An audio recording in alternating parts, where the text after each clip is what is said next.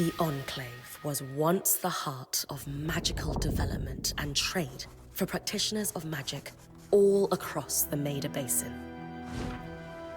Not all weavers claimed it as their home, but those that did built a legacy of progress, constructs, and innovation. The likes of which have not been seen since the Surge, almost half a century ago, when a cascade of arcane disasters racked the Maida, and without warning, the Enclave sealed itself away behind a magical wall known as the Veil. Rich and powerful leaders were wounded and killed. Decades of war broke out. Every nation suffered an economic collapse. The world is calmer now, but magic has been shunned, taking the blame for decades of unrest. Weavers remain pariahs to this day. Most places tolerate us if we don't stay too long. While some weavers remember what it was like before the Surge, I've never known a time when weavers had a home. I chose this life years ago. But I'd be lying if I said it has lived up to all I hoped it would be. Stop! Still, my luck might be changing. A few weeks ago, I began traveling with a new weaver band. Now, they've brought me here, where it all began.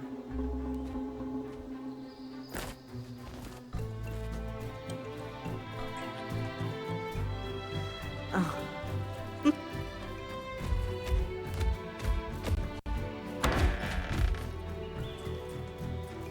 Careful. Oh. Thanks.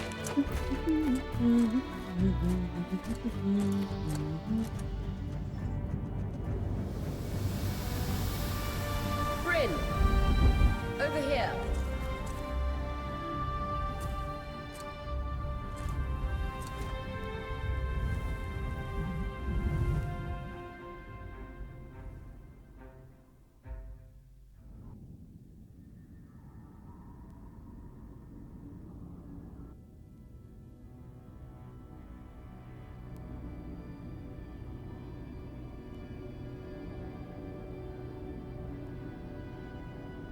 What do you think? When you told me that joining your band meant I'd see the Veil, I wasn't picturing this. No one's been this close in years. The base is shrouded in tangles. Weavers have known about this safe zone in the Veil's shadow for decades, but no one has found a route into it. Until now. You have no idea what I had to do to puzzle out this passage. I definitely want to hear that story later. My hope is that we're going to find artifacts from the Enclave itself deeper into the shadow. I'll stay to oversee the camp setup. Why don't you take the preliminary scouting expedition? Really? Of course. It's important for the other weavers to see how you do in the field. The map I bartered for in Tarza suggests there's a watchtower deeper into the valley. Shouldn't be too far from where we are. That's my first landmark, then? Yes. It should help us get our bearings before we start the search for the Strand Road. And if you make any discoveries, that will endear you to the band. For sure. I'd love to find my footing with the rest of them. I'll act as the watcher on the scry and pull you back if anything gets too dangerous. Just steer clear of the tangles. Any questions before you head out?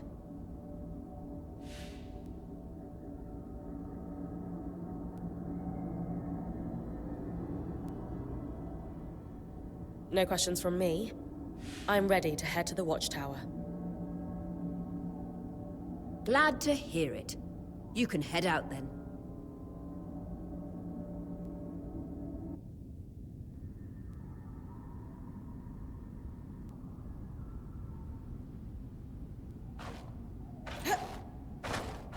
No visuals on the scry.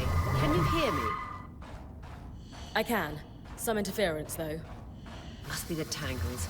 Still, strong enough to pull you out like you practiced. Dom? I'm on it.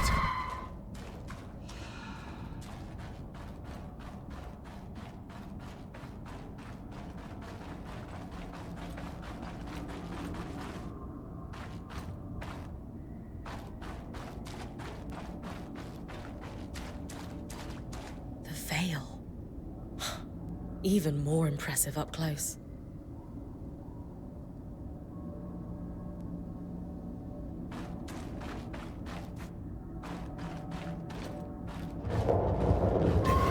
Just this should magnify the enchantment, and Thanks. Got visuals back. Tangles. Beautiful. And deadly. Give them a wide berth. The closer you get to the veil, the thicker they'll become. its shadow is believed to be impenetrable. Until now.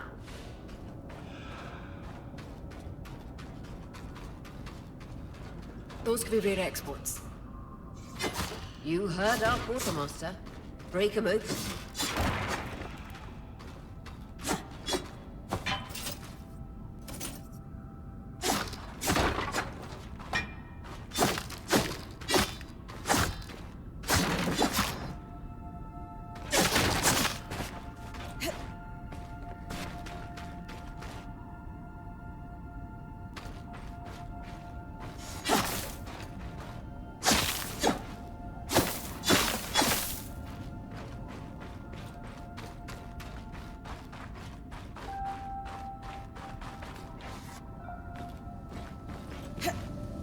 That wall is completely frozen.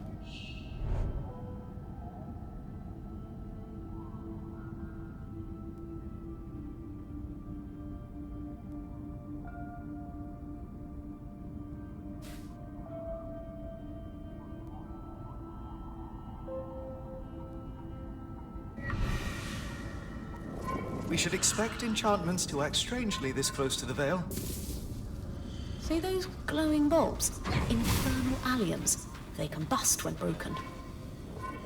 So, if I toss one at the wall, its fire will melt the ice. Brilliant! Best to use kinetic magic to keep clear of the blast.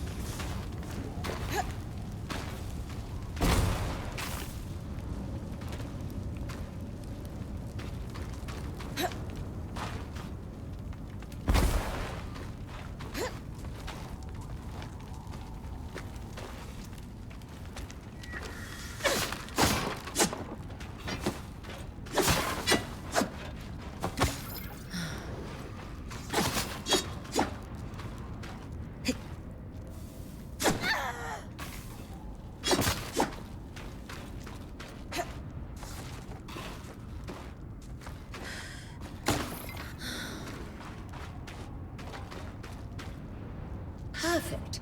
Knowing the watchtower's relative position establishes the distance to the Strand Road. You can come back to... What is that? Coral. There were rumors of a living mineral that grew deep beneath the Enclave surface. It seems they were true. There's more of it in that cave. I could take a closer look. Too risky to deviate from the plan. First outing was just to reach the watchtower. This is going well. I say we check it out before finishing the expedition.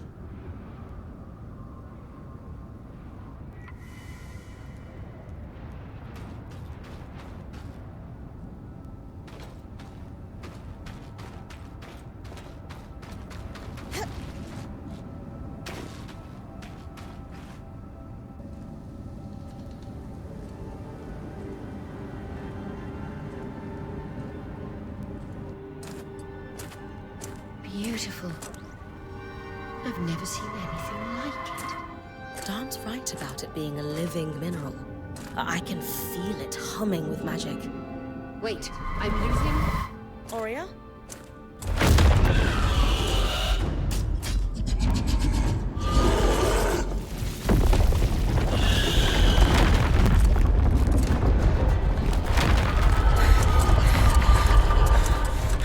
Brynn, connections back.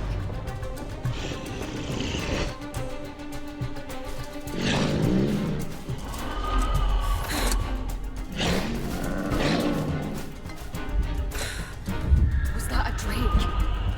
Yeah. Pulling you out.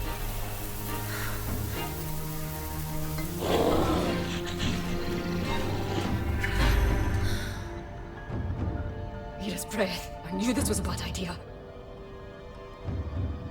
We can't extract you. Dharm, fix it. And Lane have tonics on standby for her return.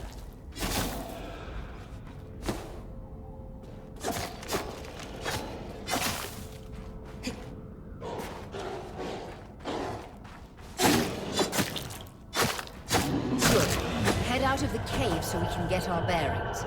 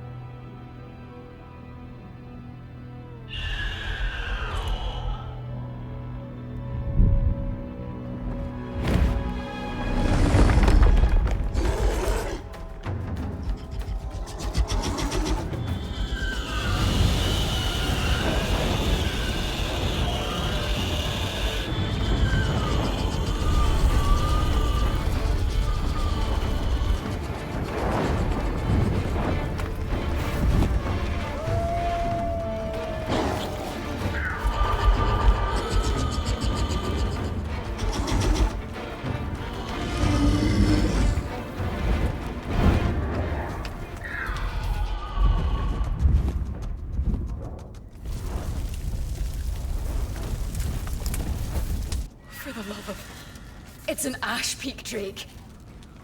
Quick, your frost magic can cool a path.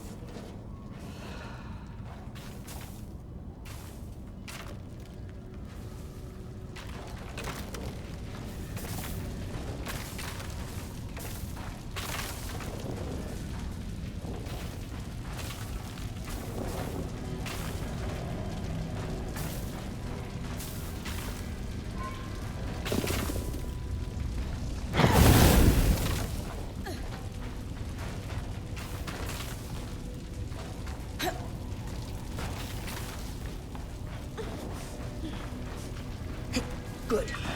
Darn's still working on the scry, but you need to keep moving. Lane, got anything from the map? There should be a minor patrol path ahead that loops back to the watchtower. It runs close to the Vale, though. It's our only option. I'm on it. Aurea, that drake's acting like... Let's just focus on getting her back safe. I'll go back to unpacking the army.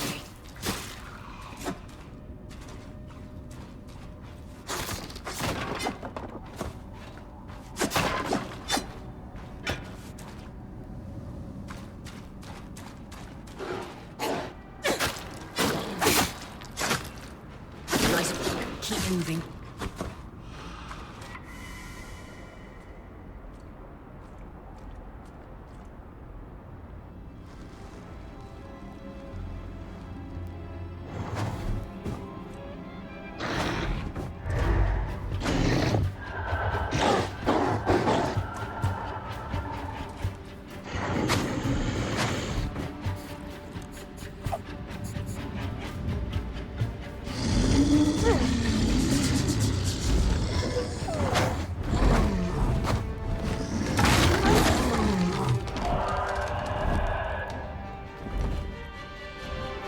Damn it, Casmin was right. That Drake is rotting. Erratic flight. Aggressive.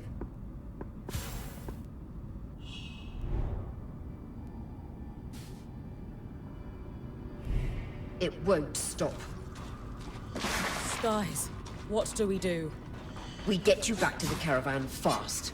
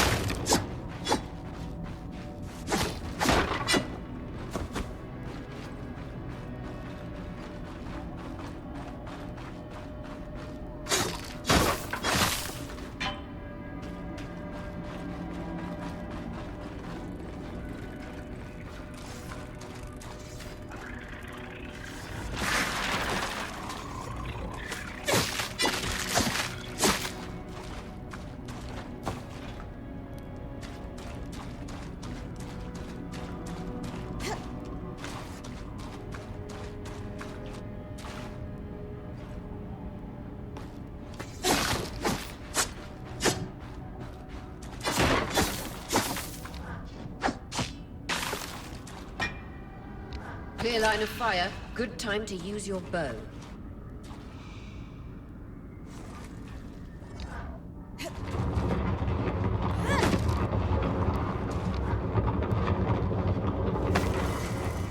If I'm reading the map correctly, following this brook should lead to the path guards used to reach the watchtower prior to the surge.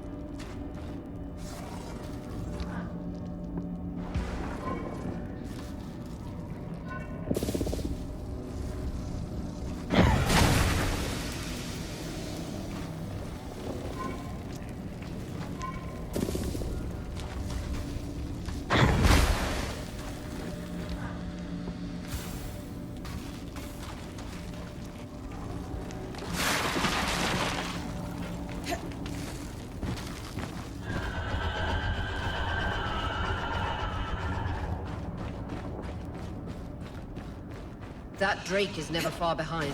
Just keep going.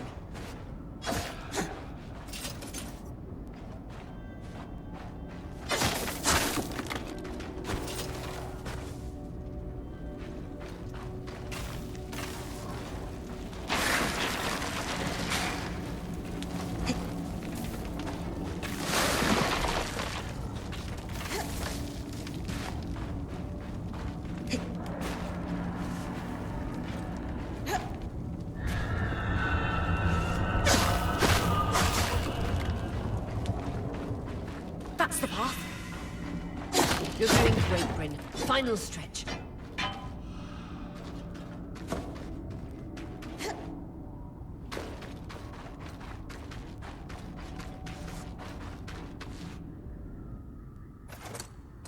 That can't be an arc. No one has seen one in almost 50 years, let alone outside the Veil. The Archons never left the Enclave. Still, you need to get...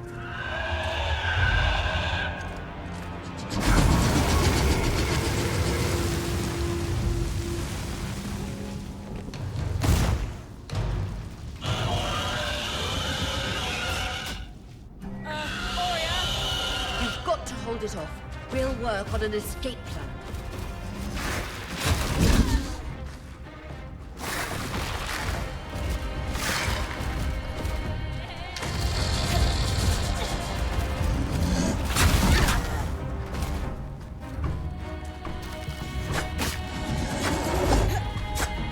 Vitality tonics.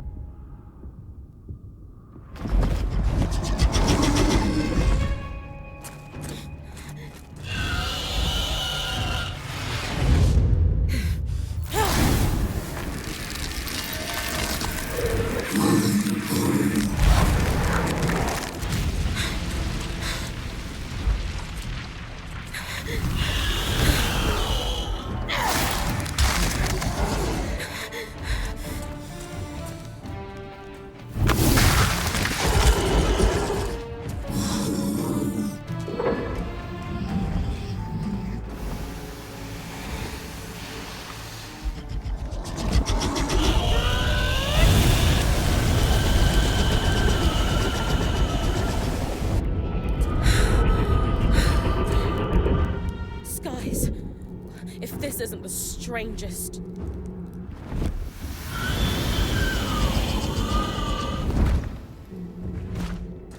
What the? Hang on, Brynn.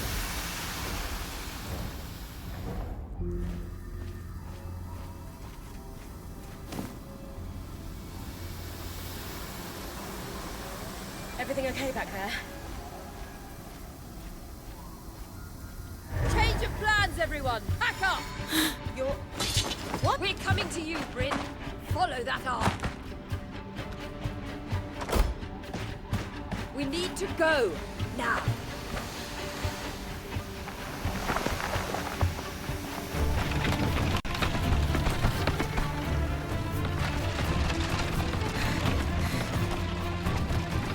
Up ahead!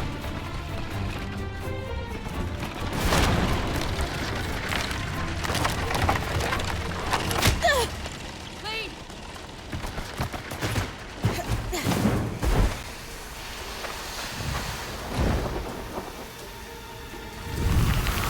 Ah!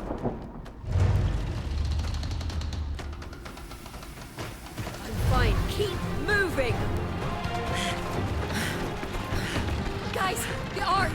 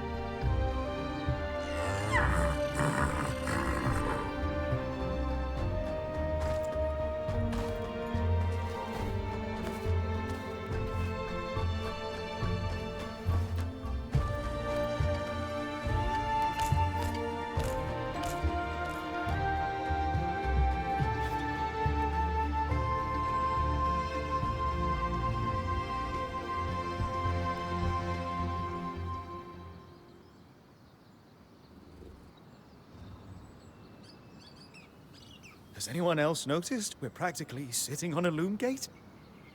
That can wait, Dom. Aurea, you should be resting. If your wing doesn't heal, our point is out of commission. That's what I need to address. While my wing recovers, Brynn will take over expeditions as our acting point.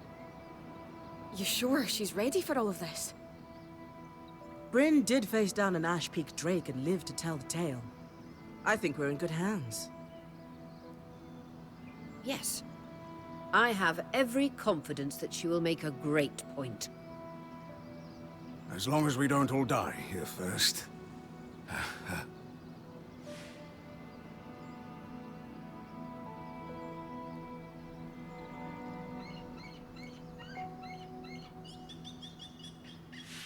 Hey, take a moment to remember. We're in the Enclave. Haven't we all fantasized about this?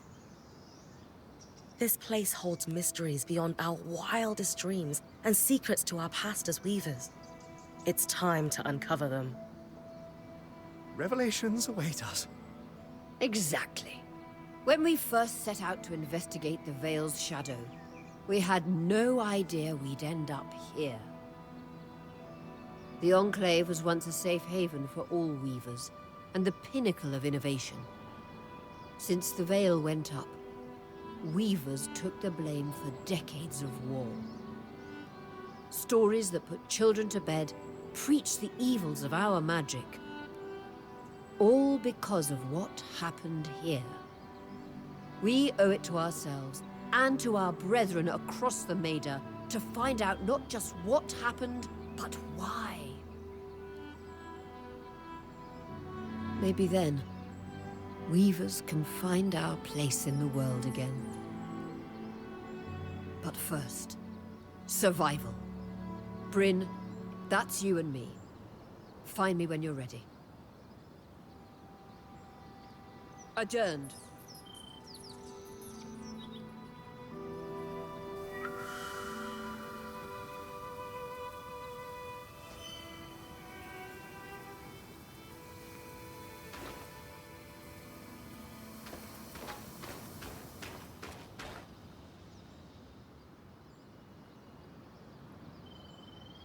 I wonder how this arc managed to get us through the Veil.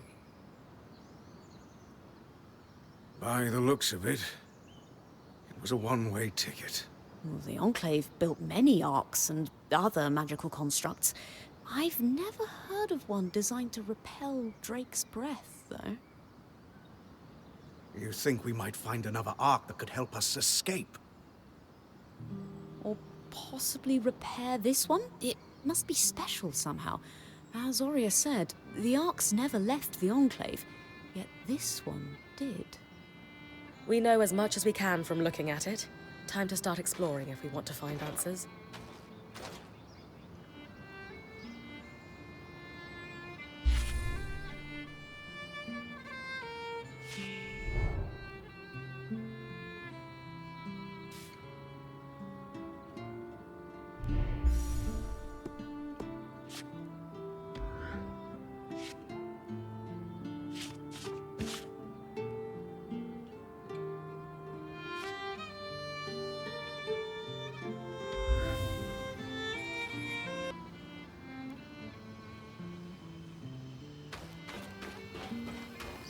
The scry. The whole band gathers around when I'm away from camp. It's nice to have people literally watching my back.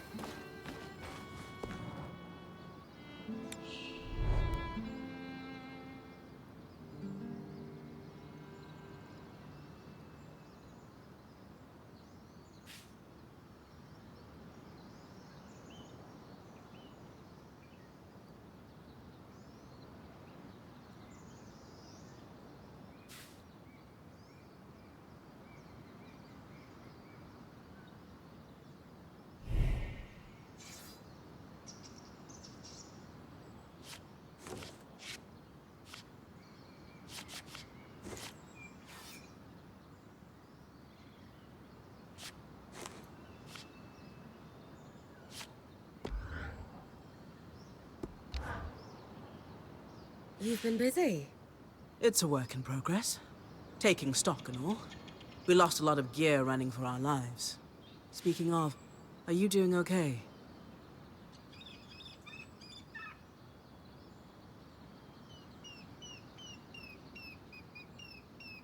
I'm great. This is the opportunity of a lifetime. A point has to have that kind of attitude. Just be careful. You don't want that lifetime to be cut short. Oh, and listen. We've got your back, okay? All of us. Right now, we need to focus on getting our feet back under us. And you need to get the lay of the land while we do.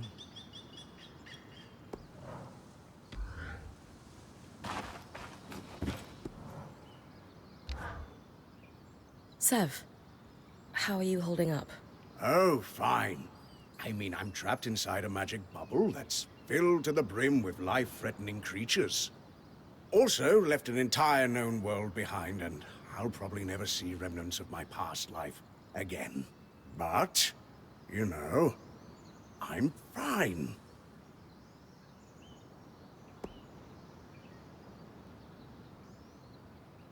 Well, good to see you're settling in and totally not catastrophizing. Oh, sure. It's no big deal. It's not like we lack supplies, and we're completely prepared for whatever awaits us. Sev? This apprenticeship is turning into more than I signed up for. That is completely understandable. We're all reeling. Yeah. You're probably right.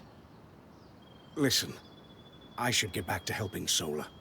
I was talking with Sola earlier. She is a great listener. Maybe talk to her about how you're feeling too? I wouldn't want to burden her. She'd be happy to help. I'll think about it.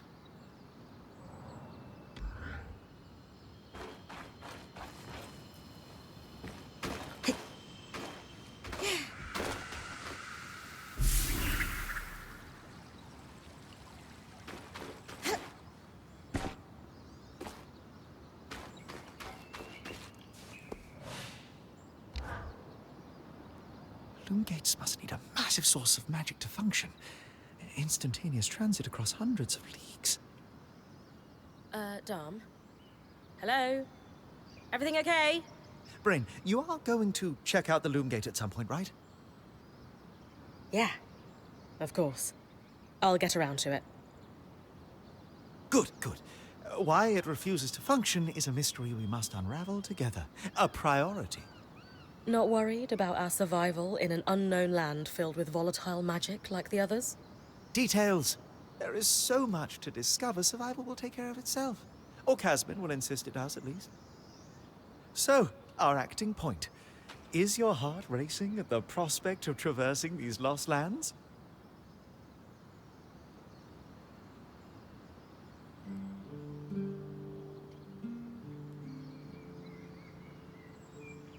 Growing up in Carnhaven, my father told me stories about the Enclave as I fell asleep. It's crazy to think I'm living through what once was just a bedtime story. Perhaps you'll even become one. We are the first band to cross the Veil in half a century. I hope history gives our story a more flattering beginning. Not sure I want our tale to start with us tripping over each other as we run from tangles. With the most daring point to ever live, Brynn of Carnhaven, no one will remember our wobbly entrance. Thanks, Dom. Of course. Now, if you'll excuse me, something else is tugging at my attention. Loom gates. Loom gates.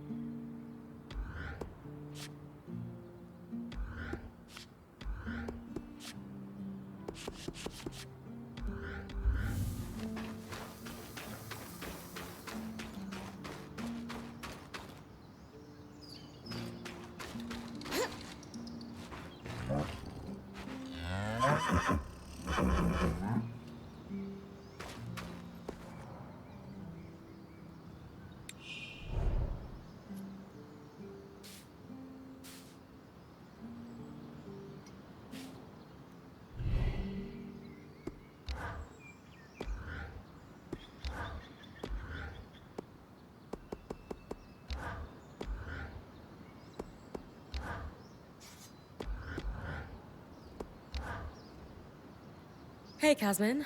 Recovering from our wild entrance into the Enclave? Save it, okay? I know I should have been more prepared to move. Hold on, that's not what I... If I had been more prepared, we wouldn't be missing half our supplies. With more supplies, I could have done a better job patching up Oria's wing. If I had fixed her wing properly, we wouldn't be in unknown territory with a point who... Whatever it is, just say it, Kaz. You're no Oria. I'm sorry. But she has more experience, and who knows what's out there.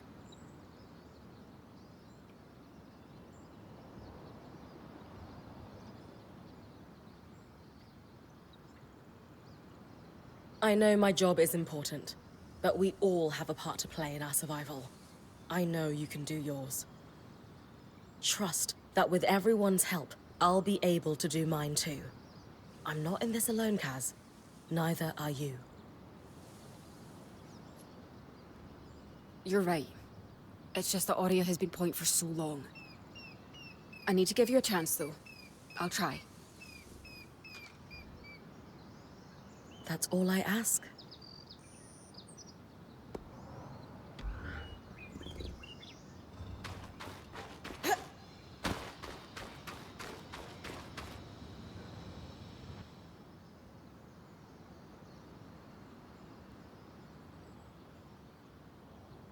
So this is a loom gate. It's taller than I expected. The Enclave constructed these for transit. Oh, imagine being able to travel leagues instantly. If only it were working. There's no sign of damage. It just seems, inert? Deactivated, perhaps? Or simply lacking the energy such a powerful enchantment would need. You'd know better than any of us. If we could get it working, though. Oh, the possibilities. All the places we could go. Oh, to hold the hand of my most darling wife as we whisked around the Enclave. Metaphorically, of course. The loom gates famously moved people one at a time. Too dangerous otherwise, I imagine.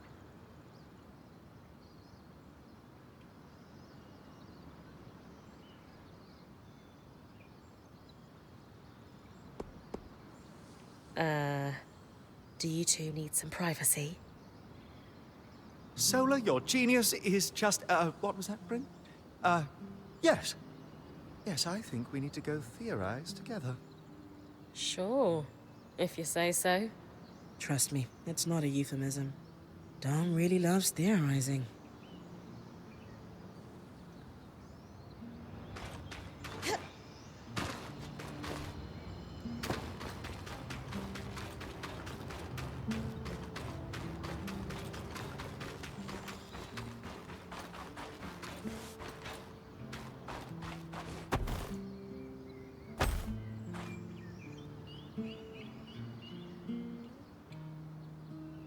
Your tent. Might not be glamorous, but you can rest here when you're not gallivanting on expeditions. It's perfect. I don't know about perfect. I could have done a better job if we didn't lose half our supplies when we passed through the Veil.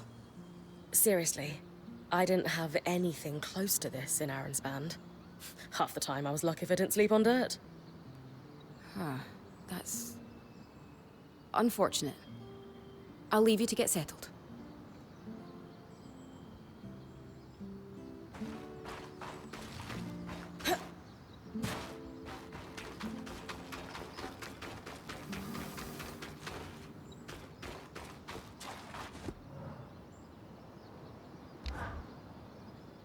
Lane, you seem lost in thought.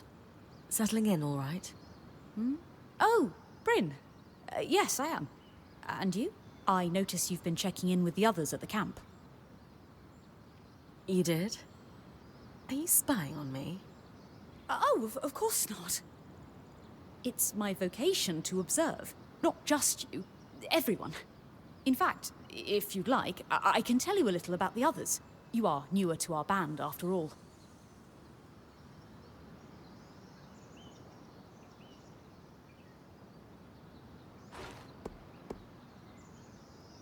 Before joining, I knew Auria's band was renowned for its top-notch techniques in weaving. Why? To keep a points expedition gear competitive, you need a smith and an enchanter working in perfect harmony. And there's never been a pairing more harmonious than the union of our enchanter, Dam, and our smith, Sola. They are sweet together. Did you know Sola is descended from nobility in the Sansa Empire? Shame her family lost their fortune, though I suppose that's why she's so down to earth. Are both Dam and Sola from Sansa? No. In fact, Dam hails from Renland, where magic is completely forbidden. I often wonder if Dam's fascination with enchanting would be as obsessive if magic wasn't dogmatically kept from him as a child.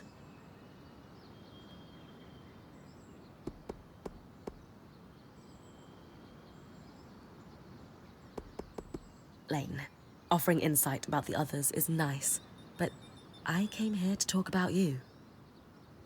Oh, me? Yeah. Tell me about yourself. There's not much to know, really. I suppose I'm the typical third child to a second son of a patriarch of a minor mercantile house in Judea. What? I've enjoyed the experience of growing up in a family embroiled in feuds so long-standing that no living relative can recall inciting incidents firsthand. At a young age, scholastic endeavours became my escape from the familial turmoil until I could finally leave home, and so on and so forth. Nothing but a classical presentation of third child issues in a Judean mercantile family. Right. And how are you feeling since we entered the Enclave? Truthfully, I'm not sure. Nothing's really wrong, but never mind. You sure? Whatever's on your mind, I'm happy to listen. Yesterday, entering the Enclave in our lifetime seemed impossible, yet today, here we are. It strikes me as an opportunity that was profoundly easy to miss. That's all. Anyway, thanks for listening.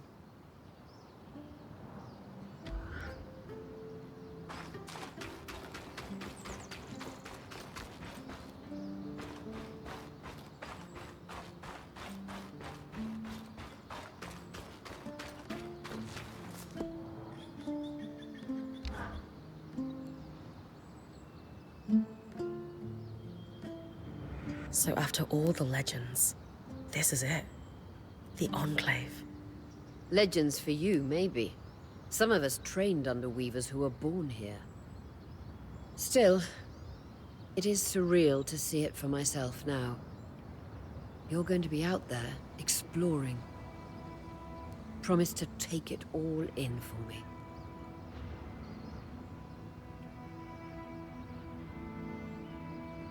You must be devastated that your wing is holding you back. I can't deny that my heart breaks at the prospect of being stuck behind the scry. But knowing I've found the right replacement helps. Besides, this wing won't keep me down for long. I'll be back out there soon enough. I wouldn't have it any other way. Anyway, enough with the sentimentality.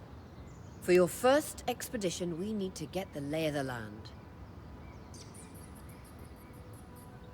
Thankfully, Lane Free has an old map of the Enclave to help us get our bearings. It's 60 years old, pre-Surge. No chance it's accurate, but that's where you come in. I'll update it as I go. Exactly. We've made camp in what was once a way station for caravans entering the Enclave. Just below us is Glintwood Hollow, a valley on the outskirts of the Enclave. I've scanned it from the Overlook, and we've got 2 landmarks of note. A second loom gate, and what appears to be a giant statue, possibly an ark. You can see it from here? Must be massive. If either is functional, Dom will throw you a party. I'll be with you on the scry. With fewer tangles, we're hoping the connection will be stronger. The path is down by your tent. I'll head out now.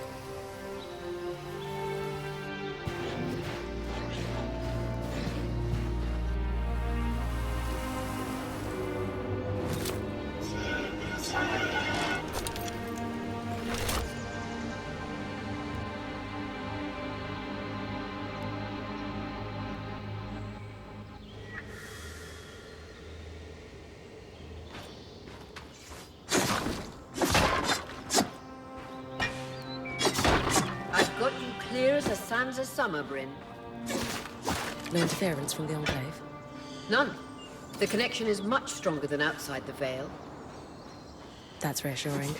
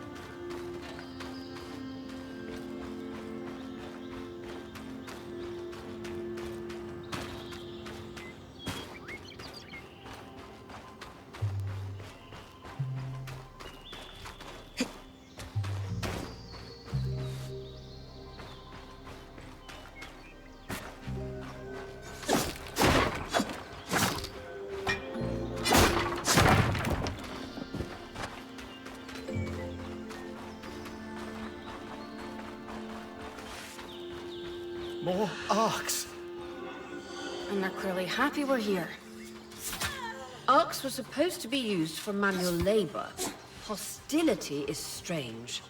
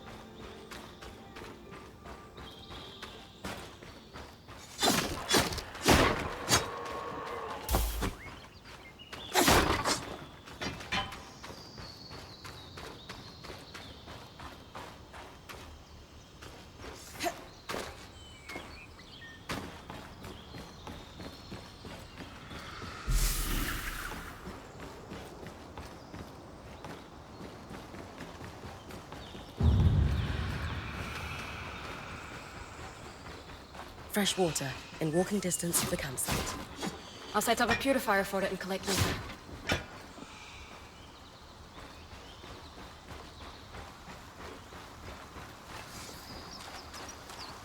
Hydrus Brook, aptly named for the spirit of water that flows.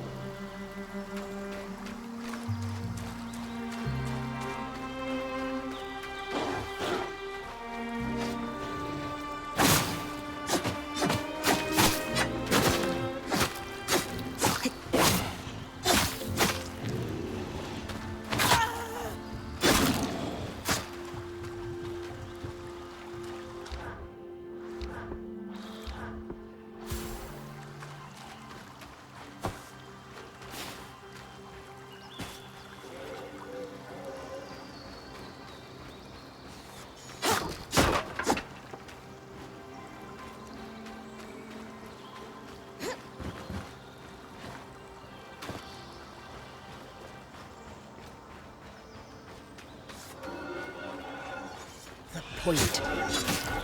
What a beautiful view.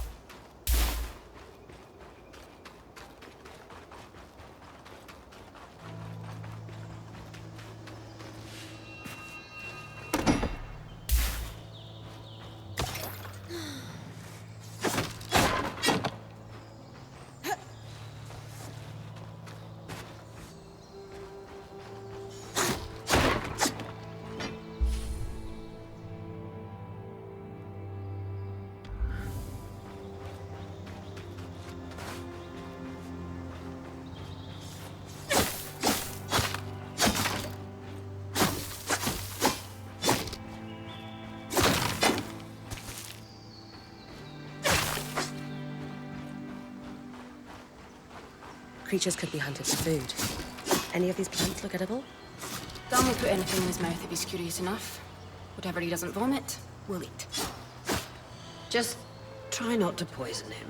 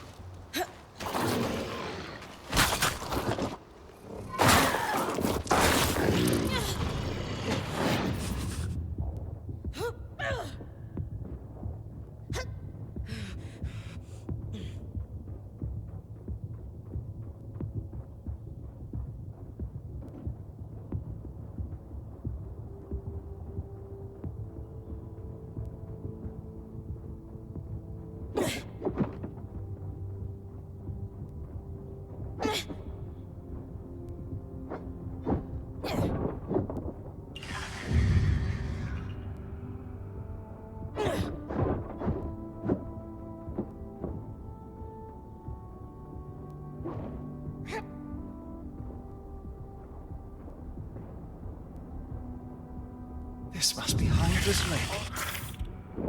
But lakes are still. Why name it after the spirit of flowing water?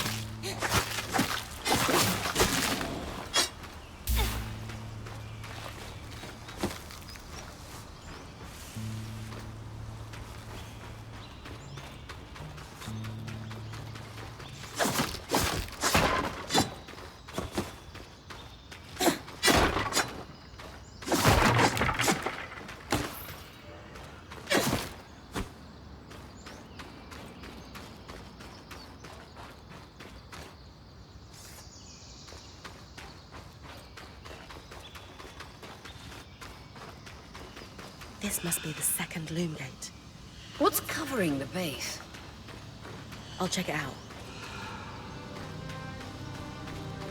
A lot of debris on the platform. I could clear it with kinetic magic. What about the loom gate itself? Is it functional? No sign of life, but see that cloud of raw magic? It's leaking from the broken pipe near the edge of the platform. So we have two powerless loom gates and a tangle leaking out of an Enclave construction. I wonder if Lane still has that treatise we picked up in Tarza. And he's gone.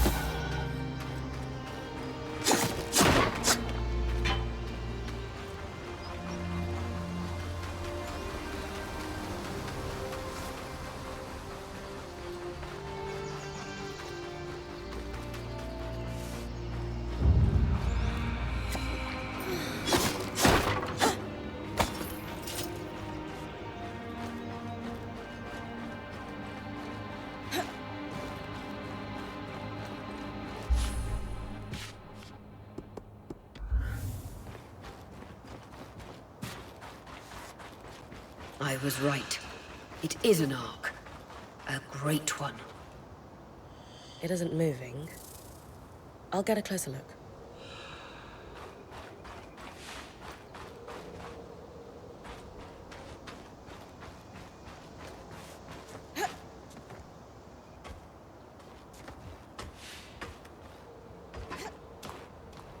An arc of the stricken earth, I would guess. Any chance you could bring a piece of it back to camp? Doubt my sword is strong enough. Then there's not much we can do with this for now. Dom seems to have an idea about the loom gate, at least. 2 Enclave constructs. Neither of them functional. Good news. Lane found a shortcut back to our camp for you, and we've got the wisp working.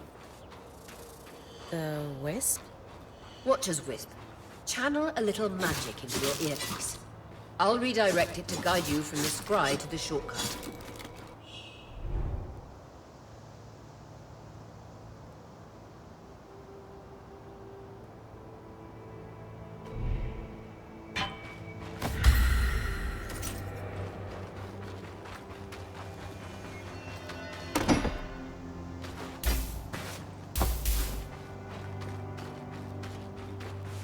I see the path. Good. That should take you to the shortcut.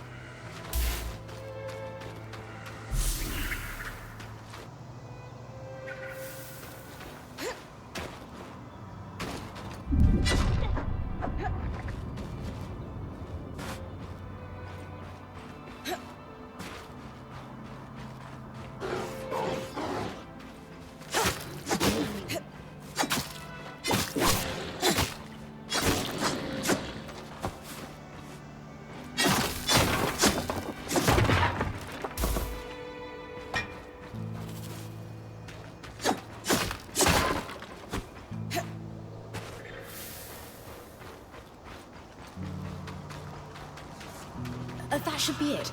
According to my map, it's a man-made tunnel that grants easy access to the way station.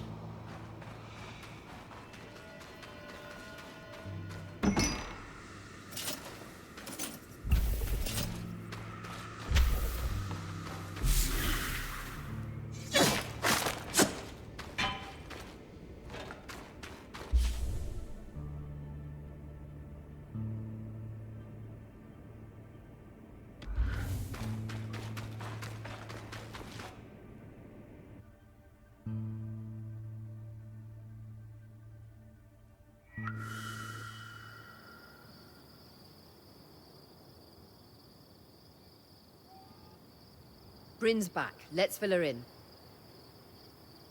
We believe we found a way to activate the loom gate in our camp and in Glintwood Hollow.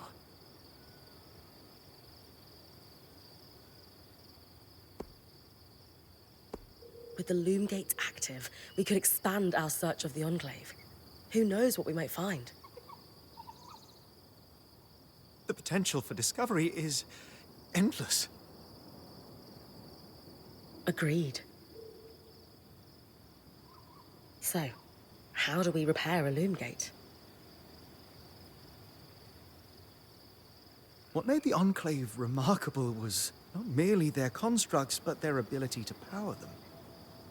It has long been rumored that beneath our very feet exists an extensive magical network known as the Tapestry.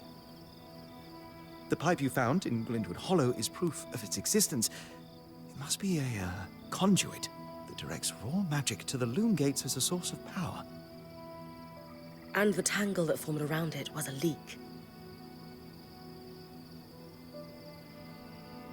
Precisely. Our theory is that patching the rupture will restore power to the gate. Thankfully, 7 Lane have a plan for that.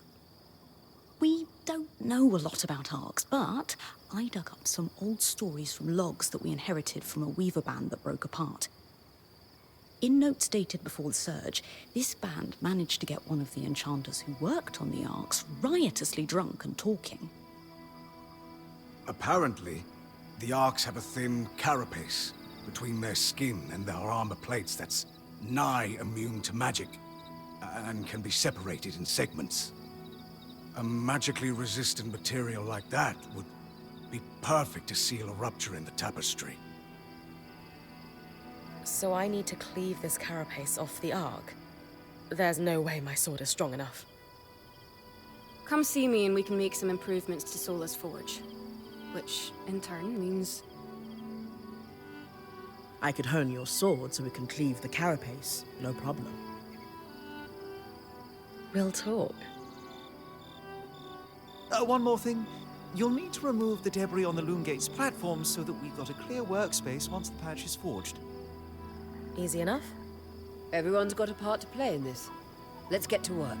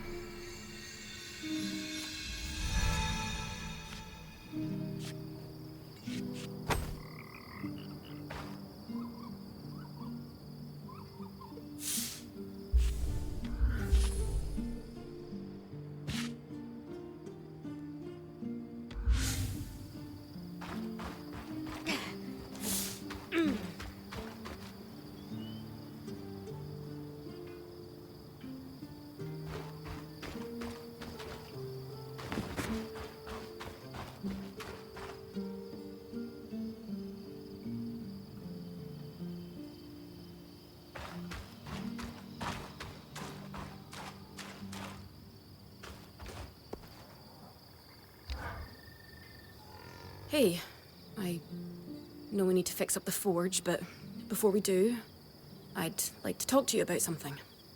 Sure. What's up? I owe you an apology. What for? I've been a little cold since you've arrived, and I should have been more welcoming. I was just under a lot of stress with everything that happened. You mean when we ran for our lives from a death cloud into a lost land? Yeah, that. And losing supplies, and Aurea getting injured, and then having a point takeover who... Lacks experience. At the time, that's what it seemed like. But ever since we arrived, you've been more than proving yourself. You made finding food and water a top priority. That's when I realized our Weaver band is in good hands. I underestimated you when I shouldn't have, and frankly, I was a jerk about it. It's okay, Cass. No, it's not. I really am sorry. I hope we can have a better relationship moving forward. Thanks. That means a lot. Let's just start fresh, okay? I'd love that. So, I know Sola mentioned improvements to her forge meant being able to hone my sword. What does that entail exactly? Unfortunately, the missing supplies I mentioned. Is there a way I can help you restock? Right now, we reserve the materials you bring back for your armors and weapons, because that's the priority. But if there's anything you can spare, I can repurpose them into supplies for our campsite. Sounds simple enough. Glad to hear it.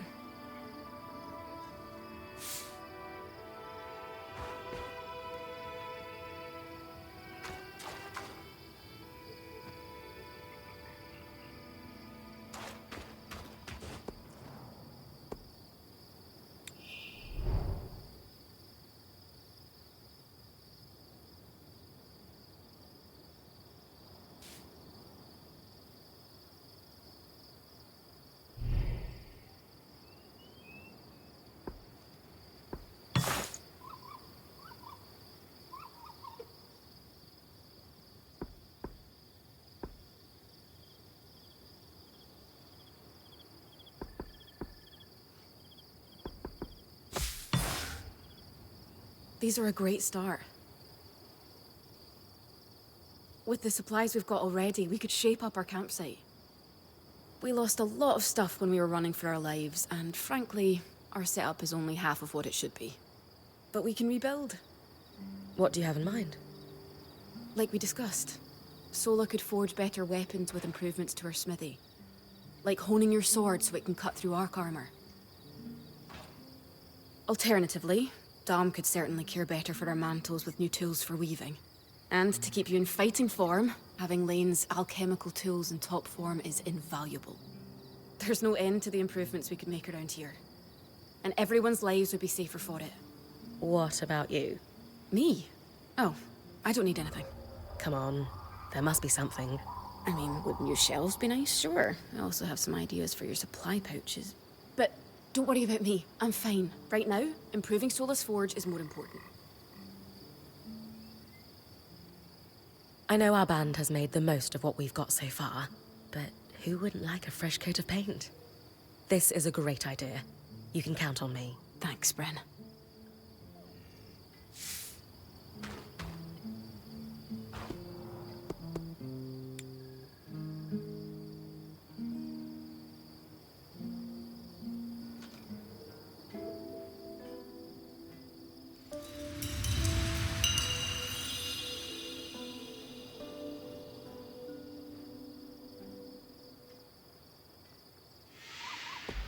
Sola is delighted with the improvements to her forge.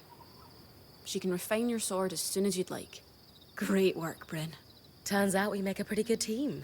This campsite will be top of the line in no time.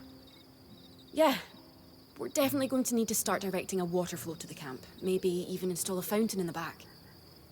Would help to get a garden going in here too. Fruits, vegetables, medicinal herbs. Oh, that reminds me, we'll need the... What? Do you ever take a break? You know, to enjoy a job well done? Sure. Sometimes. Once there are fewer fires to put out, I'll relax. I swear. Just try to remember, it's not the end of the world if you take a break. Someone will step in to help lighten your load. It doesn't always feel like the others realize how much needs to get done. Then tell them. Like how you told me we needed supplies. I stepped in to help, didn't I? You did. I see your point. The others will do the same. Maybe. I'd better get back to work, but... this was nice.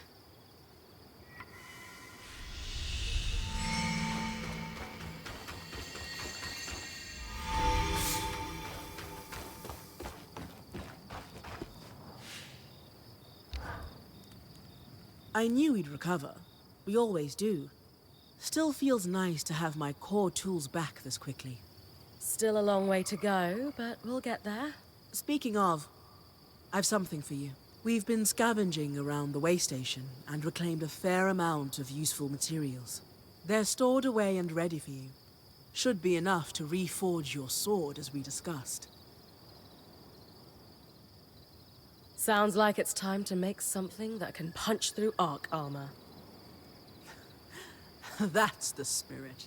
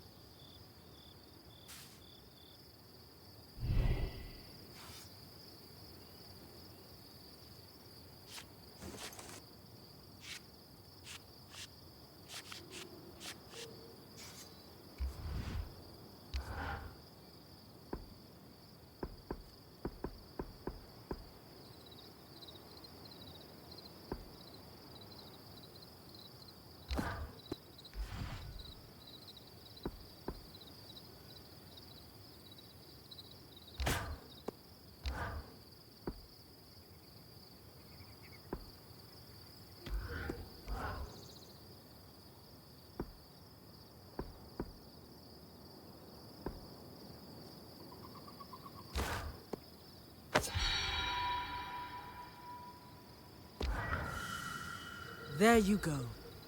Not just good as new. Better. Now that I can cut the carapace free, what's next? Whenever the band is collaborating on a problem, I'm often the one to create the design, and you'll put it together with me. At least normally they're my designs. Sev actually came up with this one. With carapace and enough metal, I can forge his patch for the leaking conduit. Any particular metal required? No, just enough of the same type. Sev and I try to keep our designs flexible to work with whatever we've got in the caravan. Once you have everything we need, we'll forge the patch here.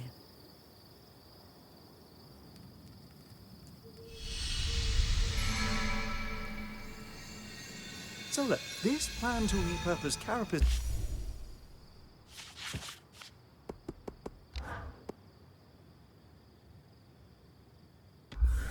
to fix the Loom Gate's conduit? Pure elegance. Sev's idea.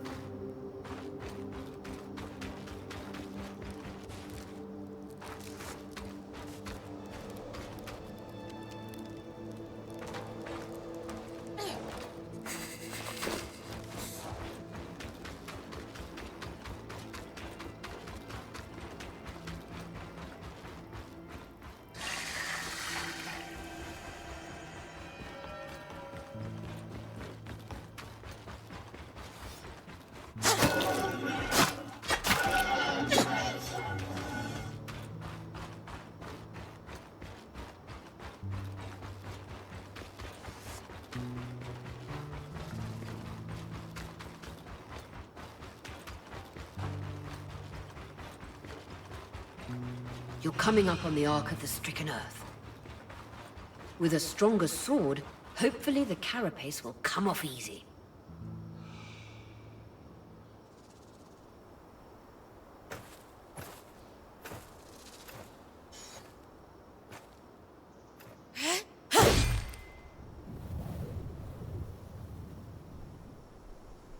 This might take a while.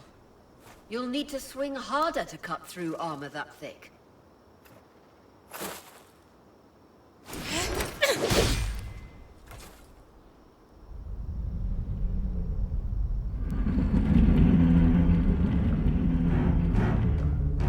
What's happening?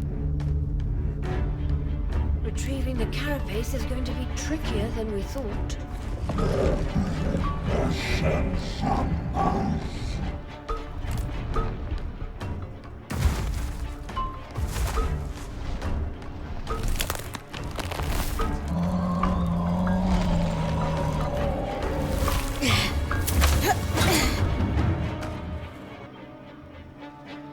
Is she really ready to fight that thing?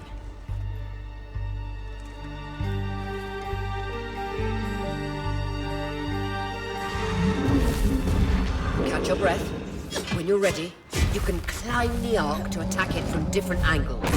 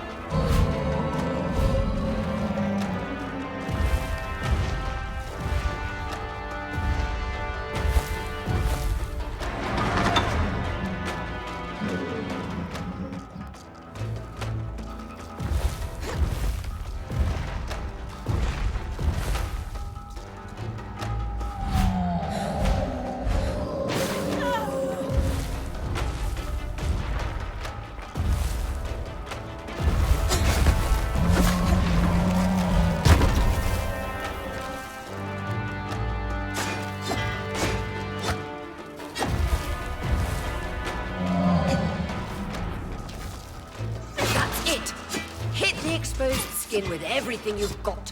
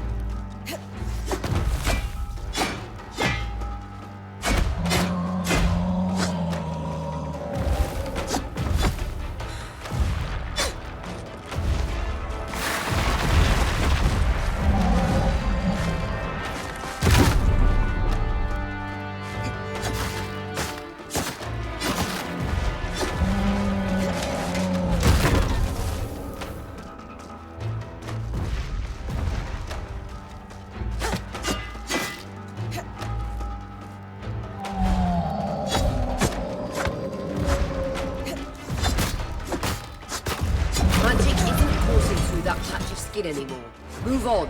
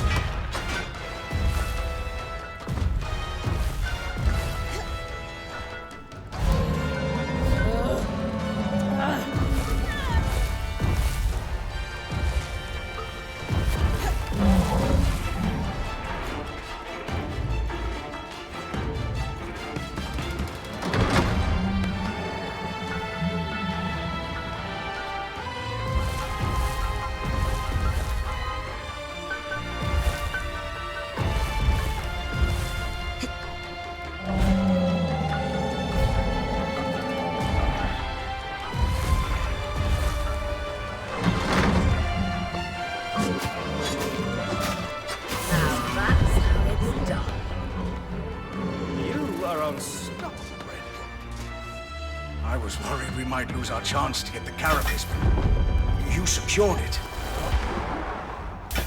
Any concerns about using the Archon strand, Dom? Concerns? None. Excitement? Considerable. We should be able to weave that strand into your mantle, Brynn.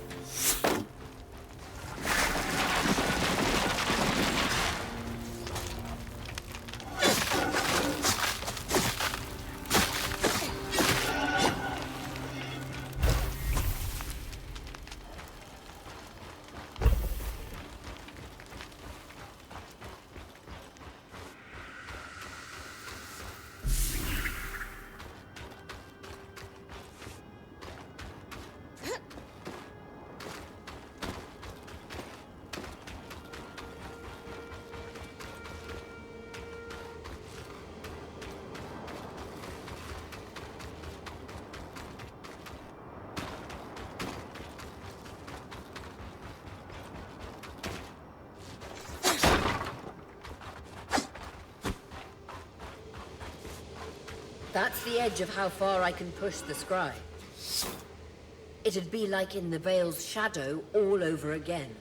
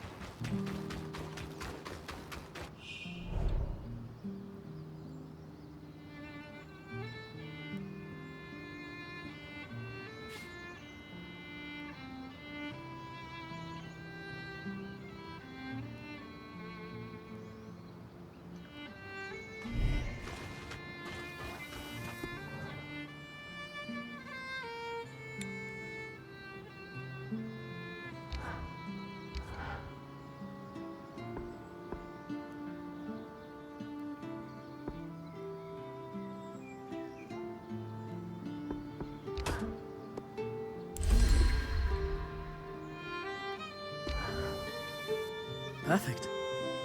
You think this patch will fix the leaking pipe? Yes. Once you clear the debris on the Loom Gates platform in Glintwood Hollow, we should be ready. That's next on the list. After that, you can tell Arya we've got what we need to fix the gate. Me? Acting or otherwise, major communication should come from the point. I'll keep that in mind.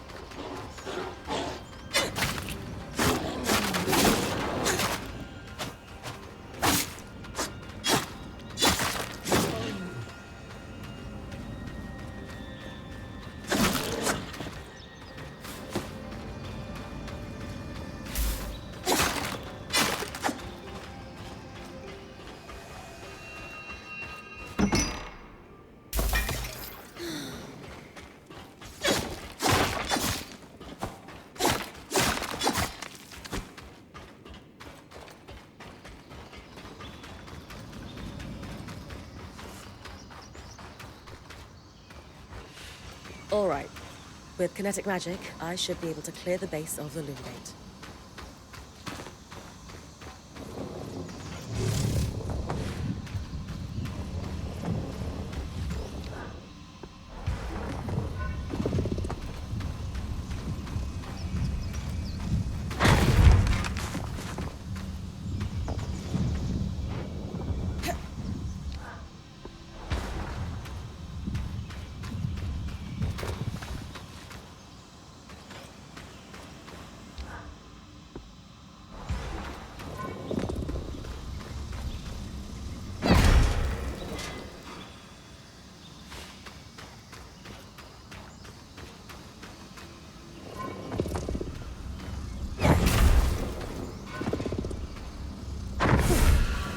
All done. Nice work, Brynn. We should have enough space to work on fixing that pipe now.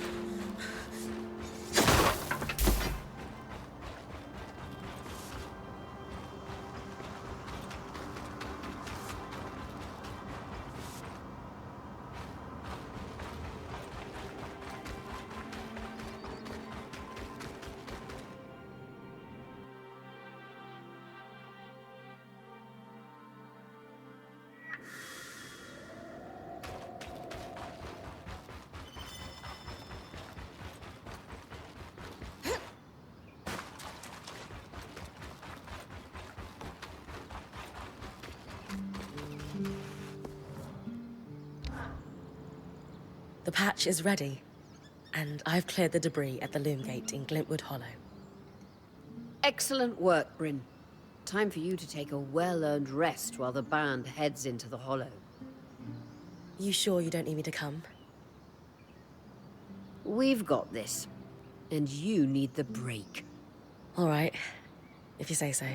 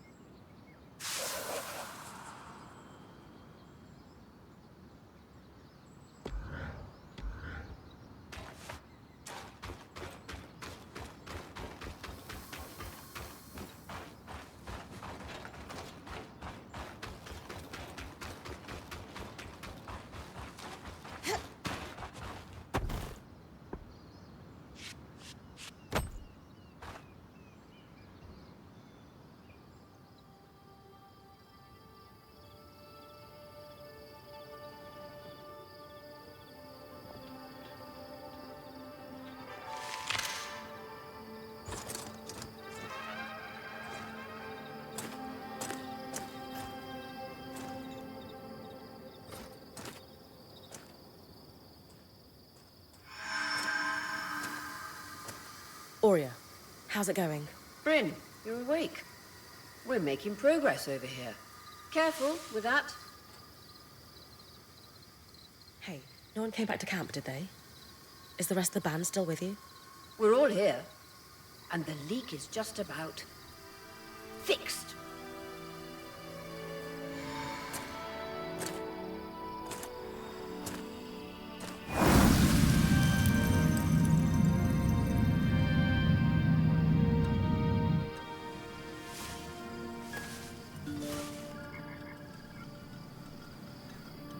Hey, wait, I just want to talk.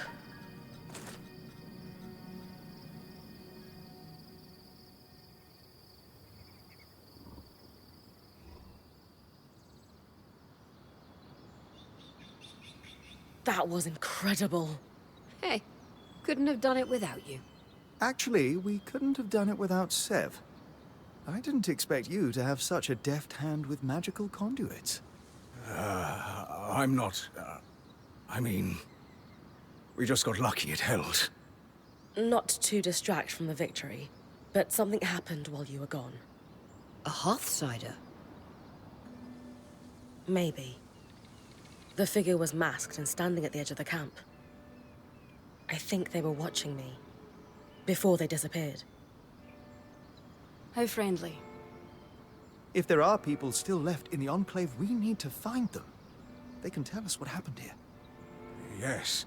I was just thinking we should chase down the scary masked figure that likes to watch Brynn sleep.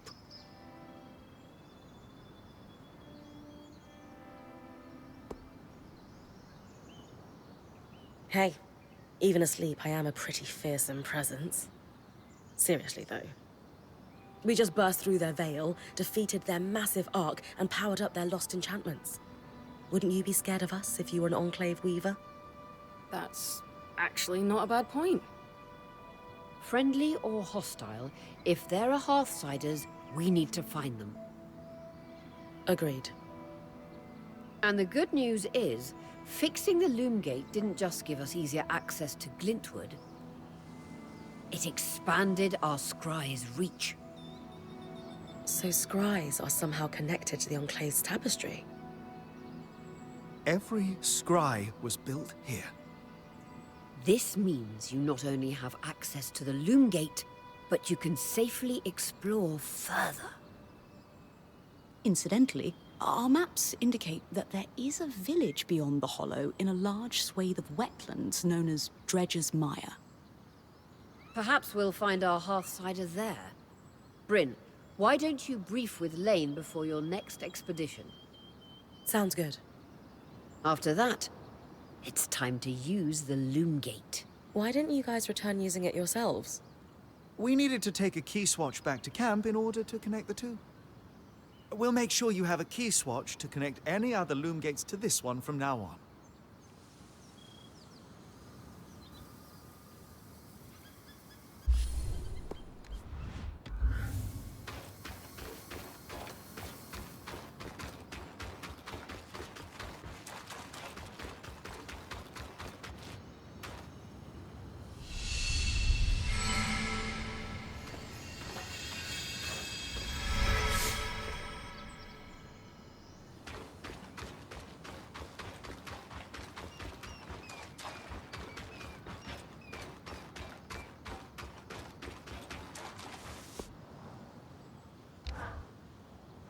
Here to brief.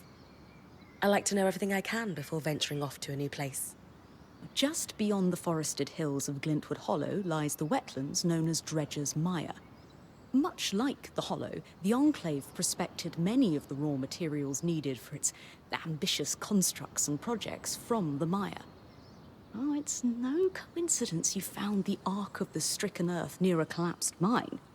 Likely, it was used for the excavation of minerals and metals before the surge. I believe the natural surroundings of the mire were also rich in resources. The Enclave even settled a small village there known as Poldervale. Which is where I might find that masked figure that was watching me. It's possible. Regardless, do you have any questions before you head out? Thanks for the info, Lane. I think I'm ready to head out. My pleasure. Oh, wait, I almost forgot. I didn't have the biggest role to play in the Loom Gate's repair. I'm not exactly handy with a hammer. But watching the band work gave me an idea for a new alchemical project. Its working name is a Loom Shard. A loom shard? Yes, it's a shard that could draw magic from a Loom Gate and bring you back to camp safely, wherever you are. How is this different from Aurea pulling me back with the scry? Unaided, Aurea can only summon enough magic to bring you back safely, not all the valuables you might have collected on your expedition. Because this shard draws magic from the tapestry, it can bring you back safely with all you've gathered. Thanks, Lane.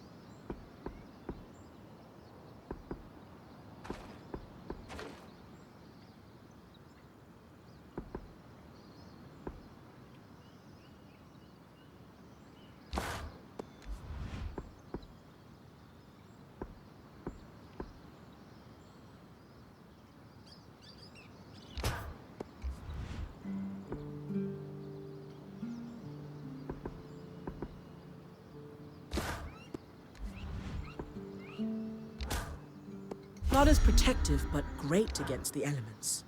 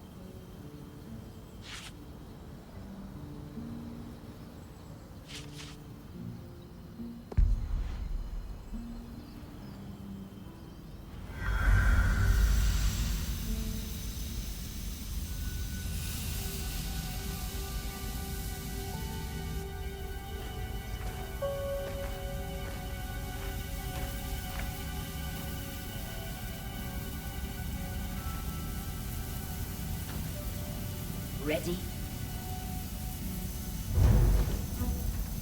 Let's do this.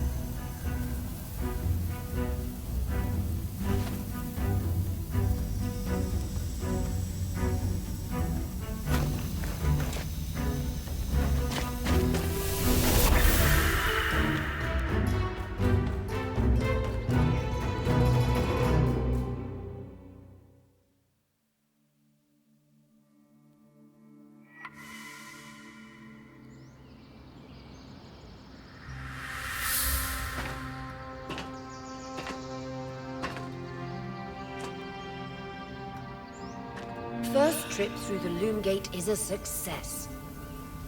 Hopefully more trips to come. To new and exciting places.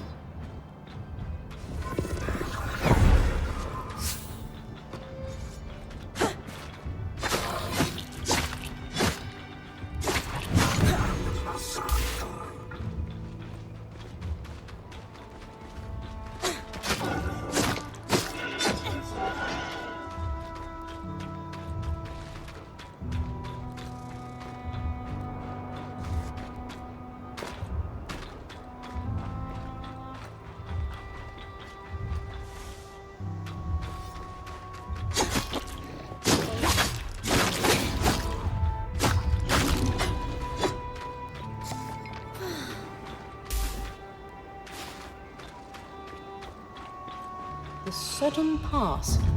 A fitting name for the road to the wetlands.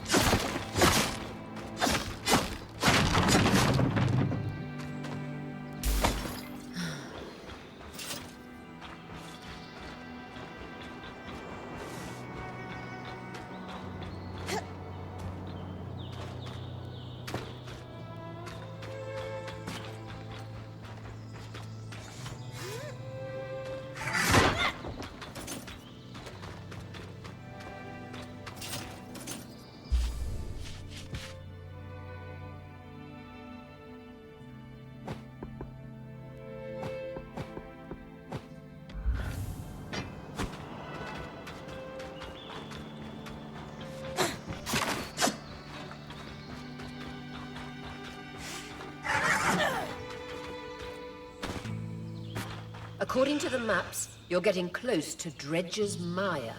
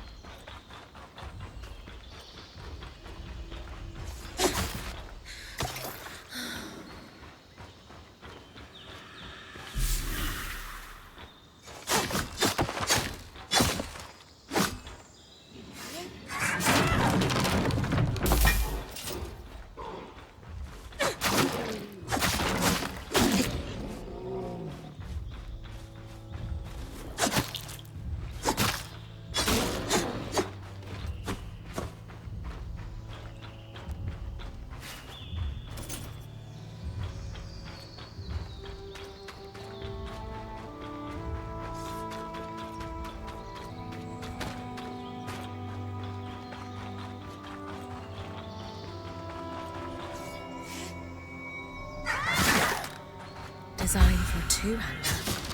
Looks like it was being packed up to ship. It'll be exciting to work off an Enclave design firsthand.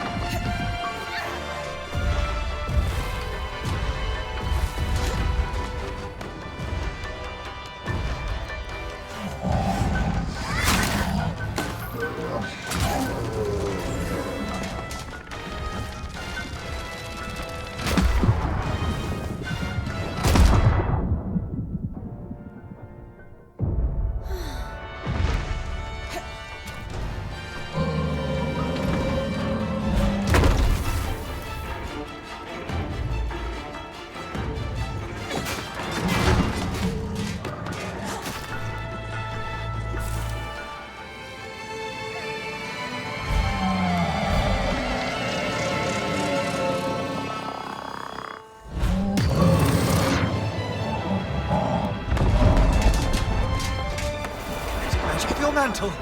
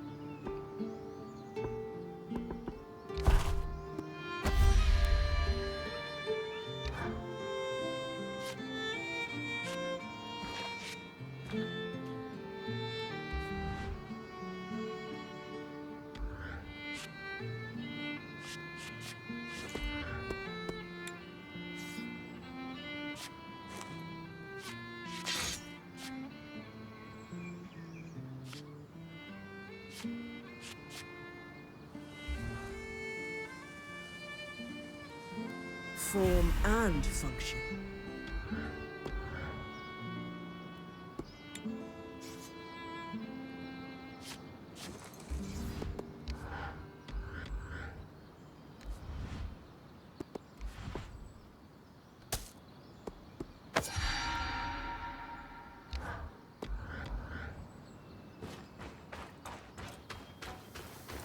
Shouldn't we be trying to find a way out of here?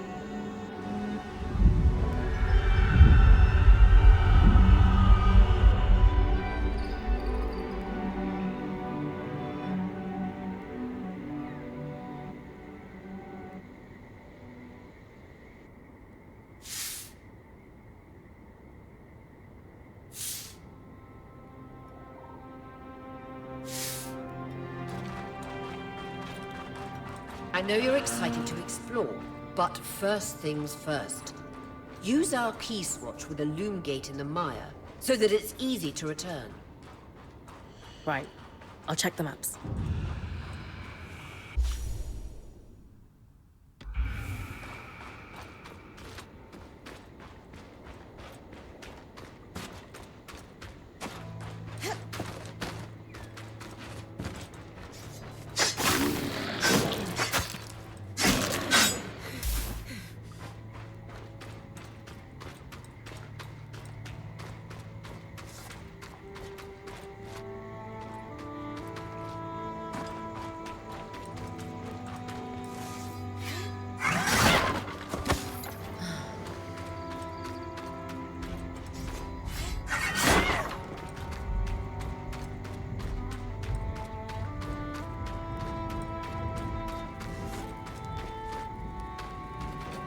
Perfect. I can see the connection.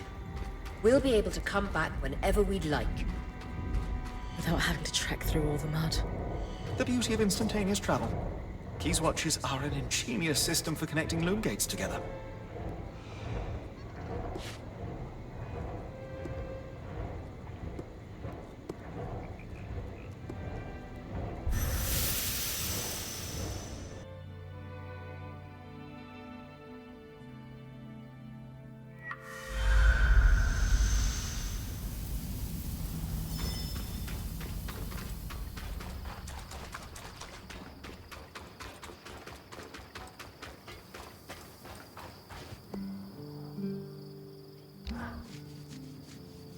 My darling, I suspect the way the light filters through the Enclave's veil makes you look more luminous than ever.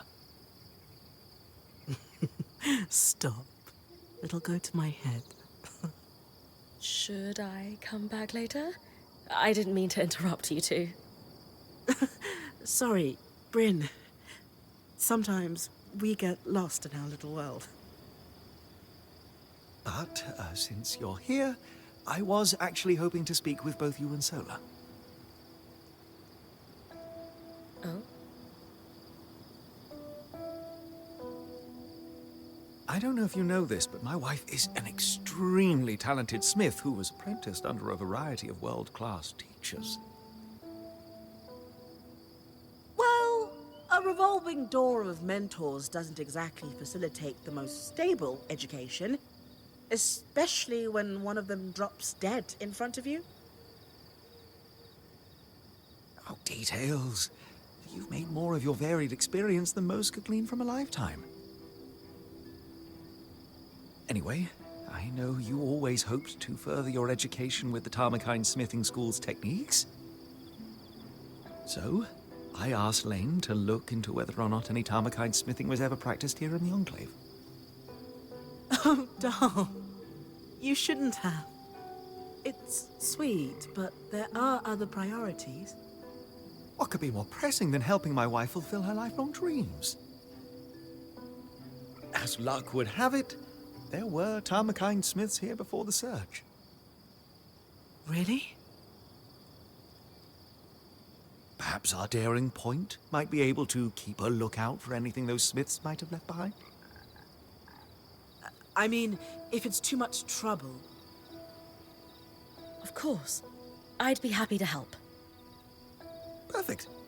I'll leave you to discuss the details. Anything in particular I should look for? The Tarmakine smithing techniques are exceptionally complex, and as such, pretty rare across the Maida. It might be too much to hope for anything close to a completed armor set, but prototypes or even notes pertaining to the style would be useful. I'd take anything you can find. Got it. I'll keep an eye out. Thanks, Brynn.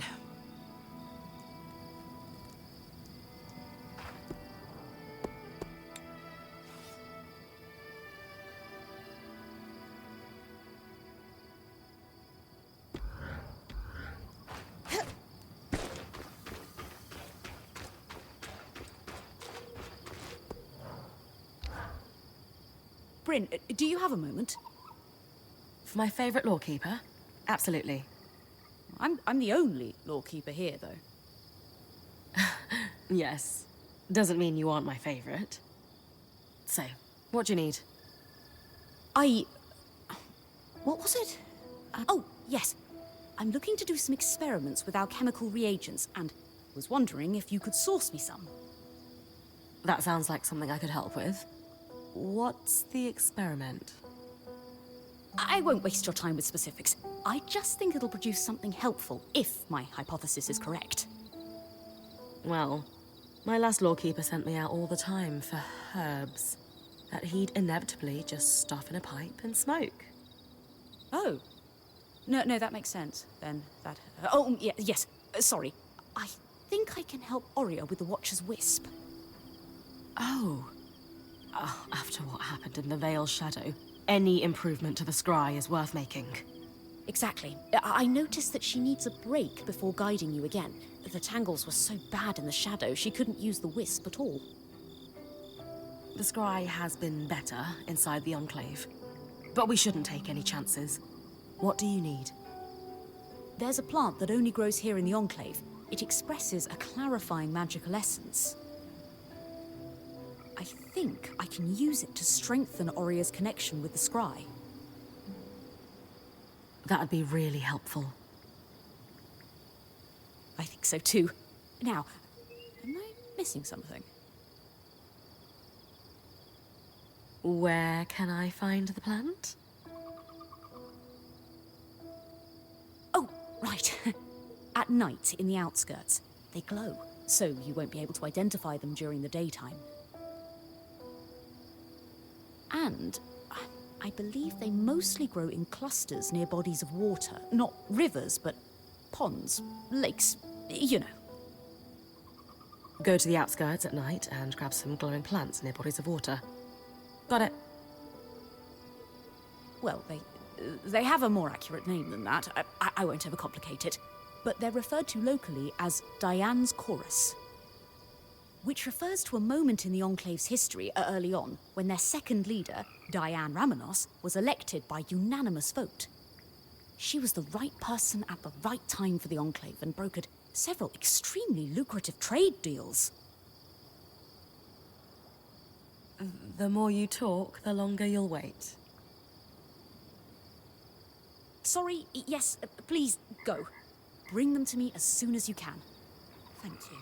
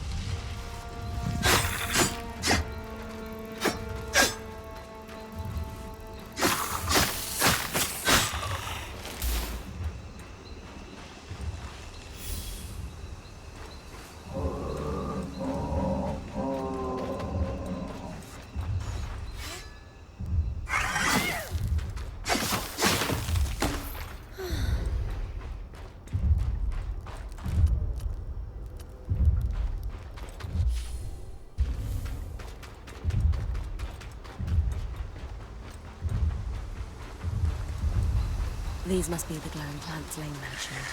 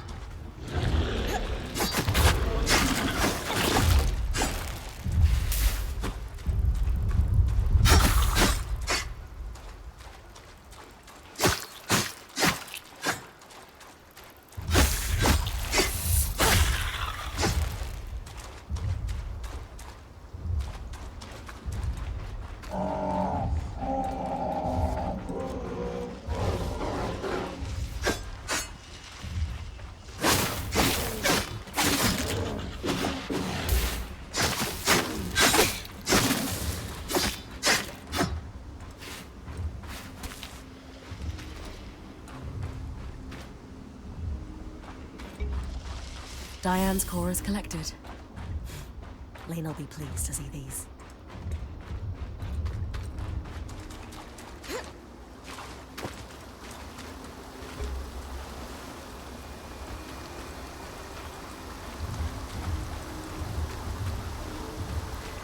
A set of schematics. Tarmakind smithing? Maybe Sola would know.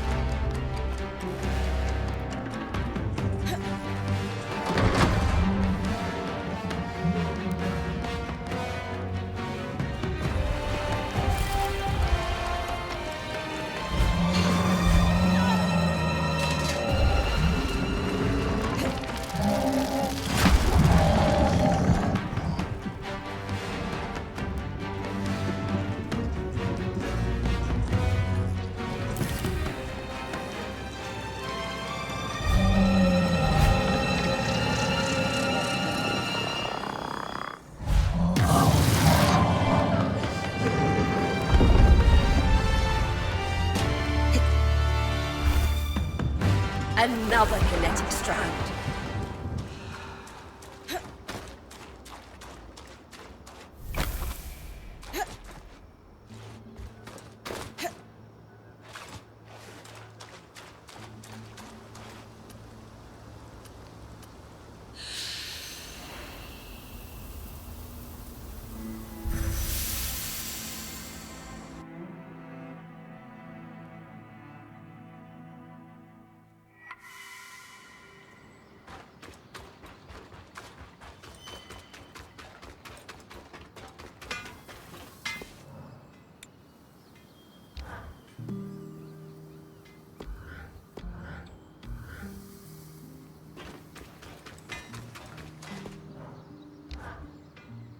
Glowing plants acquired and delivered. How are things on your end? Oh, I'd almost forgotten about these. Thankfully, the alchemic preparation is, well, prepared. Let me find it. Here it is. All I need to do is extract the clarifying essence, and that should do it. It's wonderful to watch a genius at work. So, when can I go test this out? I was hoping you'd ask. I need some more ingredients. More of the luminous plants, for one, and some ink-cap mushrooms, if you wouldn't mind. What are you cooking up now? More Diane's chorus means I can mix up plenty of this solution for Aurea. Ink caps? Well, that's a secret for now. I'll allow it. I'll be back once I've grabbed everything on your sundry list. The great market of the outdoors. Huh. I hope you're able to find some good bargains. I always do.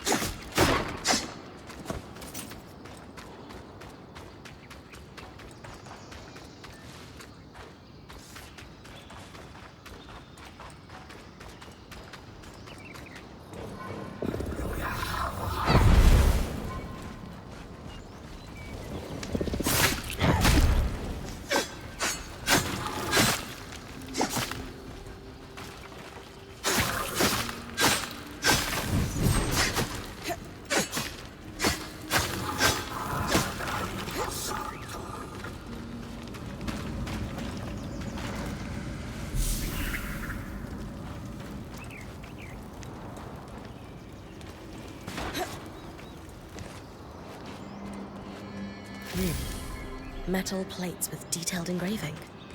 I wonder if someone might be interested in these.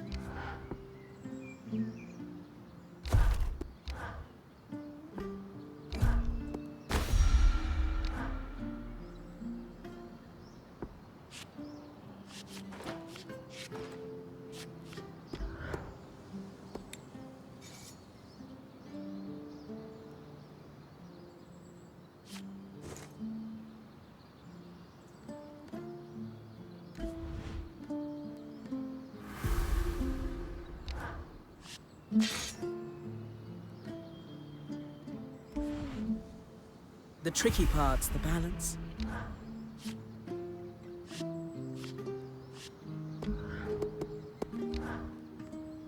I think I found a prototype that goes with the helm schematic I gave you.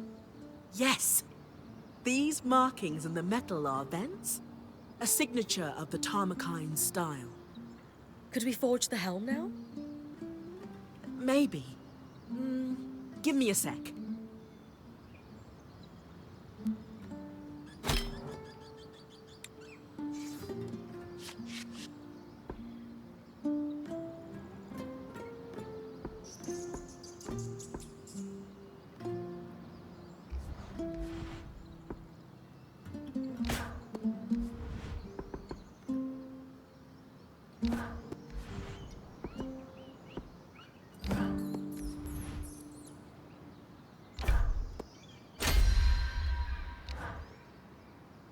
The Tarmakine helm is beautiful, Solar. Can't wait to test it out on an expedition. I am honestly kind of proud of myself right now. I wasn't totally sure I was going to be able to do that. Like I said, this style is a lost art. I know it's just a small piece, but I'm feeling on top of the world right now. As you should. This is pretty cool.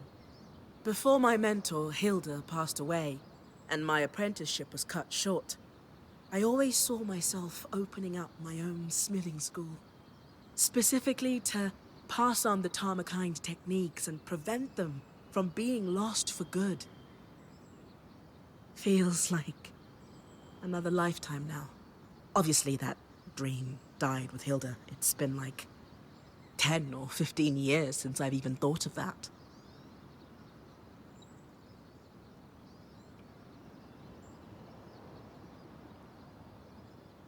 Hey, if it means new gear, I'll keep tracking down schematics for you.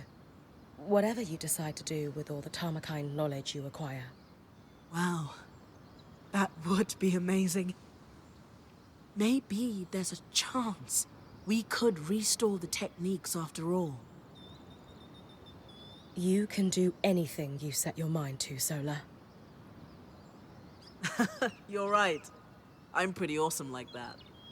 That's the spirit. This has all given me a lot to think about.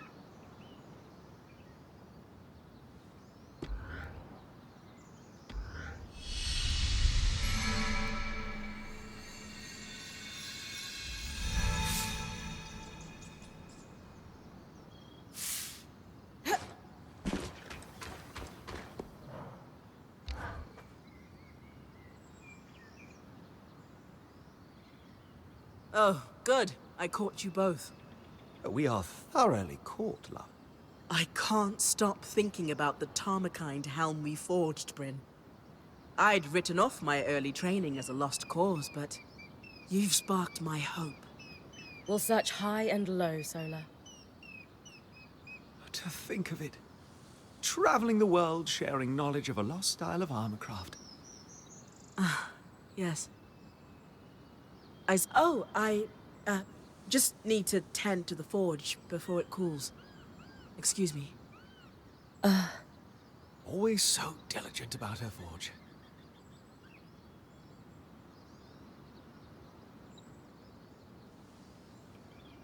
I don't think that was about her forge, Dom.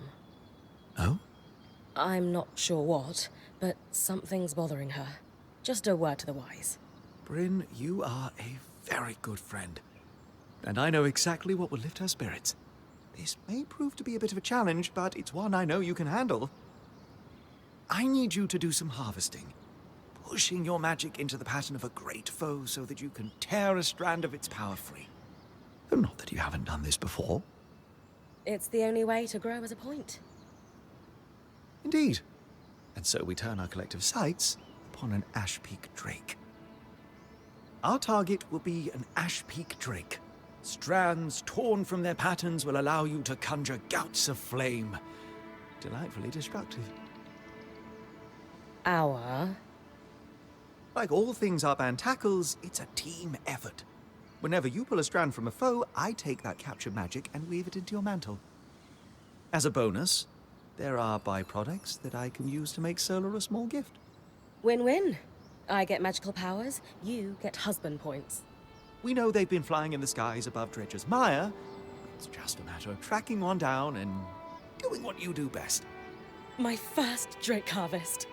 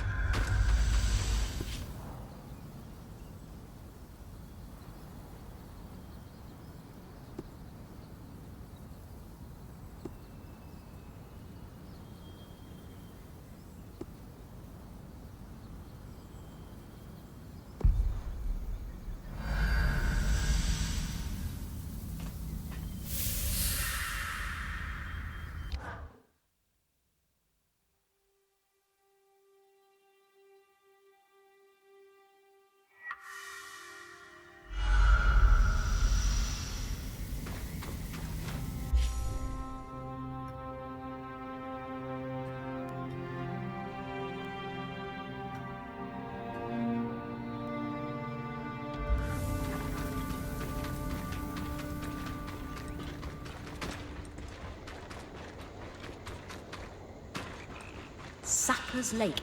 The surrounding trees emitted an alchemical sap. It was a sought-after resource.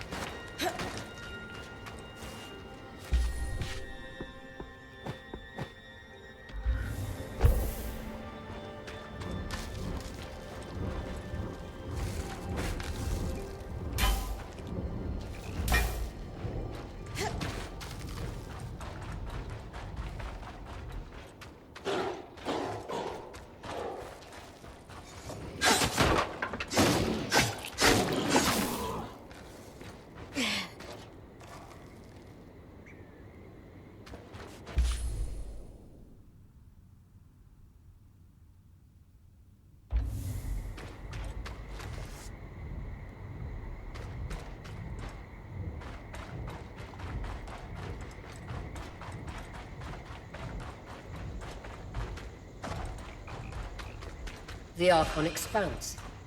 Pre-Surge, the Arcs trod this passage daily to transport and farm resources from the outskirts.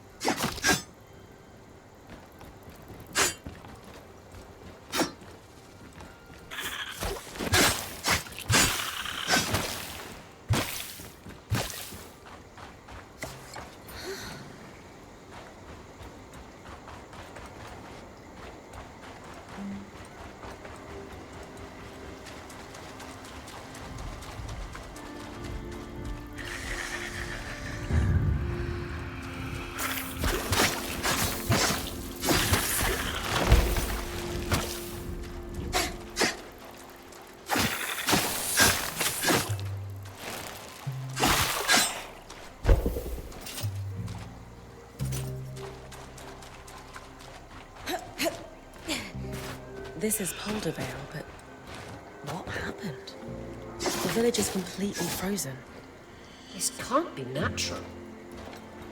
I think it's safe to say no one lives here. Where else could I look for a heartstrider?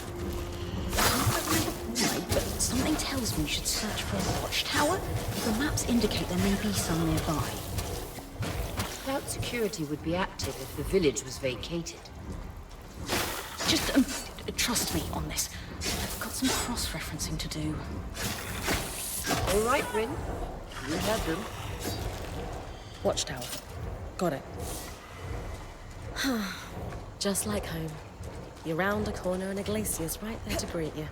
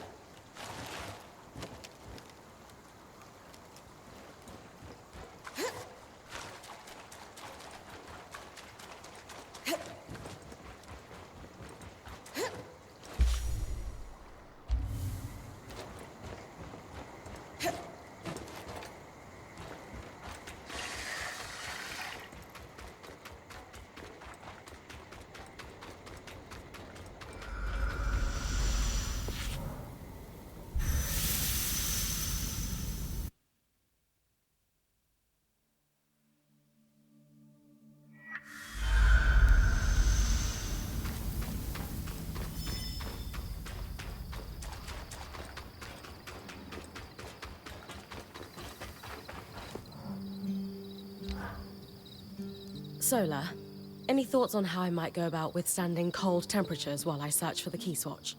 With the right materials, any design for armor could give you some resistance to frost magic and cold temperatures.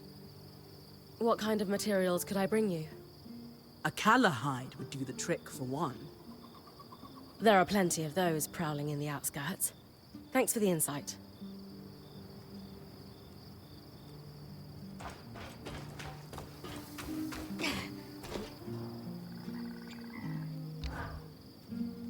So, we're hunting a rogue key swatch in a frozen village.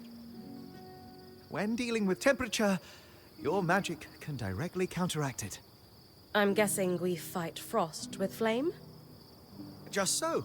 Like building a fire on a cold night, except much faster. And the night has teeth and talons. Unfortunately, I don't have a flame strand yet. It's a tall order, but defeating a drake would allow us to weave a strand of its power. Drakes and I are due for a reckoning, anyway. Spoken like a true point.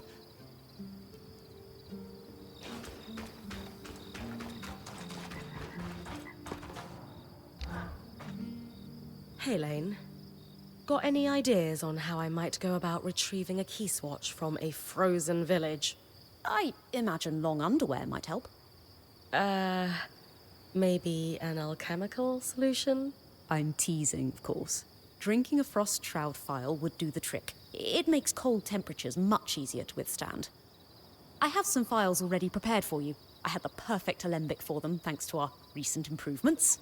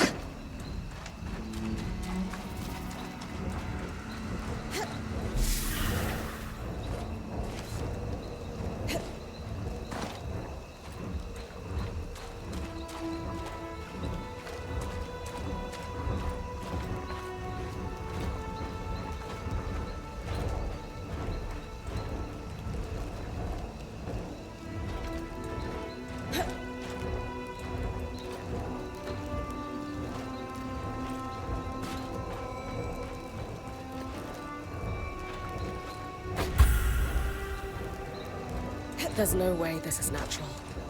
Feels like frost magic.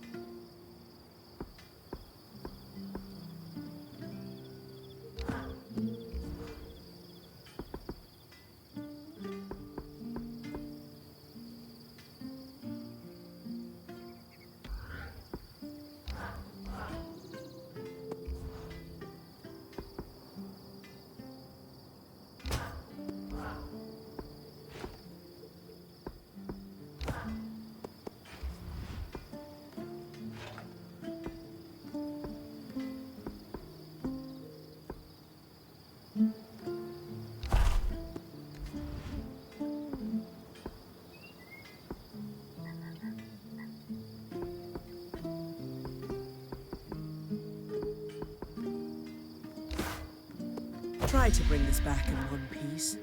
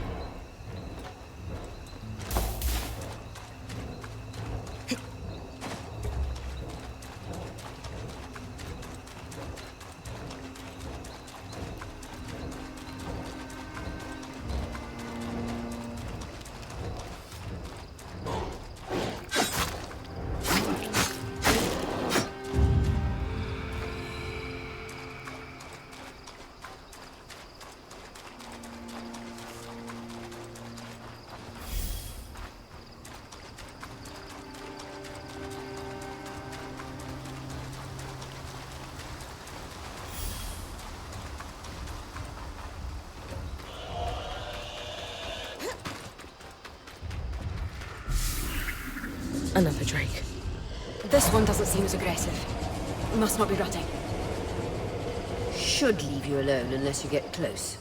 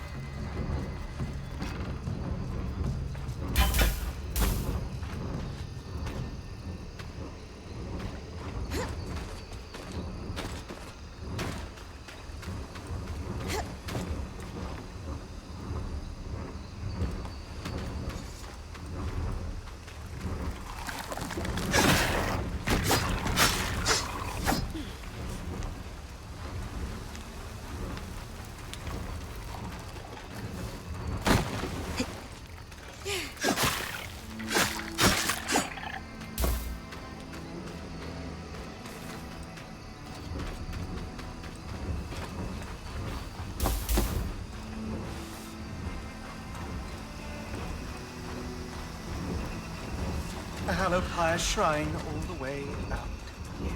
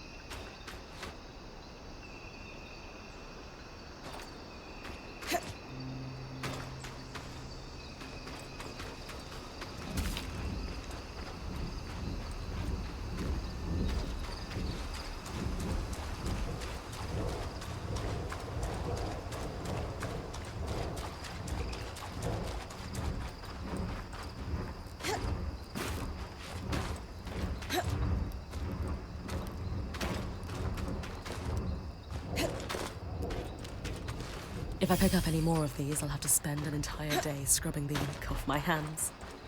Just need to grab those sprigs of Diane's chorus, and that'll be everything on Lane's list.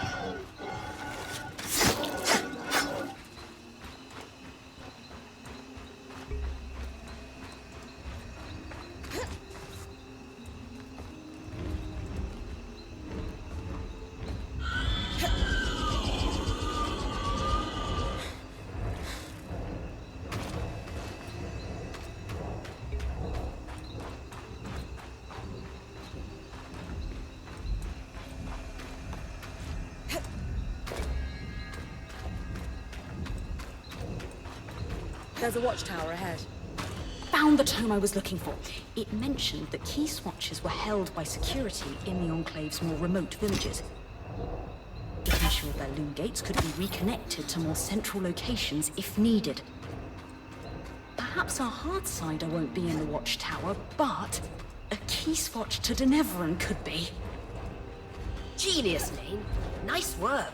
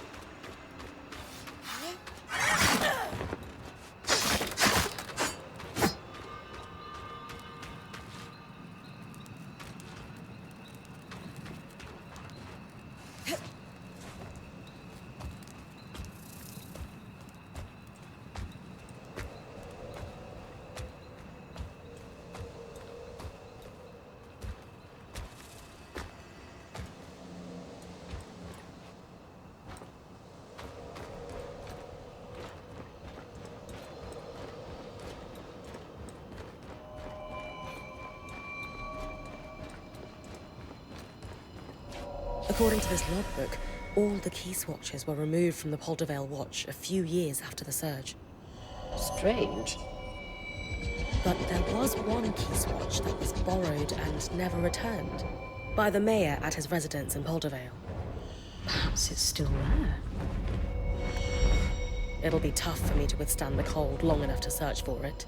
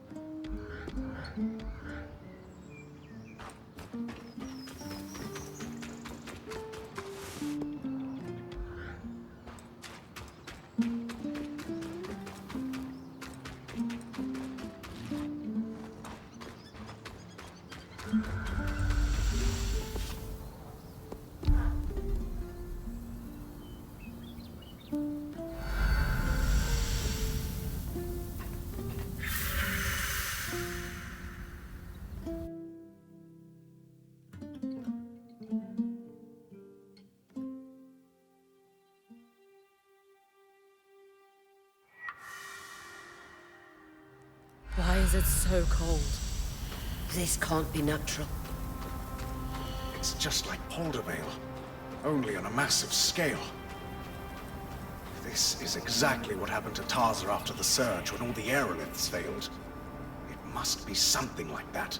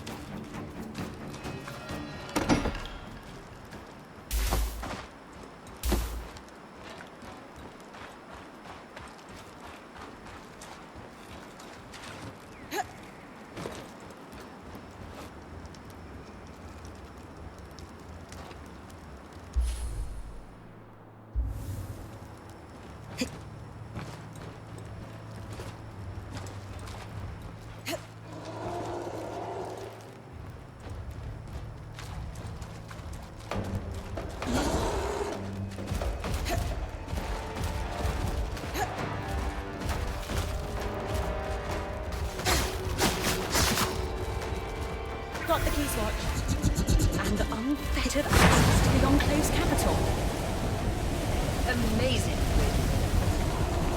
Denevron awaits.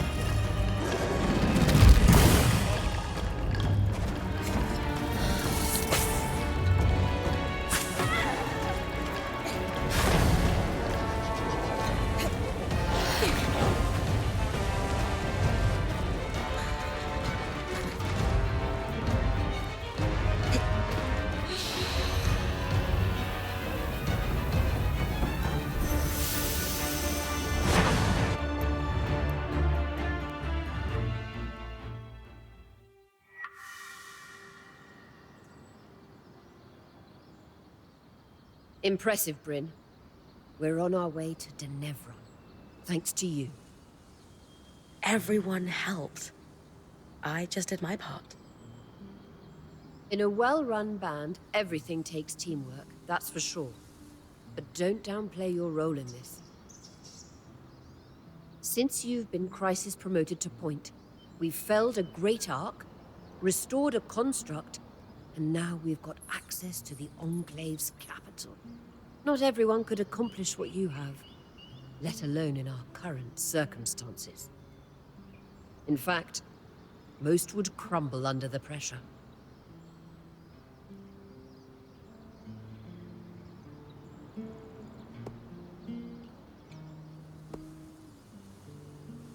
You know what? You're right. I am killing it out here, aren't I? Ah, good. I don't need to worry about you devaluing your contributions. Nah, I know I'm kick-ass. But it really means a lot to hear it from you. You know, I look up to you. A lot. You won't need to for long. You're doing great out there. Thanks, Aurea. Now, enough talk.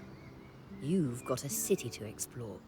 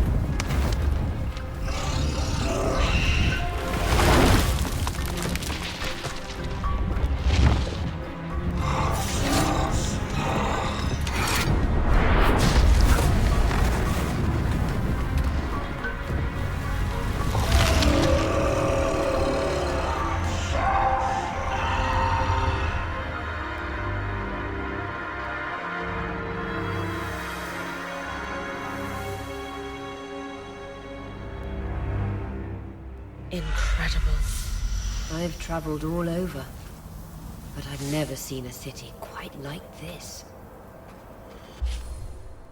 Denevron. The Enclave's capital city. The architecture was built to accommodate the Enclave's largest archons. Good. I thought I'd shrunk using the loom gate. The city looks as though it's been completely abandoned. Let's break down the search. Who's got ideas? Government and archives will establish a history. The closest government buildings can be found in the steppes. You're clearly in Upper Denevron, so according to our map, it shouldn't be far. People need supplies. Supplies are in markets. And the markets in Lower Denevron. And there's the bastion on the edge of the city. The military would be involved in any disaster response, and the surge certainly counts. 3 good leads. Brynn, it's your call.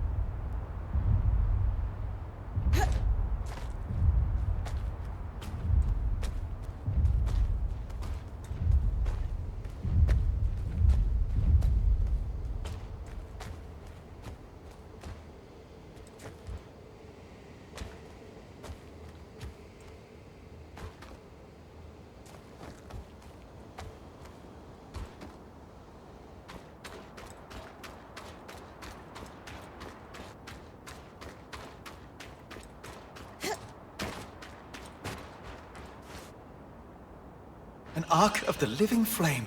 Lightly armored compared to the others, but expect things to get hot.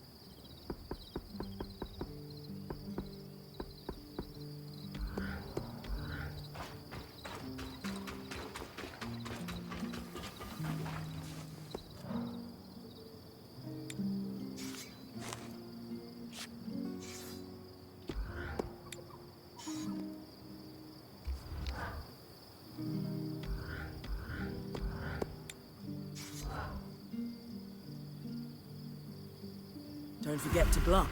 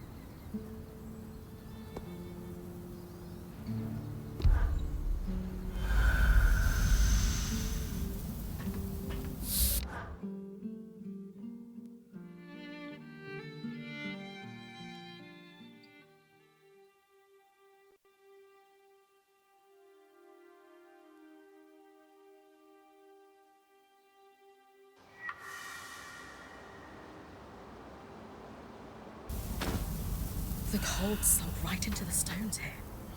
This is why we use wattle and daub back home. Insulates properly. If this keeps happening, you might want to keep a suit of armor for the occasion. With the right materials, we can keep you snug as a bug in a rug.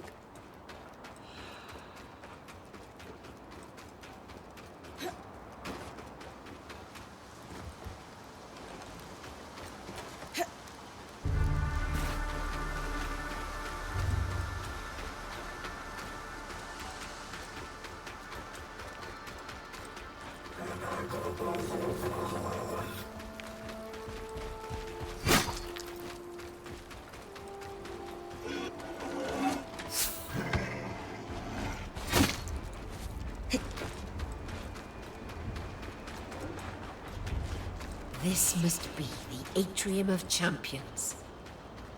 Champions?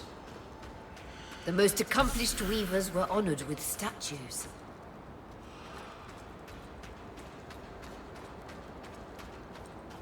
That statue kind of looks like you, Aurea.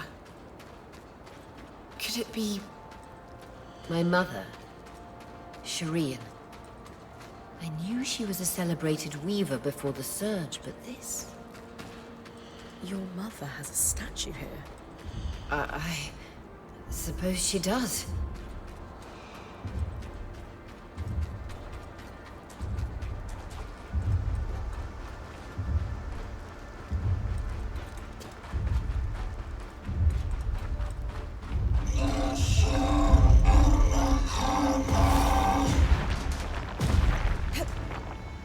Watch the tangles coming out of that chasm. The surge hit this place hard. And look, more coral. Must have been growing below ground. Would explain why there's so much damage here from the surge.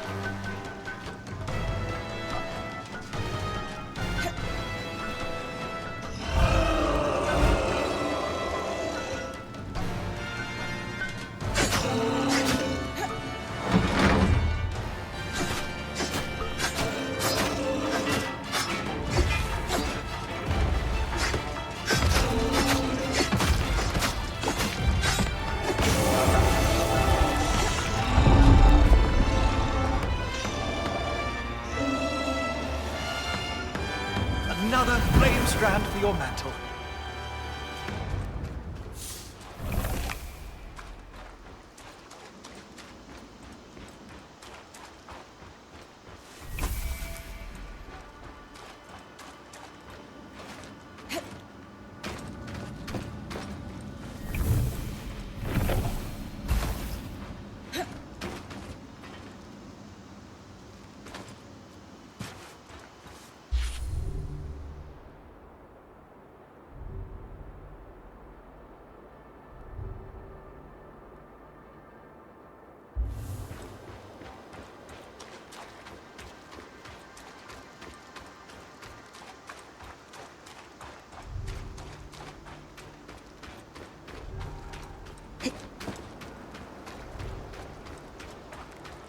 Odd. That ark's just standing there. No sign of damage, but there's something lodged in the back plate. It's a thingy. So technical. I'll take a look later.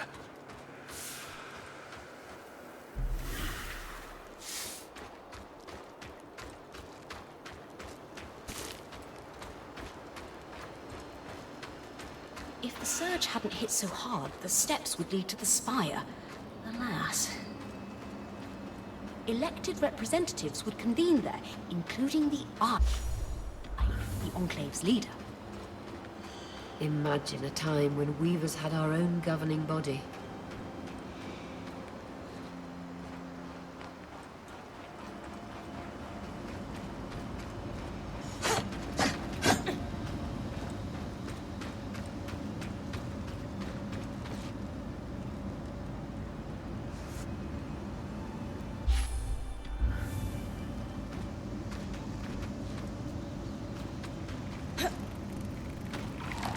According to the old maps, that path leads to the Bastion, their military stronghold.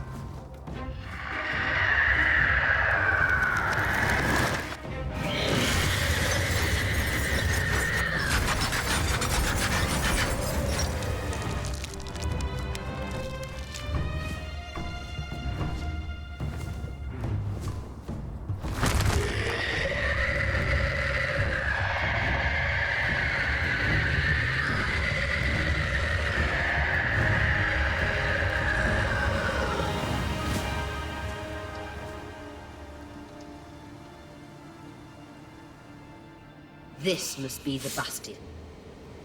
A large military was never the Enclave's priority. They did not aspire to conquest. Instead, they focused on defense. Their core interest was protecting not only their civilians, but their cutting-edge innovations.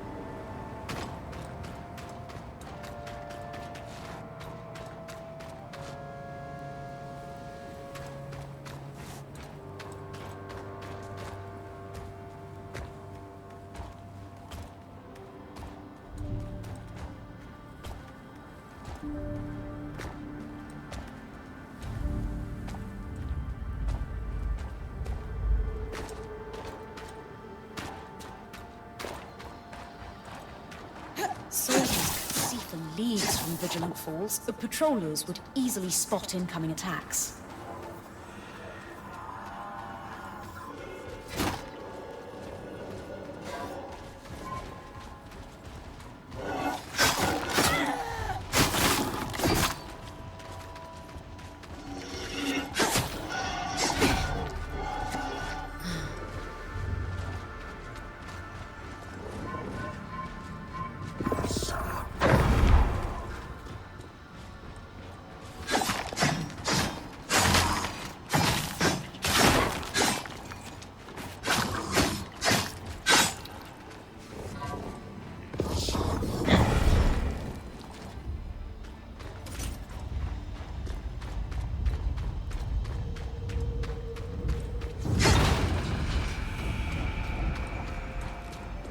Far jump, even for you. Too bad I don't have wings. Feathers wouldn't suit your face. Lane, any idea what that pillar is? I did find a reference to the Trial of Fires, a rite of passage for new Bastion Swarm before they could cross over to their new life. Crossing over? Trial of Fires? Unsubtle. Brynn, what happens if you make it hot?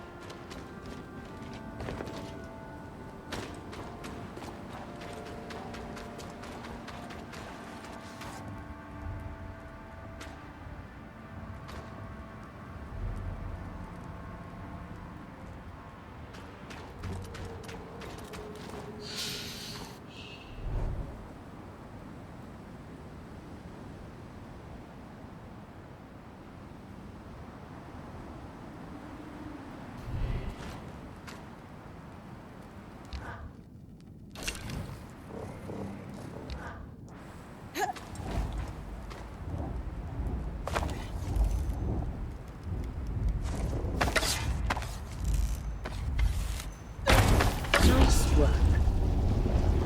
Pretty involved. Still, you'll have no trouble when it's your turn to head back out in the field. Be sure to scour the bastion.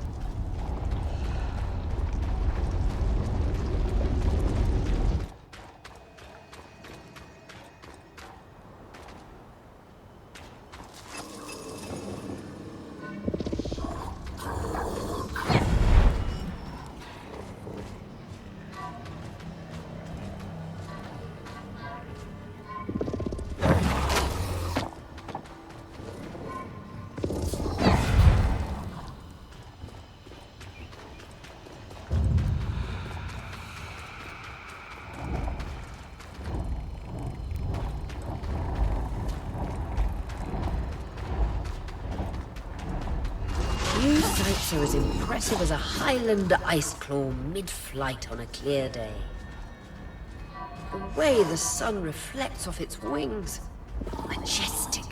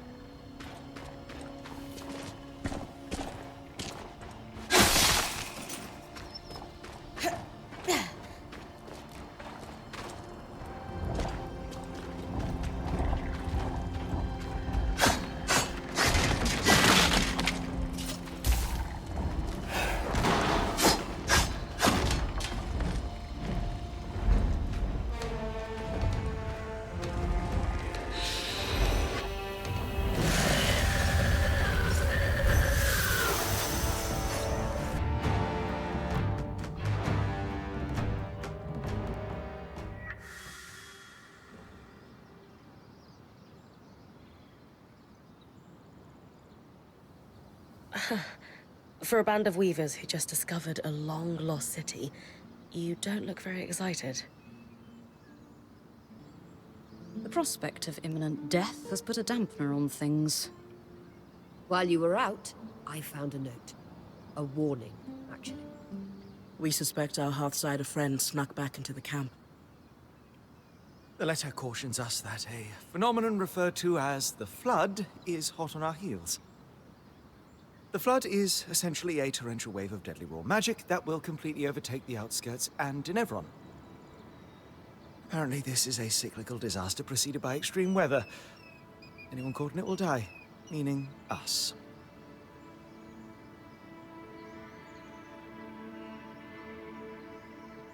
Honestly, that's not the news I was hoping to hear, but it doesn't change anything. You did hear Dom say torrential wave of raw magic, right? Yes. I also heard cyclical, and that it was a Hearthsider who warned us about it. Which means our goal of finding out what happened to the Hearthsiders hasn't changed. If anything, we're one step closer to it.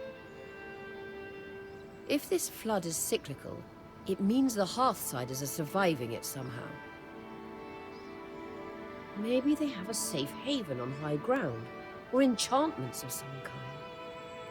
All this means is we need to track down the Hearthsiders now more than ever. As though our lives depend on it. Yeah, that.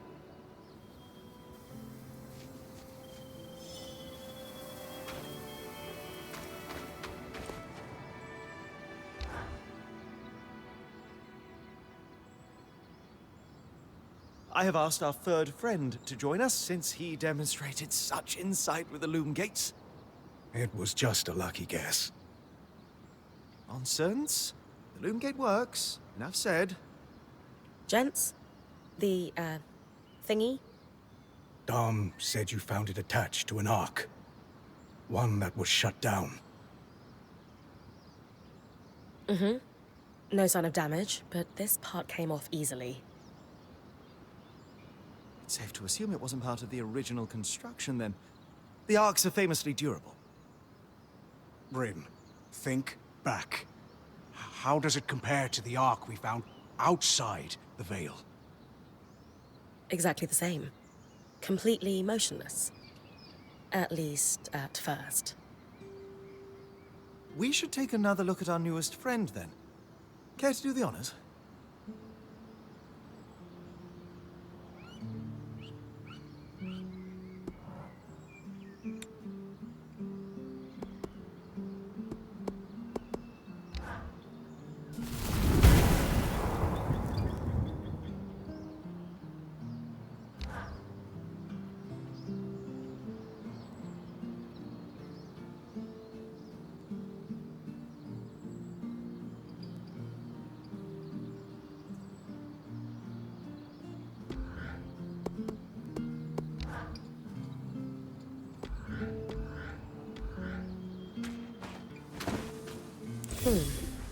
Same place?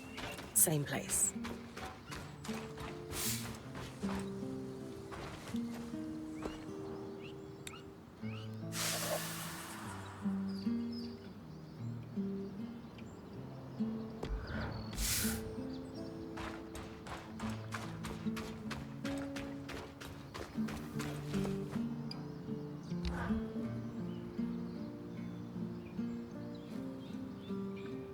Well observed, Sev.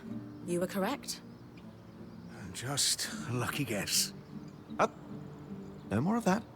Lady, gentlemen, I think we can confidently assert conspiracy. 2 devices does start a pattern. And a pattern that must predate the Surge, since we found a device that was outside the Veil. True. That gives us a what and a when, but leaves a whom, a how, and a why. And how many arcs have been affected? It does follow that if we found 2, there could be more. I'll keep an eye out for tampered arcs. Some may have restarted on their own, like the one we followed through the Veil. They're going to fight back, aren't they? It does seem to be our luck, yes.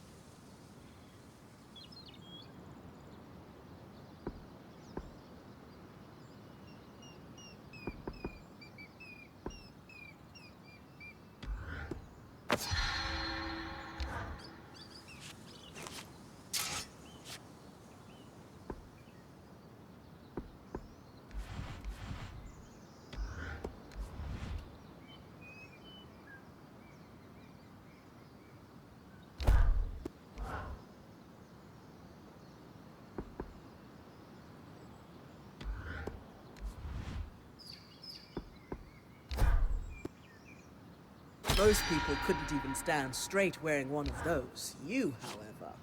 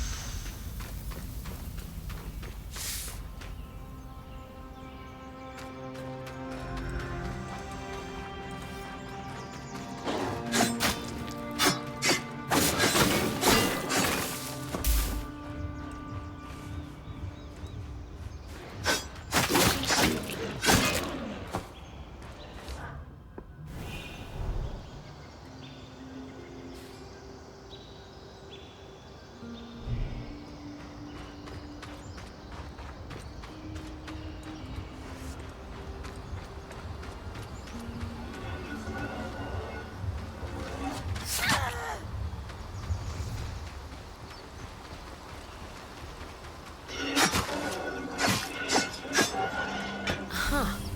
Another thingy.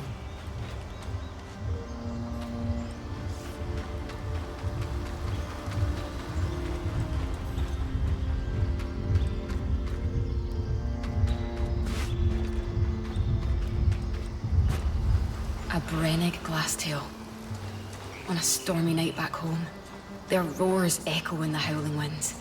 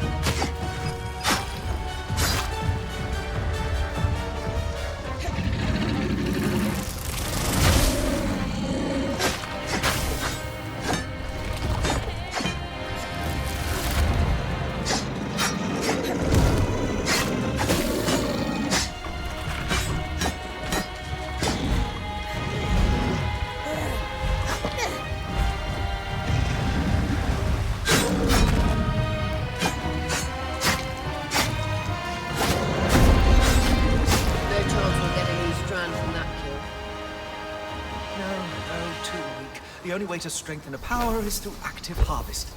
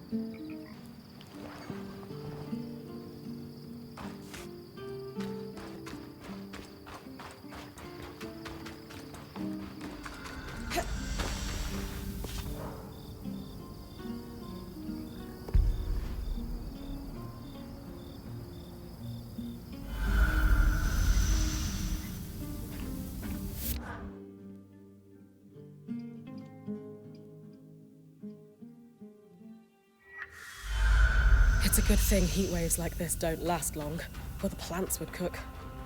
Farewell, food supply. Careful using flame here. Anything flammable will ignite and spread far too easily.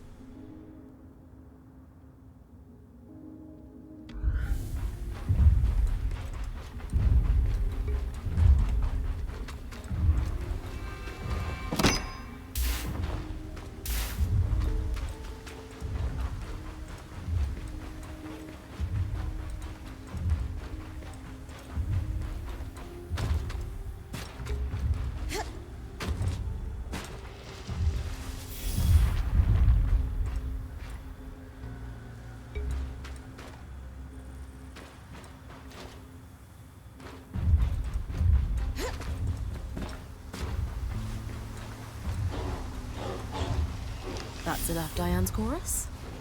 And that's everything on Lane's list.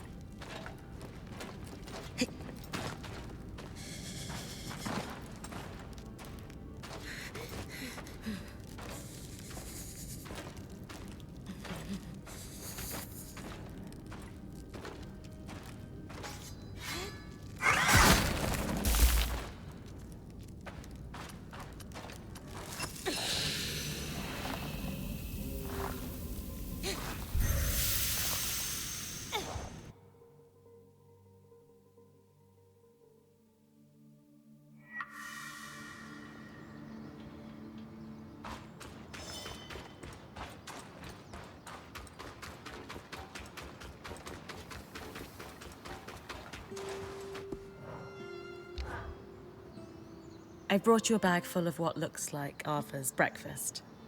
The ink caps and sprigs of Diane's chorus. Lovely. And Oria didn't have any problems with Watcher's Wisp. She noticed a pretty immediate improvement. Seems like it worked a treat. Wonderful. I'll keep on producing the solution for her then. Another project on my to-do list. How delightful. We're not overloading you, are we? Quite the opposite. If I only had one thing to think about, I'd be tearing my hair out in frustration. This suits me.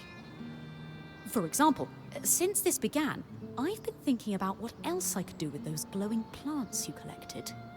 Perhaps I could mix up glow-in-the-dark ink, for example. My focus is on utility, though. And one must ask, would glow-in-the-dark ink be helpful? What do you think?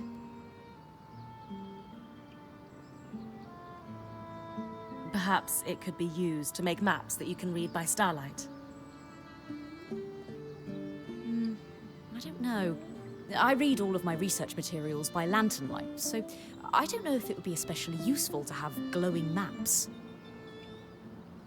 If it were up to me, all my maps would glow in the dark. But I use them differently than you do. Oh, of course. I hadn't considered that perspective at all.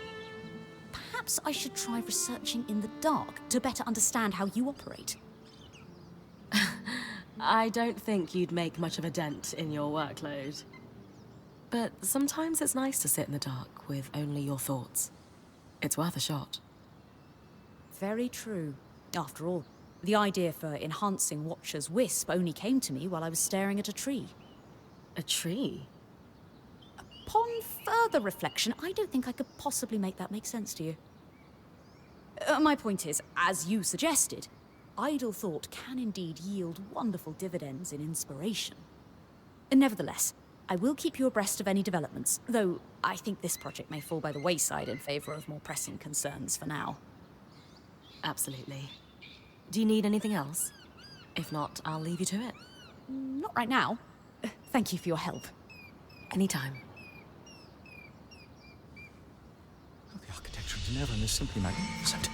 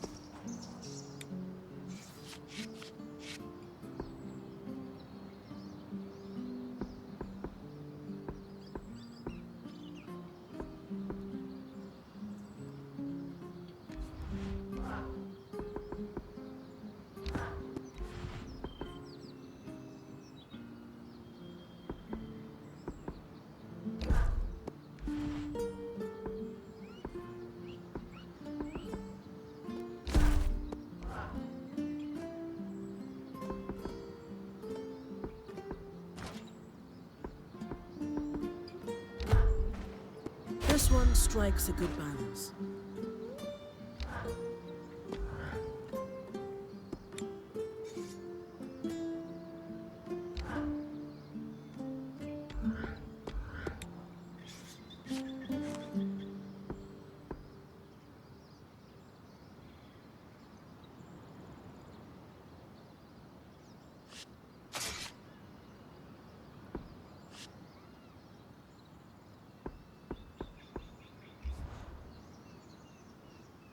Try to bring this back in one piece.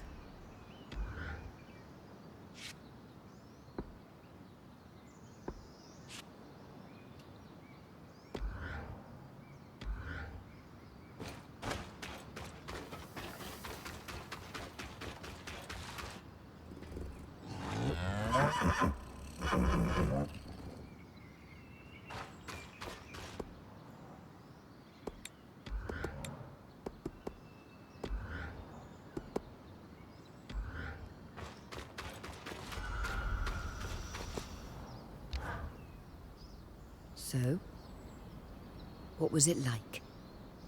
Exploring Denevron.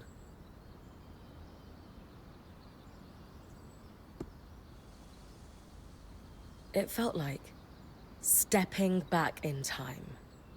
Even though it was abandoned, I can imagine what it must have been. Filled with weavers living among arcs, magic, and rare goods. It must have been spectacular.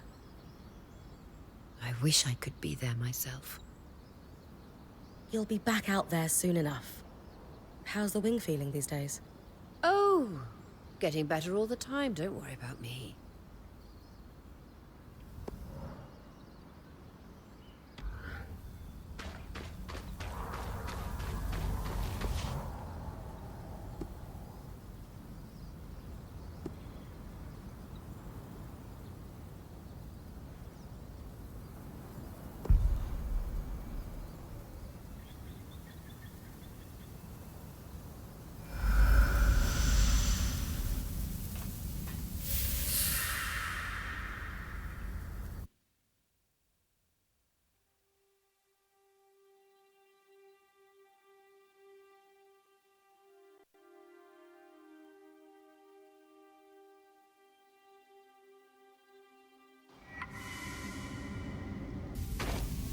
Tangles, as far as the eye can see.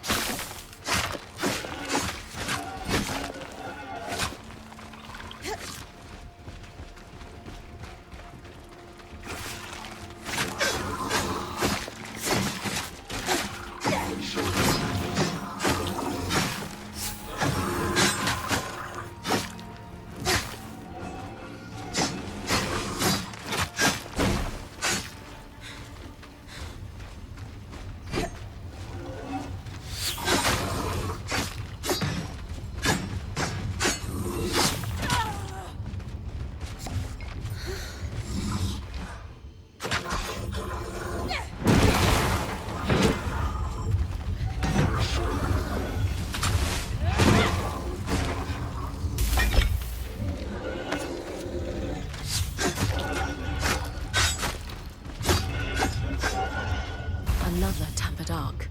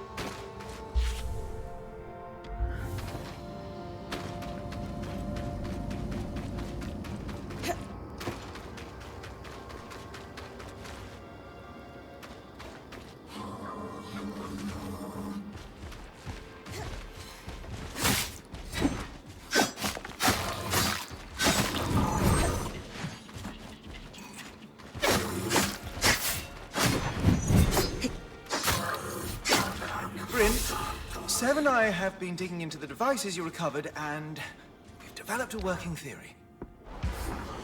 We'll test it against the ones you found in the field.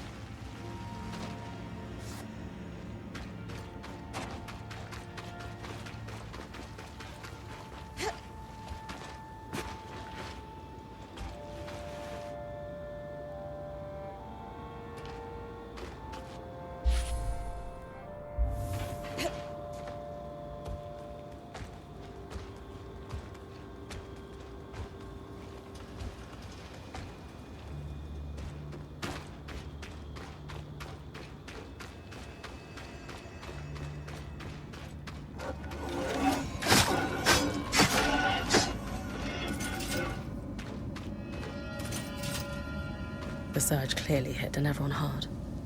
Still, what a view.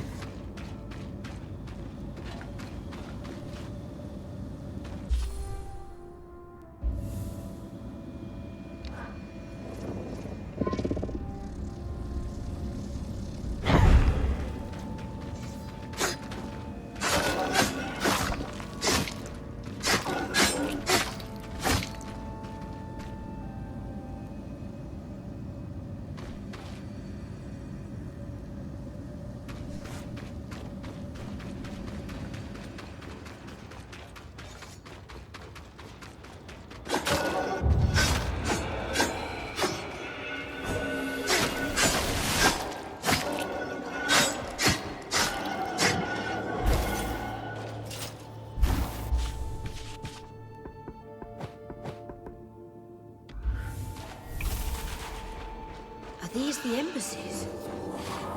Envoy's Landing, yes. It wasn't by chance that visiting dignitaries had to walk across the verdant gardens to meet their Enclave counterparts at the Spire. Upper Denevron was designed to impress.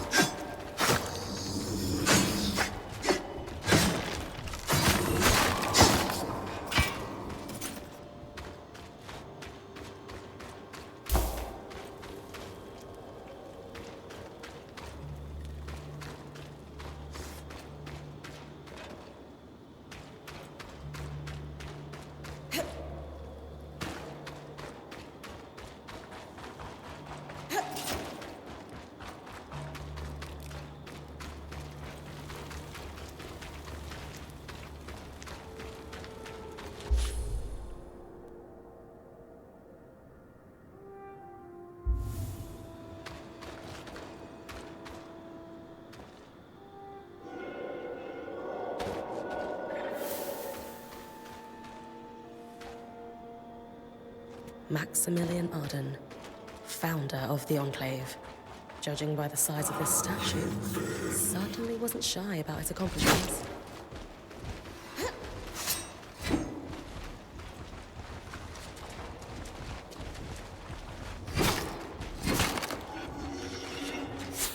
That arch should lead you to the lower city.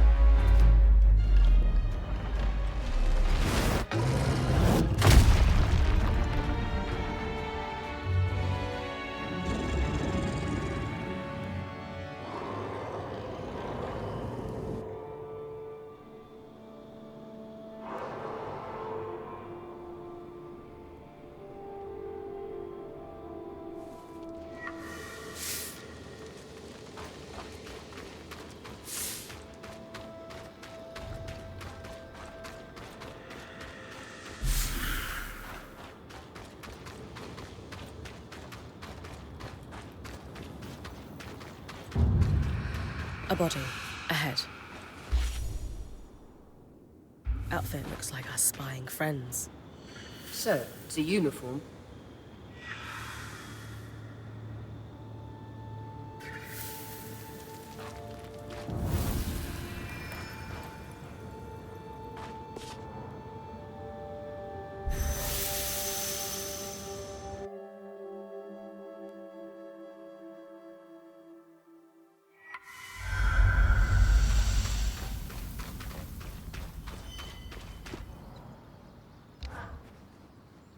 An abandoned city like Denevrin. It must be full of supplies we could use. Do you think you could maybe grab some things for me? You know I'm happy to help. What do we need? I've noticed there are more arcs in the city. So have I. The upside is, according to Lane's logs, the ones carrying shields could be scavenged for assault. A metal we could use to reinforce all kinds of gear and facilities. A little heat would help in prying it off the arcs. All right. I'll come back as soon as I have some. Great. Thanks, Brynn.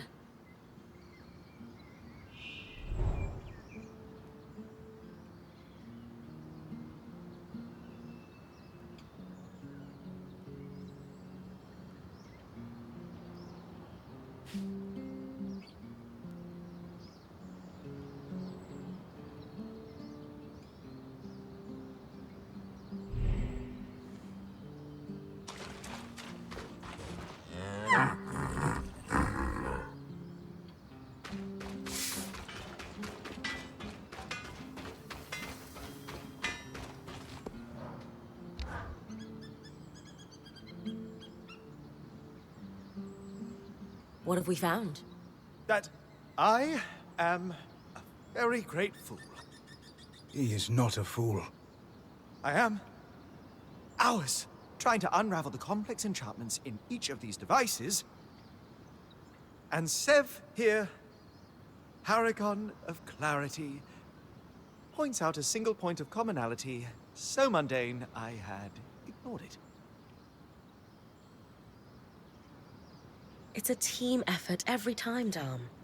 What did you two discover?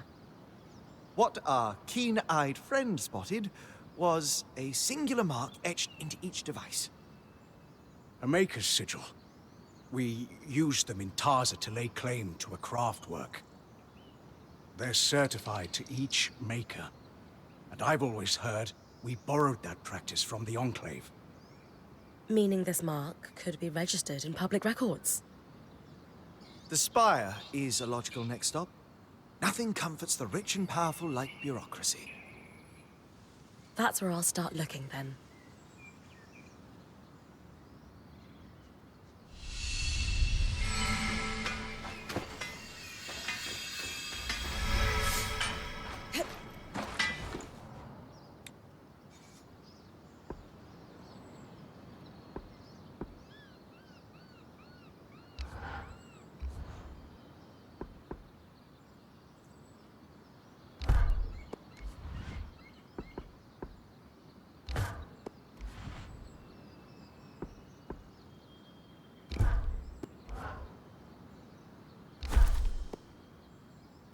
Perfect pair.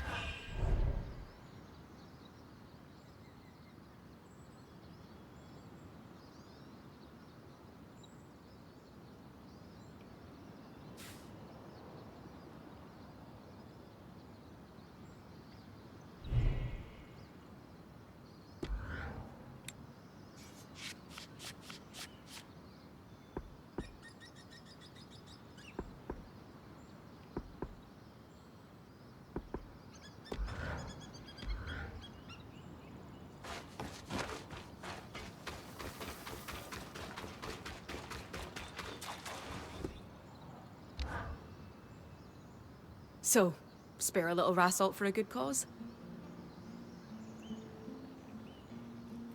Right here. Perfect. I was actually thinking it would be good to start stockpiling some Acalahide. The nights get pretty cold here, and we could use it to reinforce our tents and blankets for warmth. I'll be back in no time. Thanks, Brynn. Please, hurry.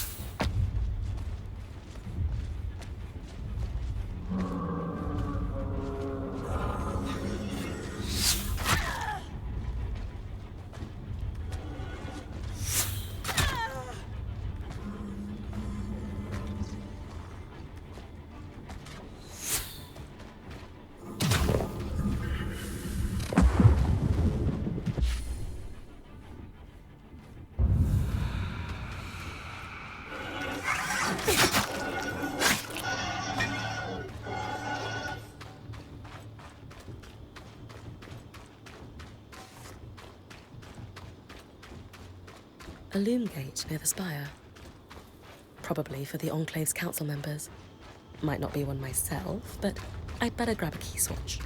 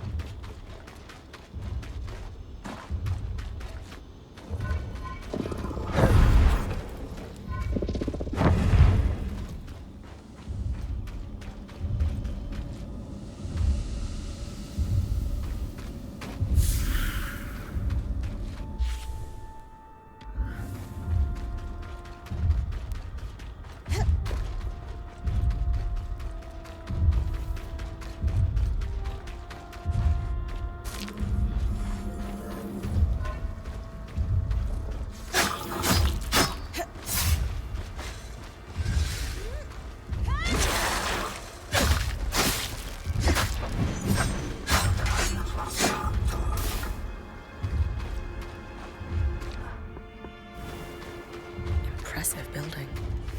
Wonder what's inside.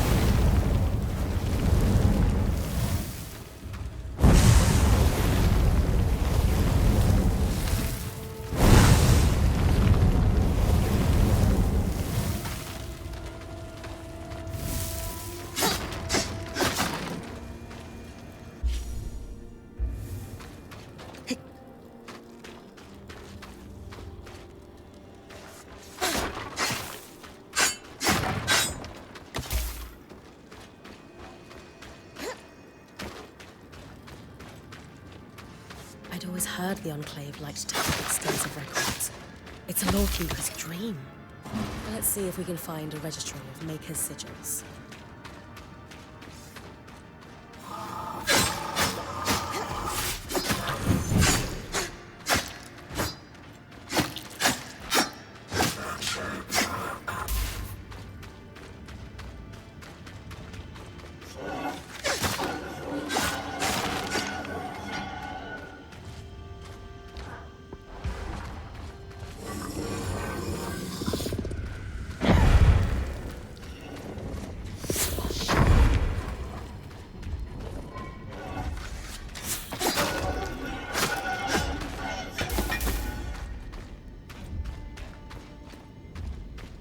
This looks like some kind of evacuation plan. Old. Probably from before the surge. Were they consulting it?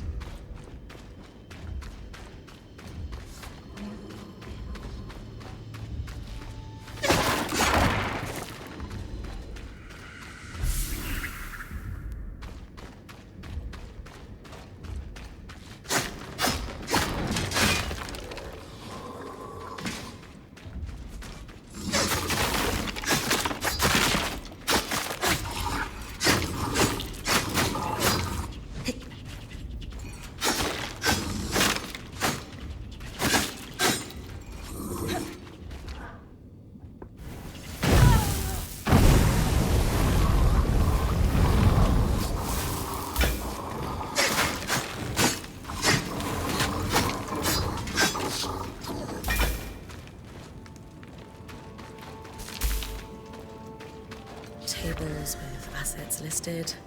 Looks like a tabulation of supply levels. Too new to be from before the surge. According to these dates, they stayed in Denevron for years afterwards. Just some birth records. Surprisingly detailed. Invaluable. We'll have to make sure Lane adds them to our archive later.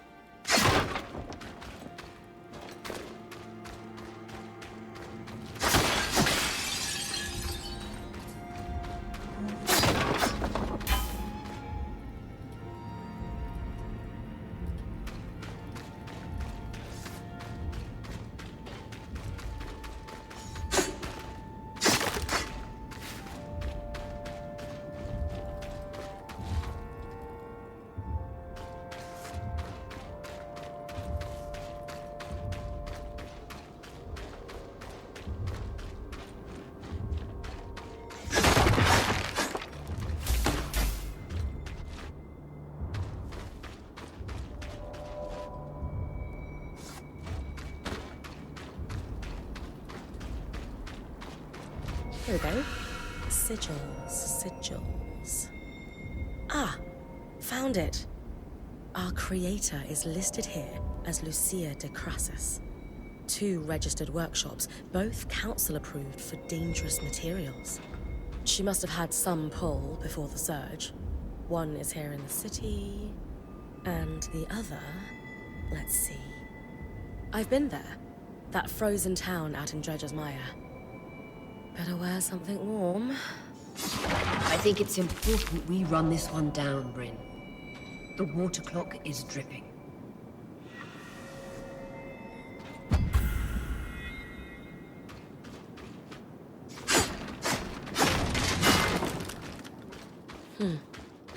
A lot of damage this high up.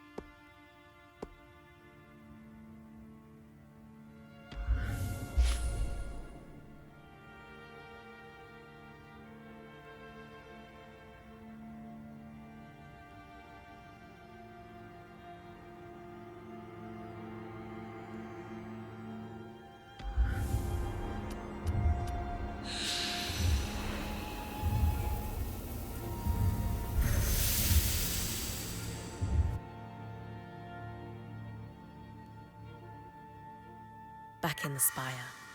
Let's see if we can find a registry of Maker's sigils.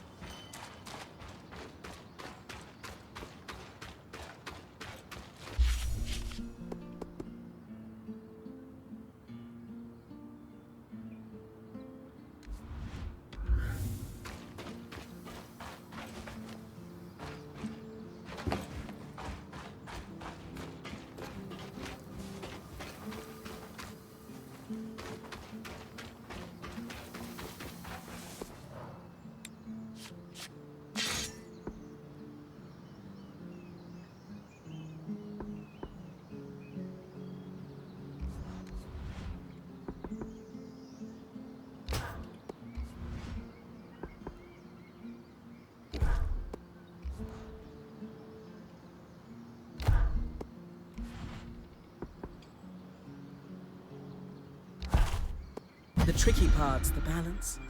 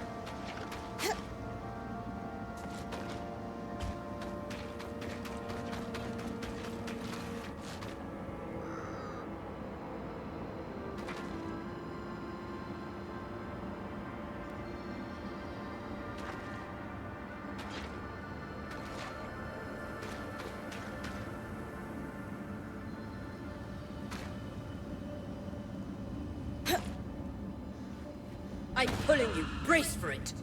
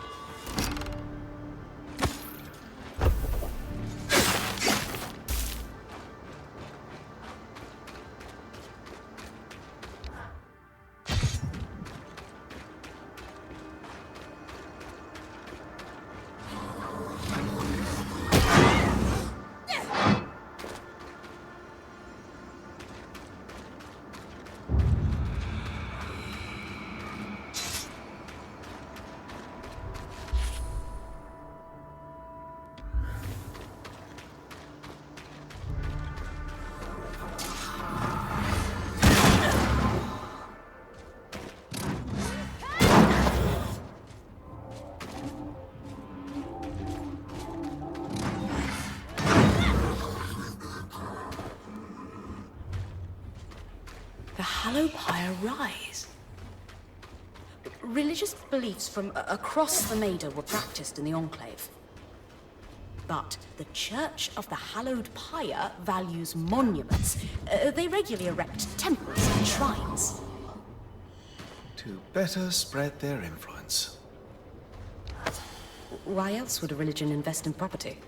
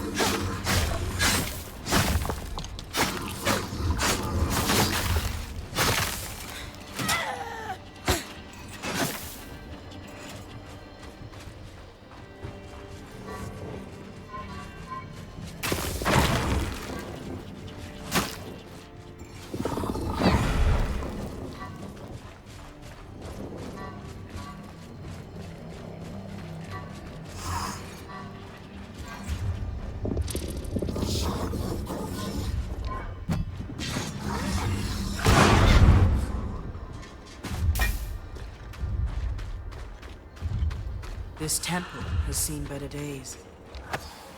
The high pyre remains intact, though. Built to last.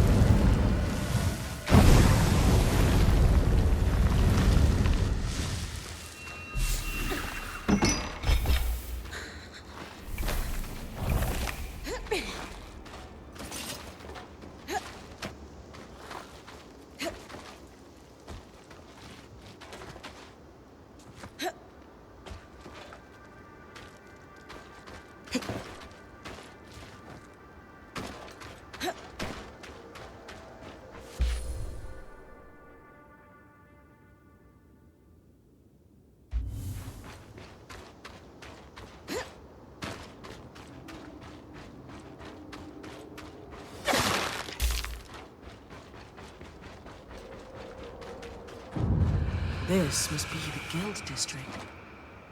Home to numerous trades, magical and mundane alike. Enchanters, smiths, coopers, glassworkers, you name it.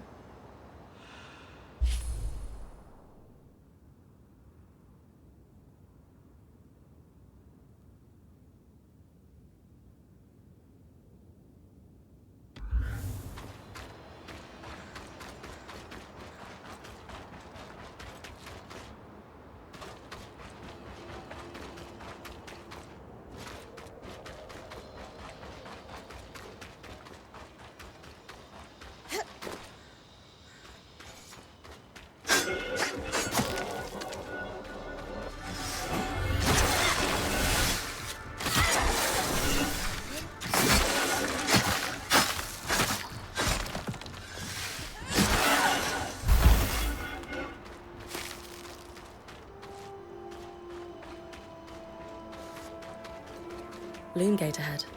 I'll collect its key swatch. Guild members must have made good use of this one.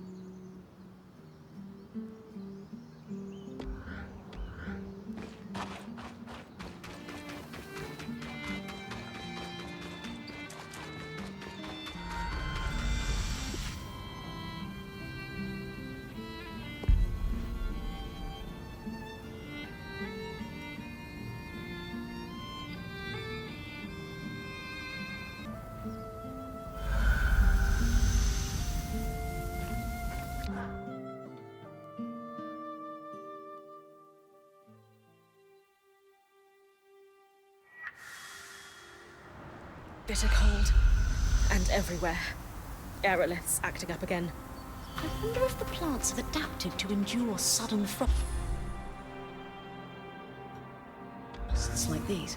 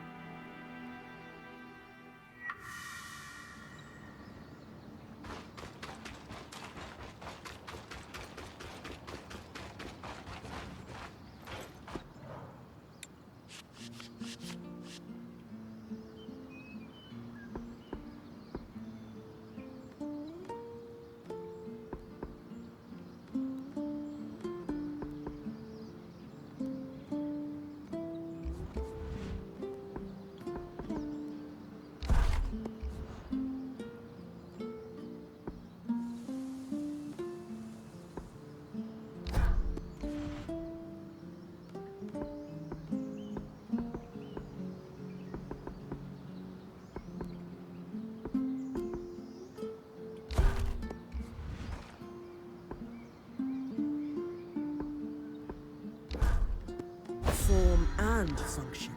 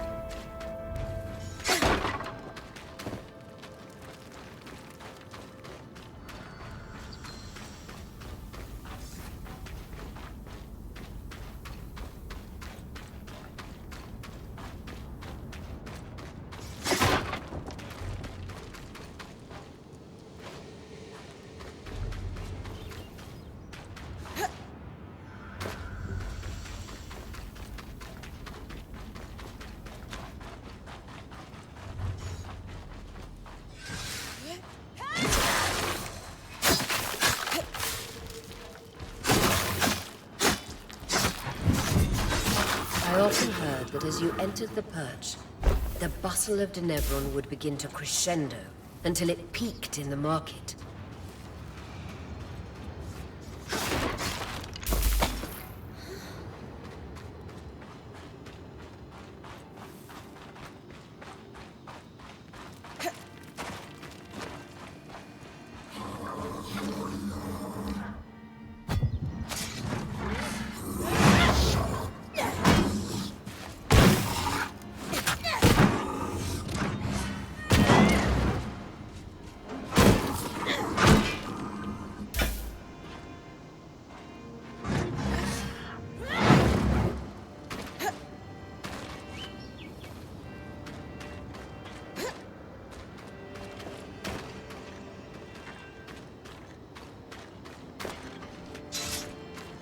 The Tattered Mantle. I've heard so many stories of this tavern. Always rowdy.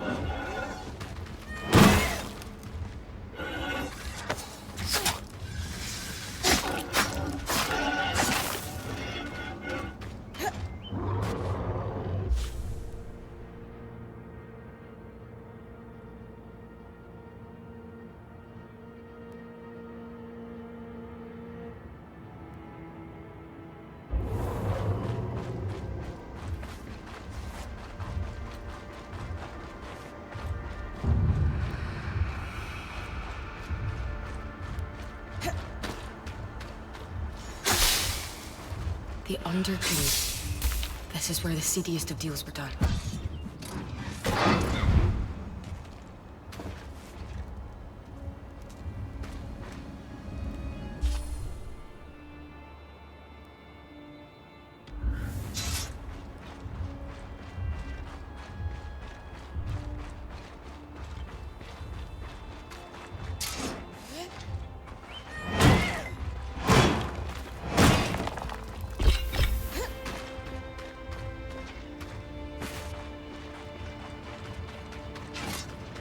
Denevron was hit hard by the surge too. Perhaps even harder. Looks as though it's been ripped apart.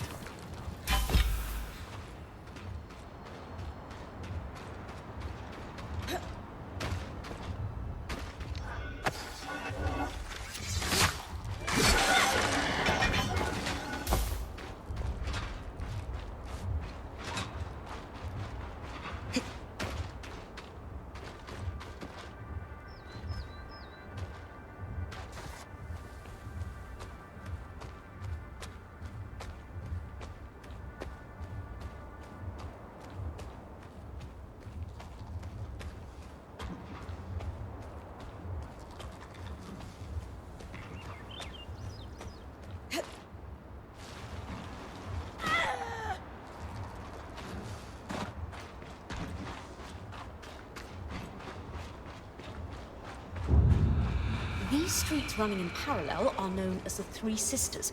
Many weavers hostel here.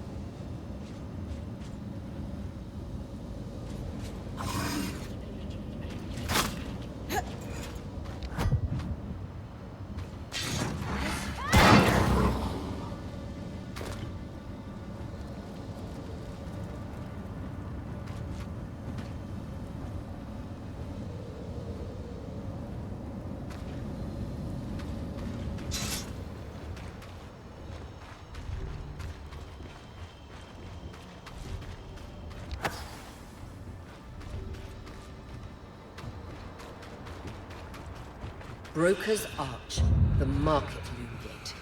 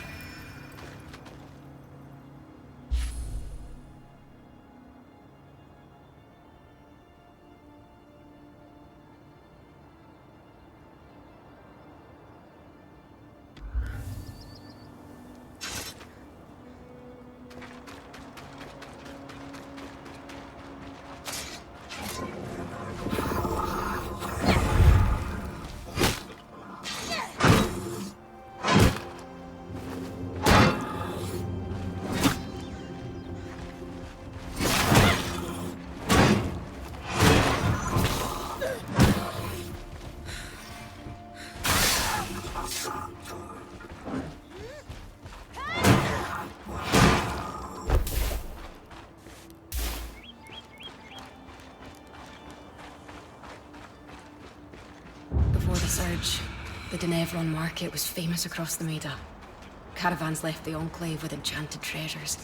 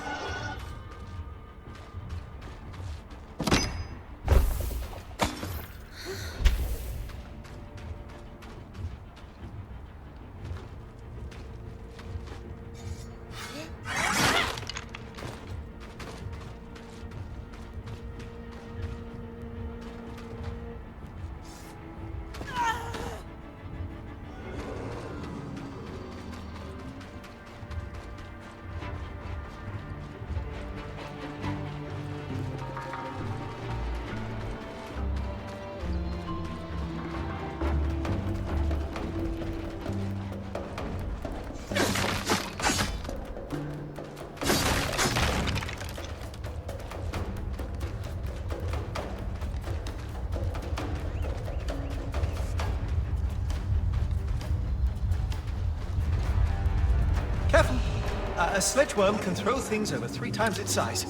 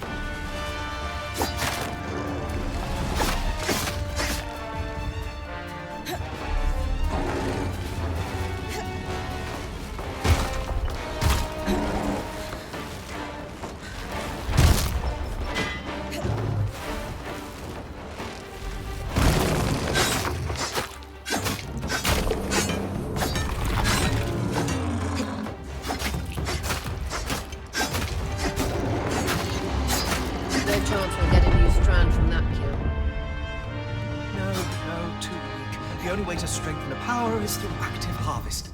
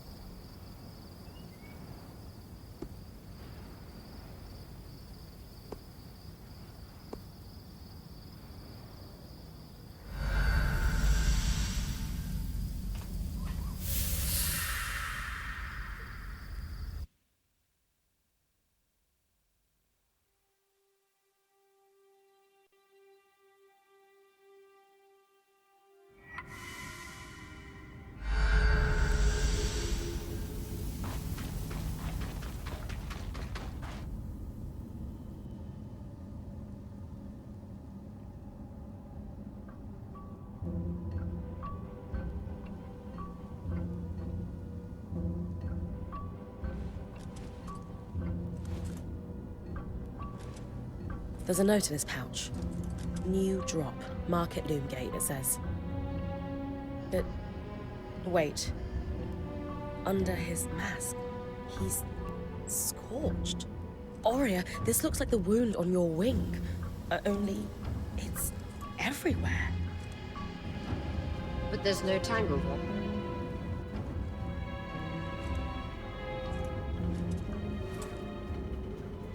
Could he have been caught in the flood? Seems likely. Proof we should take that warning seriously. I think we should look into that drop his note mentioned. Especially if it's near a loom gate.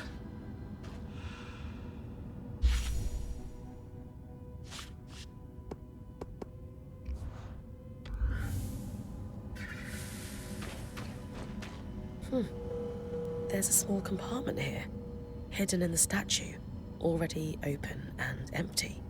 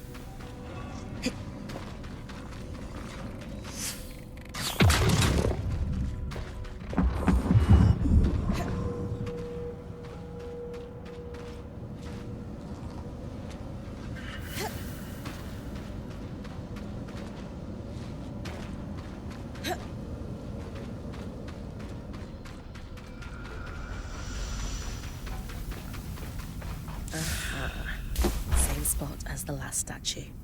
Struck a vein, as my dad used to say. Wait, I was half listening. Are you hurt? Metaphor. Her dad was a miner. We've got a tally sheet of some sort. Series of numbers below. And a bunch of garbled text below that. I have no idea what I'm looking at. I might.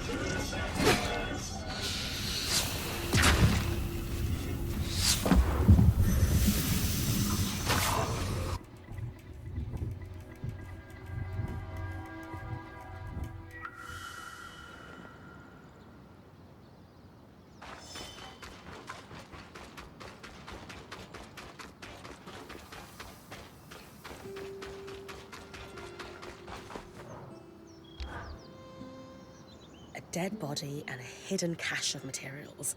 It sounds like the start of a Skull's tale. All we need is a saber conveniently placed on the mantle and we're set. More seriously, you said you had an idea about that sheet? Before signing on with Aurea, I worked the relief ships between my home and Udea. A Don Brenning initiative, mind you. Our neighbors across the bay love to claim otherwise. The dockers always wanted big loads for the cranes. But certain things, like, say, herbs, you'd only ship in small quantities.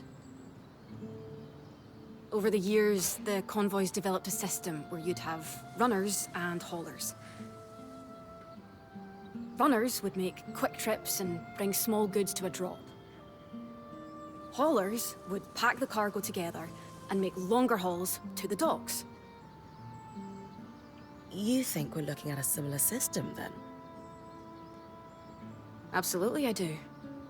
It's the sheet you found. That's a requisition for a runner if I've ever seen one.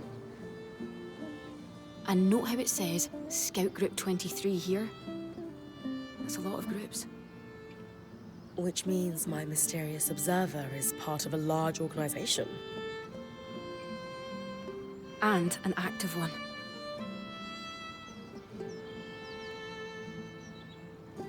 What do we do with this information, then? At the bottom of the sheet, there's that series of numbers and letters. Those would represent drop points. I did some digging with Lane, and they're referring to coordinates on a map of the Enclave that was made just before the surge. L7 is part of the capital, see? That's where you found this drop. So, I'm inferring that these other marked coordinates are just as likely to have drops. I'll check them then. If nothing else, we could find materials for our own stocks. But I'm hoping there's more. Maybe where our Hearthsiders are hiding. Also, Lane was looking over the orders and wanted to talk to you about the writing along the bottom. More drops, and talk to Lane. Got it. Aurea, it's Lane, by the way. What's that? They don't like to be called Lane Frey. I heard you saying it to Brynn earlier. That's the name their parents chose. Lane is the name.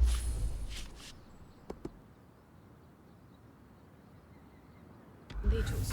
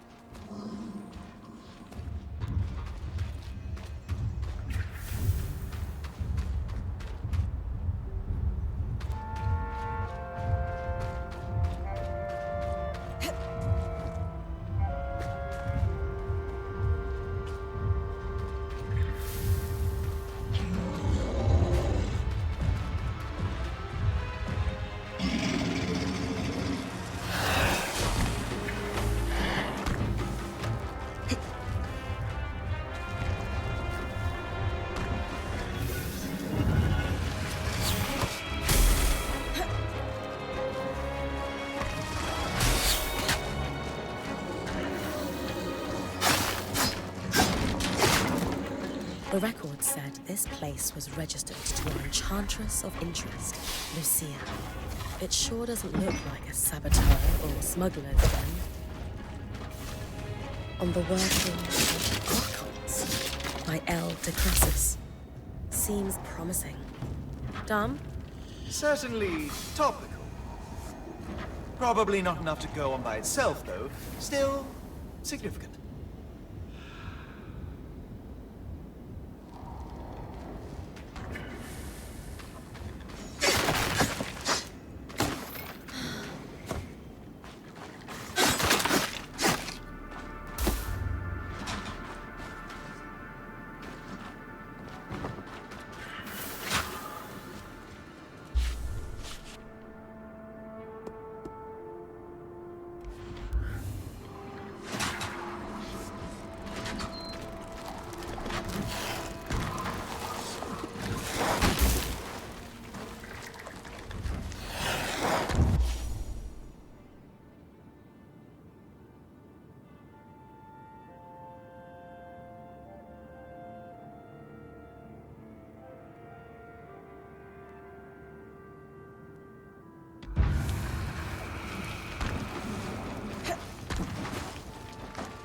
Weaver's Rest.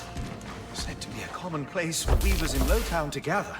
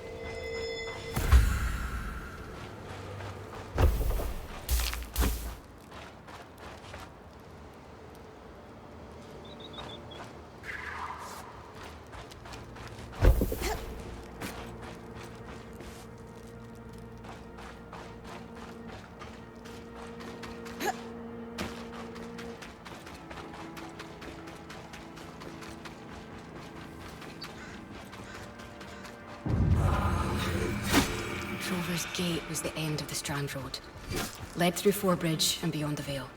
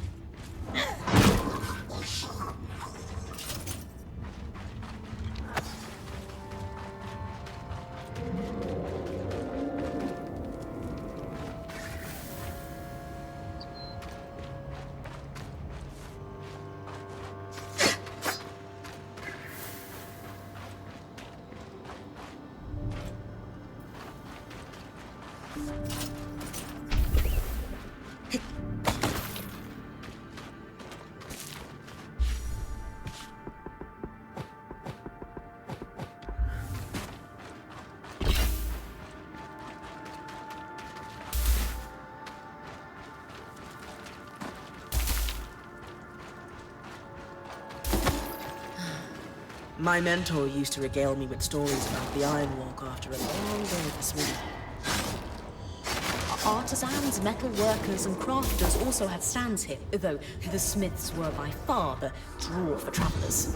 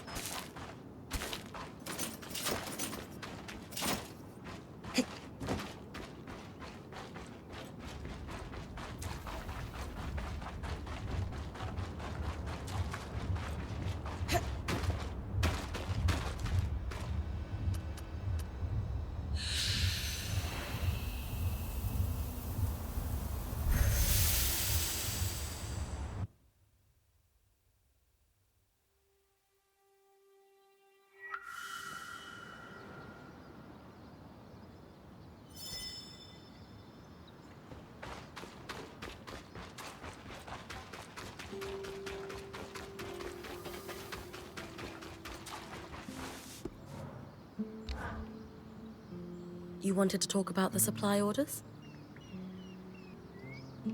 Indeed. It's about the gibberish along the bottom. Notice how the writing is in a different hand. Yes, I can see that. We're looking at a cipher. Someone sharing encoded notes. Sounds like we have a cipher to break. I'll keep hitting dead drops. Any code is easier to break with more samples. You can work on it like any other research project.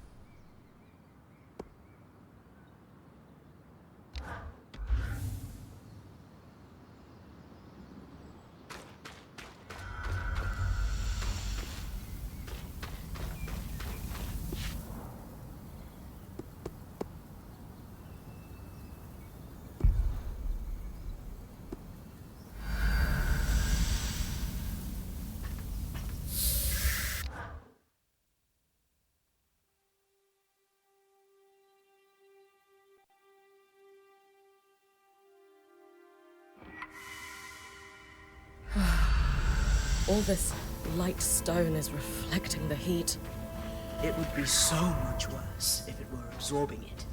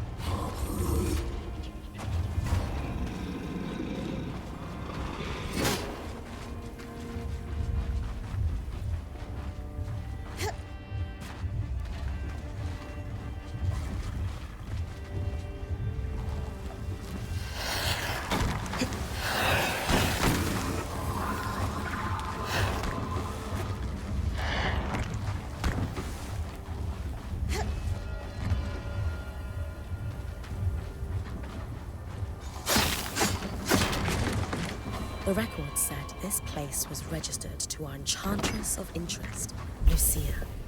It sure doesn't look like a cemetery or a salvage stone.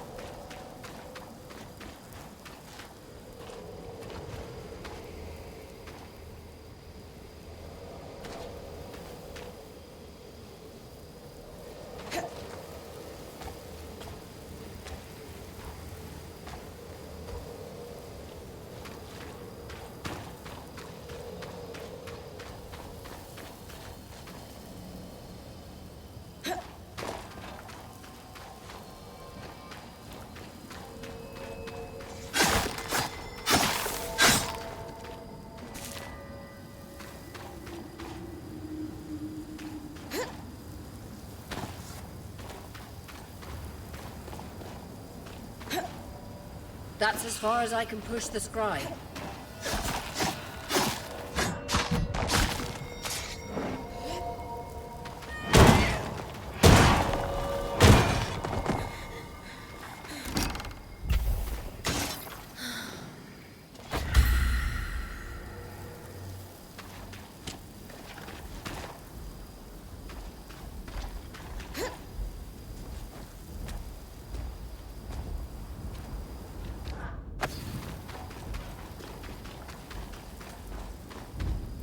That's as far as I can push the scry.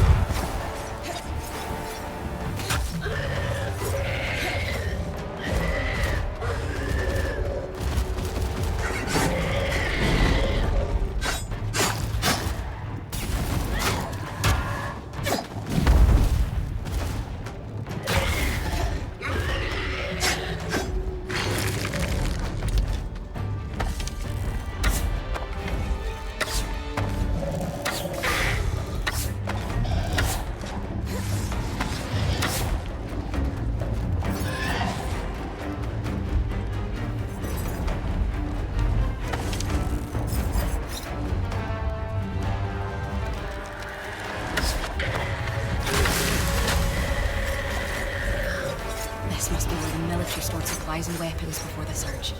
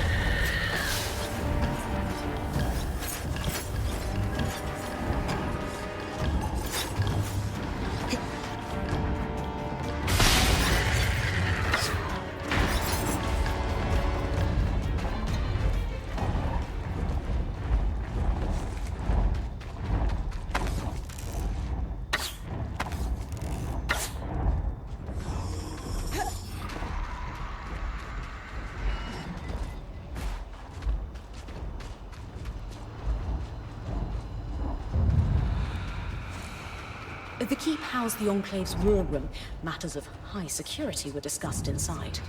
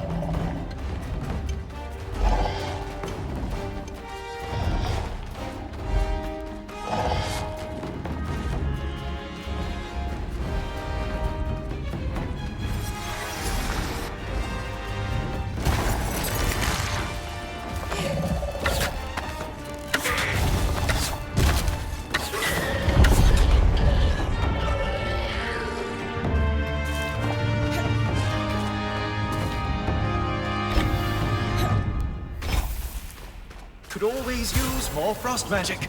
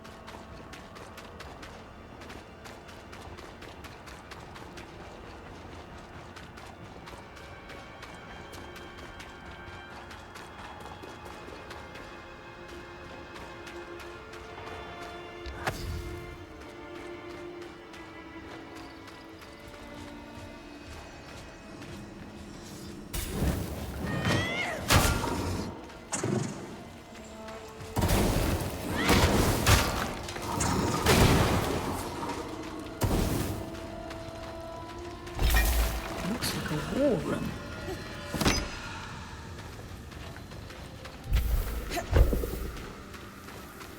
Looks like the recorded minutes of the meetings that took place here. The last one is dated roughly 26 years ago. What was it about?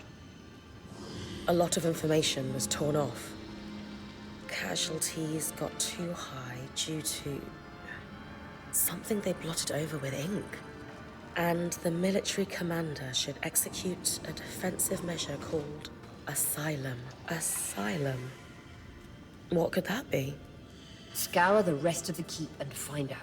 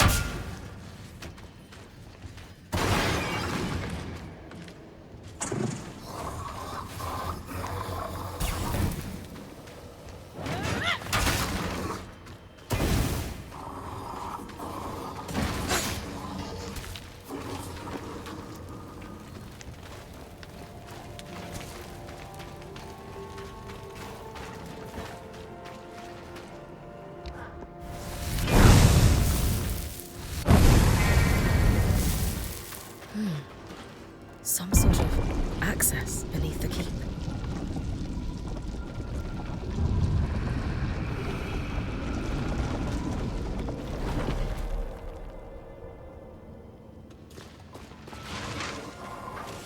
The military workshop for enchanters. The Enclave never used magic to expand its borders, but had to defend itself. Against nations that thought otherwise. Exactly.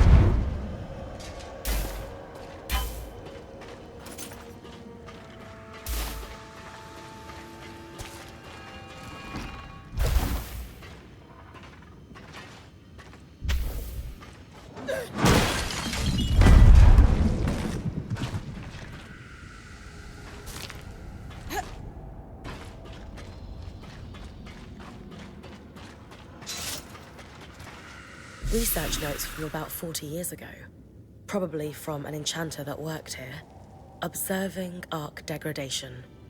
Looks like there was an expected and normal amount of degradation observed in the arcs following the surge. But once the arcs start killing civilians, it says, this is a systemic failure. What could that mean? It means the arcs weren't sent to attack us as a means of defense. They've lost control over them. A final note scrawled on the cover page. The Archons will be no use in Asylum's execution.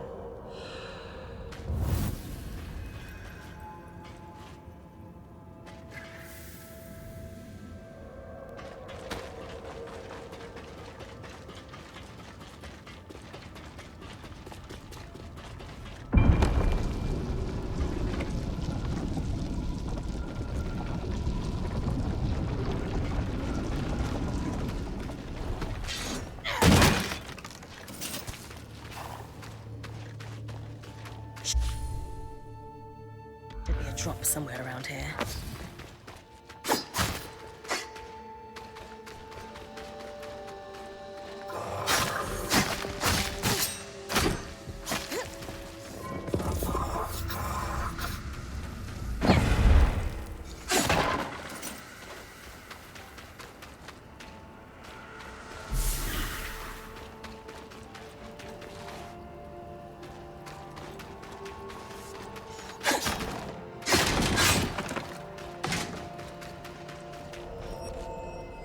Must be the garrison. Enclave soldiers would have slept here during training.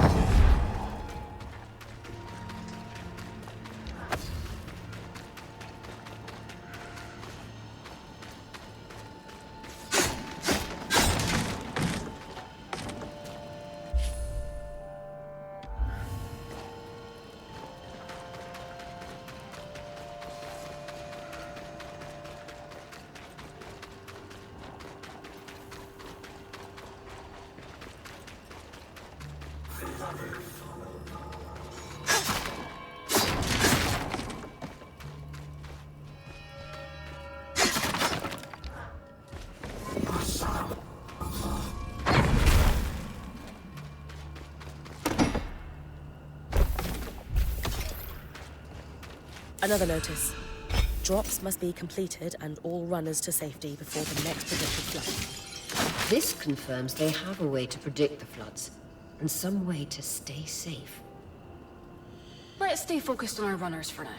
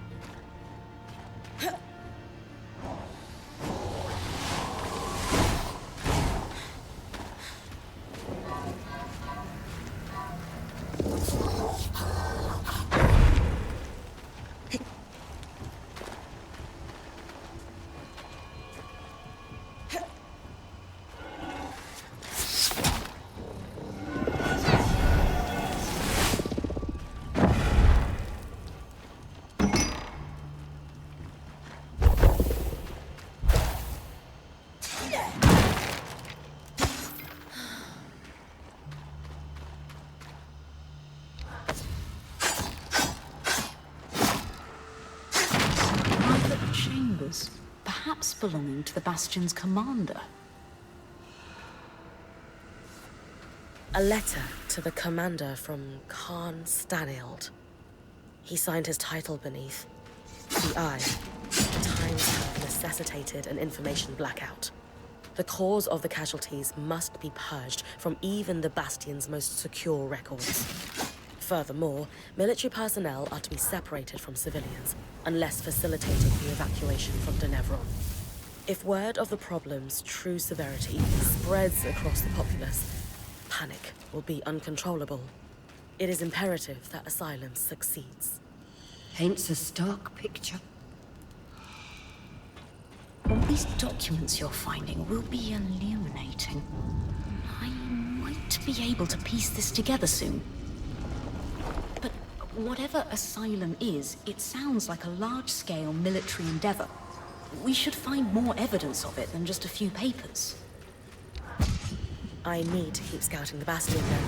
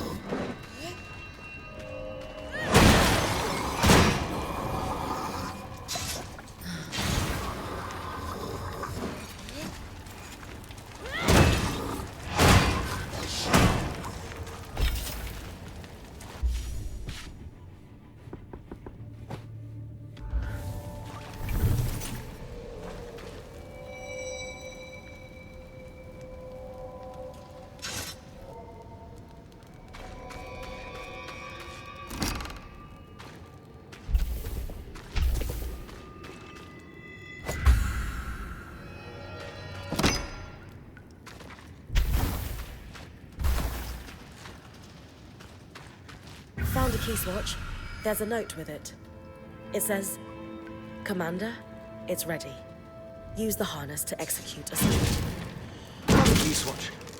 Wonder if it will lead us to whatever the harness is. Only one way to find out. With the documents you found in the Bastion already, wherever that key swatch leads must be a crucial piece of the puzzle. I'll use it when I'm ready then.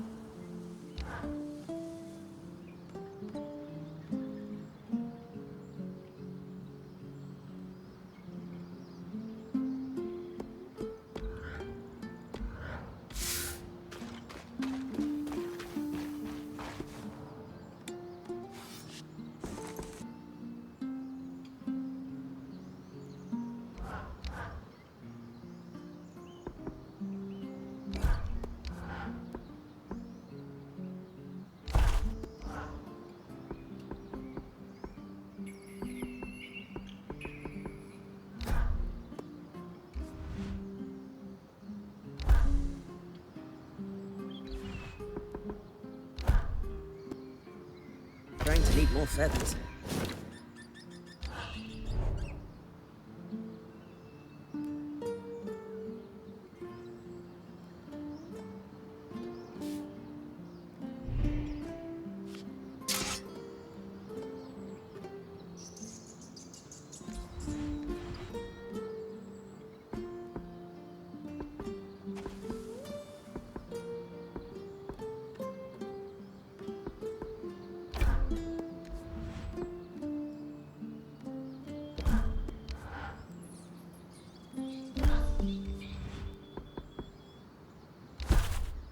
the tricky part's the balance.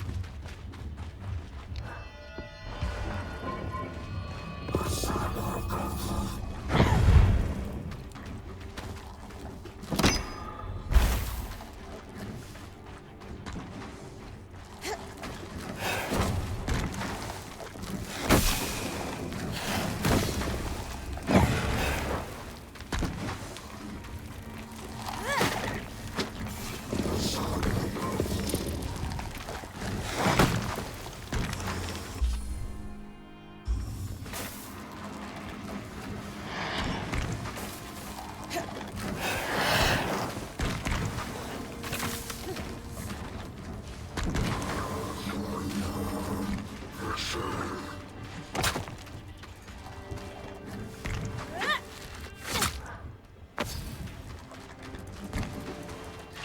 a drop somewhere around here.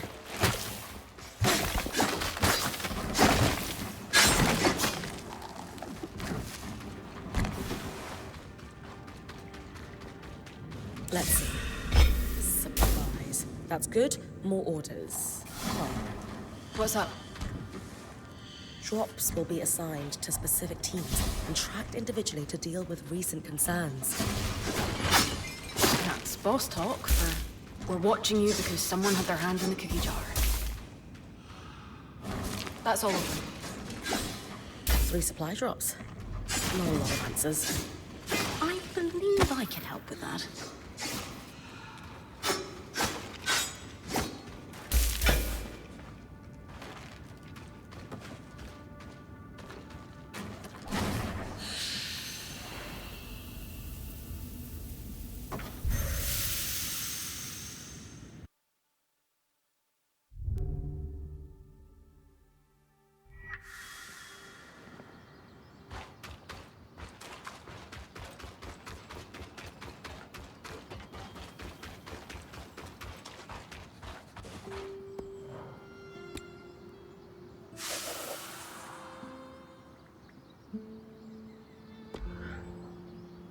Yes, and if the R is with the numbers of false increment that just indicates spaces.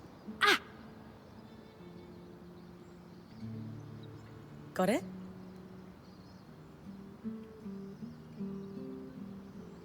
Yes. I'll translate all that we have and we can discuss it with Casmin. Good stuff, Lane. We need all the information we can get. And valuable insight into post-surge society that developed here.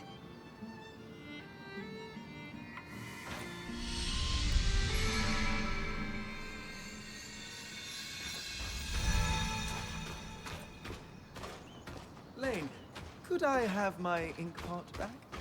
You borrowed it quite a while ago. Yes, of course. Just...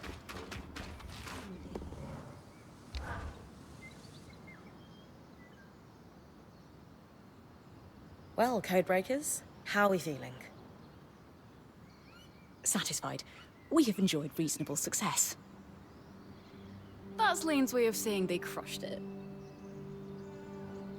Notes being passed between a brother and sister, quite candid, and dissatisfied.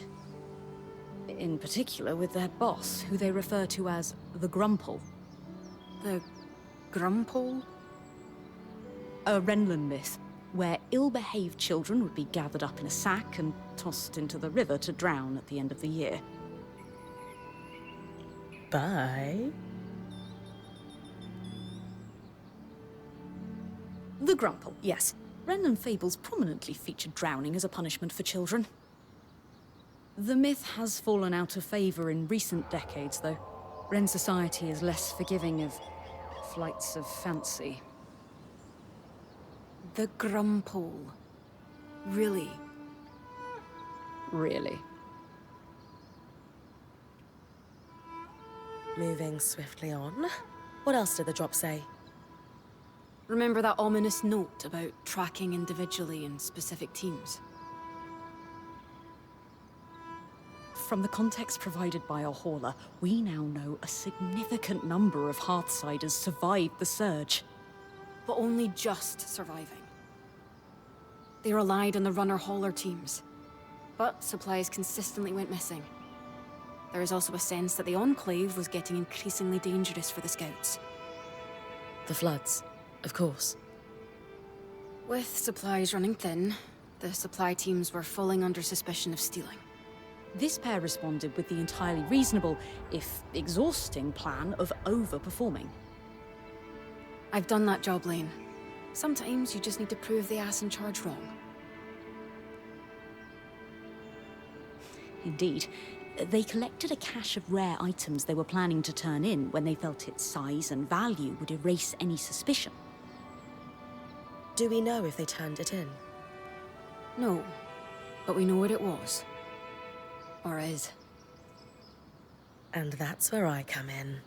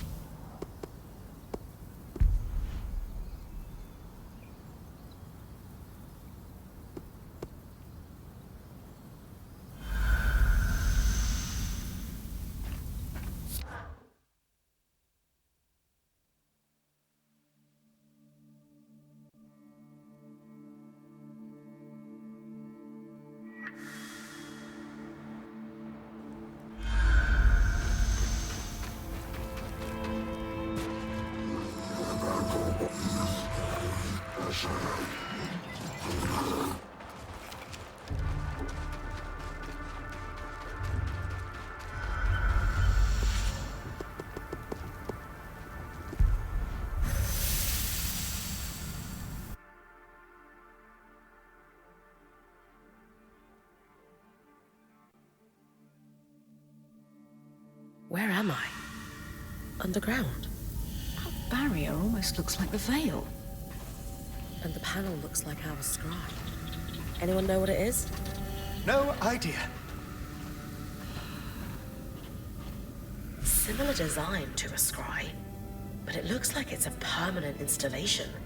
Like it interfaces with the room. Could this be the harness? Must be. It seems like Asylum involved sealing away whatever's beyond this barrier.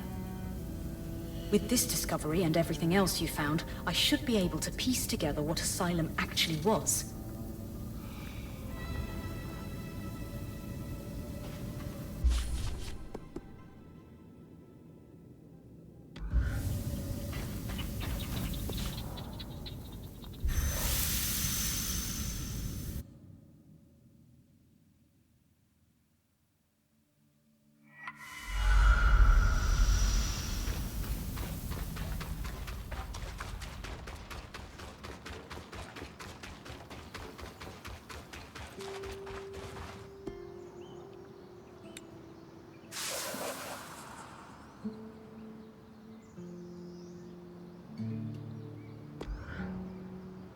Years after the surge, there was an inexplicable spike in casualties. You don't think it's due to the Arcs going hostile? Well, that may be part of it, but we can't be certain due to the information blackout. All we know is that it nearly wiped the Hearthsiders out. What seems to have saved them was Asylum's execution. A defensive measure that involved sealing the underground behind a magical barrier. Almost like the Veil. Exactly like the Veil.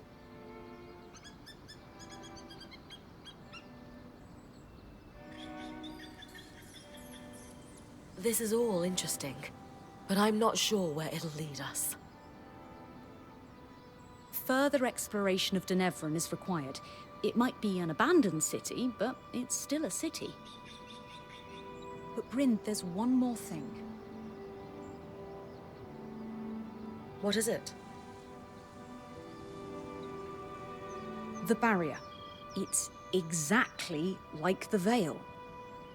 Yes, you said that already.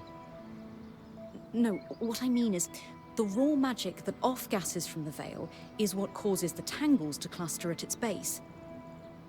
In speaking with Darm, we theorized that this second barrier could potentially be doing the same thing. Except in a more pressurized environment, like, say, within a barrier of kinetic magic. It's causing the floods of miasma. We believe so, yes.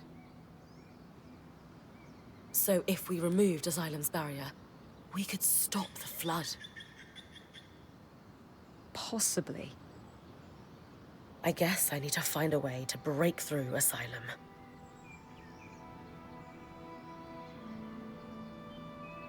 Agreed.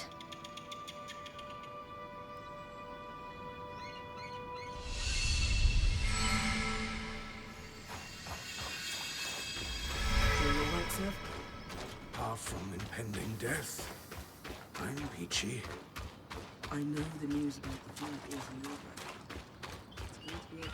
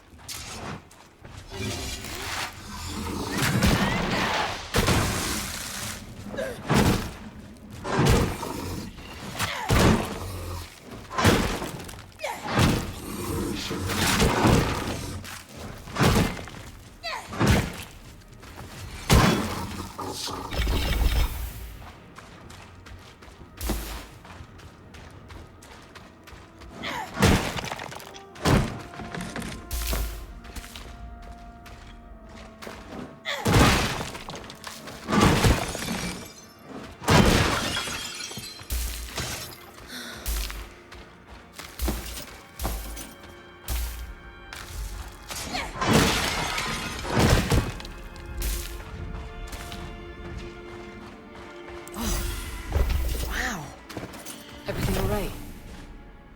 Yeah. There's just so much. Oh. And a letter.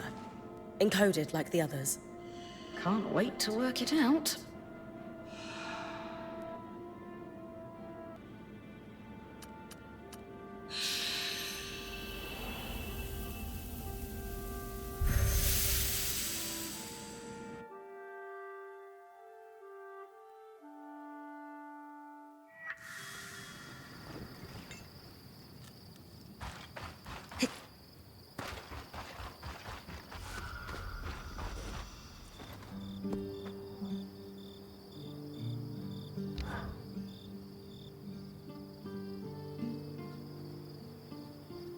So, the letter.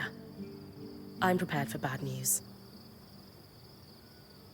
How did you know?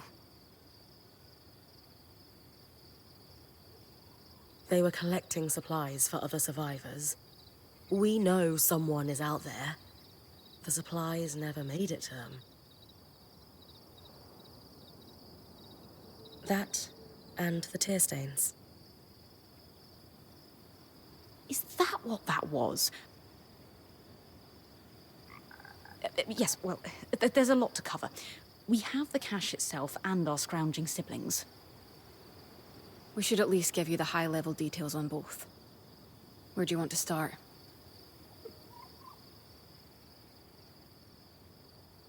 Talk to me about the supplies. They did astonishing work. If I weren't sure they're both gone, I'd hire them. Indeed, a robust collection, including several enchanted objects we barely recognize. They had a keen eye for things that could decay and took care to preserve them. You two sound giddy. If there's one thing Lane and I are passionate about, it's preservation of rare objects. That's enough about the cache. Sure. What did the final note say? Yes, right. It was a farewell. One sibling disappeared. The runner. I thought the runner of the pair was the one we found. So did we.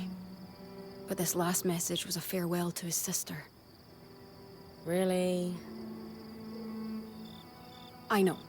But apparently their boss had been ordered to stop wasting resources on the search. And so our hauler left this farewell, hoping his sister might find it on the off chance she was alive. He was going to remove all their other messages so their plan wouldn't be found out. We postulate he was on his way to do that when... When the flood caught him. These people, however many are left, they might really need our help. They're still organized and have a command structure, but it sounds dysfunctional. Let's move on to something else. Of course.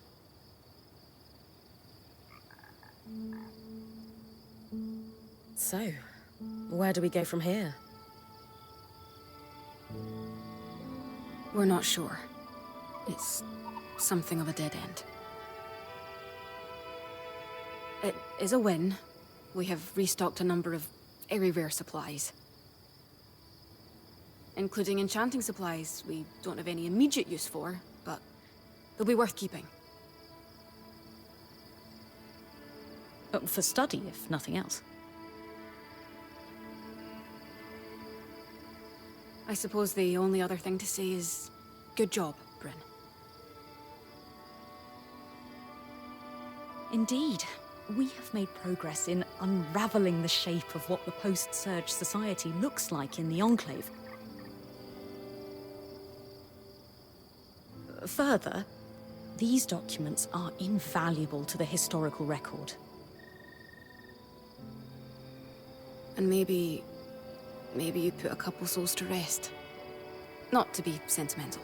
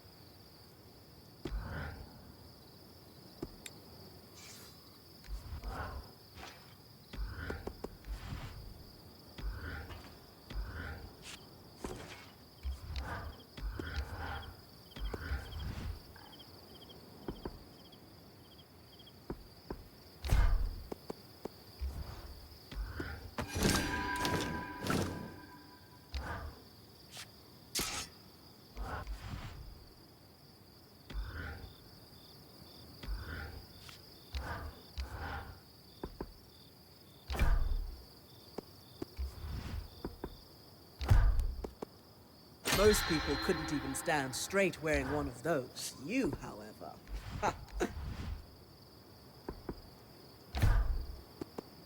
Good balance of protection and mobility.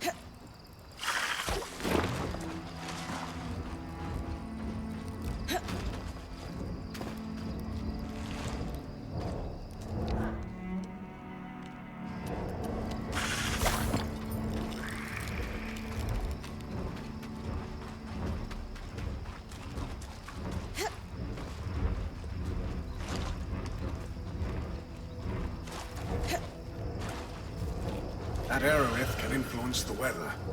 Almost certainly why things are frozen over. Malfunctioning, then. Indisputably. The ice buildup must be causing a cyclical localized reaction. Sure. I'll take care of it. Good idea. Swampy environs and intense cold is bad even for Enclave parchment. Best to lower the risk.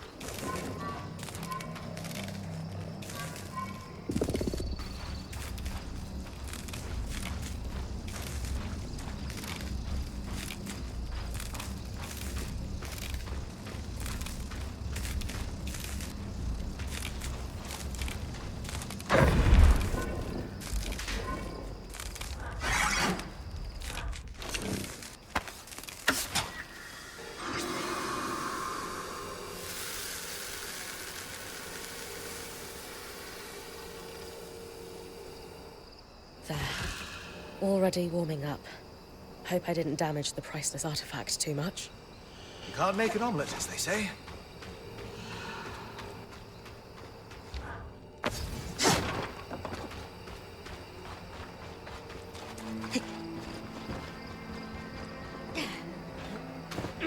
A lot of notes here. Water damage from the cold and melt, though. Let's see. Materials. Huh. That's how you visualize a pattern. Lots of marginal notes. These have to be from Lucia. Ah. She mentions a flood in the later passages. Sev and I will look at these together with her book then.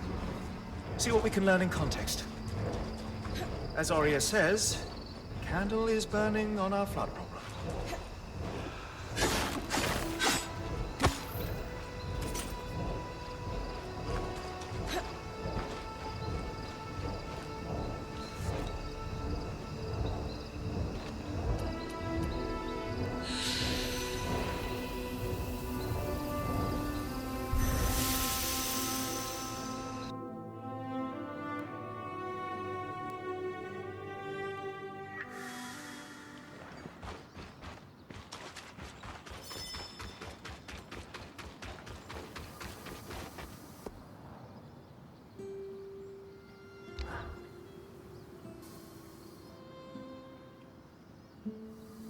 Any luck with the materials we gathered from Lucia's workshops?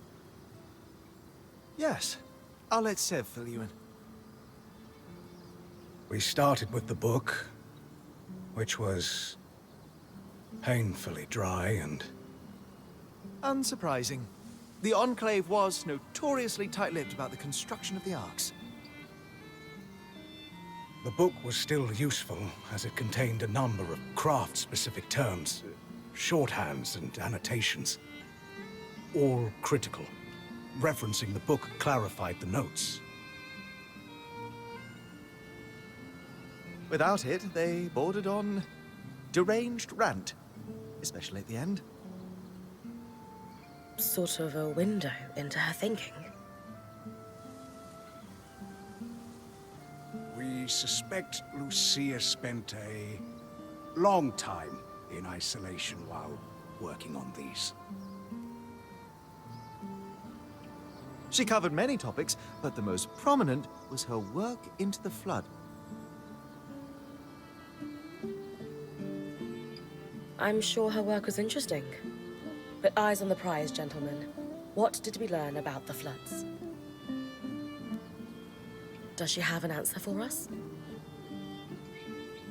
Partially. This is a design. Her research led her to one conclusion: to stop the floods. She needed to disrupt a barrier of some sort. This confirms our theory from earlier. She's talking about the barrier established by Asylum. Her design is detailed and specific. The device it would create inverts the flow of magic and enchanted objects, disrupting them for a time. We think the devices we found on the arcs were prototypes, small experiments to determine efficacy and duration. So what's the catch? If the Floods are still happening, clearly she didn't build one. Lucia's thimble, as she calls it, requires some highly specialized components. It has to withstand considerable magical flow, far more than what's produced by an arc. It's like how mass scales exponentially. Just because you can build a scale model of an aqueduct doesn't mean the real thing can support its own weight. Thankfully, that supply cache you found has the necessary materials to handle that kind of magical flow. Solar can pick up where Lucia left off then. Exactly.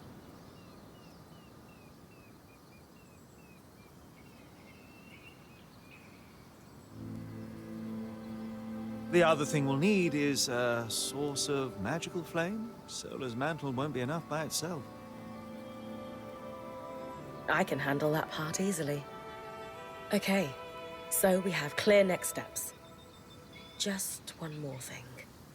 What happened to Lucia? The Flood. Our best guess, at any rate. There's no sign of her.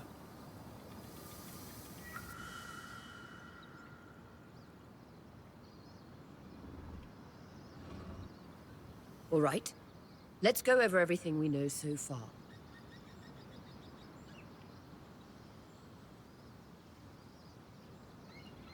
We know that, for a time after the surge, civilians continued to live in Tenebron until they were forced to evacuate the city. We're still not sure the cause. Wherever the Hearthsiders went, they're still actively sending scouting groups to scavenge for supplies. From the uniform, the creeper who was watching Brynn sleep belongs to one of these groups.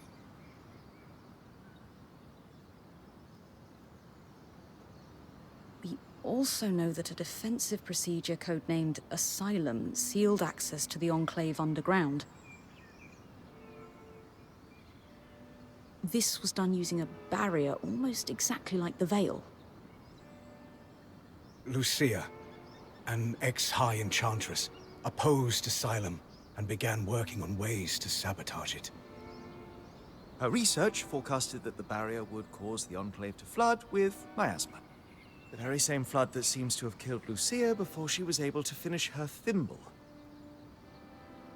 But We have her design. It could disrupt Asylum's barrier. So Lucia's thimble is the key to our survival. It's less a key and more like a magical battering ram. Whatever works.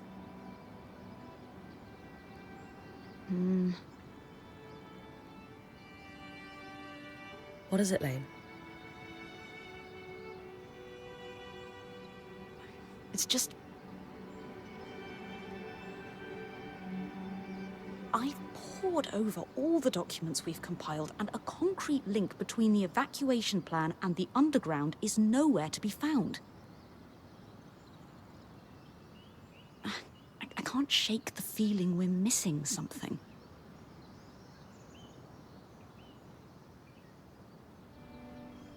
The Enclave destroyed a lot of information from their documents.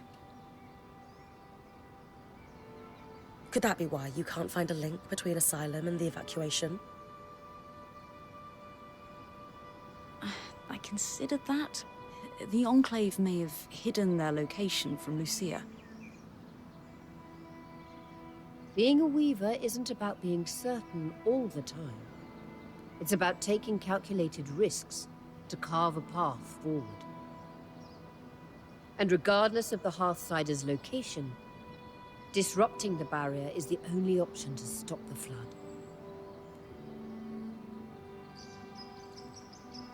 You're right. I just hope that if we did miss something, it doesn't come back to bite us. Even if it does, we will handle it.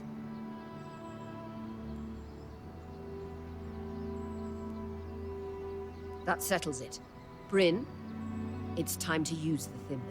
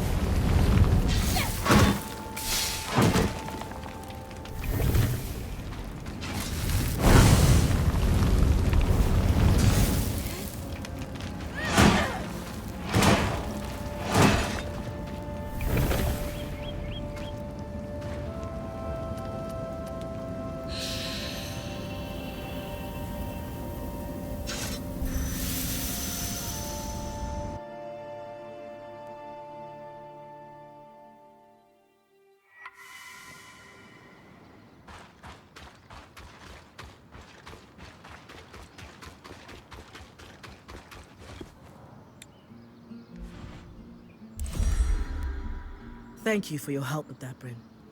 You've a deft hand for flame magic. You can wear Sev's apprentice hat for one day. Also, Lucia knew what she was doing.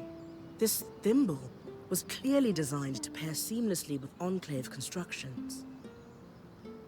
Must be her experience as a high enchantress at work. Based on Lucia's notes and what we discovered at the Bastion, this was custom designed to disrupt Asylum's barrier.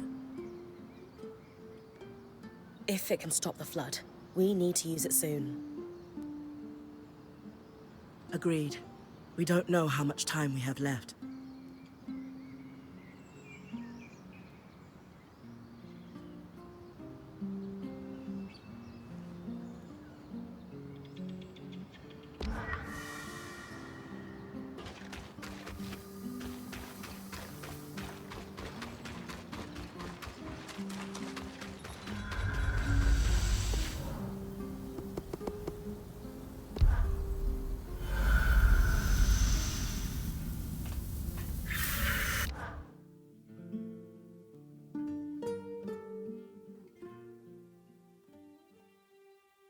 That console that looks like our scry should be the controls for the barrier.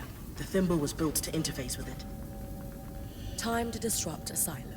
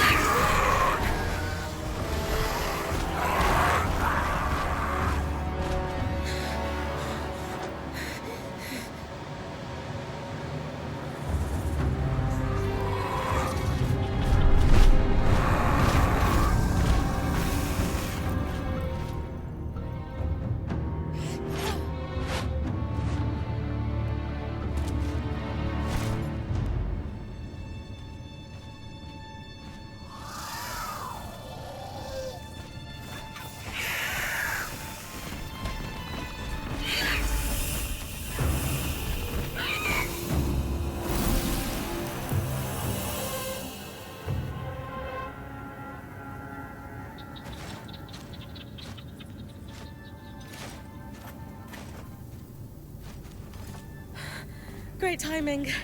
I owe you one. You need to come with me. All of you.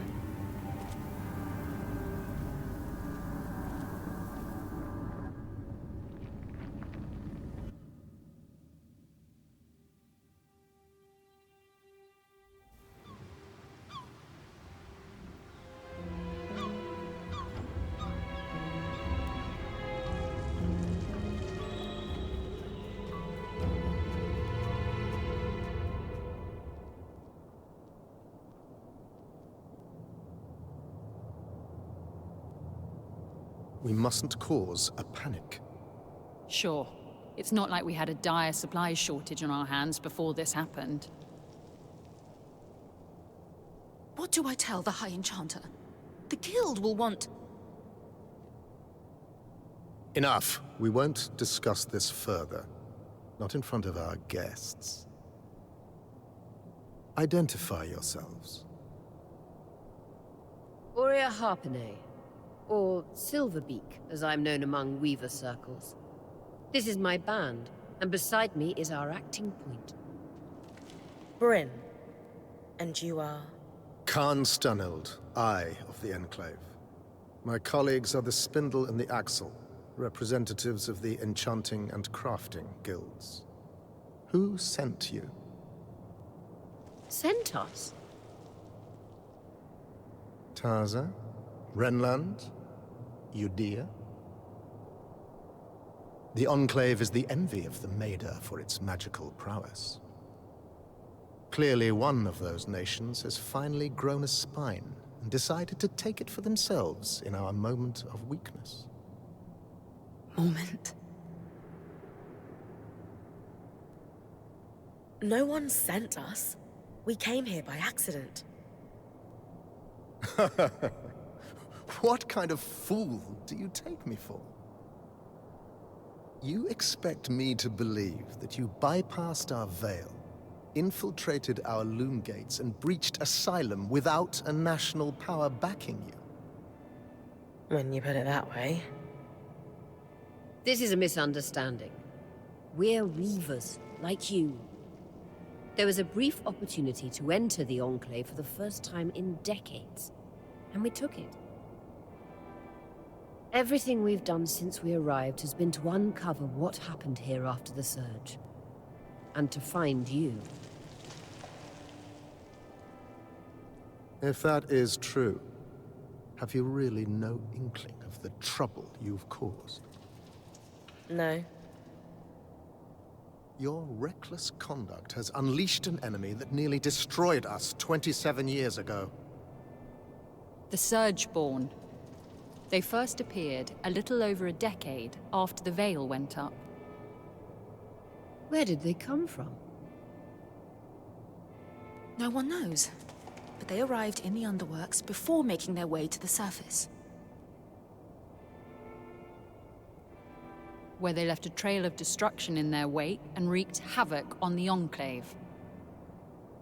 Causing casualties to rise.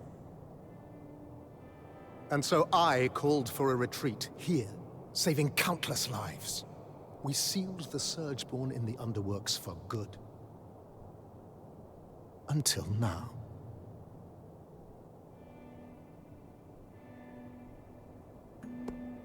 Hey, we can put the Surgeborn back where we found them. What goes out must go in, right? That is not precisely a fundamental law of nature. Your actions are irreversible. We no longer have a method to contain the Surgeborn. You didn't have a contingency plan? Asylum was the contingency. Look, Surgeborn or not, we had no choice but to remove the barrier. Though, I suppose we owe you thanks for warning us about the floods. Who warned you? You did. Did we? I'll deal with you later. While we can agree Arakin breached no contact protocol, it has proven to be the right decision. The floods were growing worse, and now they have stopped. even if fixing them has introduced a new problem. One my band would be more than happy to help you solve. Ha! Work together. Sorry to interrupt, but you mentioned your last name earlier. Any relation to Shireen Harpenay? She was my mother. Of course! I mean, before my time, obviously, but she's still renowned in the Enchanting Guild. Her work is remarkable. There's a statue of her in Denevron, you know? Oh. I can't believe she didn't mention that. There is so much I'd love to ask you, but for now, Aurea comes from a long bloodline of outstanding and renowned weavers. Shouldn't that buy her band some grace? Your presence in the outskirts will be tolerated. Nothing more. What about the Surgeborn? What about them? Shouldn't we work together to deal with them? We could use the help. The Surgeborn are a problem for anyone in the outskirts, not us. Cassidon's Hold is a fortress. The scouts do head into the outskirts to scavenge for supplies. We'll take our own precautions. Speaking of, we have pressing matters to attend to. But... Enough! My word is final. Brynn, the one that led us here is clearly the one that warned us. Try to talk to him before we leave. Maybe he's willing to work with us. Will do.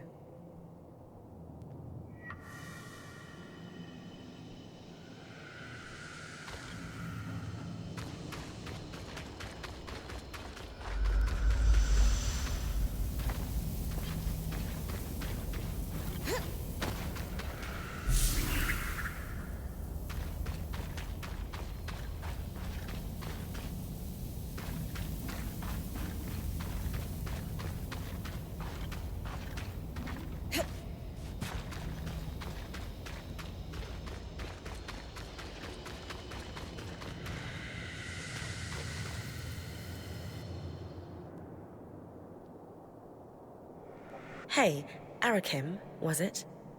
Oh, just call me Arik. Well, Arik, I never got a chance to thank you. You know, for grabbing me before I fell to my death. I think you had it. Besides, I couldn't let you plummet into a chasm. The Eye is pretty peeved with me, but hey, that's just a bonus. You seem awfully trusting of us, considering the terrible first impression we've made. I was spying on you the first time we met, so let's call it even. Sure. Maybe you know everything already then, but have you got any questions for me? Just one. Why are you here?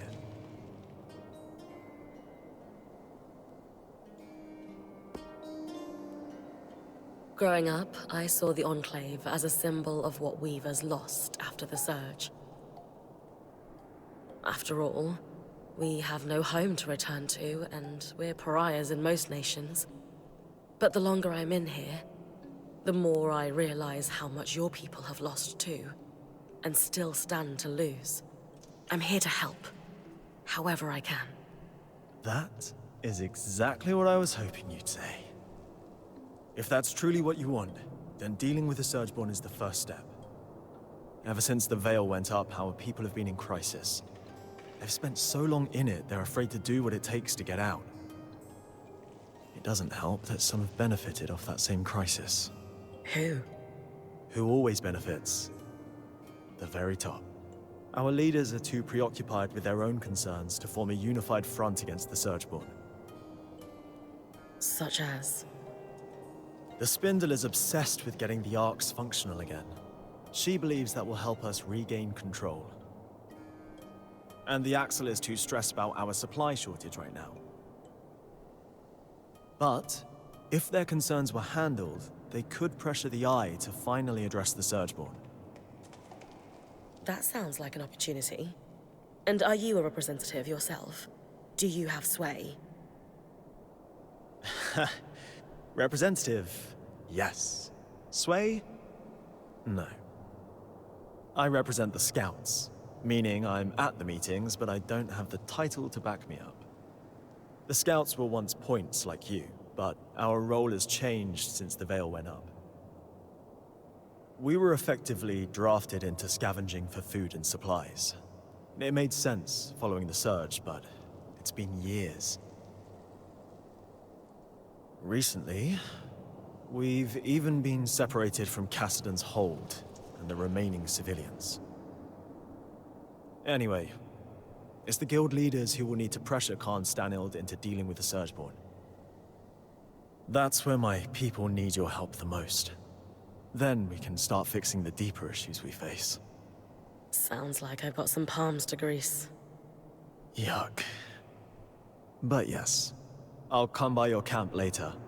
We'll be able to speak more freely there.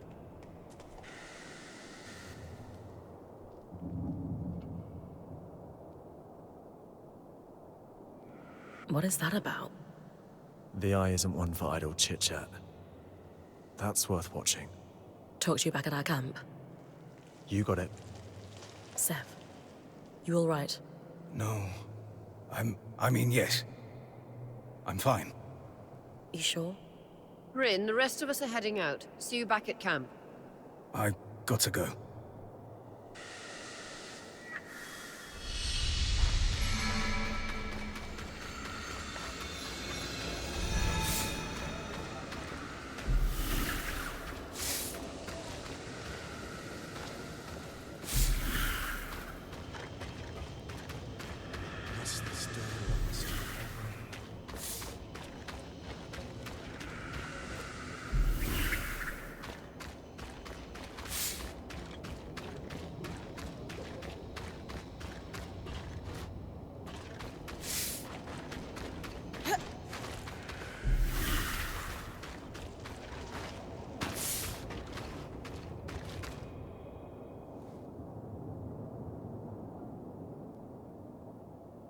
Need I remind you that your access to Cassidon's hold is restricted? Oh. I didn't mean to intrude. You would do well to mind yourself, newcomer. Or risk losing the privilege of coming to Cassidon's hold entirely.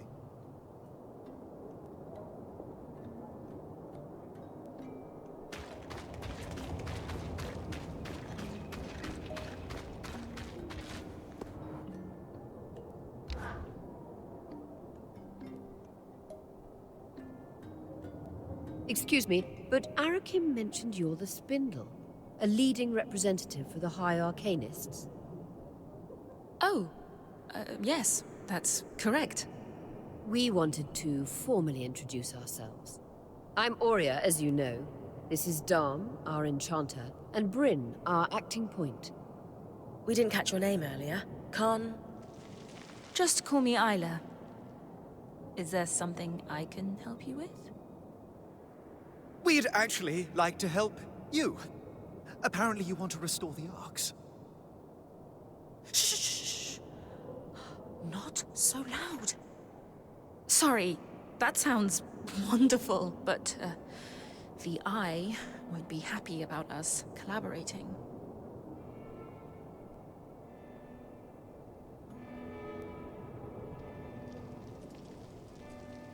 Pooling resources and sharing knowledge is hardly a bad thing. Why would the Eye be upset about us trying to help you? It's complicated. Anyway, I do want to fix the Arcs. More than anything. I just need you to be quiet about it. Okay. We'll try, but forgive us if our excitement bubbles over and we forget. It's Darm. He's the one that might forget. We know that the Arcs began malfunctioning after the Surge. A select few were even sabotaged. Any idea on what caused the other malfunctions? Some theories, but nothing solid. Anyone who knew how to create Arcs, let alone fix them, died before I was born. I've tinkered with an inactive Arc that's lying near the Grand Gate, but It would make a world of difference if I could study a resonance that was freshly harvested from a great arc's pattern.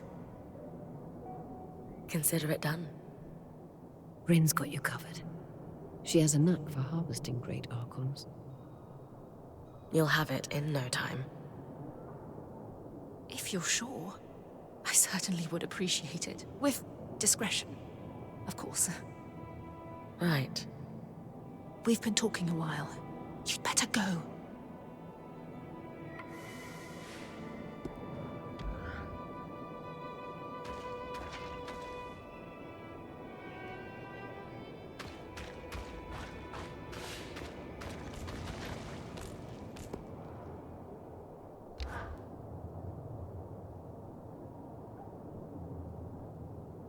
I am simply telling you, as the foremost leader of the Enclave, that I don't want you getting distracted.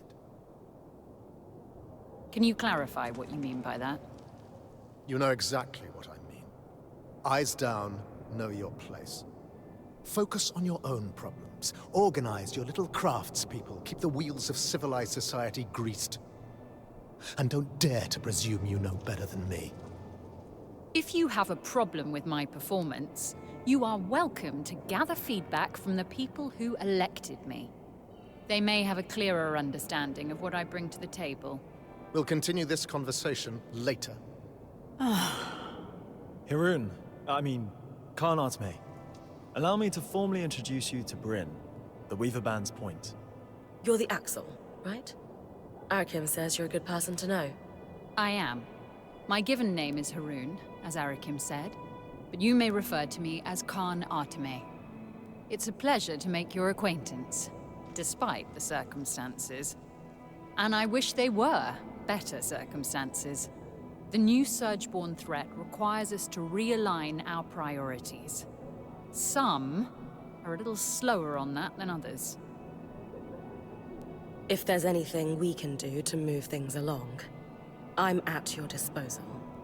What about the supply shortage? I've seen her in combat. She's better than any of us. What's her help look like? I'd prefer if she could avoid unleashing another apocalypse on us.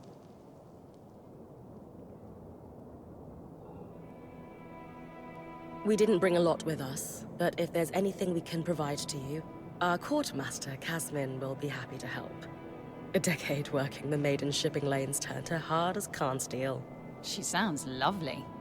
But unfortunately, we're supplying 10,000 people, not 7 weavers and their pack beast. And I doubt you'd have enough on your caravan to make much of a difference. Fortunately, there's a silver lining to your Surgeborn mess that could solve the problem. Count me in. Right. With the Surgeborn unleashed, we're anticipating casualties and damage to our facilities. However, there's a restricted area in the underworks that we lost access to decades ago when the Eye sealed it. The Institute, an arcane laboratory where the Enclave conducted its enchantment research, among other projects. Inside the Institute lies a significant supply cache. Its contents will be enough to keep us going, for the time being. If the notes the previous Axel left me are accurate, though, there's an additional complication. Of course. The Surgeborn secure territory by building structures, akin to insect hives. The Institute is likely overrun with them, and has been for 20-odd years. So, the Surgeborn are a long-standing threat to the Enclave. I wish I were old enough to remember what it was like to live without the fear of the Surgeborn. As a child, I sat awake every night worrying about them. Though with knowing what I know now, I should have been even more scared. I'm sorry you went through that. It must have been horrible. Thank you. All the more reason to actually do something about the problem, instead of spending our lives cowering behind the walls of our glorious fortress. You'll hear no disagreement from me, now that the game board has been upended. Sounds like I need to clear any Surgeborn hives from the Institute, then. That'll thin them out enough that my scouts will be able to access the supply cache without much trouble. Now that Asylum is lifted, we should be able to access the loom gates in the Institute again. I'm going to trust you with this key swatch. It's been gathering dust for over 25 years. Only the Eye would let such a crucial resource sit there for that long. Yes. If we're clear on everything, I'll get back to work. My list of obligations grows by the minute. Someone has to keep this goddamn fortress running.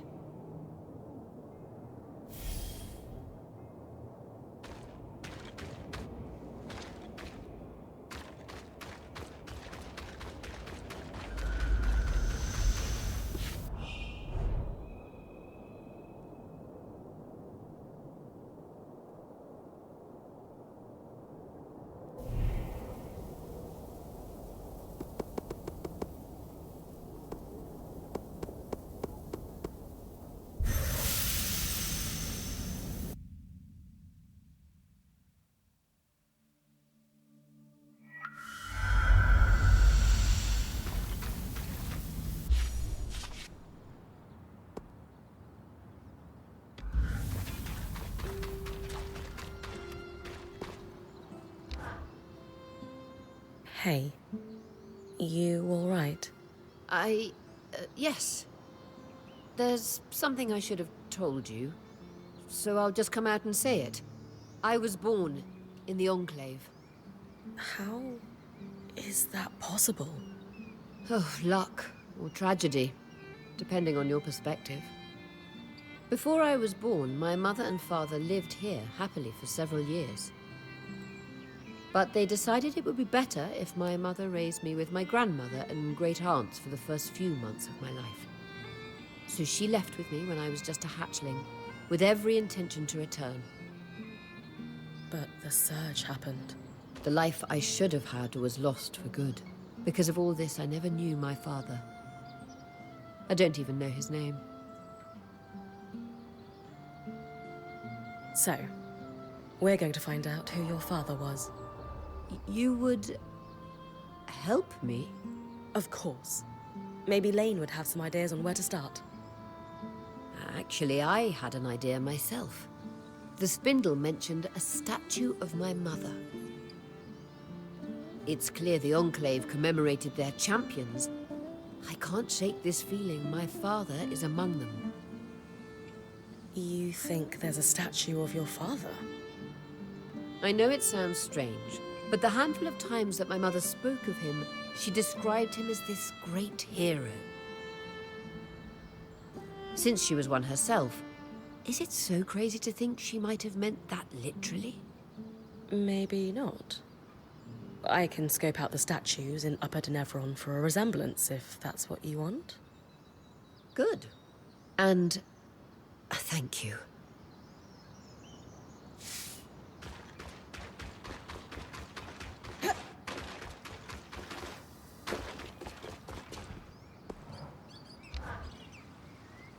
How are you settling in, Eric? Things going well? Good. Yeah, they're fine. Just good? No, not really. Something's going on at the hold, and it's making the hairs on the back of my neck stand up. The Eye publicly scorched you for opening up Asylum, and yet I've heard him telling the Spindle that this could be a good thing. Meanwhile, the runners are stretched paper thin keeping supplies moving. Which, of course, leaves my people no time to deal with actual threats. Sounds like you could use some help. What's the problem? Really? Oh, dancing winds, where to start? No, wait, I know. The Spitfires. A particularly aggressive group seems set on spreading through Denevron. In particular, they're building nests in some areas I was hoping to use as training grounds, but we had to pull out due to the risk. Would the areas be safe if I took care of the nests? Yes, though the nests are very durable. They will turn brittle if you get them cold enough. Consider it done. Anything else? Maybe an odd request. Could you ask Oreo if I could power the scry while you're tackling them? Why not ask her yourself? I feel like I have a lot to learn from Oreo and how she works with you. And it's strangely intimidating to admit that to her directly. She is a force of nature. I get it. I'll ask.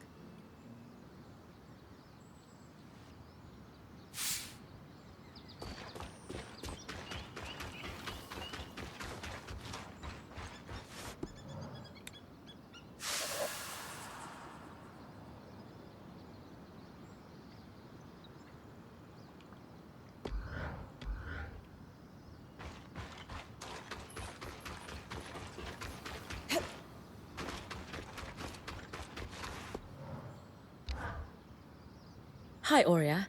I am here on behalf of Arakim. That's weirdly formal. Everything all right? He finds you intimidating. Personally, I don't see it, but I thought I'd be extra polite for his sake. He does. Good. What does he want? He's wondering if he could power the scry while I run an errand for him. He's hoping you'll give him tips. Happily. But feel free to tell him I was a bit scary, to keep him on his toes.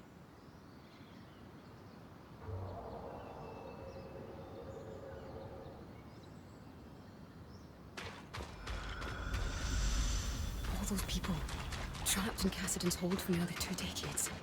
And everything they lived through before that. Good news. Ori is absolutely willing to give you pointers on the scry. She joked I should play up her scary side, but honestly, she's an incredible mentor. You'll be fine. I've coordinated lots of operations from Cassidon's hold, but I never had much formal training. More self-taught. A chance to learn from someone with decades of experience is an incredible opportunity. I'll be there with you then, when you get close to the nests. They're in the Bastion's yard and Envoy's Landing in Upper Denevron.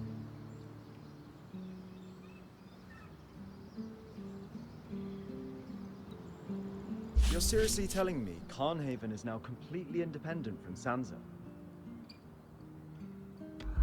Brynn's parents fought in the war. Wow. I guess it makes sense that our history books are a little out of date. I never imagined so much would change.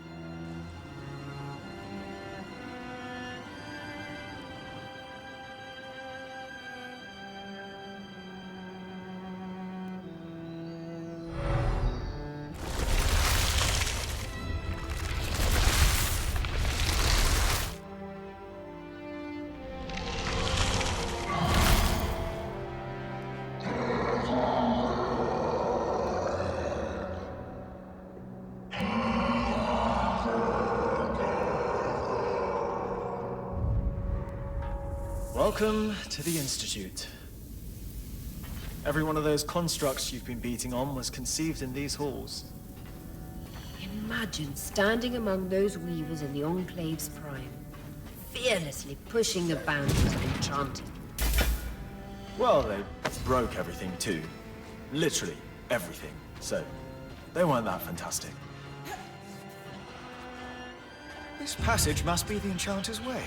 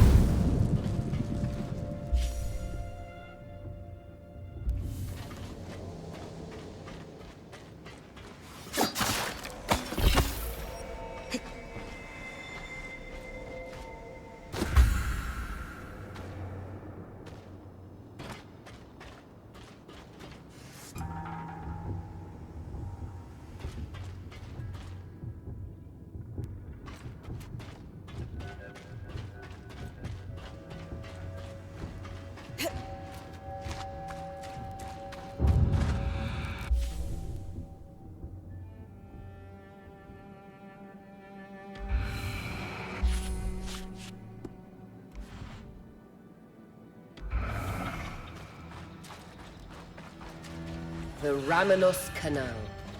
Named, of course, for Arden's right-hand woman, Diane Ramenos.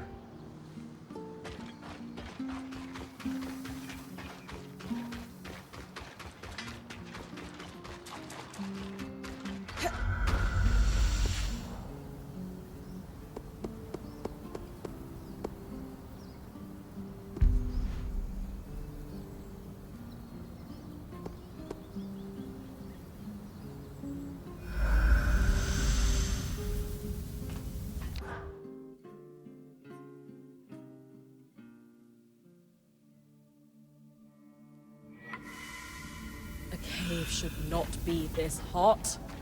There are times I wish our forebears had cut a few corners. But no, everything still works decades later. It just works wrong.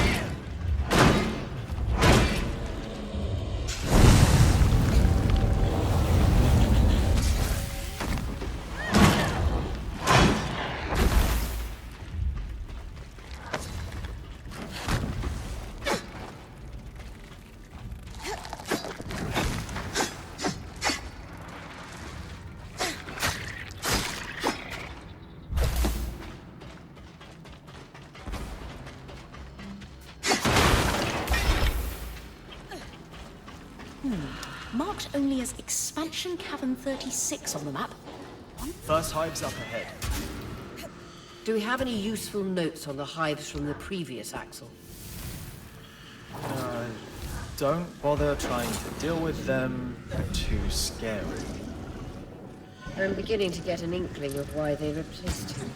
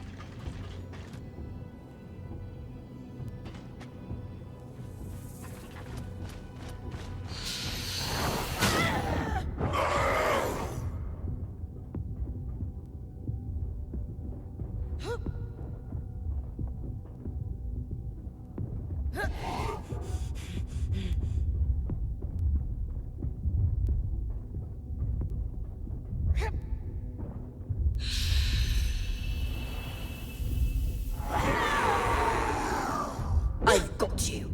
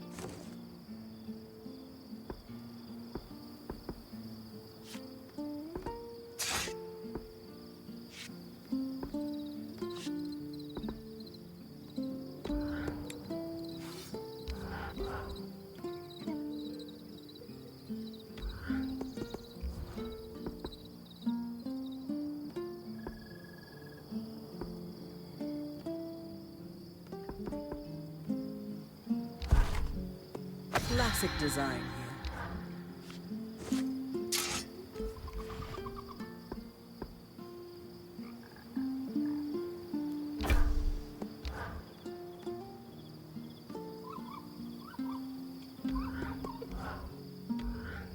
The tricky part's the balance.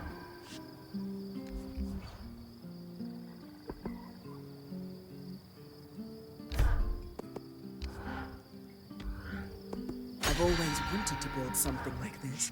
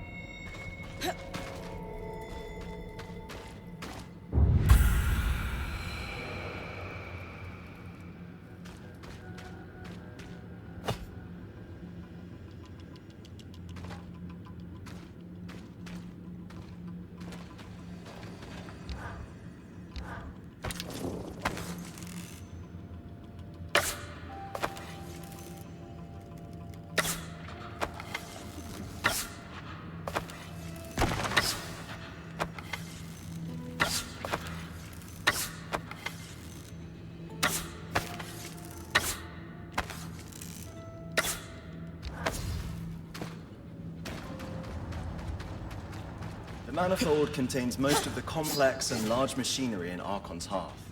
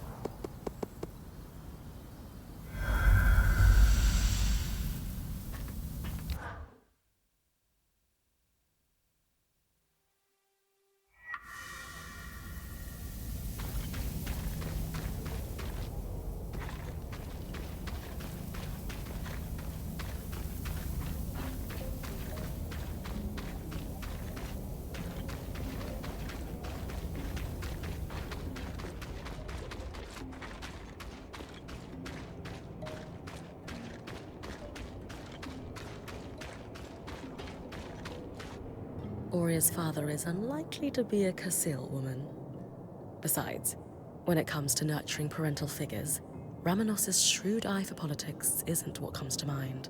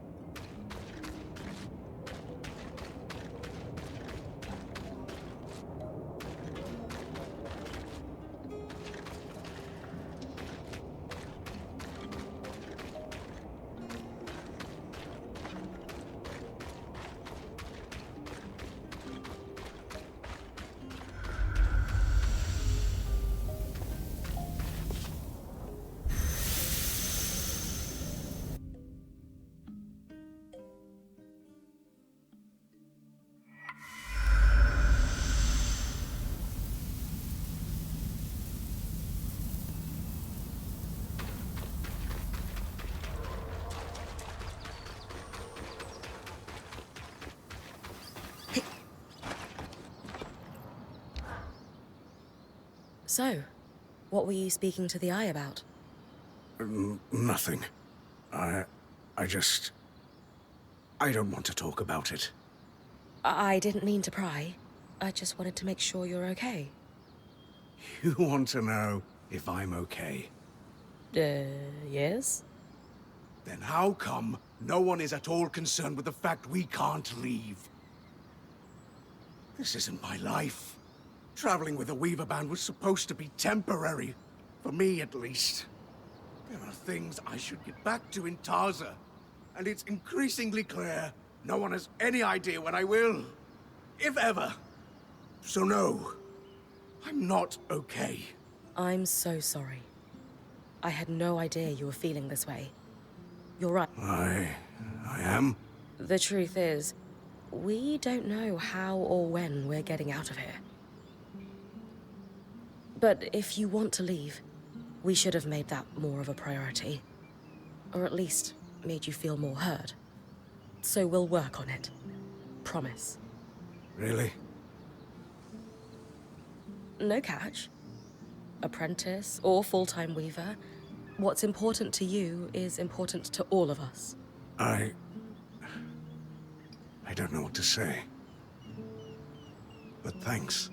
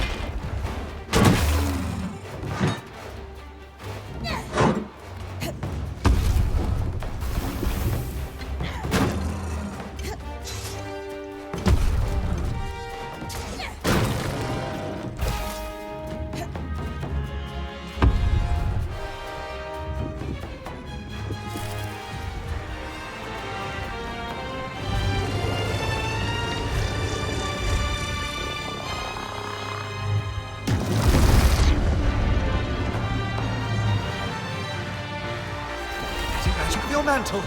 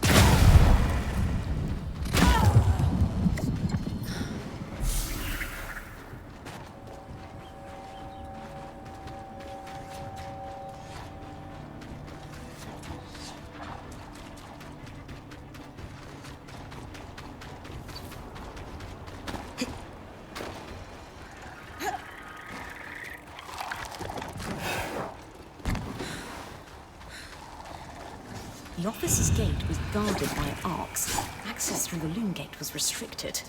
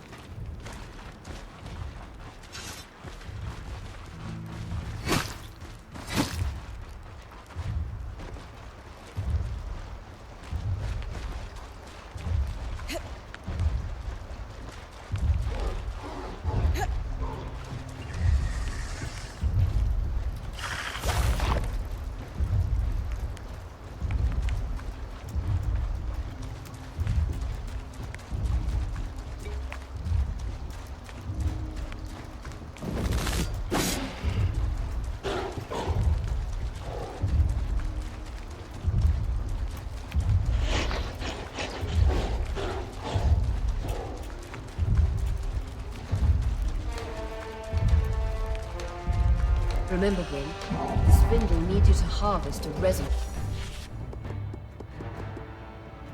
from one of these massive arcs.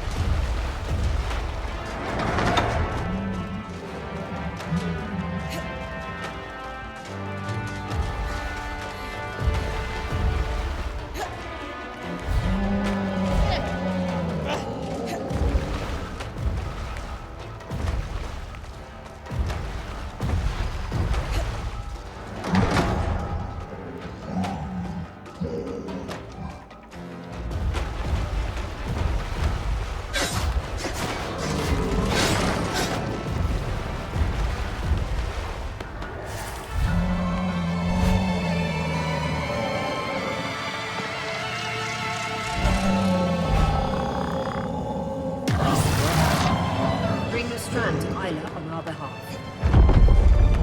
This will be enough to dispel her nerves. Only one way to find out.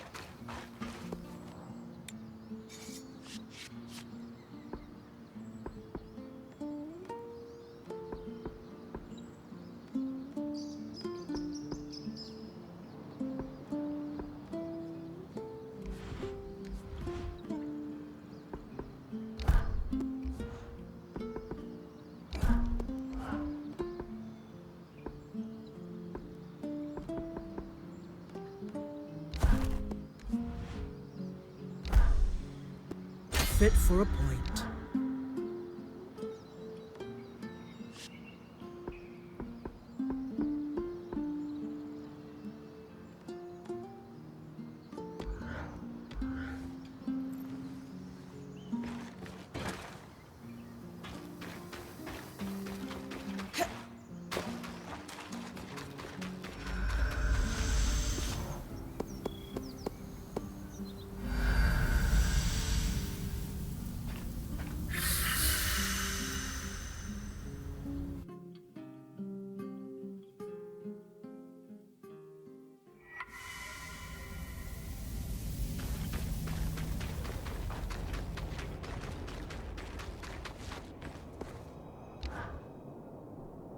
A resonance, freshly pulled from an arc's pattern, as requested. By the flames! You can't be serious! This is incredible! You know, great archons weren't built with patterns. They formed. This will propel my research faster than... What is this about? Nothing. Is that so? Then why is this rogue point harvesting archons for you?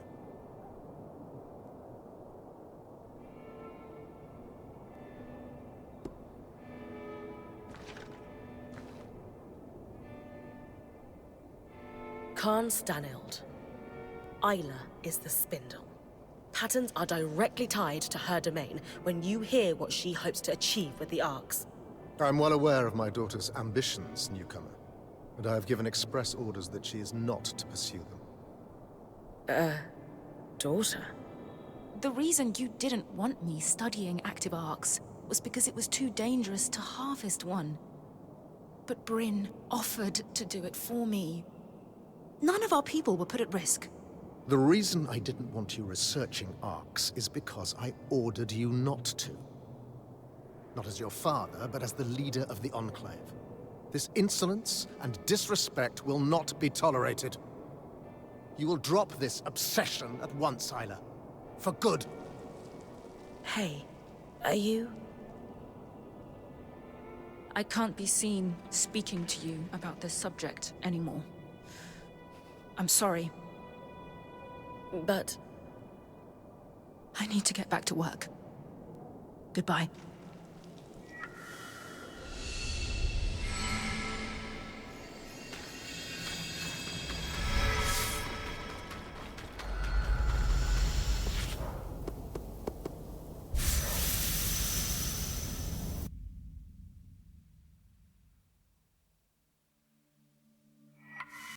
Brynn? Hi, Zola. Everything okay? Oh, yes. Welcome back. It's good to see you safe. Could we talk when you have a moment? Of course.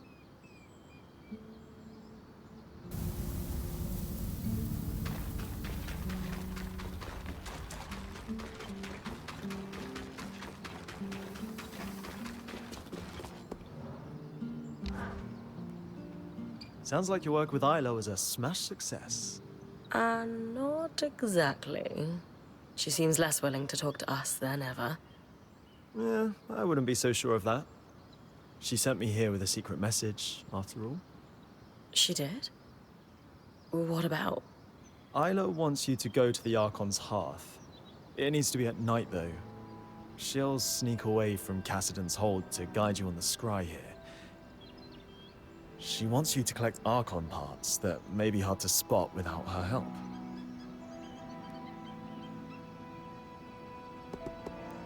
The Eye, well, her father, was livid when I brought her the resonance. Couldn't Isla get in trouble for sneaking out? I know. Oh, she's never been cooler. But yes, she could absolutely get in trouble for this. We should make it a quick trip. Got it. What parts does Isla want me to collect? There'll be 3 what's-its, 4 who's-its, and maybe a thingy or 2? For a guy delivering secret messages, you're not really a detailed note-taker, are you? I glazed over when she started listing the parts, and Well, we decided her sneaking out to guide you on your scry was the best course of action. Besides, even if we knew what the parts were called, there's a lot of junk down in the Archon's Hearth. It wouldn't be easy to spot on your own. I've been to the Archon's Hearth already. But is there anything you think I should know? You enjoy diving into restricted areas, don't you? Hey, it's literally my job. The Archon's Hearth is where all arcs were created. We lost control of it almost immediately after the Surgeborn appeared. Not that we had much use for it. The Surge hit it hard, and most of the weavers who knew how to build arcs died as a result. But all the materials to build arcs are still there. Hence, the spindle wants you to go. I appreciate you being the middleman, Eric. Sounds like I'd better get to the Archon's Hearth. Enjoy the trip. I hear it's toasty when you get deeper in. It is basically a giant forge for arcs, after all.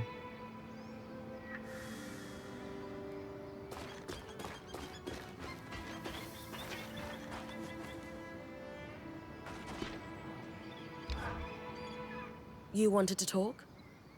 Mm-hmm. Can you walk with me?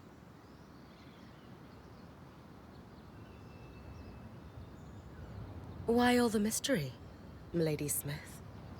In a word, I'm worried. About?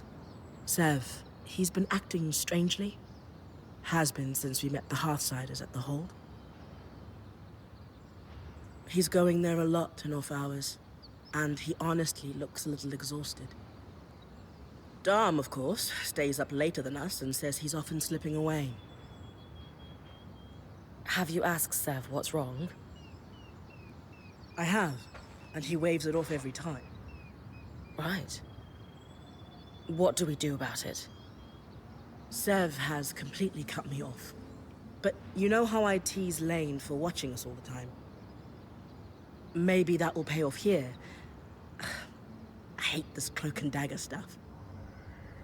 You do? You seem pretty good at it. Talk to Lane for me.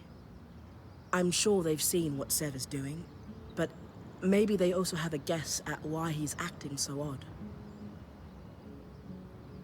Okay, let's go back before anyone gets nosy. And if Sev asks, Blood Moon cycle. Not sure if Ram blush, but he sure does. Got it.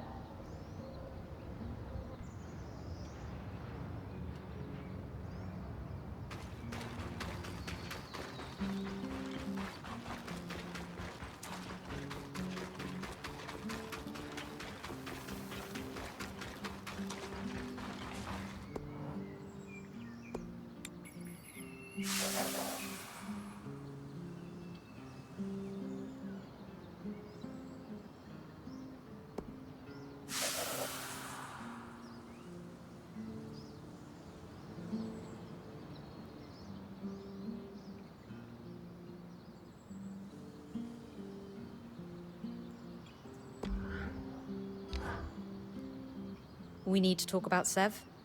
Wait, you know why I'm here? I'm a keen observer, and you have no Pangel face. Also, Solar has many strengths, but subtlety is not one of them. Sev, however, is somewhat more adept at hiding things. He's been moving back and forth between here and the Hold quite regularly. Let me ask you something. Did you notice anything odd when you were at the Hold? There was a moment when Sev approached the Eye to speak alone. Ah. That confirms my suspicion, then.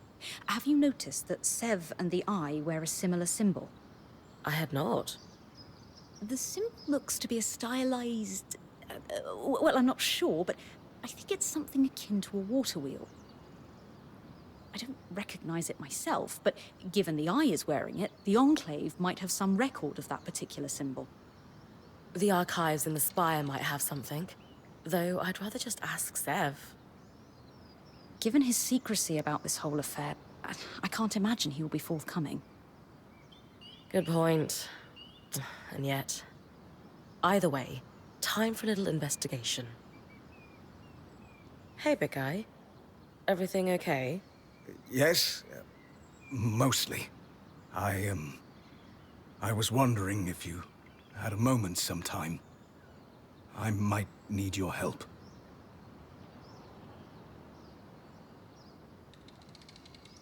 You know you can count on me, Sev.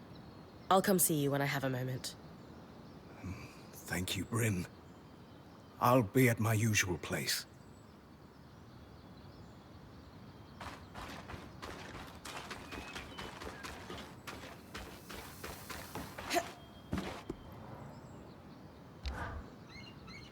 You said you needed some help, Sev? What's up? Have I ever told you how I envy your clarity, Brynn? How so? Maybe I'm just romanticizing it, but you seem like someone who's always known what you wanted to do. I was born in the tail years of a liberation war, Sev. It never made sense to me that I couldn't be anything I wanted. So I just decided. I wish making decisions came so simply to me. Perhaps you can give me pointers when the time comes. Anyway, I've been working on a side project to help the Hearthsiders, and I'm having trouble sourcing some rarer components.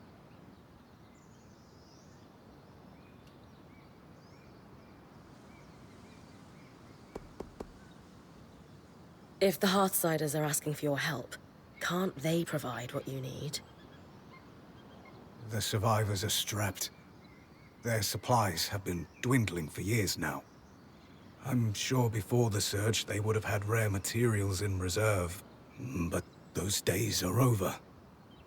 So, I have to ask for your help.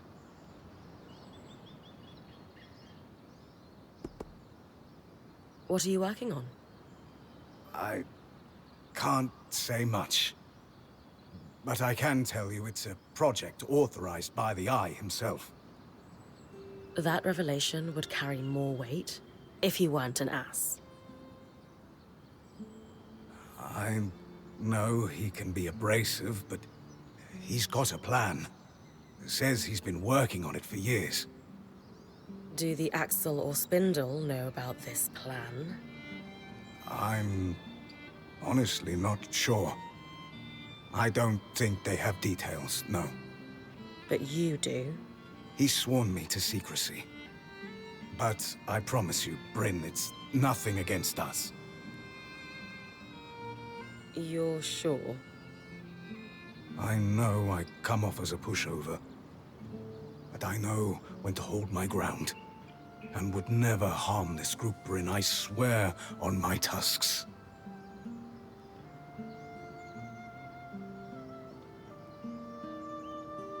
I'm game, but I want you to know I have reservations.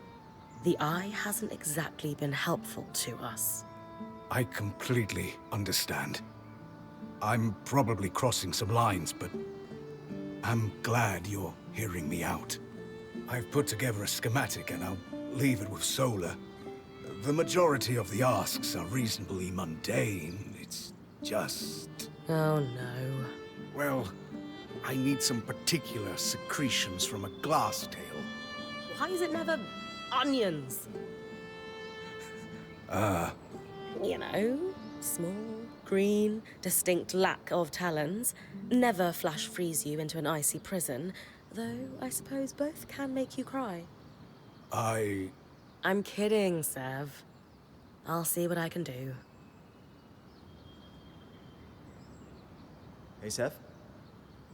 Watch your back with Kenrick standing there. He's slippery.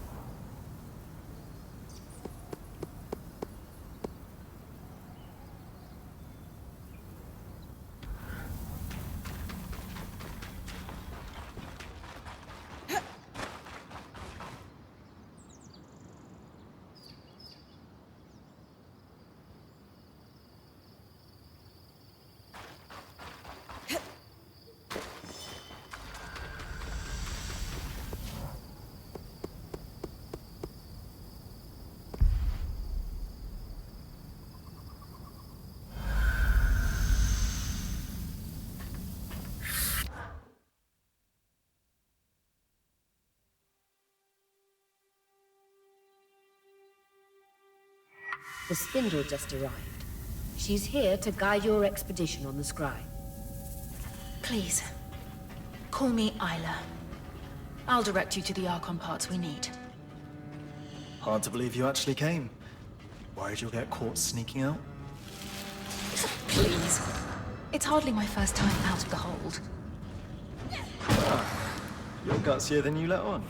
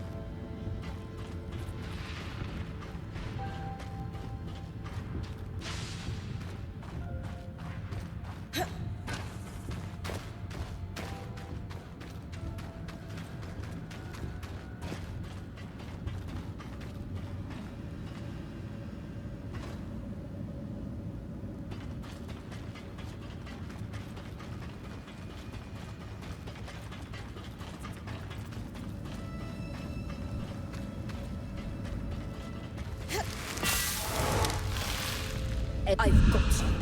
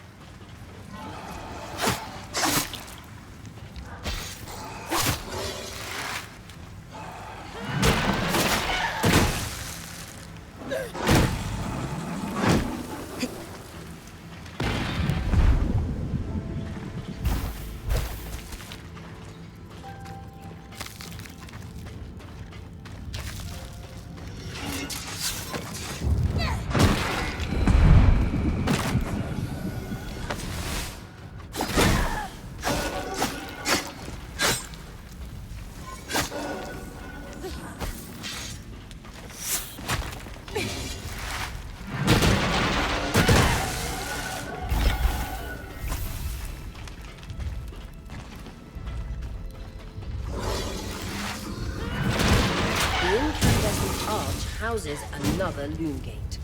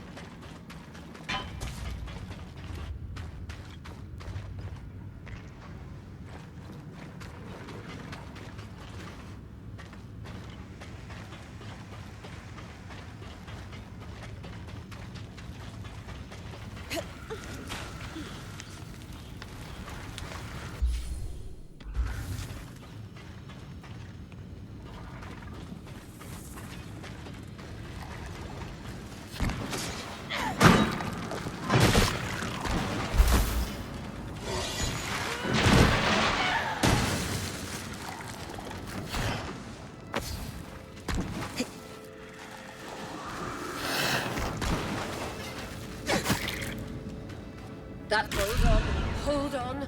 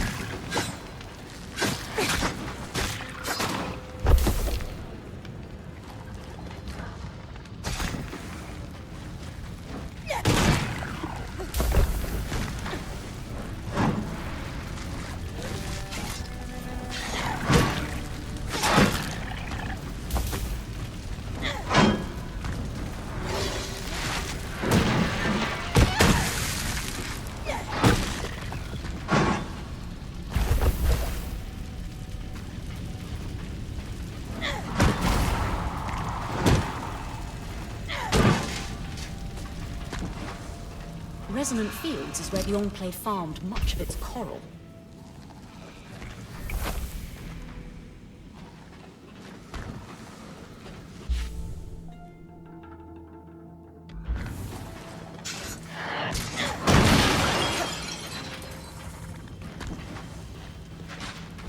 searching the stockpile of arc armor.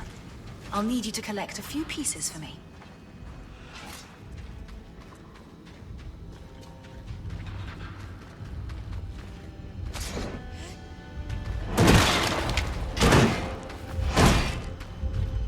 Got the armor.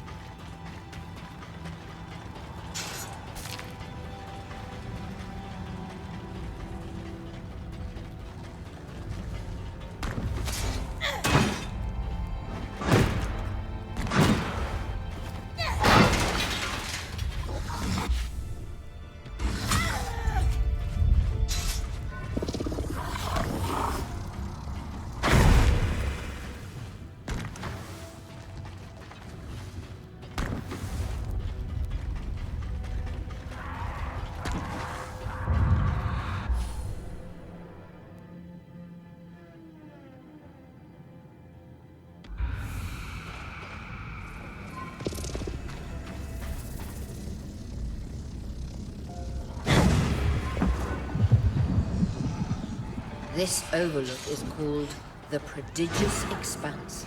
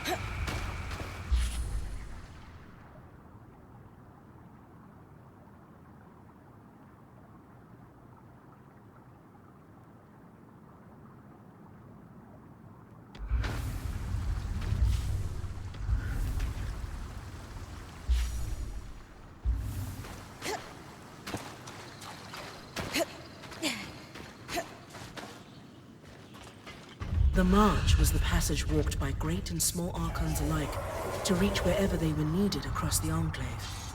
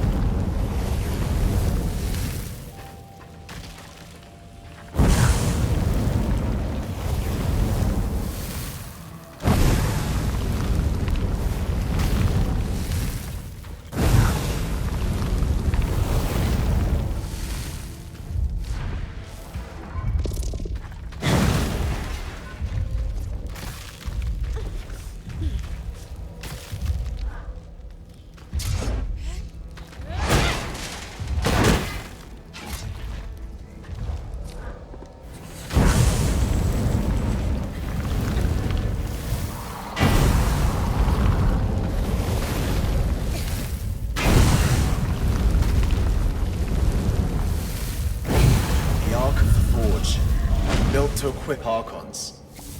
Watch out for that hammer.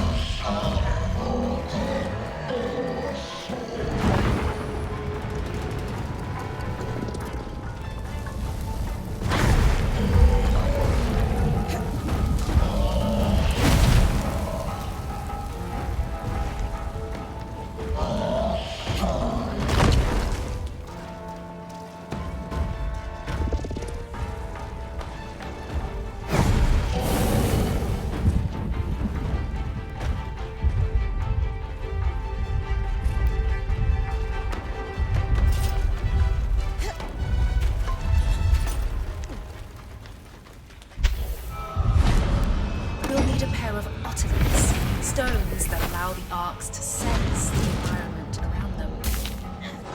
On a functioning arc, you'll see them placed in paired sockets in their head. So, the Ark's eyeball? Well, in appearance, otoliths certainly look like an arc's equivalent to our eyes, but they're also used for balance and sound perception. So, functionally, otoliths act as both eyes and ears. On the shelves, you should find a tome titled An Enchanter's Guide to Governing Schemes. Could I borrow it once you've finished? Sure. I mean, from what I've heard, it's a dry read. Just a basic introduction to enchanting the Ark's governing schema. Dry? In my mind, it wasn't quite that dry. Just about anyone. The arcane foundry. Every archon was assembled and enchanted here.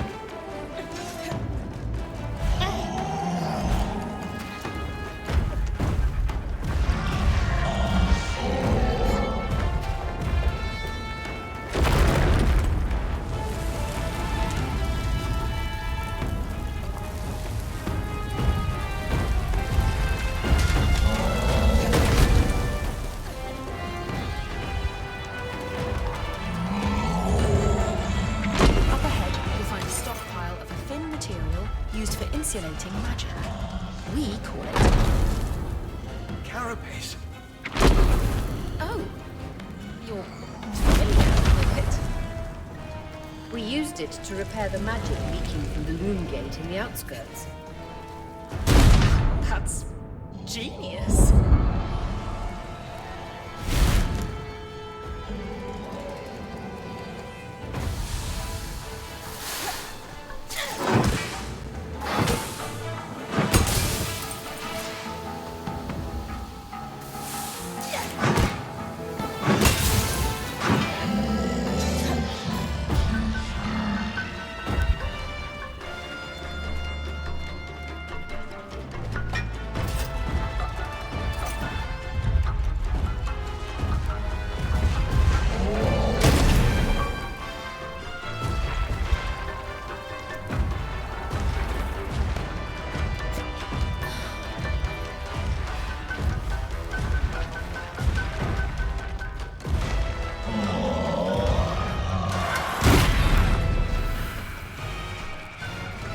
The carapace chamber must be where each arc was fitted for its plating.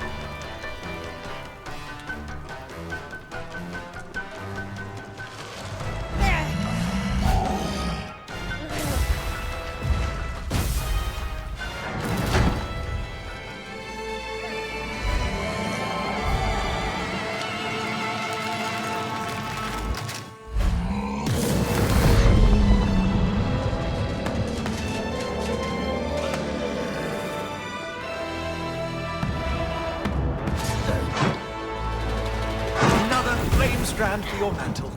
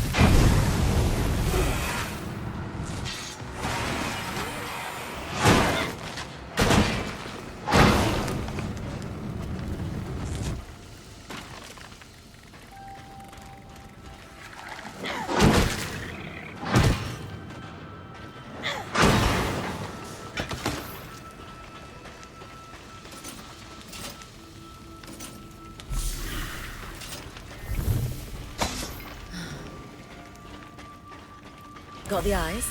And ears? Otoliths. You know what I mean.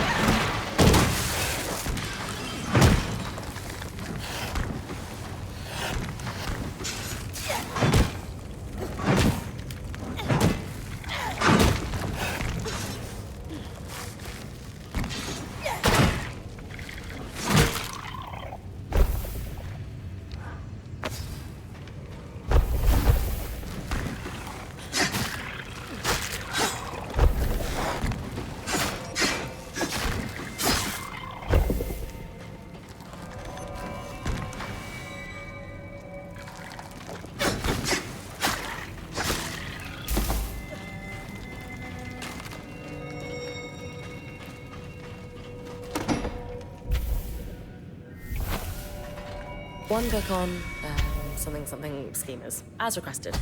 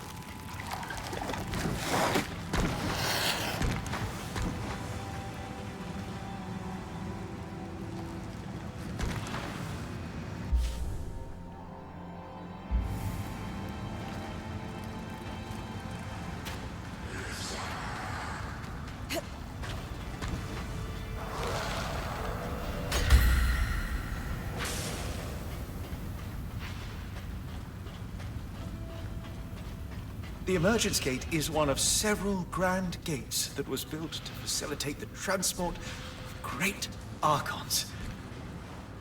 Apparently, it's no longer functional.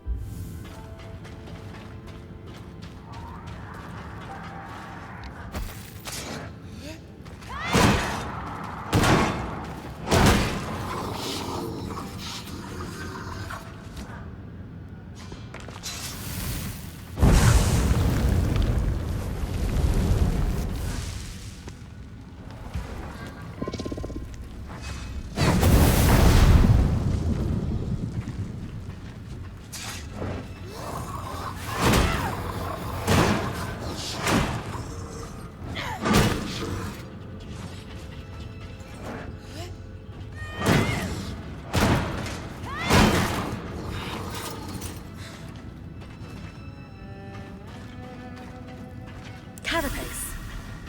Would have been easier to collect it this way the first time around. That's everything we need. This will do wonders for my research. If only there was an arc I could try to repair, but alas. We've got one here in the campsite. It's the one we followed through the veil. What? Could you... What would you... Need help carrying it to Cassidon's hold? Thank you. I'll meet you there with the parts.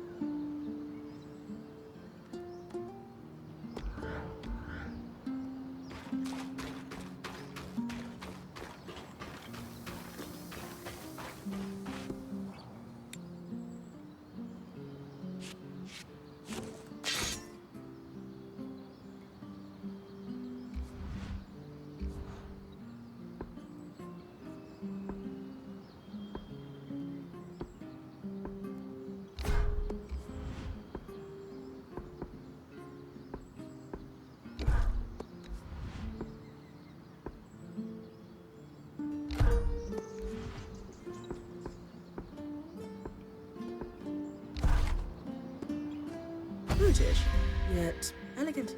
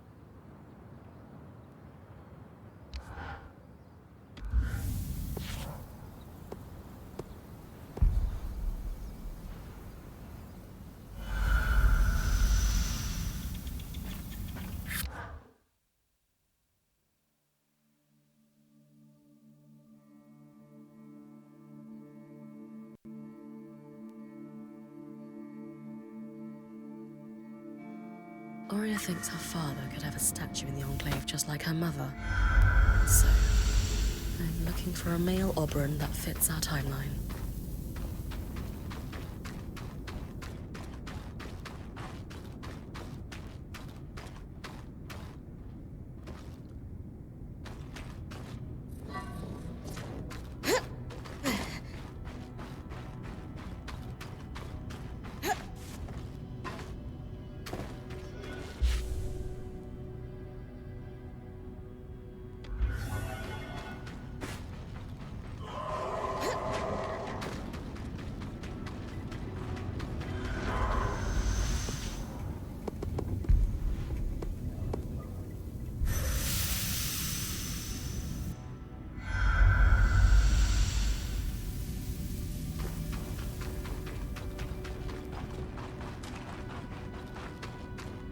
As impressive as Aurea's lineage may be, we're 200 years off the timeline for Arden to be her father.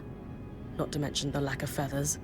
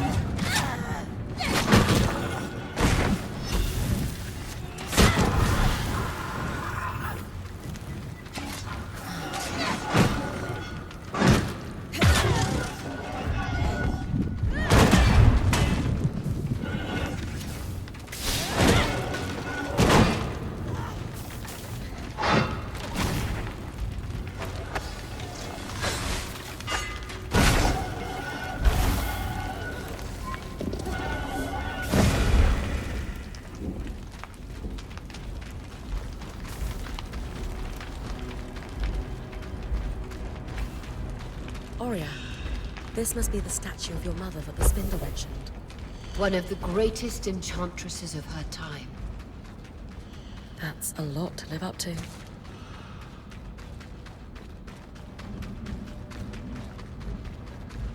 Huh. This statue does depict an Oberon, but it's impossible to tell who it is. Maybe there's another statue that isn't damaged. I'll keep looking around the city.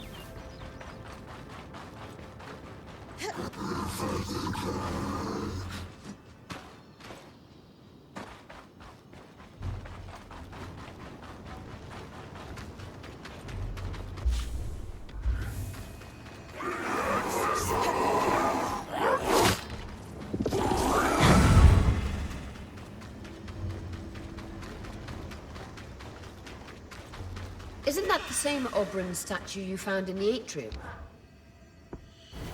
Maybe if I burn the vines, I'll be able to see who it is.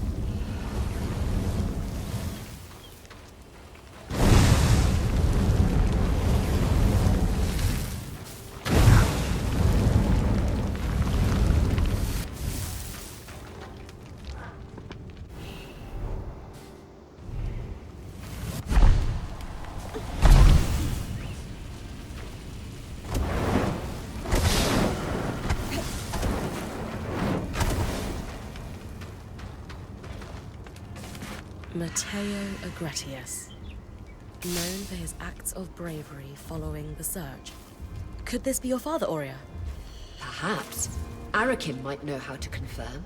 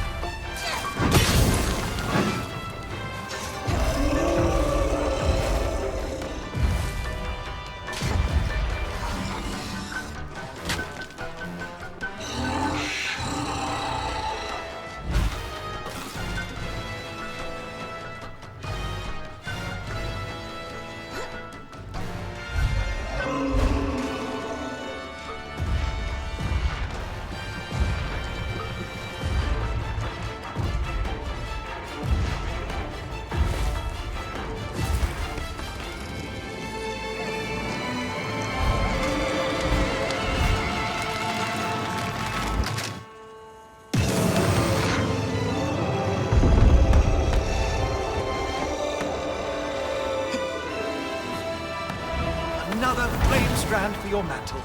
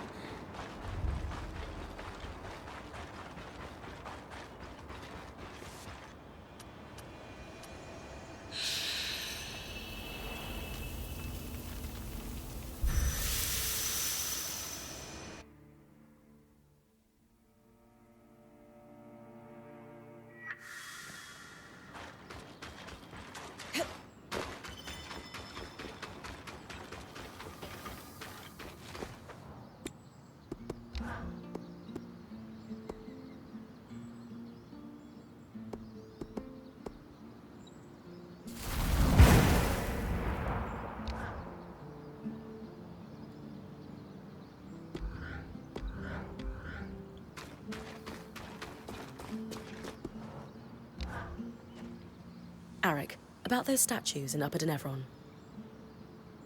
You mean the Friends of the Eye? No, I was talking about the champions. Ha, some of them, maybe. But you could be the most heroic weaver in the world, and unless you're cozying up to leadership, there's no statue being built in your honor. Huh. Anyway, what do you want with them? Well, we're wondering if there could be a familial connection between someone in our band and one of the figures represented on the statues. You could dive through the archives we've preserved in Casten's Hold on all our heroes. That's the slow, boring way. Don't let Lane hear you say that. Or you can compare mantles to see if their patterns are a match. You can tell two people are related through their mantles. The spindle could tell you more about the science behind it. But from what I understand, there are similarities across bloodlines in how a weaver's cloth pulls magic from the air. A pattern tracer allows us to analyze those similarities between two weavers' patterns. I'll give you a design for it. Once it's built, take it to the Axle and she'll trace the mantles for you. We've preserved mantles belonging to all our heroes in Casten's Hold. Thanks, Arik. Aurea will be pleased. Aurea?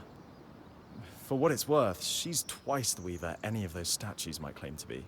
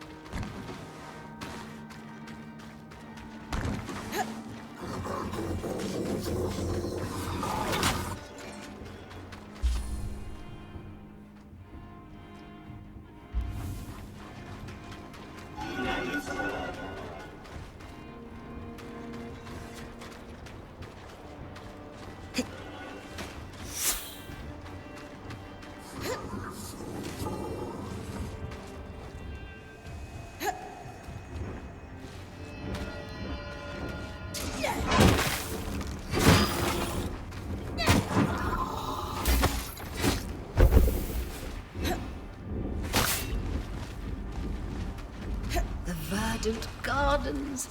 It was a must-see for visiting caravans. Weavers and foreign dignitaries alike. The gardens were a pleasant backdrop to the trade negotiations that took place in Upper Denevron.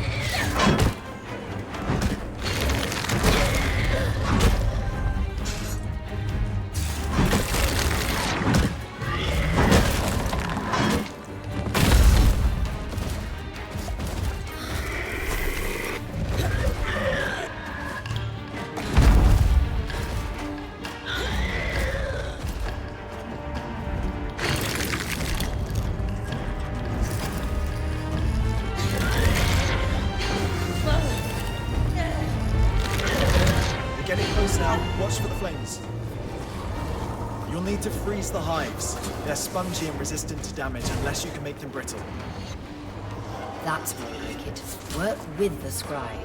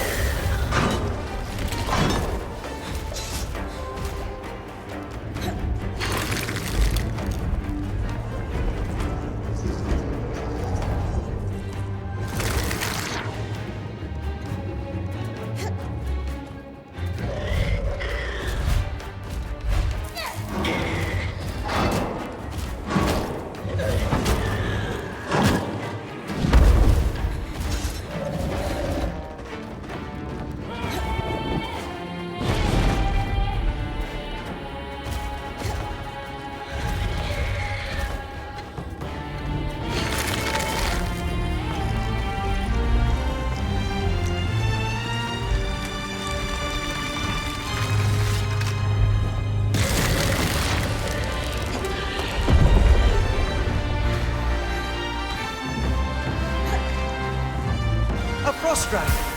Happy to weave that into your mantle.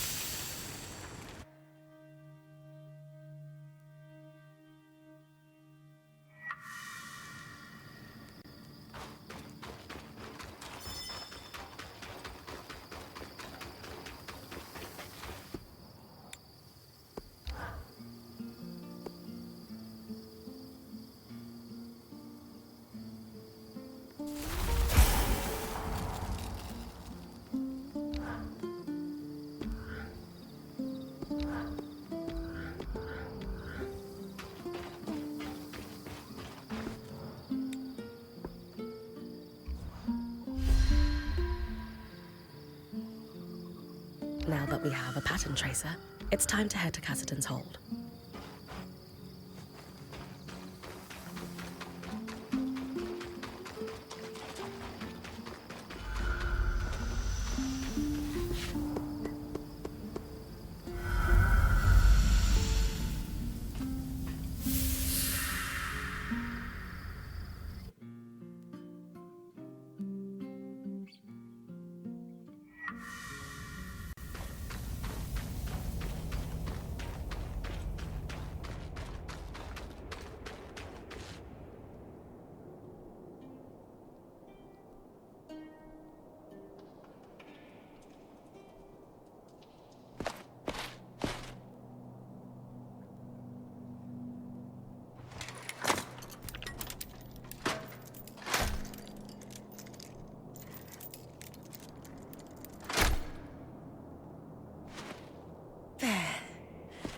That should do it.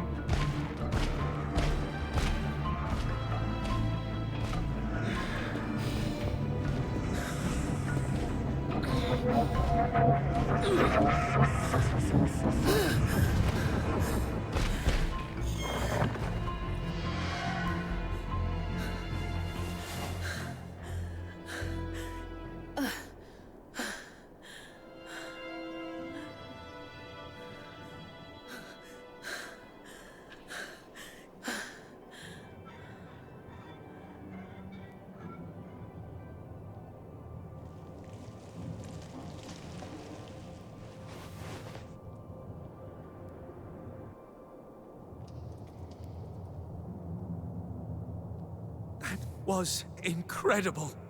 It was certainly exhilarating. Are you okay? Yes, it's just no small feat to power an arc manually. Even a smaller one like this. It takes a lot out of me. We still don't know how the Enclave was able to catalyze an arc's ability to absorb raw magic on its own. Weavers certainly weren't powering them the way I just did. Still, what a leap forward. Indeed. You have no idea what this means to me. Thank you for all your help. Isla, what you did, I have to say, I'm impressed. Perhaps I misjudged your ambitions with the Arcs. Perhaps. That is an understatement. You've never taken me seriously. Isla, I'm trying to... Just like you've never taken the Surgeborn seriously. I watched Brynn's expedition to the Underworks. You left Cassidy's hold. That is against my direct orders. Oh, just like you ordered to sweep hundreds of Surgeborn under the rug, instead of actually doing something about them. This is your doing, somehow. What have you done to turn my daughter against me?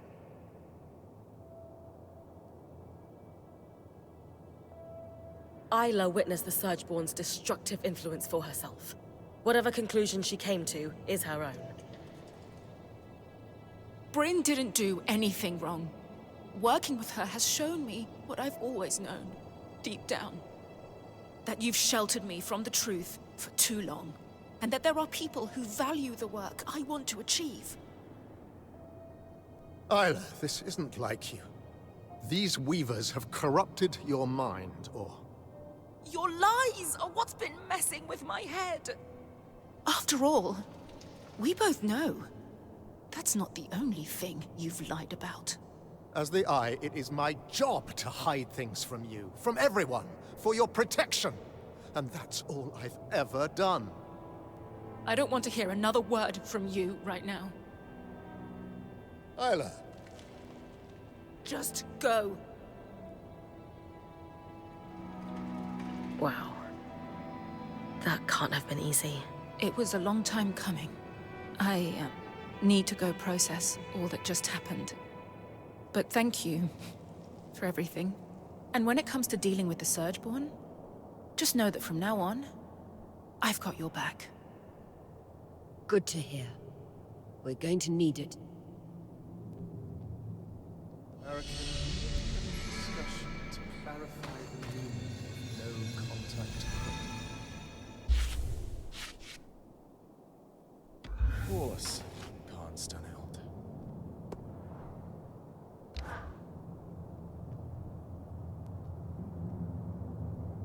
Arakim mentioned you wanted to compare a mantle with Matteo Agretius? We'd like to see if he might be my father. All right. I've set his mantle aside for you. I'll need yours too, and the pattern tracer to perform the test. You all right? A little nervous. I have to say, your mantle is spectacular. Matteo's easily pales in comparison. Oh, thank you. And, is he my father? No, I'm sorry. It's not a match. Oh, I see. Hey, we'll keep looking. Maybe now it's time to talk to Lane? You're right. We should consult with them. I just thought... Silly. I'll see you back at camp.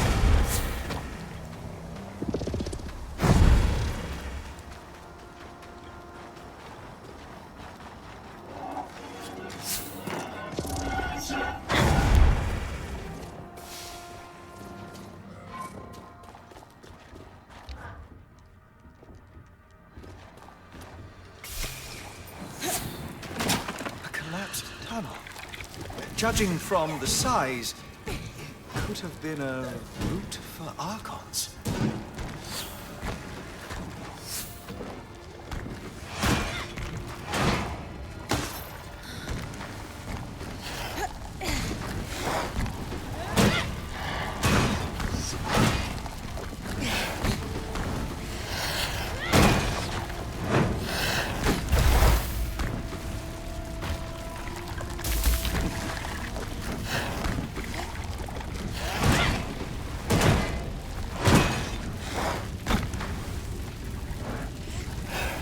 Perfect. That should be the last of them. Appreciate the chance to test run your scry.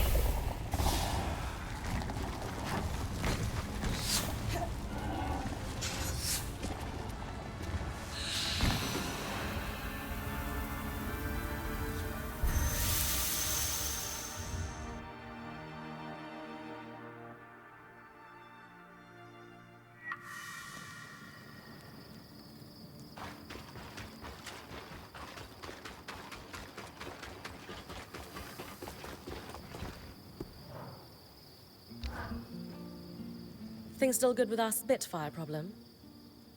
All handled. You did great out there.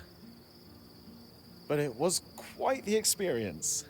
Your scry is not at all what I'm used to. It's better, more vibrant. I compared notes with the Spindle after your evening excursion. She agreed that your scry just feels different. Had to go hands-on to be sure. Anyway, sincerely, thank you for your help. If I need more, I'll know to just ask this time.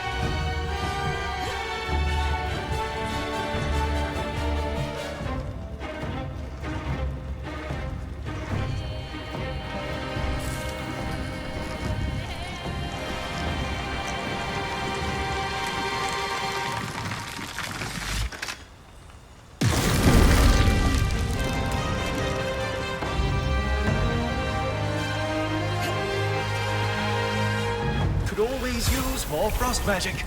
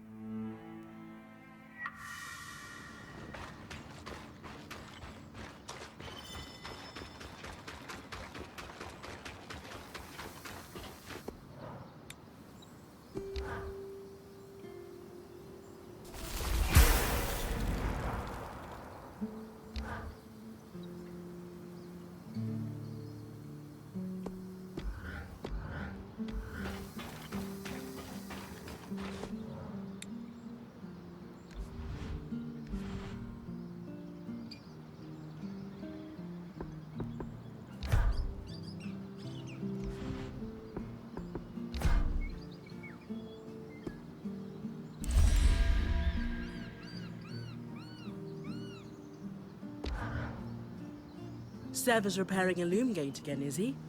I know this design. Wait, really? Doesn't it look familiar? Just like that seal we used to repair the loom gate in Glintwood Hollow. Huh. I guess so.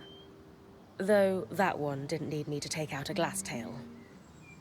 I was a little green for that when we first arrived. We all knew you had what it takes. Sev certainly believed in you, and still does. Just like I'm choosing to believe in him.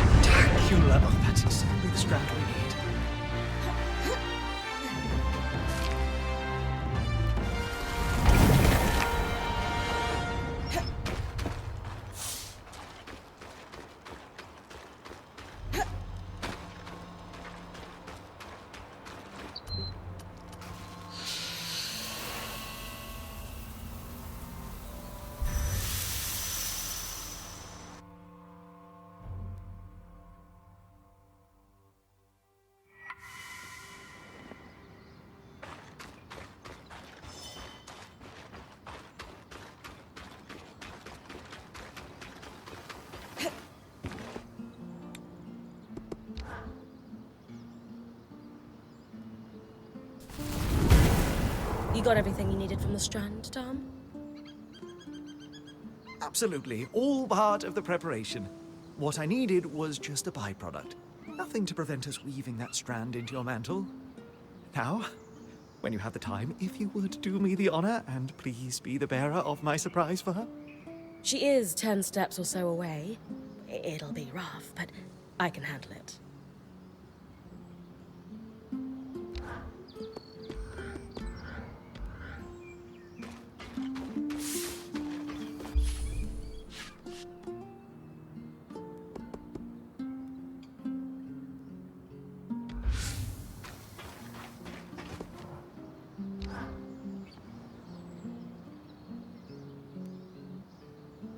Hi. Something you need? I bring a present. Direct from our enchanter. I think he's sweet on you. It's true. It's beautiful.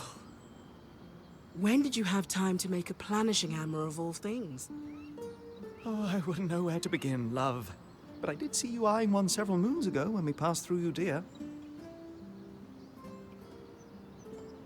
I bought it quietly, and have been hoping to enchant it for some time. Our point was happy to oblige me with the materials needed. That's really thoughtful. What kind of enchantment? It applies a small spike of heat with each strike to smooth out the process, as it were.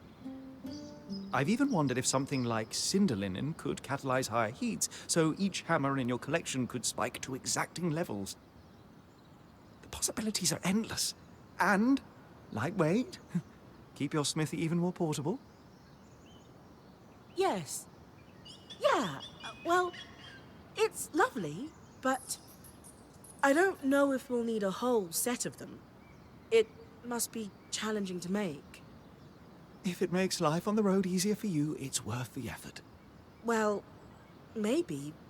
We don't need to be on the road all the time. But that's a weaver's life. Not in the Enclave. Look, it's an absolutely lovely hammer, and I cannot wait to try it out. Brynn, look forward to the smoothest armor.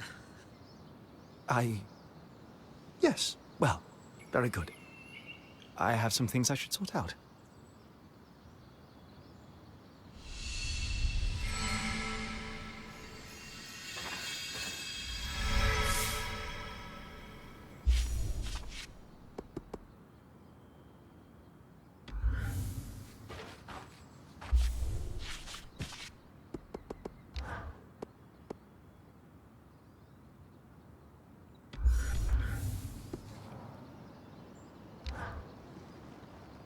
And then, Sev and I realized we might be able to repurpose the carapace for more than just loom gates.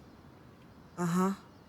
Purely theoretical right now, but I'm contemplating tangle-resistant gear, or even a protective layer around the caravan. Dom, I'm a little busy trying to look over these Tarmakine schematics again. Do you mind coming back later? Oh, okay. You're right. We can discuss theoretical magic anytime. I'll leave you to your work. Oh. Hey, Brynn. Everything all right? Things between you and Dom seem off lately. Yeah, a bit. I'm not sure he understands what my work on the Tarmakine smithing techniques means to me. Have you told him how you're feeling? It feels like he's so wrapped up in his own discoveries that he's not hearing me. He is easily distracted, but maybe you should try again. If there's one thing I know about Dom, it's that he loves you. He must care about your feelings. Then why isn't he asking about them? Sorry, this isn't on you. I'm just frustrated. I need to do more than just tell him what Tarmakine means to me. How so? I need to show him. By investigating Tarmakine practices, Maybe I can make some headway on restoring these techniques. Then he'll understand. Hey, I'm always down to investigate lost knowledge, especially in the name of love. You'll help me? Of course. Amazing. I'll ask the Axel if she knows anything about Tarmakine smithing in the Enclave. Great idea. I'll meet you at Cassidon's Hold.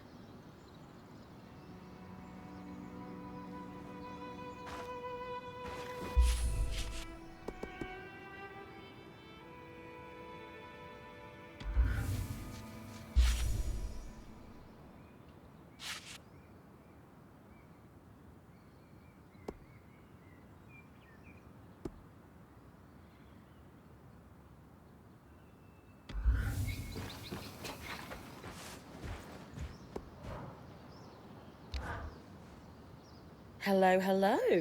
We're fixing loom gates, are we? What? Wait. Who told you? You just did. But it was an educated guess from what you designed. Is this what the Eye has you working on? You know I can't say. And honestly, I don't really know more than beyond the fact that there's a broken gate. I could do better work if I knew more, of course, but sometimes we have to fix things in the dark. Just the way of it. My dad would tell you that's a great way to lose a hand. You're just not seeing the whole picture. I'm sorry. I don't see it all either, but I've decided to trust that the head of the Enclave does. I get it, big guy. Still, if he tells you more, just let us know if it's anything dangerous, okay? Of course. Your note of caution when I asked for your help has been sticking with me. Was I too quick to trust? So I'm keeping my eye on on him. If things get dangerous, you'll be the first to know. Thanks again.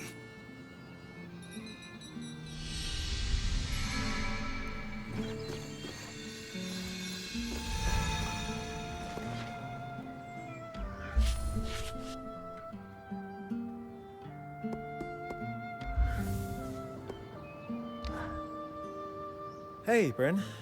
Sorry, was lost in thought. It's this scry thing. It's been bothering me. You said it felt different from the ones you're used to. Yours was much more intense than any we have, and I need to know why. Have we overused them? I don't think so. Yours is at least as old and clearly has seen good service. That does seem strange. Yeah, I went digging through everything I could find about the scries. I'm sure the Eye has records he won't share with me, or anyone, really. But I still found a lead. A sudden burst of bureaucratic insight. Yes, I suppose. Shipping records for scries. There were some set to go out right around the surge. Exports? To bands like ours? Probably. Well, that's the problem, though. There's a lot of very specific shorthand on these manifests I just don't understand. We should talk to Casmin. She lives and breathes shipping logistics. I was hoping you'd suggest that. I was considering asking her myself, but... She's a little intimidating? No, that's Aurea. Casmin just seems busy. Always busy. And I don't want to overstep here with your crew. We can talk to her together.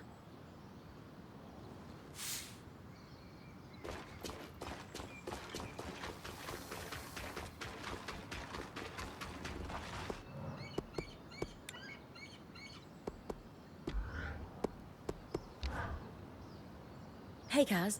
Arakim has a question. Is that why you've been lurking around here? Bad habit, you. Yes. I need some help puzzling out shipping manifests from before the surge.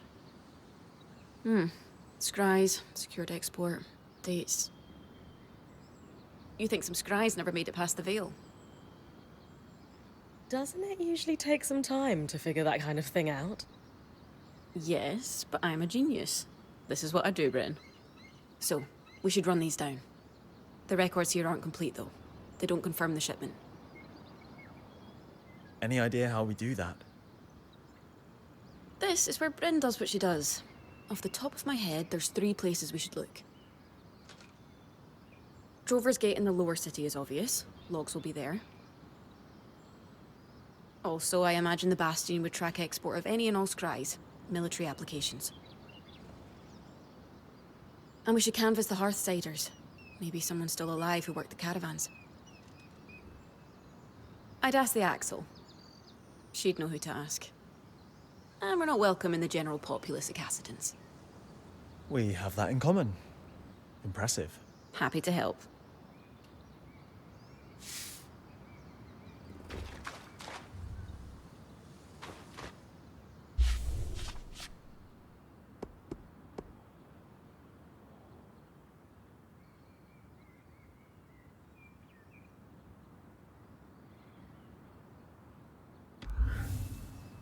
So we're fine with Arik just spending...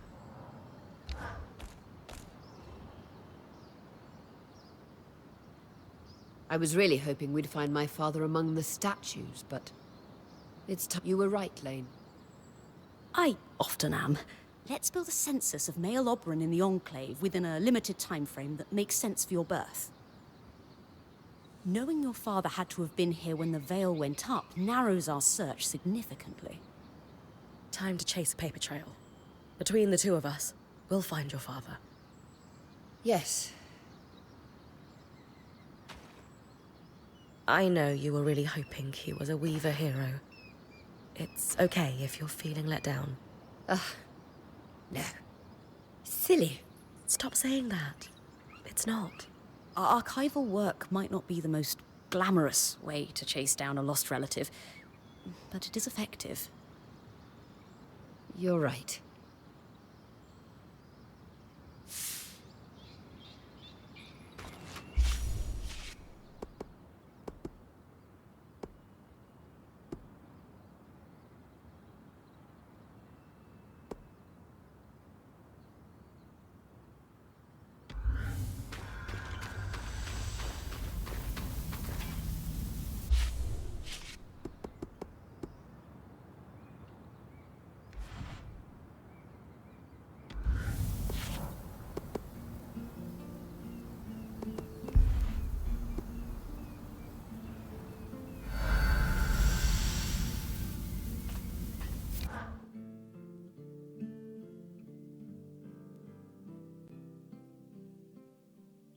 The Bastion.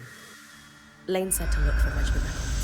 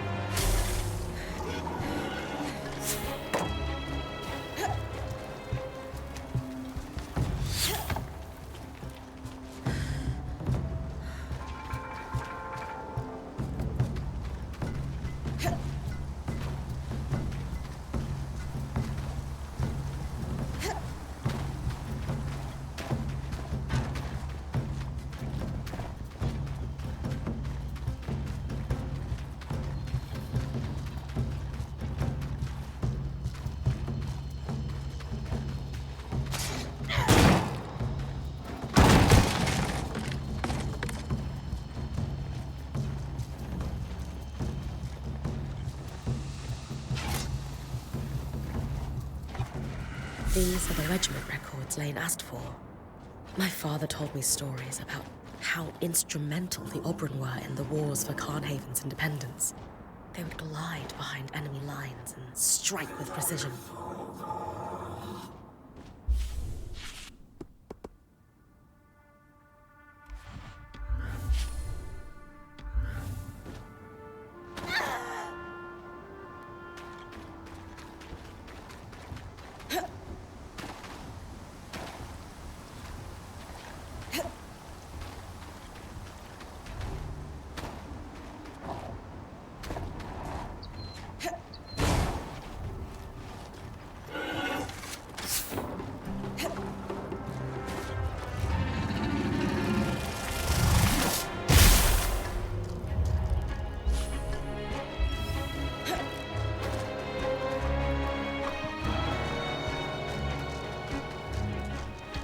A detailed list of all scries exported from the Enclave. Some marked. Perfect for cross-referencing in our little hunt.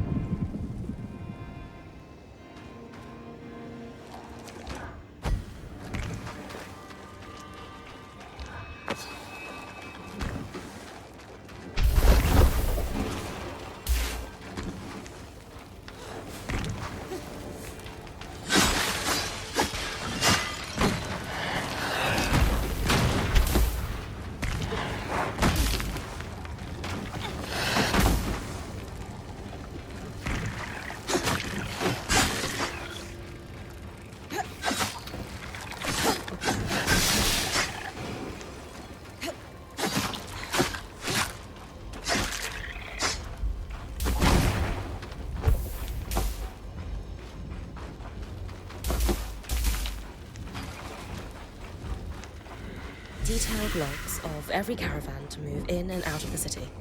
Before the search, the Enclave was a trade hub. This is one part of why they were so successful. Lane and I should be able to parse them quickly enough. See if any scries were due to go out.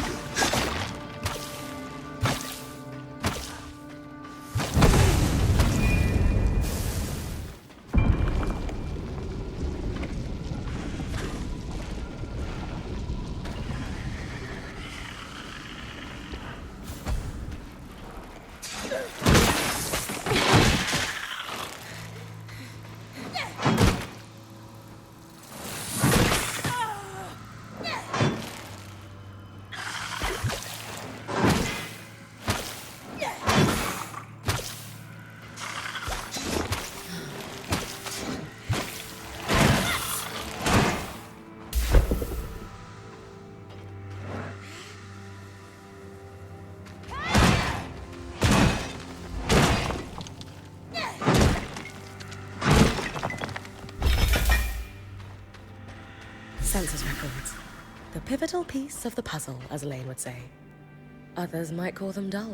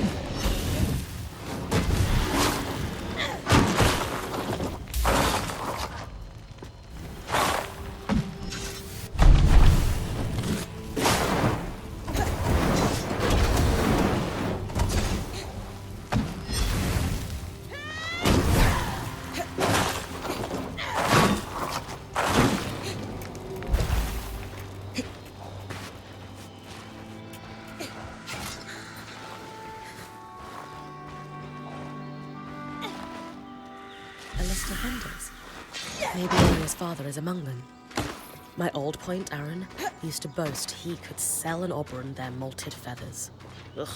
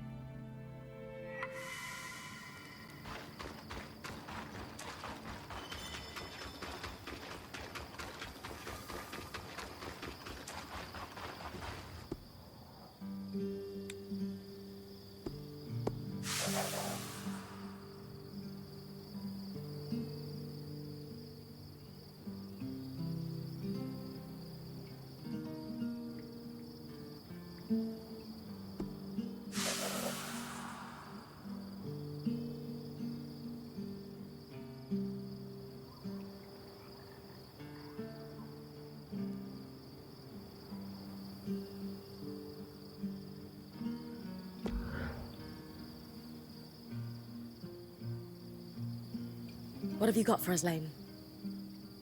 I've narrowed it down to 3 likely candidates.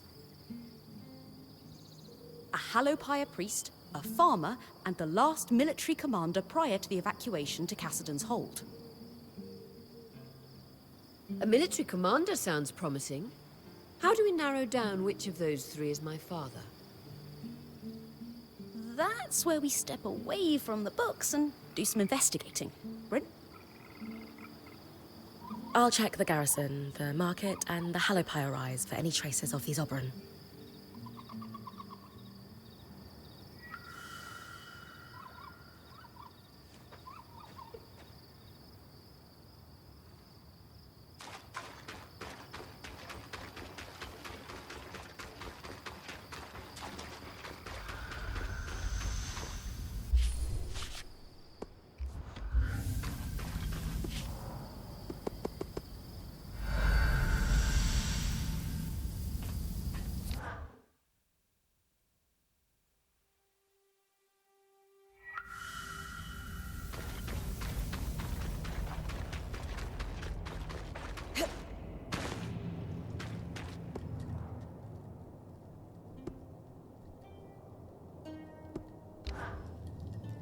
I have a strange request. And I have very little time. How is our little project coming? I'm working on it. Then let's prioritize that.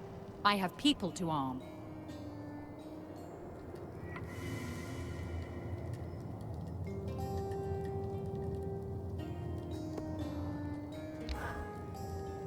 Brynn, you brought your talented smith. To what do I owe the pleasure? I was wondering if you might have any information on Tarmakine's smithing practices within the Enclave. I'm not well versed in Tarmakind myself, but I recall one smith who hoped to make the techniques more widespread prior to the surge. You could try searching the guild district in Hydenevron for a registry. Sola is actually hoping to restore the lost art herself. Anything else I could look for that might help her? The Smithing Guild also had an extensive library. You might find a tome on Tarmakind that could be useful while you're there. Thank you so much. I admire your ambition. What you're hoping to achieve is no small feat. If anyone can do it, it's Sola. I don't know about that. I can believe it. Good luck in your endeavors.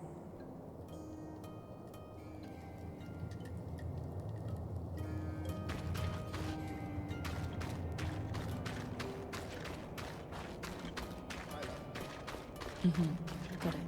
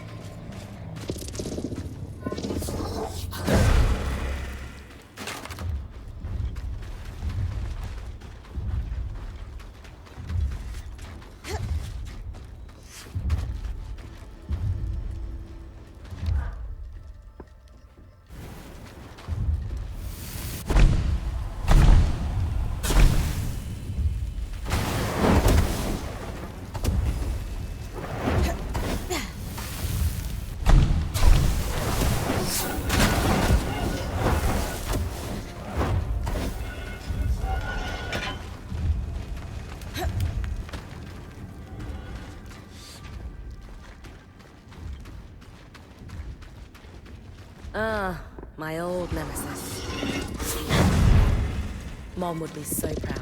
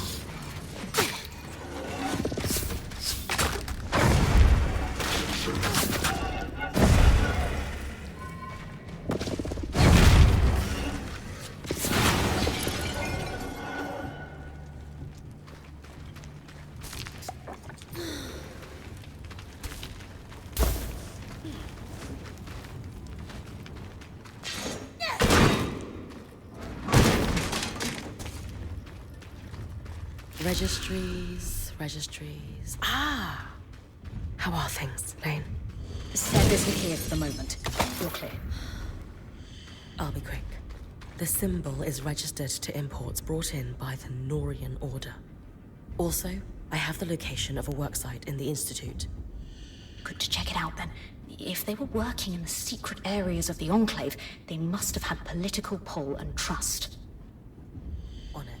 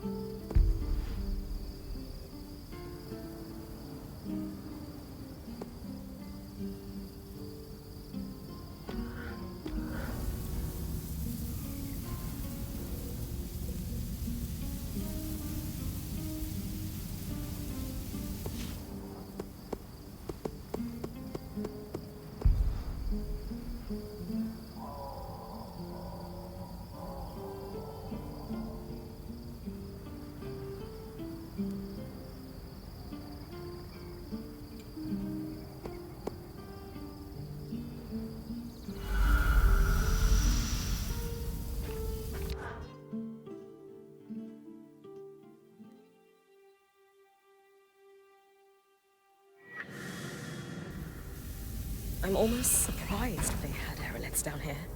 I would surmise it was due to the delicate experiments. Stable climate eliminates one variable.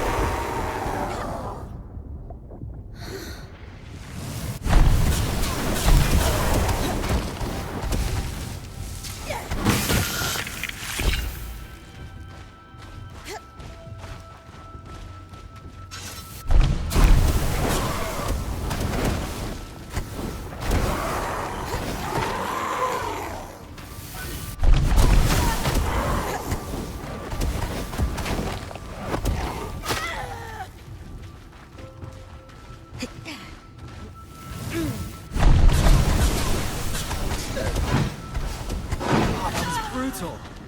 Wish I could be out there with you. I get the feeling the Eye would love to send you out among the surgical with Brynn. What do you think, Eric? I'd go in a heartbeat, but I've got dozens of scouts to coordinate. Wouldn't wish that job on anyone else.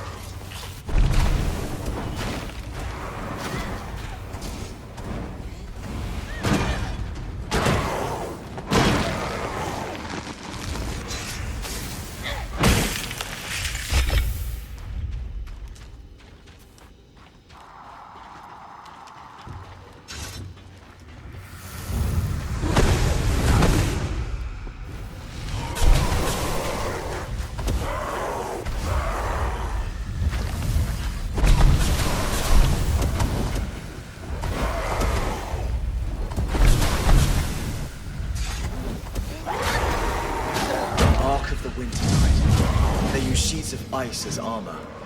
Just be aware they will reform it.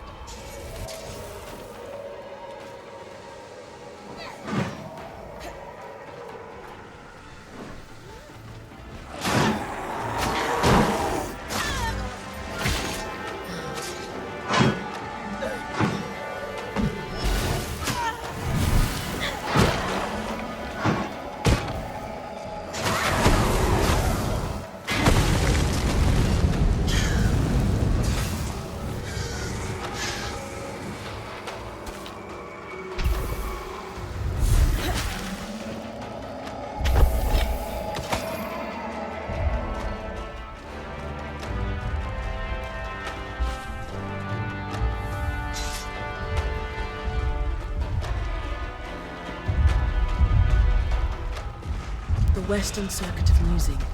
Easy to get lost in the Institute's intricate halls.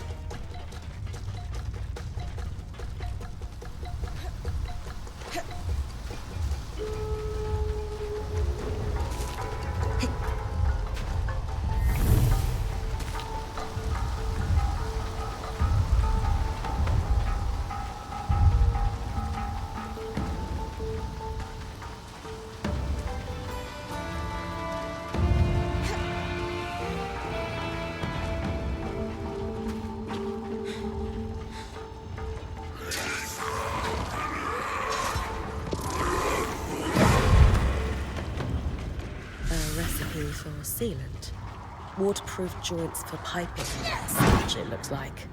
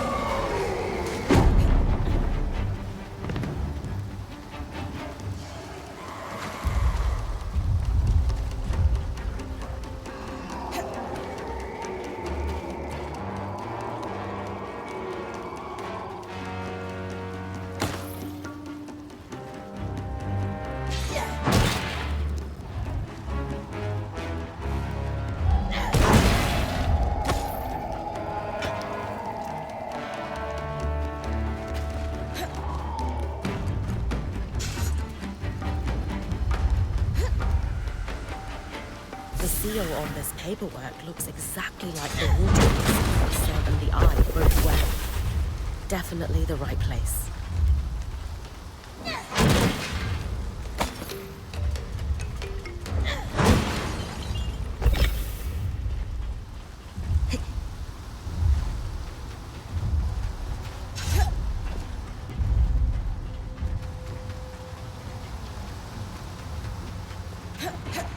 Some kind of liquid flow control valves.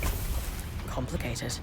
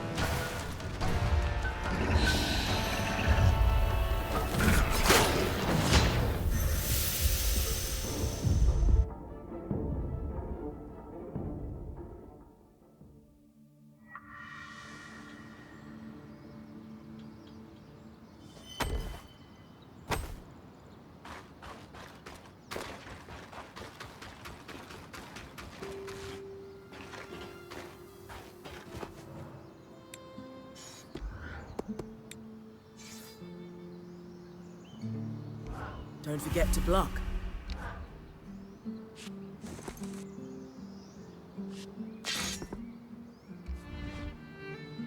Brutish, yet elegant.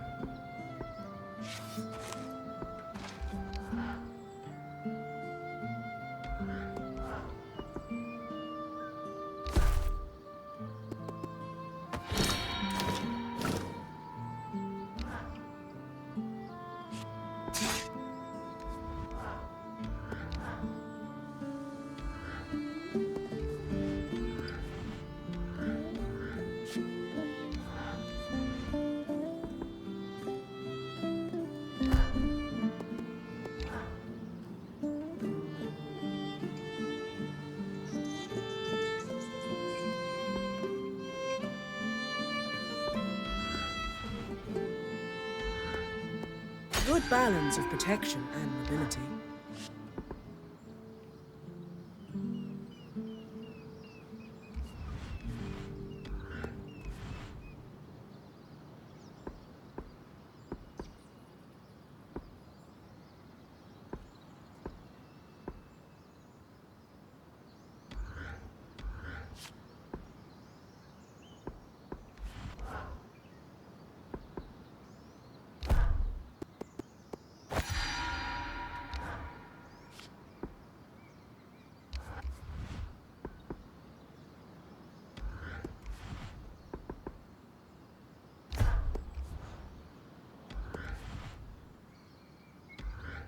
Not too heavy, not too light.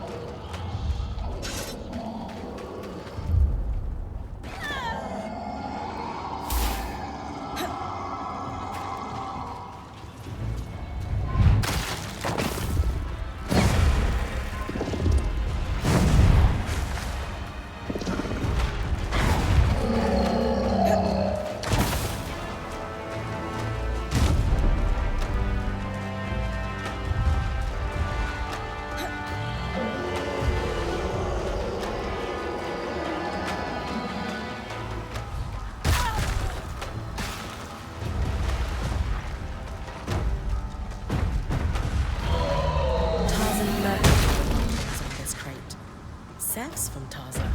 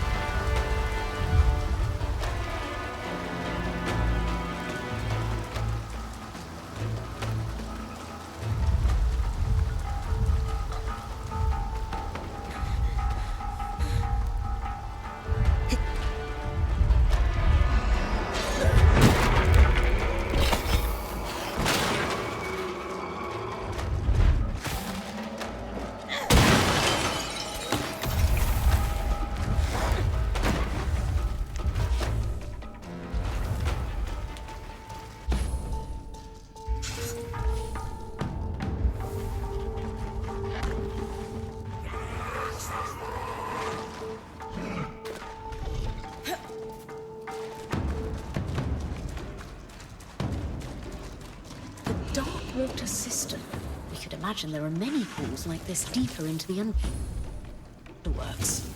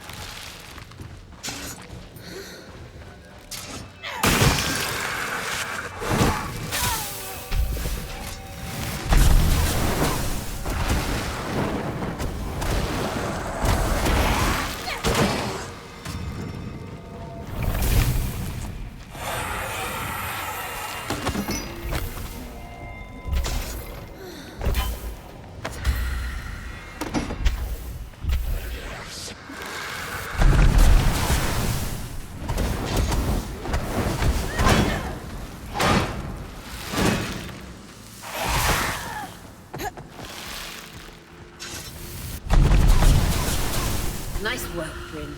Arik, think that'll give the scouts some breathing room? Absolutely. Can't automate it. Thrilled. I'll meet you at Cassidy's hold so we can deliver the good news.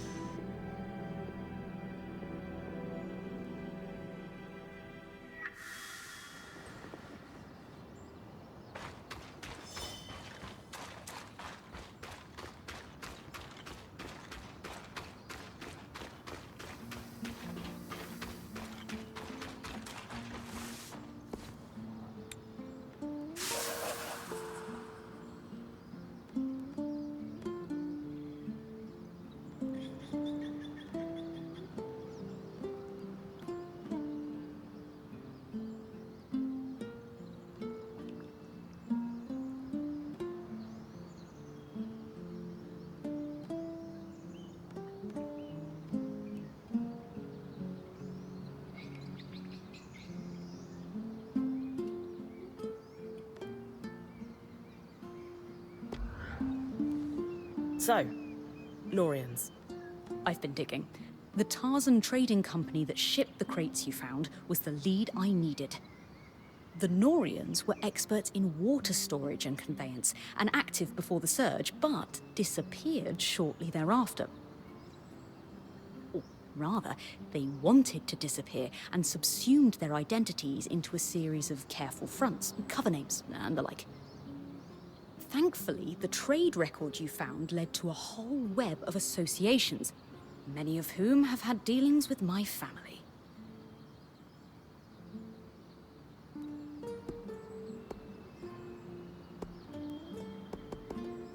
How did you get logs of your own family's accounts, anyway? I stole them. Really? Oh yes, detailed transactions from private ledgers. No one quite sure if you made copies or where they're hidden if you did. Better than bodyguards when it comes to ensuring one's safety. I did not leave my family under the best auspicious. Do you have any idea why they decided to hide? Purely conjecture, but let's look at the evidence. We know from Sev's ring that the Norians are still around today. It could be a trinket, or hand-me-down. But you're right that his behavior with the eye suggests they're associated. Exactly. Now consider the Order's secretive nature. Combined, I would speculate that the Norians used the Surge as leverage to become a power behind the thrones. Take a nation that used magic to keep the water flowing, face it with disaster and drought. What kind of deals might a group of desperate rulers be willing to make, do you think? But monarchs wouldn't want anything that undercuts their authority or power to slip out to the populace. As I said, pure conjecture, but if it walks like a duck and quacks like a duck... How is the Norian Order related to Tarza? As I'm sure you know, Tarza is an amalgam of numerous desert kingdoms. Before the Surge, Tarza had grown reliant on the same weather control enchantments that were used in Judea. After the Surge, both nations suffered greatly. Tarza in particular was struck with savage droughts.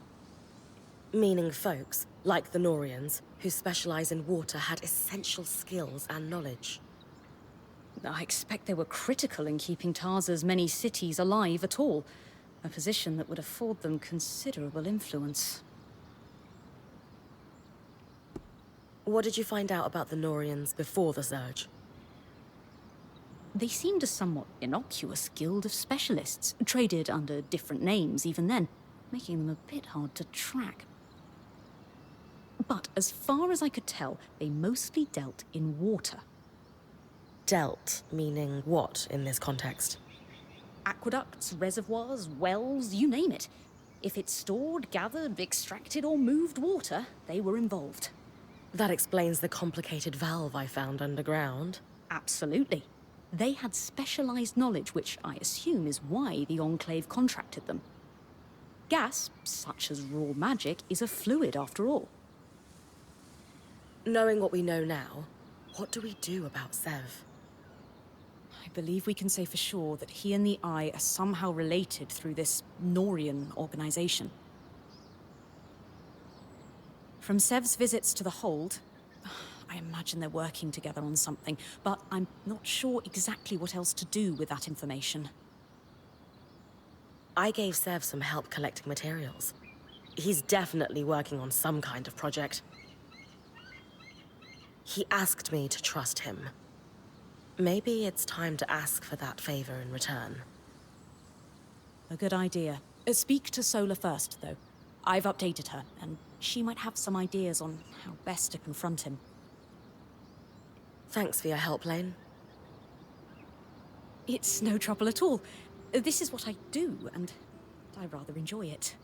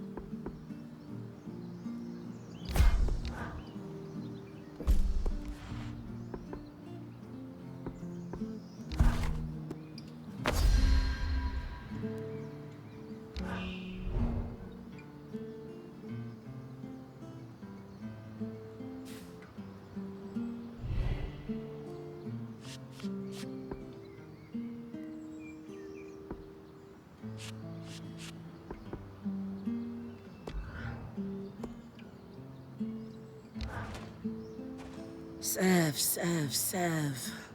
What are we going to do with you?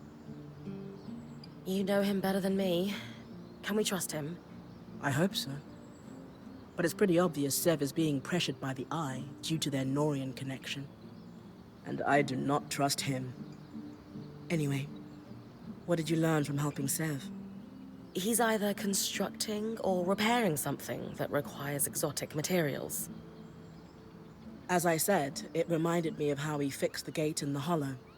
I would wager the Eye heard about our exploits. Could be. He's a clever one, our Ram. There's really only one thing for it. Direct confrontation. We're going to let him know we care. Then we're going to let him sit with it. Wait for me in the hole. We'll talk to him there. Away from the others. So he doesn't feel like we're ganging up on him.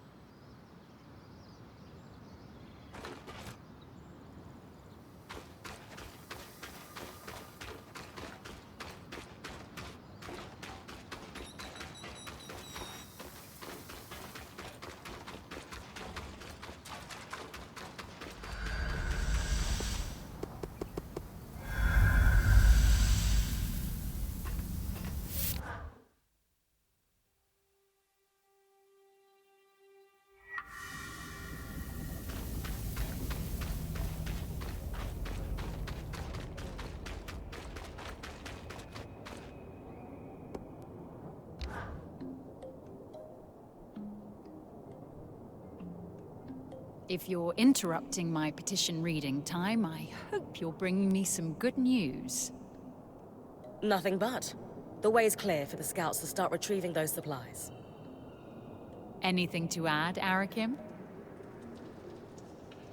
I'm shaken to my core by the revelation that one can achieve things without forms signed in triplicate.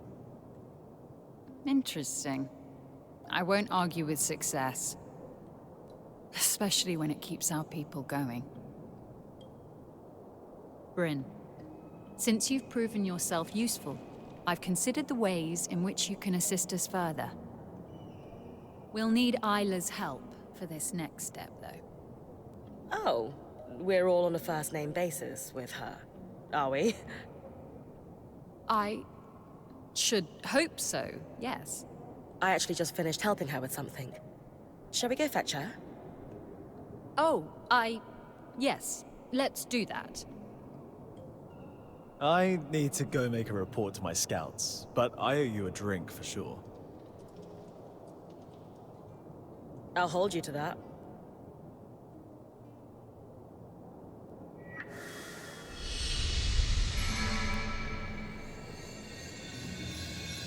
Please tell me you've got a distraction for me.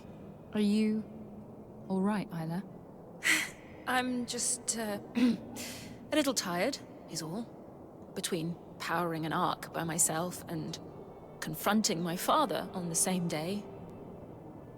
Even as a previous High Enchantress, it took a lot out of me. I'm still working my way through it. And I need to figure out an independent power source for the arc. It's too much to think about. I'm sorry. Should we do this another time? No. Please. I need distractions. Or I might be tempted to set the hold ablaze. Fair enough. What have you got for us, Karnatame? An issue we faced in the early days of their appearance, and are now facing once again, is the ability of the Surgeborn to navigate the Enclave. Put simply, they are using our Loomgate network to traverse great distances in an instant. We can't let that stand. I'm only familiar with the Loomgate's design through my parents' work on them. But Brynn recently helped us access a supply cache in the Institute, and we found something that could help. A set of schematics for a device to block the Surgeborn from using the Loomgates while keeping them accessible to us. A way to filter out the Surgeborn without endangering Weavers. How can I help?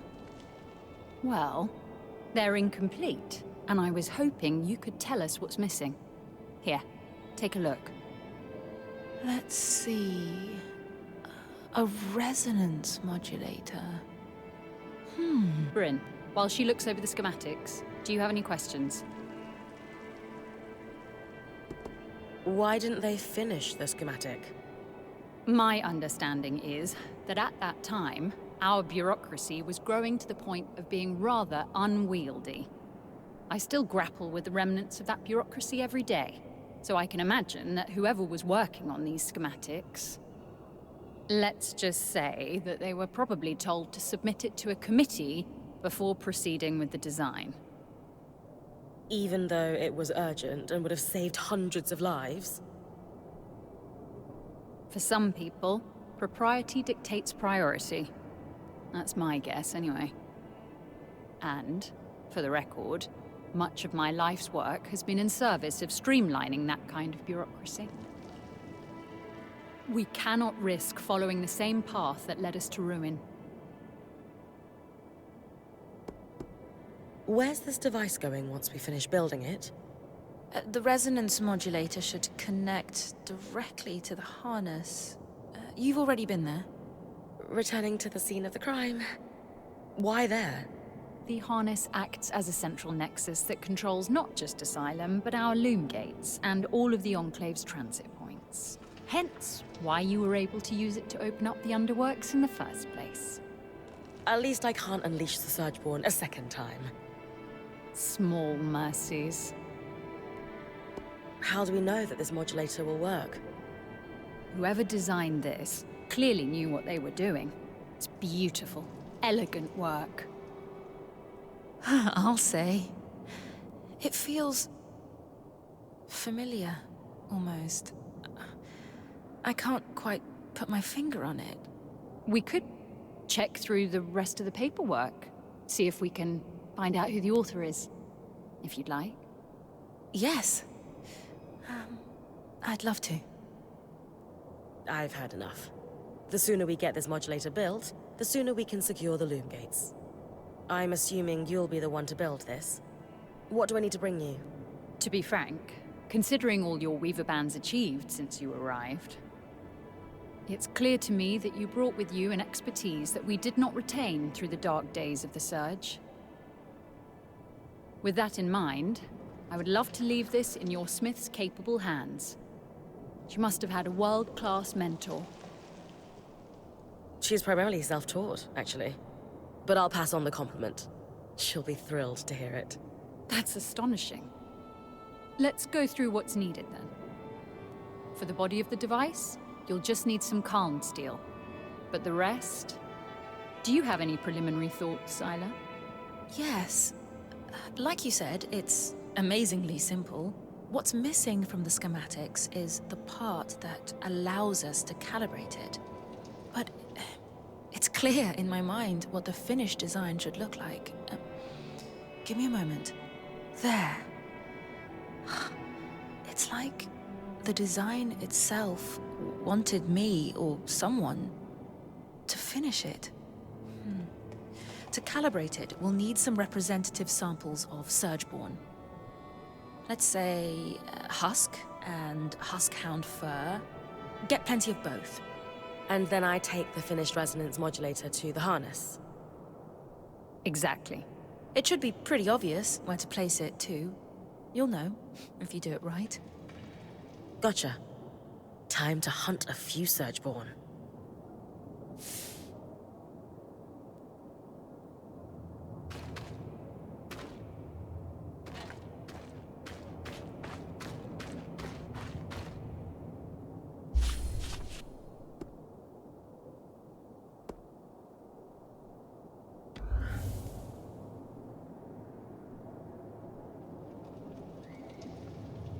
Hello, Sebastian. Sola. Brynn. Hello? Hey. Listen, we just have something to say. Shh. You're good. Just listen for a second, okay? We know the Eye has you working on some project. We know you two have some kind of connection, and we want you to know it's okay.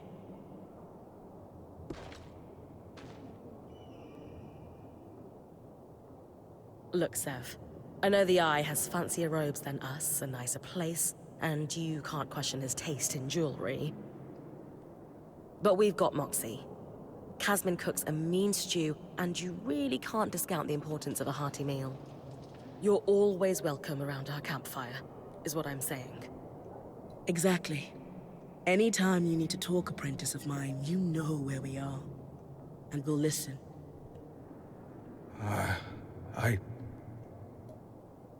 I don't know what to say. You'll know when it's time. We'll see you at camp, okay? Yes. Thank you.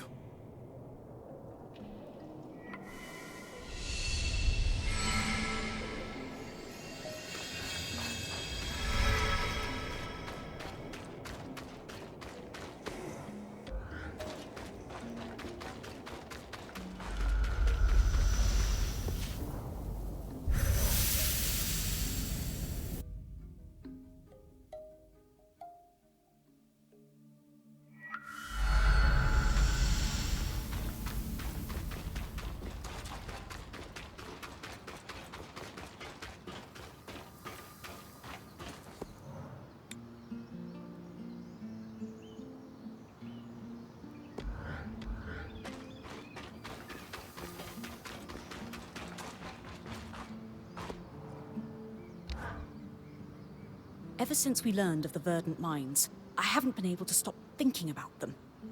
They were clearly well-resourced in regards to both labor power and knowledge.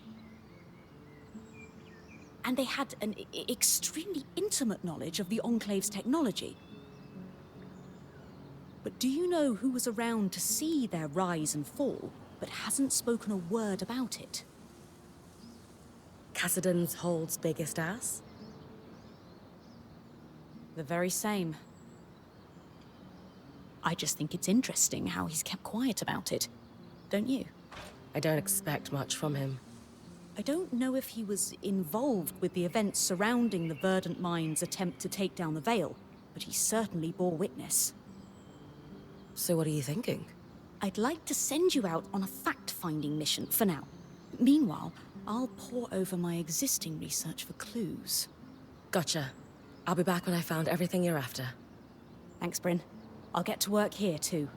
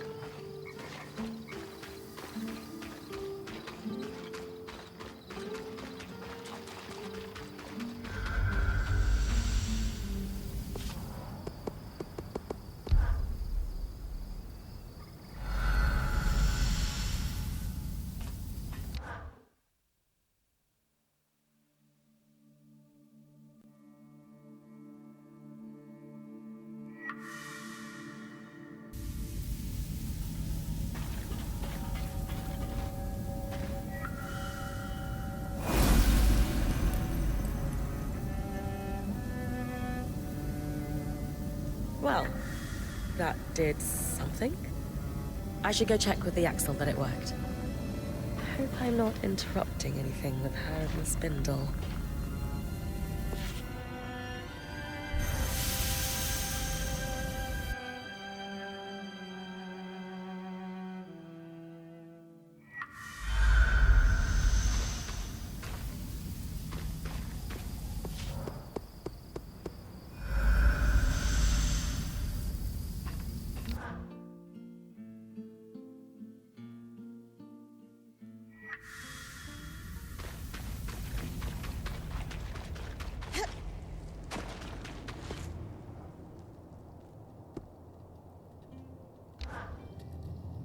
Before what happened at the Grand Gate, you said you needed some help. I was hoping you could help me with an investigation. I'm looking for some missing scries. Have you lost yours somehow? No, but I have a lead on a shipment that went missing right around the surge. I was hoping you could ask around the Hearthsider homesteads to see if anyone was working the caravans when the veil went up. Ah, and this is related to Arakim making a mess of our records, I assume. Yes? Very well. I will ask around as a favor to you, Brynn.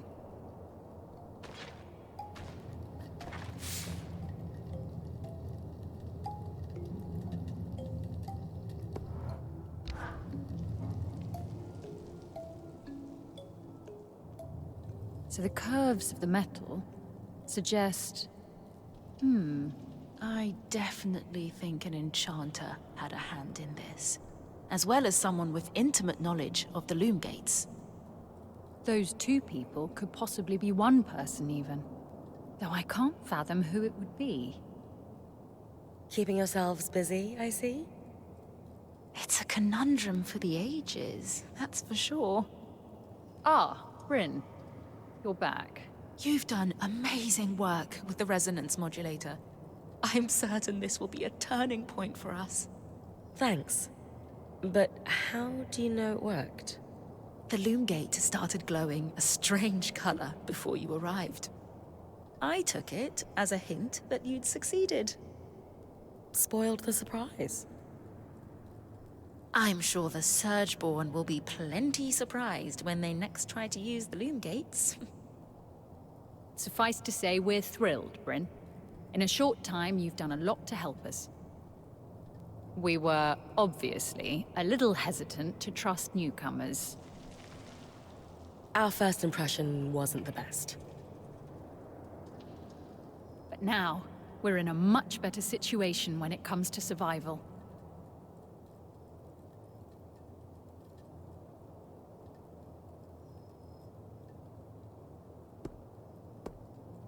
Happy to have helped. Without you two trusting me, I couldn't have achieved half as much. So, thank you for letting me in. I'm glad to have gotten to know both of you. It's been my pleasure, Brynn. Likewise. So, let's recap for a moment. 1, we've stopped Surgeborn from navigating the Loomgate network by using the resonance modulator. 2, we've made huge leaps forward in regaining control over the Arcs. 3, we've armed and supplied the Scouts. It certainly doesn't cast our last decade of work in a forgiving light, does it? Listen, you've been surviving this crisis for a long time the only way you knew how. But now you have a path to move forward. Your people can choose to follow it, or dwell on past mistakes. Are we ready to face this threat head-on together? Yes. You're right. Of course you are. We're at the point, resource-wise, where we can start making moves. I don't really want to speak to my father right now. But I agree that it's time we put pressure on him to do something. Anything. Regardless of what he does, you've earned our support, Brynn. But first, I'd actually like to steal Hirun for a while, if you don't mind. I have some notes to go over with her. By all means. Have fun.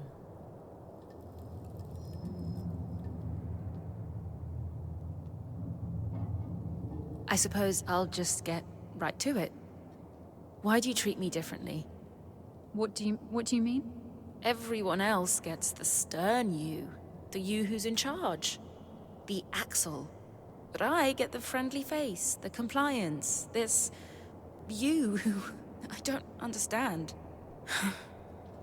Is it because of my dad? Because everyone answers to him? Are you trying to get close to him through me? I can't handle it, Haroon. I need to know that I'm not just being manipulated by everyone around me. It's not because of that. Then... what is it? I spend time around you because I want to. To see you, to speak with you, to work alongside you, to see the look in your eyes when you solve a problem. Skies, I shouldn't... None of this is... If we could find somewhere else, beyond the gaze of the hold... Haroon. Stop. Take my hand. And we'll go. I have a place in mind. I didn't see it before, but I think... I would like to tell you of the ways in which you are important to me, too.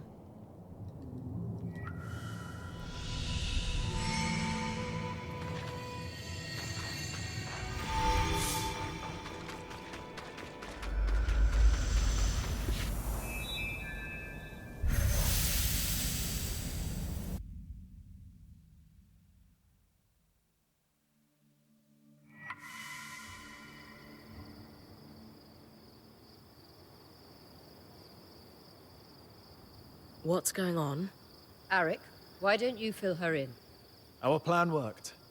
The Eye is mobilizing the scouts for a large-scale attack on the Surgeborn. I take it the Axel and the Spindle put him up to this? Yes. Not that Khan Stanild is admitting that. He claims that with the supply shortage taken care of and the Ark restoration underway, now is the time to strike. And Brynn is receiving due credit for all her work, I'm sure. No. So what's his plan? The scouts will stage a distraction in the underworks, while the Eye and the Spindle do something to the Grand Gate. That's all I know. The Eye wants everyone to convene at Cassidon's Hold for a speech to learn more. He wants us there. Khan Stanild loves an audience. Doesn't matter who's in it. I thought you'd be happier about all this. I have reservations about the Eye launching a plan using my scouts without consulting me. The reality is, the leader of the Enclave has the power and influence we need to take a stand against the Surgeborn, regardless of how likable the man holding the title may be. Power and influence, sure, but not the expertise. Ori is right. Whatever flaws the Eye has, he is ultimately doing what we've wanted him to do. If he wants to atone, we should give him that opportunity, even when it pains us. It can't hurt to hear his big speech before jumping to conclusions. I'm here to escort you. Talk to me when you're ready.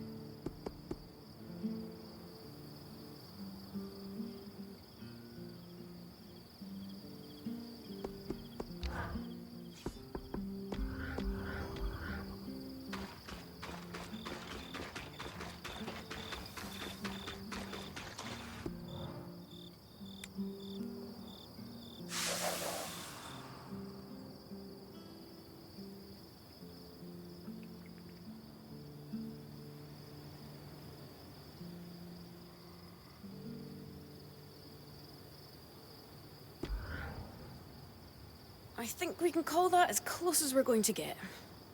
I agree. Good news, Arik. It's likely your caravan didn't leave. You're sure? Reasonably. We know which caravan was carrying a sealed case of two scries from the Keep records. There's no log of it departing, and the logs were quite consistent up to the surge. And the Axel had several older drovers who told stories of caravans that lost control of their beasts in the panic. More than a few, sadly, pitched their entire caravan into the newly formed fissure in the lower city. The runners would have recovered anything that important years ago were it still by the gate. Suggesting the scries might have gone over the edge. Brynn, I hate to ask, but I can take a look. Absolutely. just be careful. The tangles get thick down there.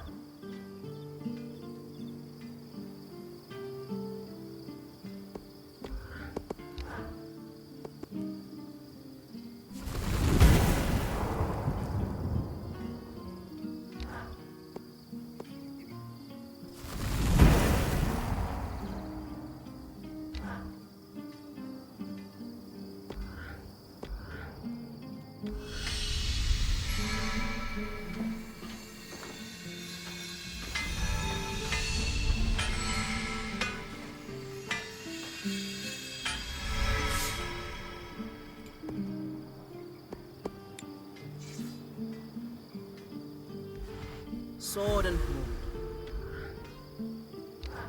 Don't forget to block.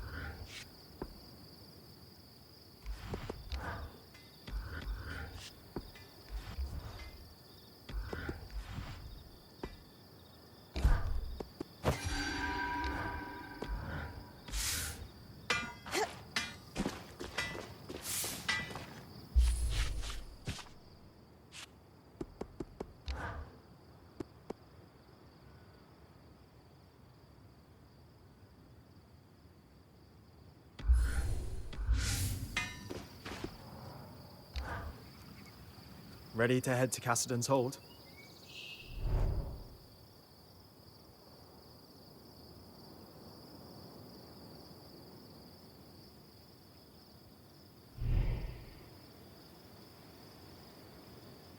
As ready as I'll ever be. Great. Hey, while it's just the two of us, I'll be deploying to the Underworks almost immediately after we arrive. Watch Khan Stanild for me, will you? I know Oriel wants you to give him a chance, but he can't be trusted. I'm always ready for anything, Eric. I know. Let's move.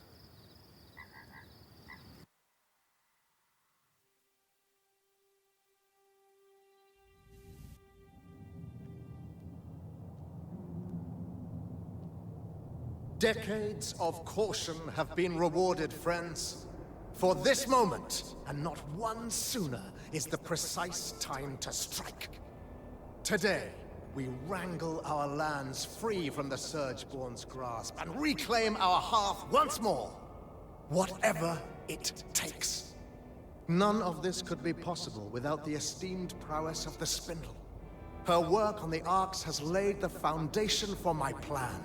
She and I will proceed to the Grand Gate at once. Scouts, you have your orders. It's time. Whatever it takes.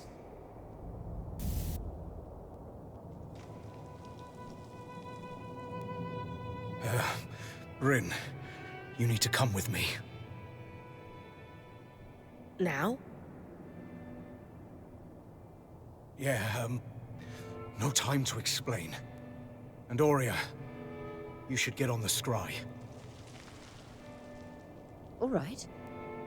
Whatever you need. Let's go.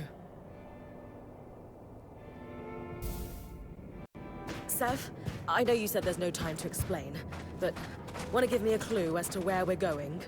So, obviously I've been working with the Eye. And well, he had me repair the Grand Gate. It's connected to this place called the Source, and I guess that's where the Surgeborn came from.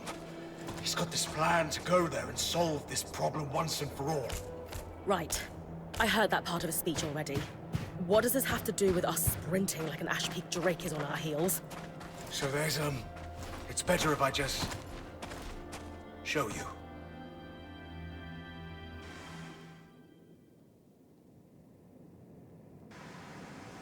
Perfect. As punctual as you are daring.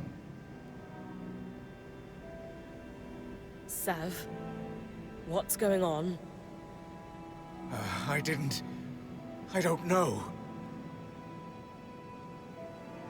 Oh, don't blame him. He's merely a puppet.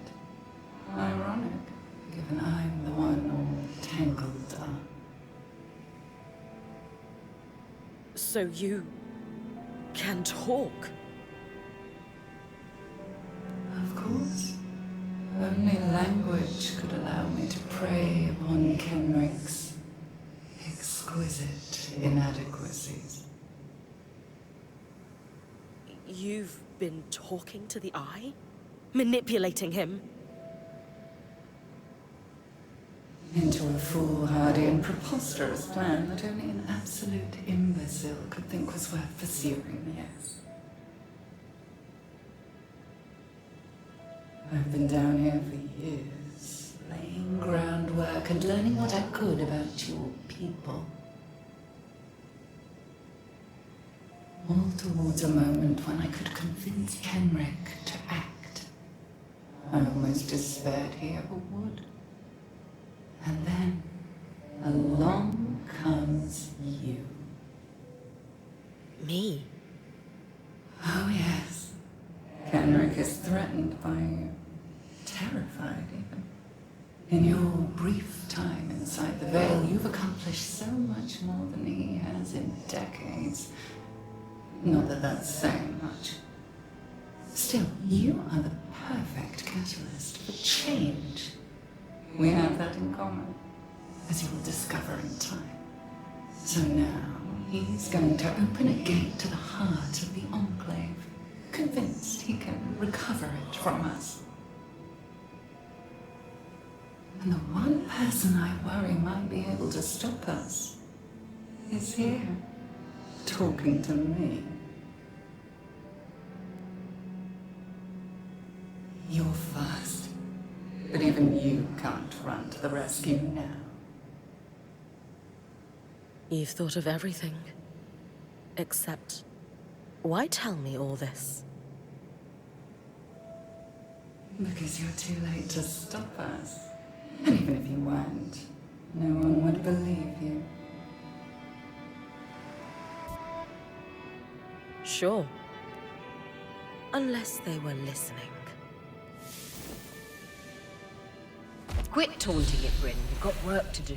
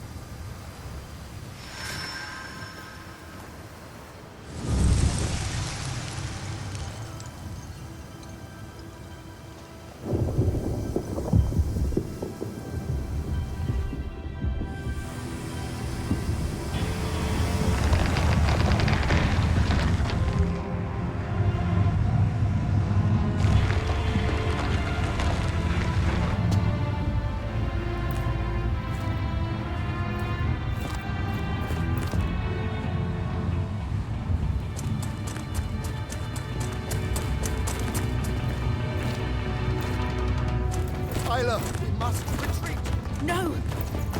I'm staying to fix this.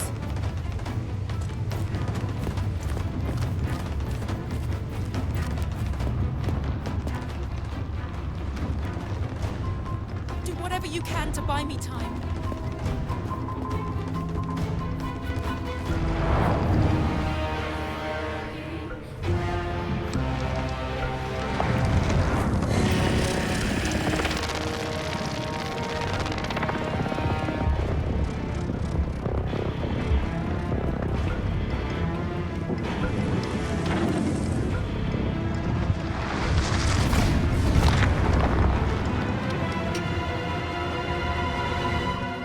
Brynn is seriously about to fight that thing. The spindle told her to buy time. Let's hope Hyder doesn't take too long.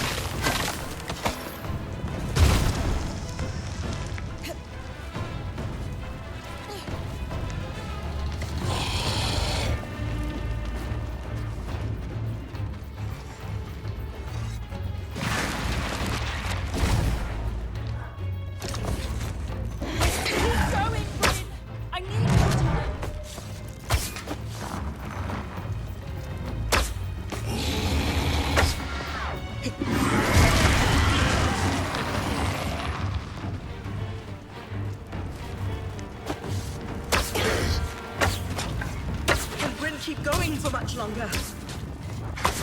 She needs to.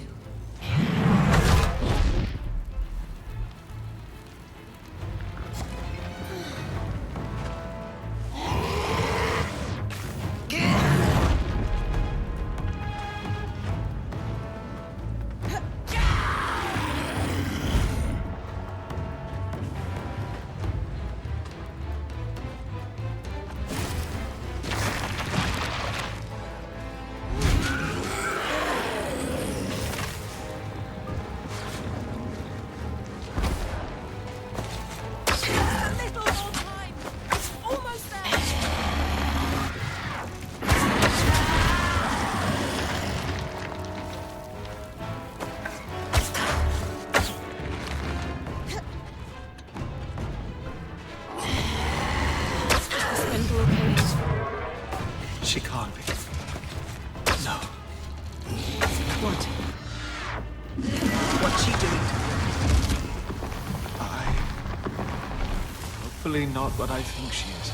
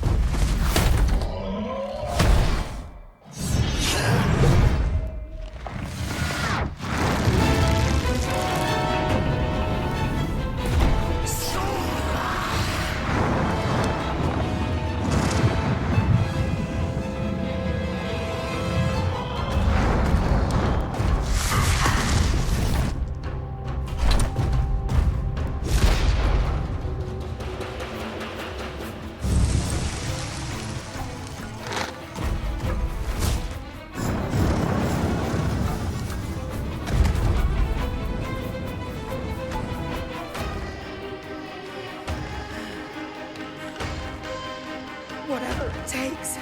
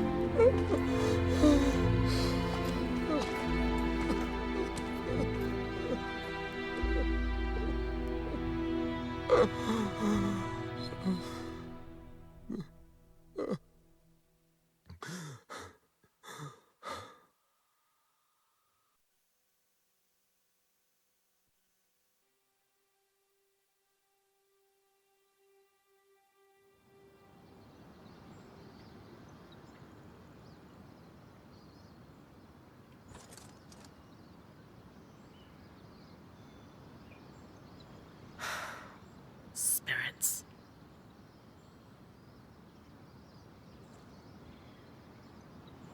Okay. Weavers have always dealt with problems like this. Well, not just like this, but yeah. We'll figure it out. Aurea, she'll know what to do.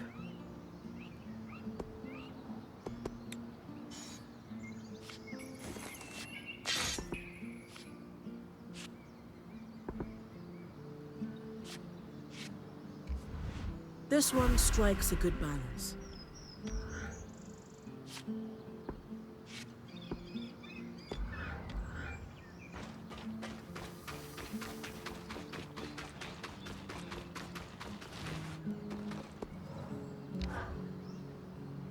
Hey.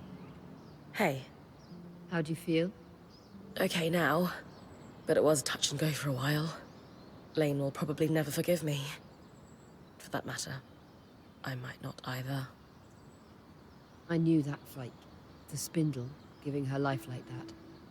It'd be on your mind all night. How could it not? And I've been mulling over what to tell you this morning. I had a speech planned, but you don't need a speech. You're like me. It'd ring false. So you did good.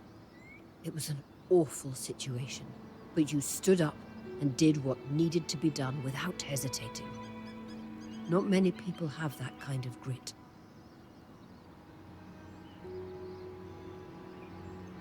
You're right. I think that was what I needed to hear. Thanks, Aurea. You deserve it. You've come so far in here. We've all had to adapt, but you more than anyone. Look, I know you, Brynn. You're made of stern stuff. You've the mountains in your bones. Any sense of doubt or being shaken is just snowfall. Temporary, and it'll slide off soon. That was the part you practiced, right? Yes. But that doesn't make it less true. Okay. Okay. Thoughts on what we do next? We obviously need to deal with that beast. But where to start? We need to get everyone together. Our band, Arakim too. And I want you to call the meeting. Me?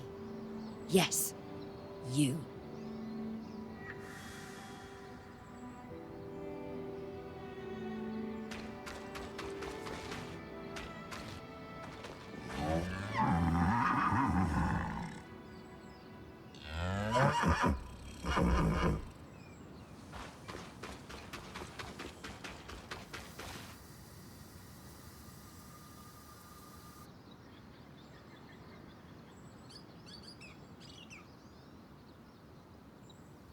I know everyone's up in their heads right now, but we have real problems to solve. So let's clear the air. Are you running this discussion, then? She is. Sev, this has to start with you. We knew you were working with the Eye. We told you we'd have your back.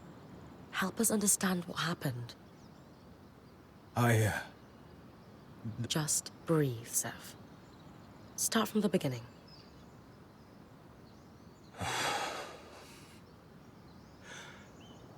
I'm sure Brynn and Sola told you all.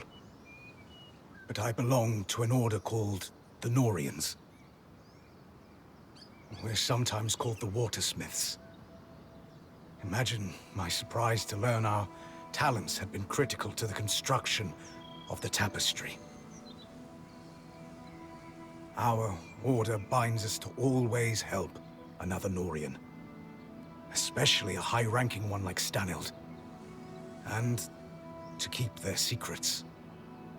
So that's how he sunk his claws into you.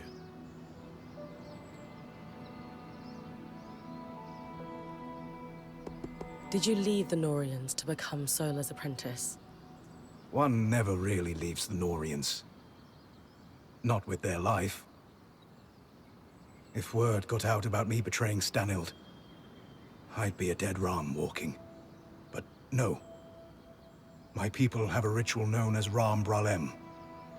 It is a time to pursue another path. And Sola was kind enough to accept me for mine. It's true. I knew it could be temporary, but was hoping you'd stay on after.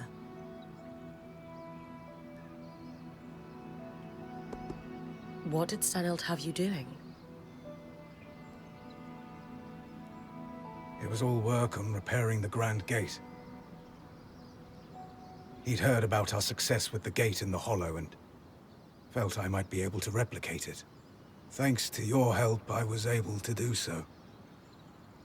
And he took me more into his confidence as a result. Why is the Order so secretive? We've always been critical to the survival of Taza. Water is life in the desert, and we control the flow of water. The Elders have a secret political chokehold on the kingdoms. The altruistic Norians will tell you the secrecy is so no one can undo our work. But I have my doubts. And so, the Order operates in the shadows. I imagine they were much the same here in the Enclave. The most important thing is whether we can trust you. Yes, Sev. Convince us.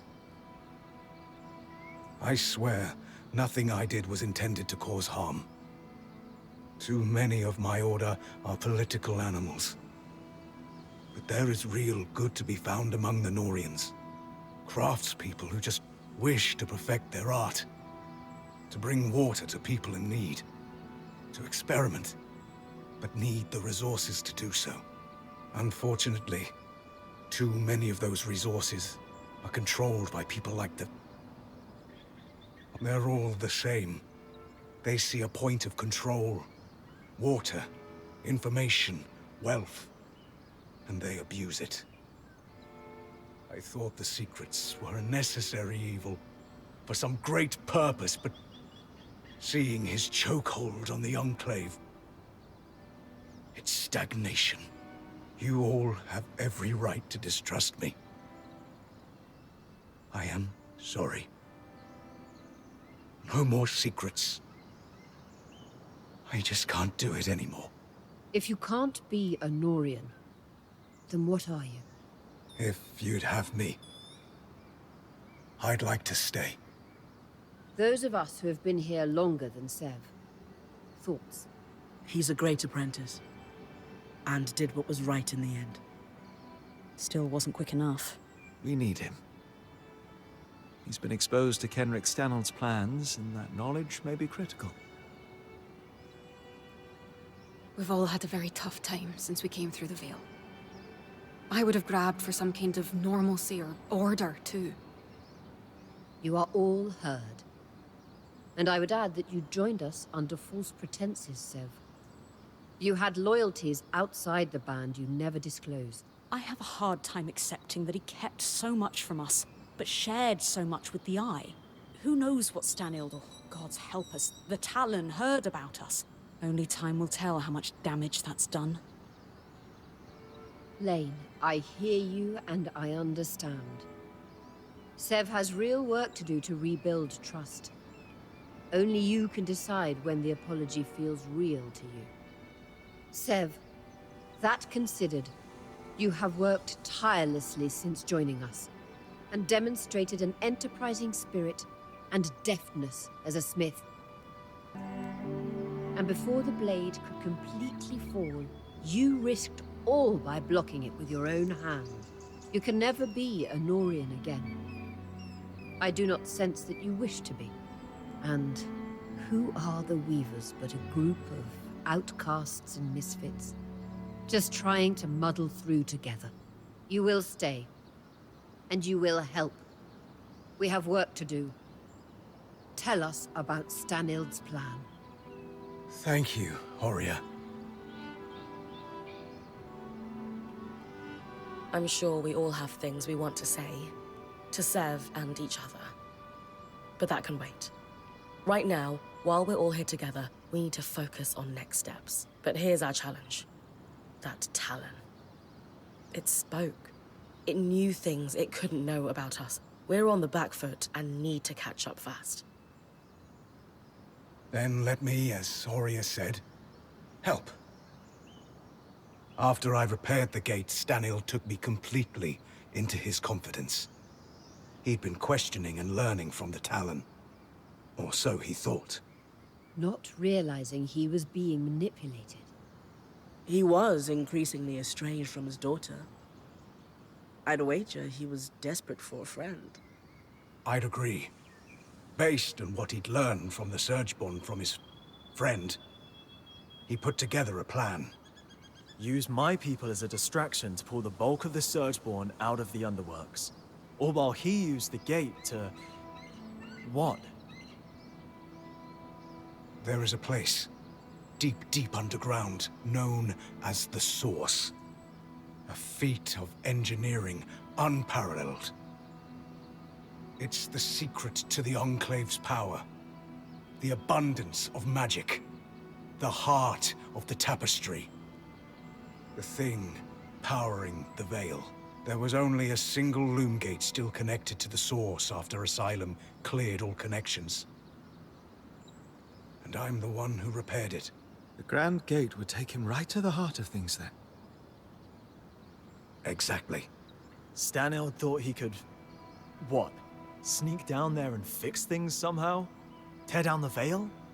His hope was to go down and secure a working space, sealed off from the distracted Surgeborn. He wanted to eventually fix things with the help of the Spindle. All glory to his family. That arrogant idiot.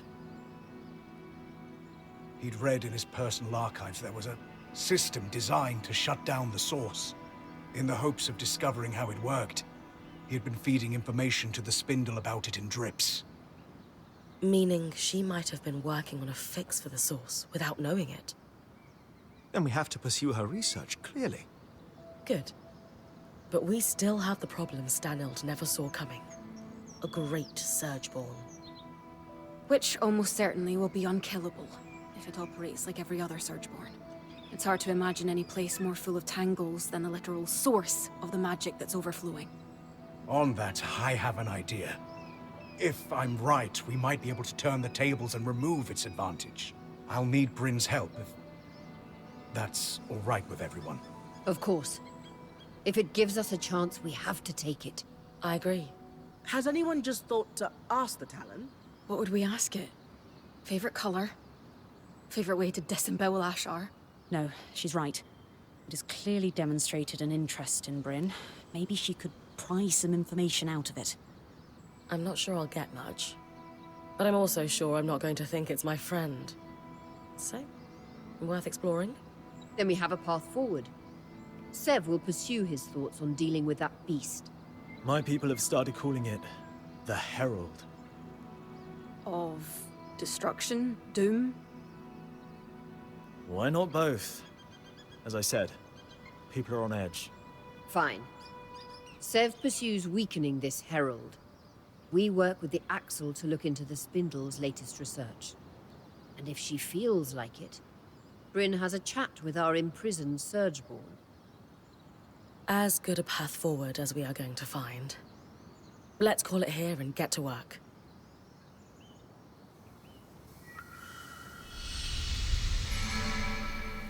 Isla sacrificed everything for us. Still can't believe she's gone. Her death could have been... Brynn, I examined the wreckage at the Grand Gate after everything that... Found something useful? A kinetic strand, in fact. The Ark must have torn it from the Herald's pattern in the chaos of the battle. Think we could weave it into my mantle? I don't see why not. Its pattern appears to be quite similar to those found on wild creatures and Archons. All right. We need every advantage. Then let's get to work.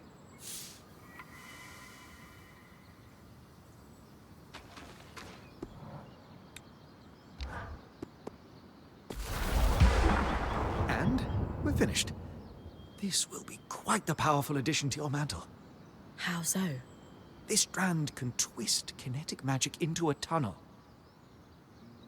In battle, you could push debris or enemies through it and send them flying through the air quite forcefully. Could I jump through it? I suppose you could. Hey, there's a lot of tall buildings, flying creatures. This is going to be great. You're right. Just try to be careful.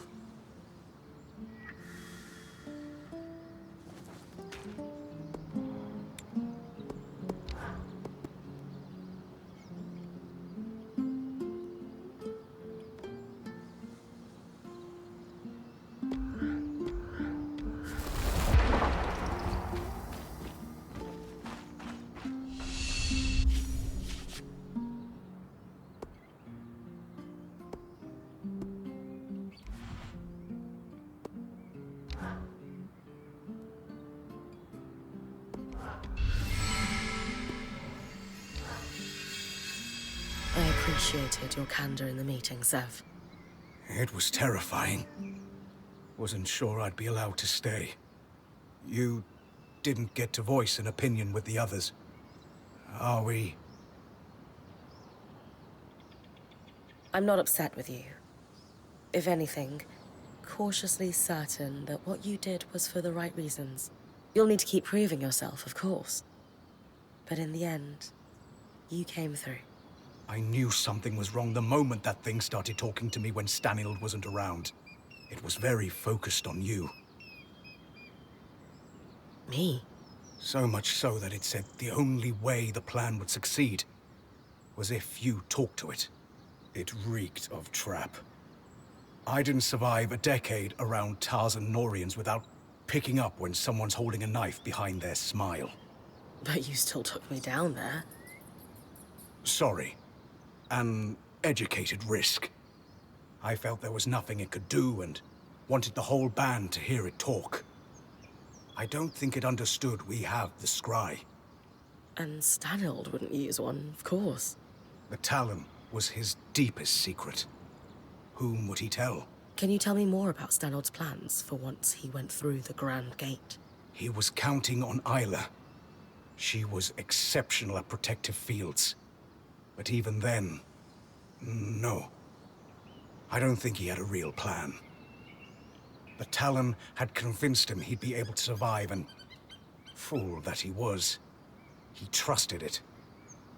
We can't afford that mistake. But I have a theory. You know how the weather sometimes skews wildly hot and cold? Right. The aeroliths. What else do we see on similar cycles?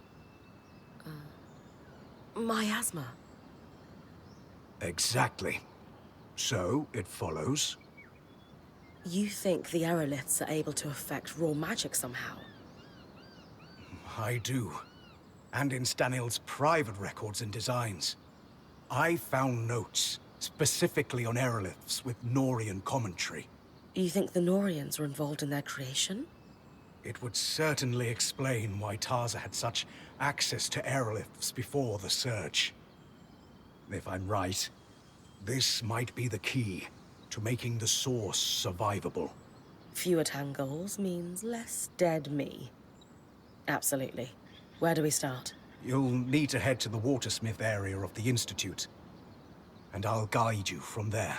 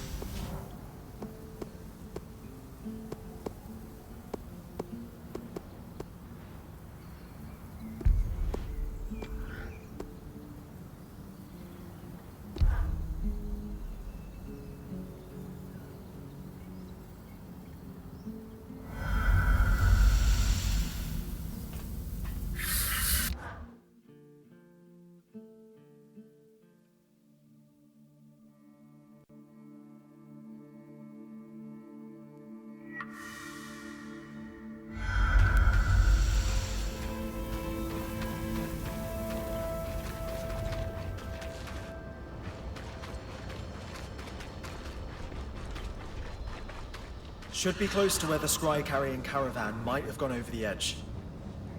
I'll have a look.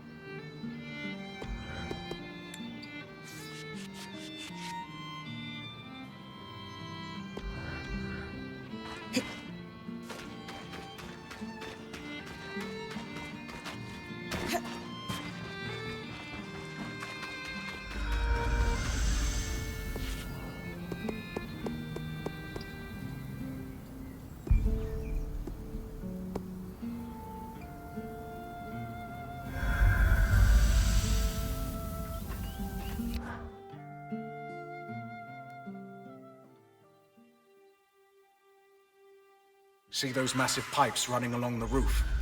Norian design. I recognized them earlier, and they prompted my investigation into the Norians and the Enclave. Confirming your findings that the Norians were heavily involved in the tapestry.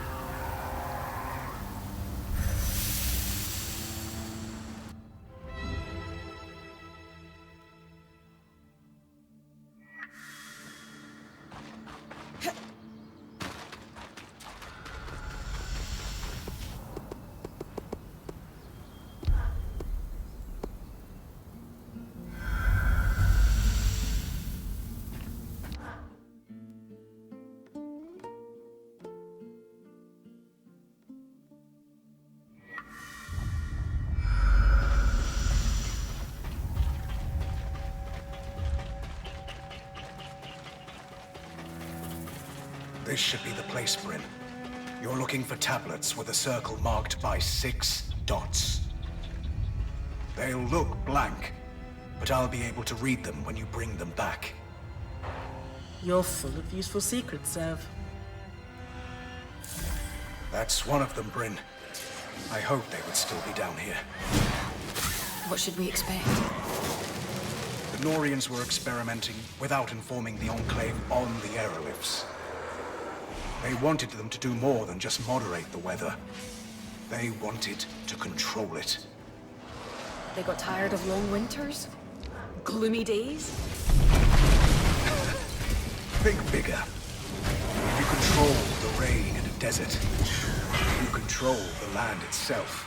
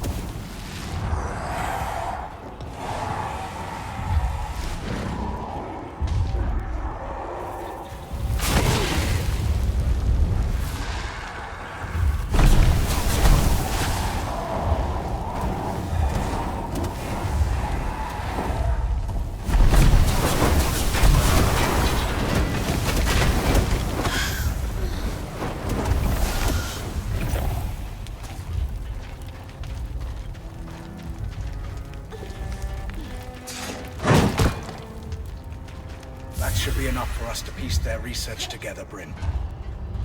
Will I be learning how Norians hide their information, Sev? Yes. And if word gets out, we're both going to be hunted. The best knowledge is always dangerous.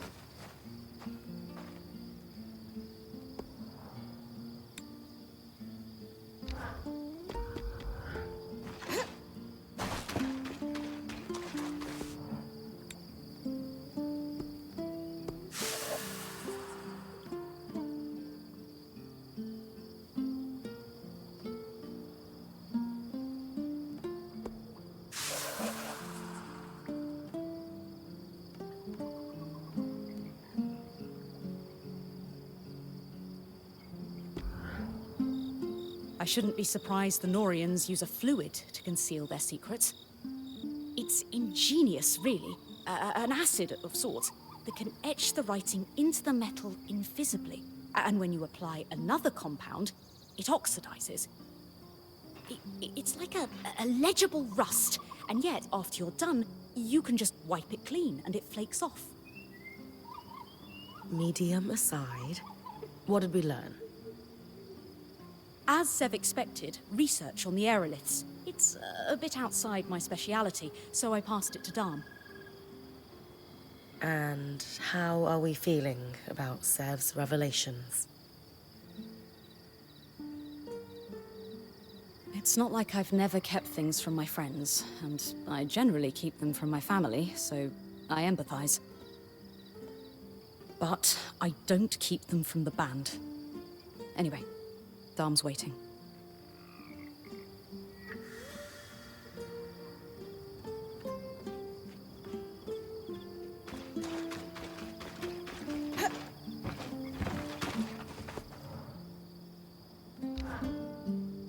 Lane said I should talk to you about the plates we found for Sev. Perhaps you could walk with me? Sure.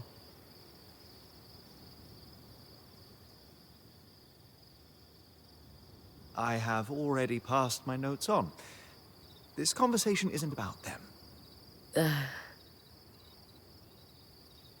I wanted to ask how you're doing with regards to Sev.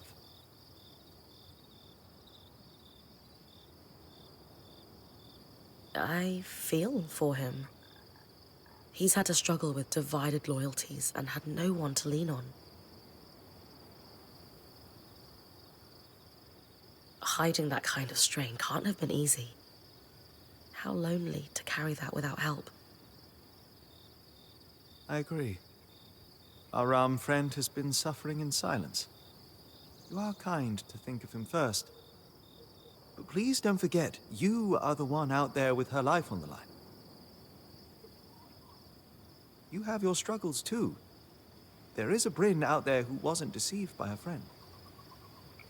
Who wasn't forced into the role of point so early, for that matter. I promise you, I'm okay. But thank you for taking this moment. Ultimately, I will say this. There was a time in my life I walked away from everything I held most important. Sev is handling it better than I did. He's not angry or bitter, he's just working through the problem. It's kind of you to help him. I'm sure he appreciates it more than he'll ever be able to say. So I'm saying it for him. Sev already has my notes. Good luck in your endeavors.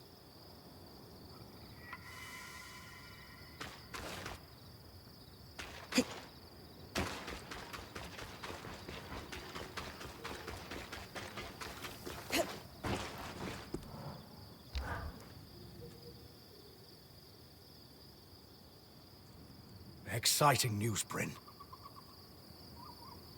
You figured out how to clear the source? Nothing quite that far along, but we are a step closer. As I suspected, the Norians were doing experiments not even Enclave leadership knew about. Not to just stabilize the weather, but directly control its extremes. Which is pretty much what we're seeing the aeroliths do, here and now. I honestly think that these experiments, left unattended, are the direct cause of the wild temperature changes. Likely contributed to the floods as well, though I suspect Asylum was the larger cause there. Regardless, if I can pick up where their research left off, we might have a solution to our problem at the source.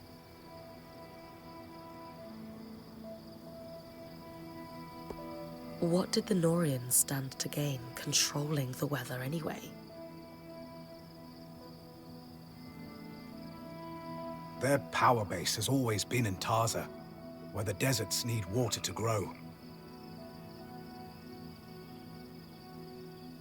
Imagine being able to withhold rain or worsen heat at a whim. What kind of power would that give you? The kind the worst parts of the Order crave.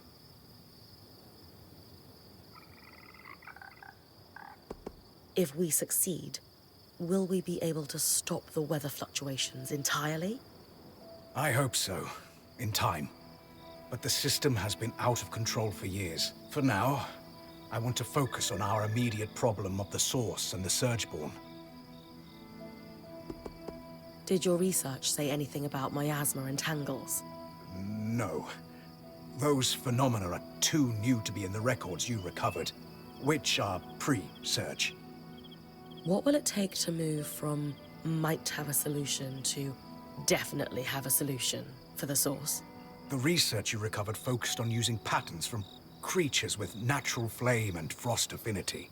It used those patterns to briefly augment one part of the enchantments woven into an aerolith. Use flame magic to tilt the aerolith hotter for a time? Yes, exactly. And they had some success with it, proving the methods viable. I can't believe I'm saying this, but too bad there aren't miasma creatures. There's one, and Dharm already managed to recover some of its pattern. But not enough?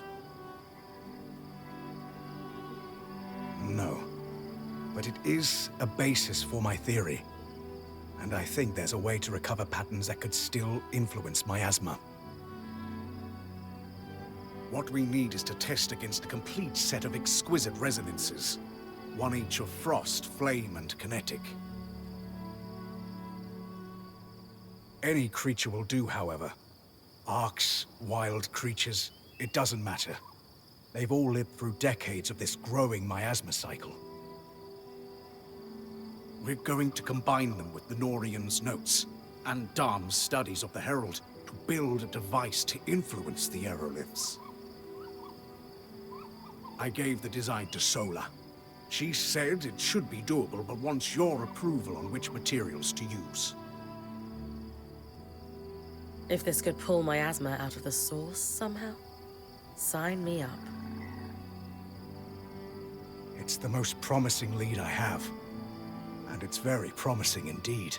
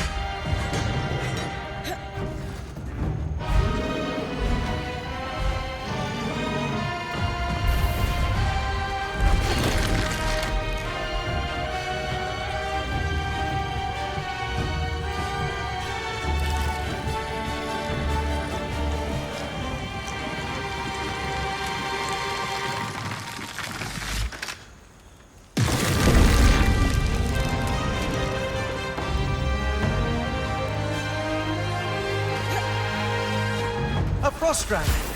Happy to weave that into your mantle.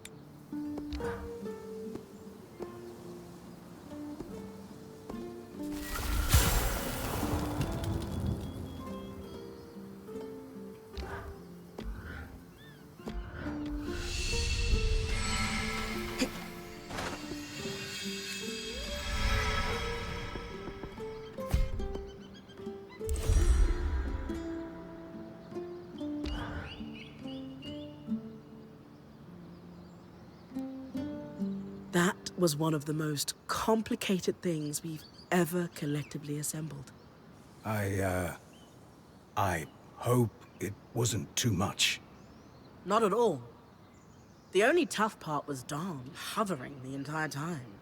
He's enthralled with this device. Oh, well, I'm teasing you, Seth. I'm not sure if you'll still be my apprentice after all this, but I will tease you. No more learning to smith. Now. I'm not saying that. We just need to figure out what comes next together. Which brings me to the question of the hour. You were already a Norian. Why did you want to be my apprentice anyway?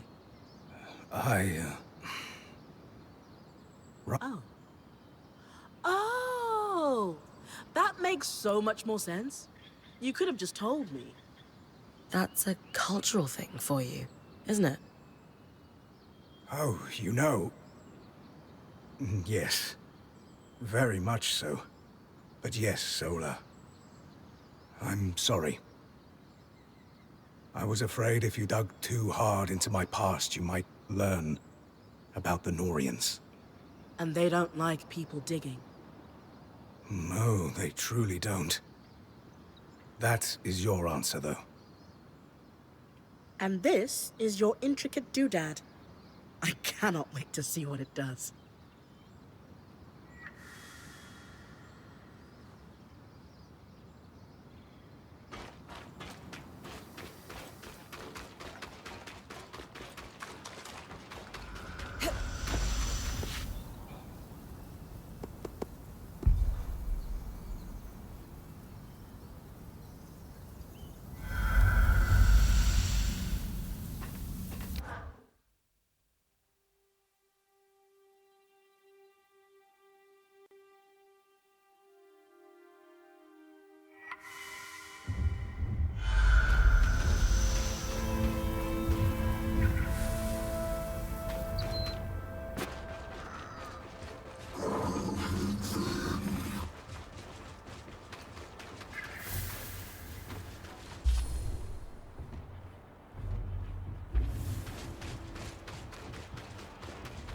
This airlift should be perfect, Brynn.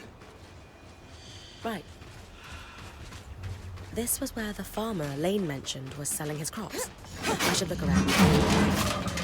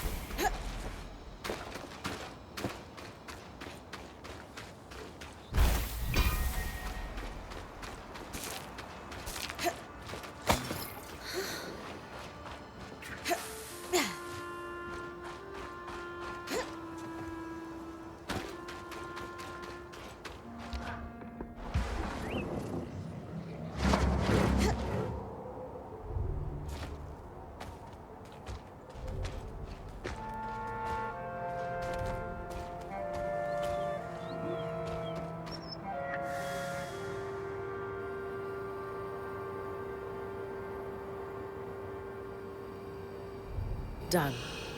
That's all we needed. The others have been helping me with a little project on the side. A surprise for you. No hints? You'll see.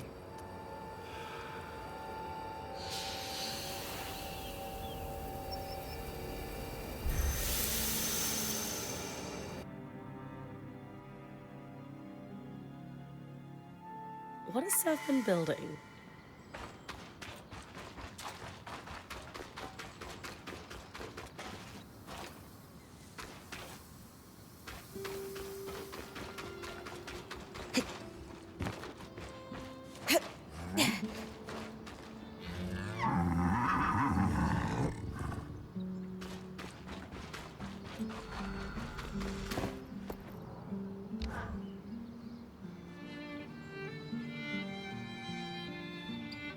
What's all this, big guy?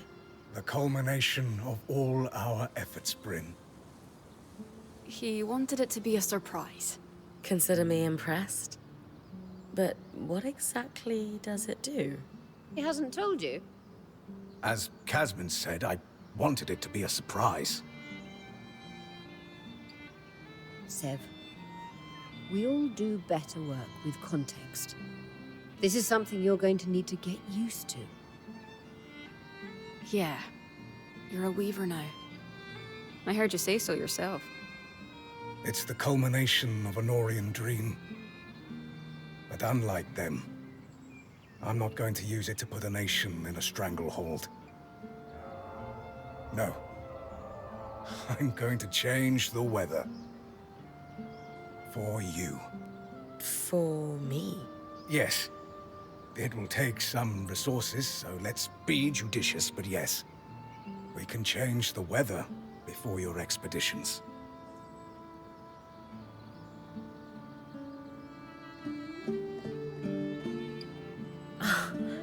Well, this is incredible.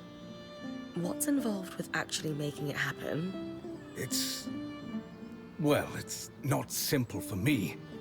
But for you, I'll keep it simple. If we want to make a change before you leave, we can do it as part of the preparation. The aerolifts are all connected, and the device we created will let me give them let's call it a shove, for a day or so. We've run some limited tests, and everything holds up. It's really rather ingenious. And we'll give you quite the edge. Imagine tossing a drought when a frost creature is hunting. It can affect my asthma, too, yes? Yes, it can. What we don't know is what effect it can have on the source directly. Let me run some more tests. But, in the meantime, the Enclave's our sandbox now. Just ask if you want me to change things.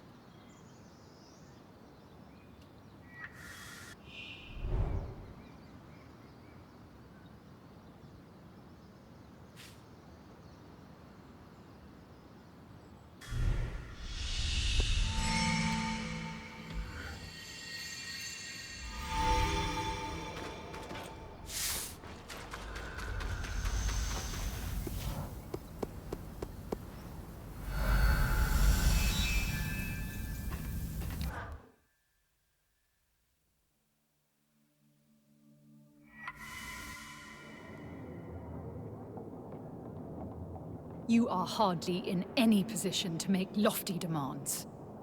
The Council convened and unanimously stripped you of your role. You no longer hold the privileges of the Eye.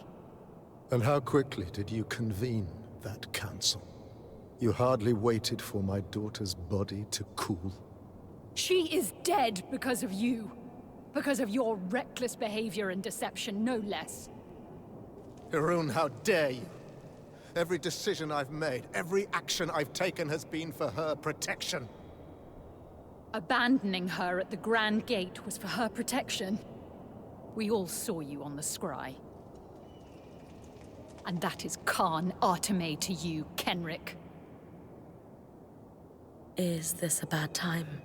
Yes, as a matter of fact. No. You're more than welcome at Cassidon's Hold. I came to offer my condolences. To both of you. Oh. Thank you.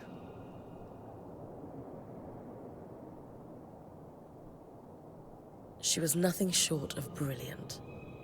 Everyone in our Weaver band could see it. She dedicated her life to reclaiming lost knowledge of the Arcs. The world is better for it. She was exceptional.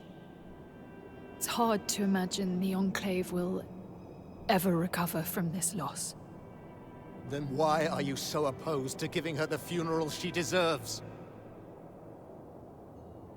With the Surgeborn swarming Denevron, we can't risk a trip to the Hallowpire Rise. For generations, every Stanild has received the right of ashes upon death. Isla will not be the exception to this. Could I perform the rite on your behalf? You? Don't tell me you're a Hallowpire priestess on top of being a righteous pain in my ass. Skies, do you want a funeral or not? She's our best option. Isla saved my life. I want to help you honor her death. I suppose you do owe her that. Fine. For the rite of ashes, you need to burn an object that was sacred to the deceased upon the high pyre. As you collect the ashes, you must read a rite aloud to thank the flames for bringing the deceased to rest. Do you have an object that was sacred to Isla? Isla's most prized possessions aren't in Cassidon's hold. She had a secret refuge in Dredger's Mire. You're sure to find something. She was always sneaking away at night to work there. You knew she was sneaking out of Cassidon's hold? I knew my daughter better than she realized. Return to me with the ashes. Thank you, Brynn.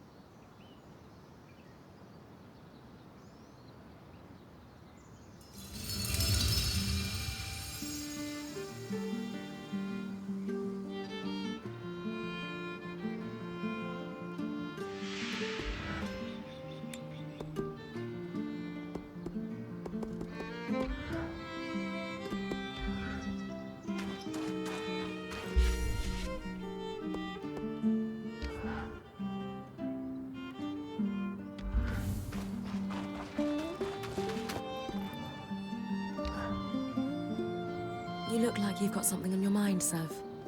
I'm struggling a little, perhaps. I find myself torn. Between Casmin's stews and Darm's spiced pork? Same. Pork. Stew gets in my fur. That aside, I find myself both wanting to tear down the Norians and redeem them. Surely not everything they did was self-serving politics. There had to be some craft or artistry behind it.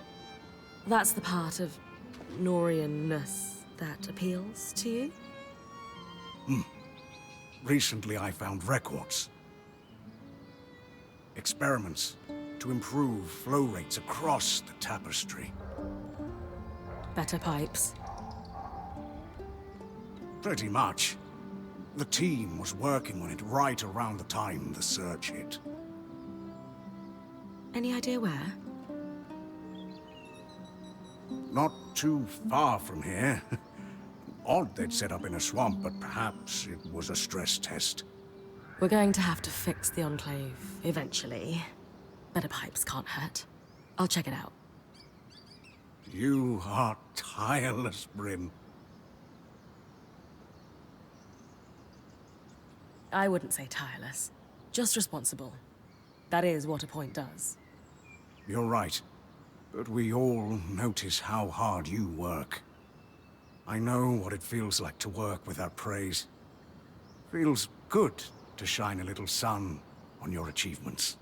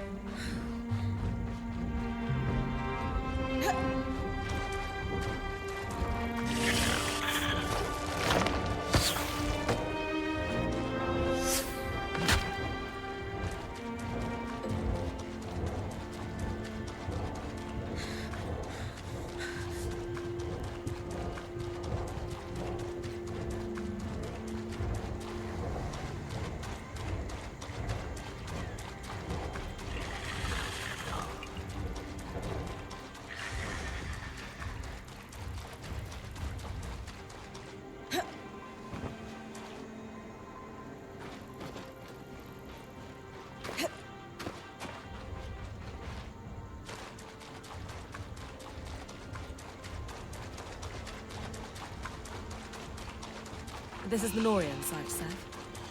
Yes. They were working out of that cave. Sheltered, yet deadly. Probably wasn't that way before the surge.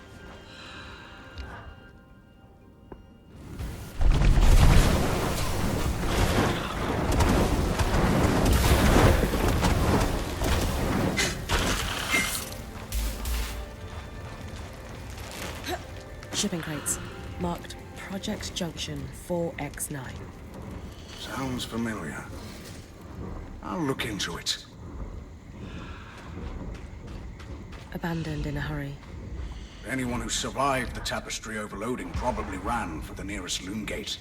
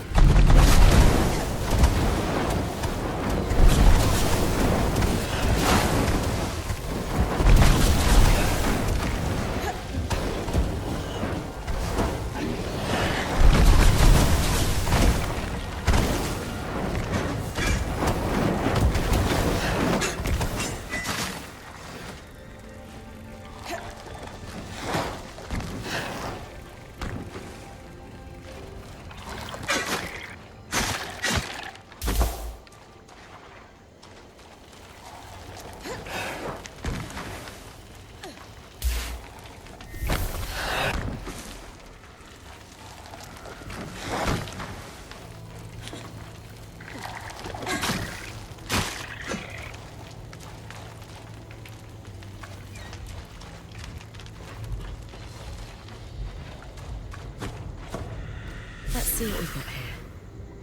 These all seem to be speeches that the Eye delivered. These are dated 40 years ago, but I could still imagine him saying all of these things today.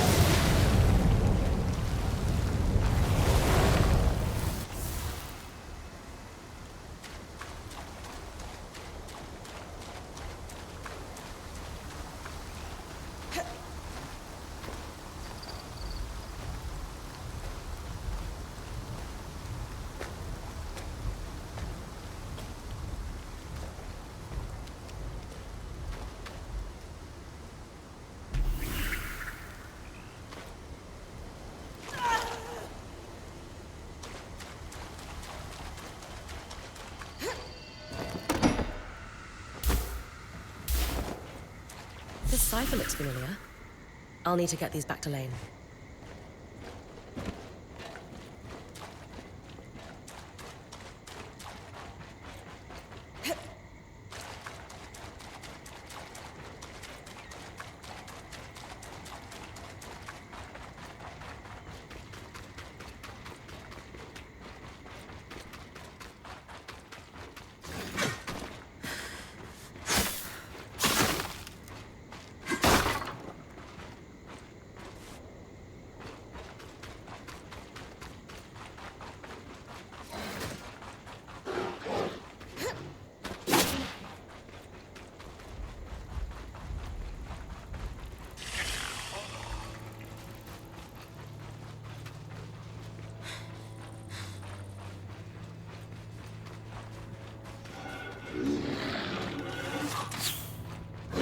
That might be Isla's secret refuge. It's actually not too far from Lucia's workshop.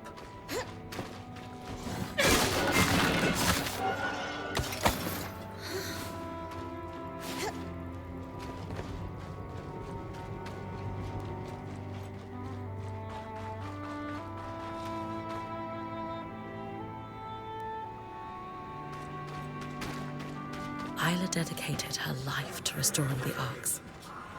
Darm's right. We will need to continue this. For now, what might she consider safe for the right?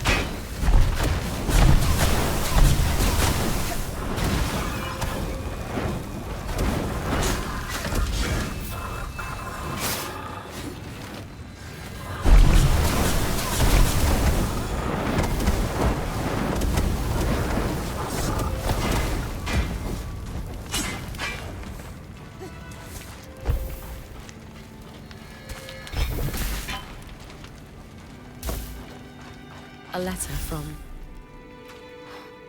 the Axle. I should take it back to her. A toy Archon. That's sweet. Dom, do you think this could work for the Rite of Ashes? It's perfect. Huh. Isla also had a copy of On the Workings of Archons, marked with annotations, just like Lucia's. Could be useful. Wait, I'm losing you. You hear me better now? Yeah. Weird. The scry was cutting out. Strange. At any rate, the book could be useful. Once you've completed the ritual, I'll take a look.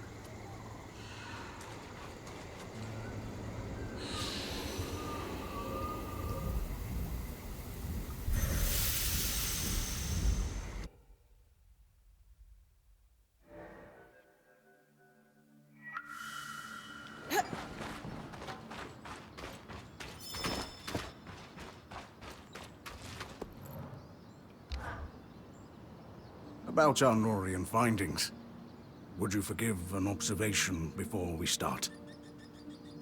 Sure. What's up? I walked up to the Axle and just asked her. And she answered. Reasonably happy to help. Aram could get used to this. And what did the combination of your excellent minds discover? That marking you found, for Junction 4X9, it's a location code. The Norians and Enclave had a system to track the flow of raw magic. The Khan and I did some archival digging, and we know where it's located.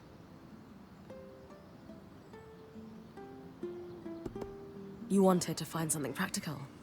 This sounds like it counts. Oh, Brynn, yes. I needed this. Something skillfully wrought and worthy of study.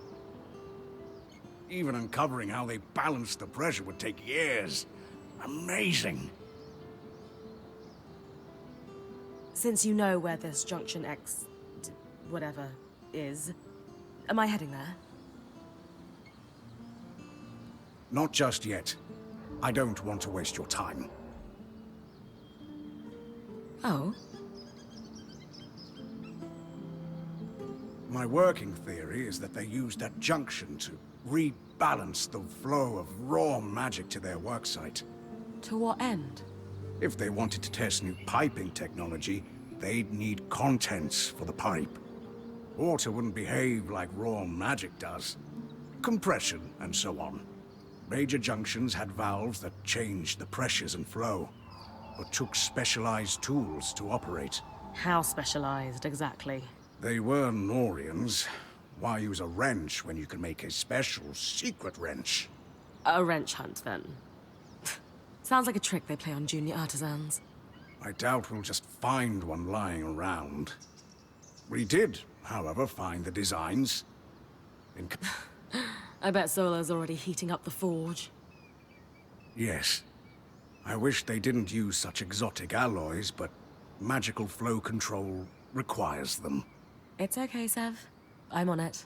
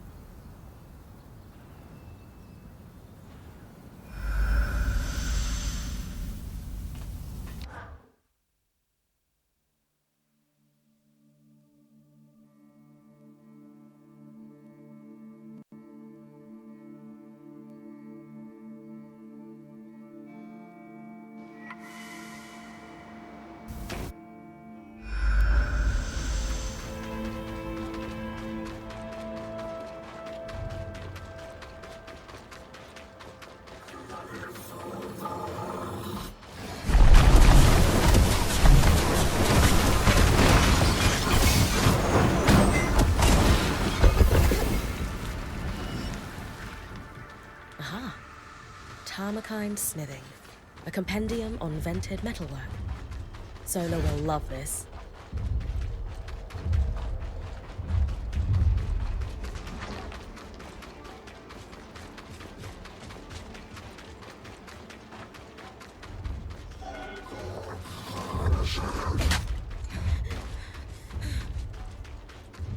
I'll need to place the toy ark on the high pyre.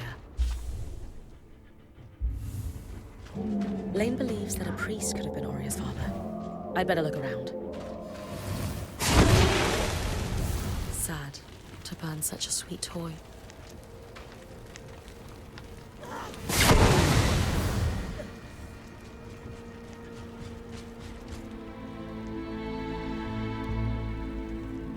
Now to collect the ashes.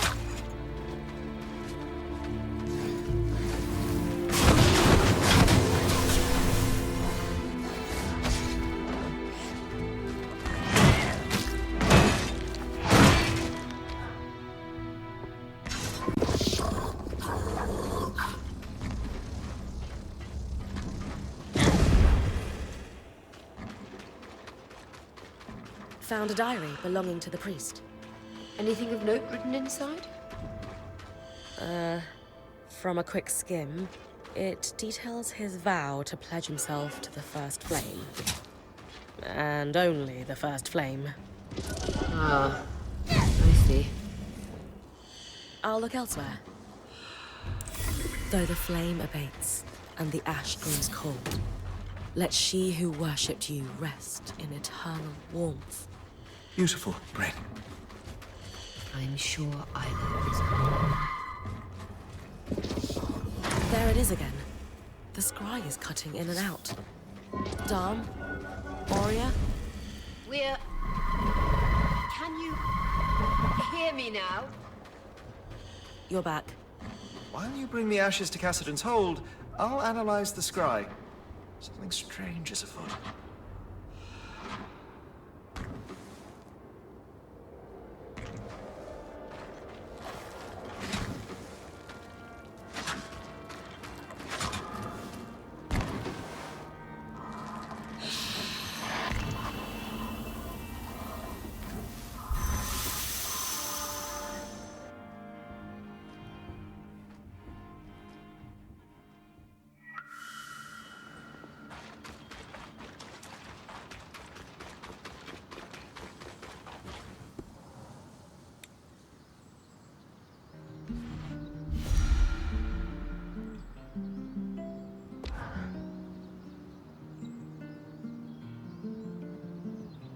Takes you back, doesn't it?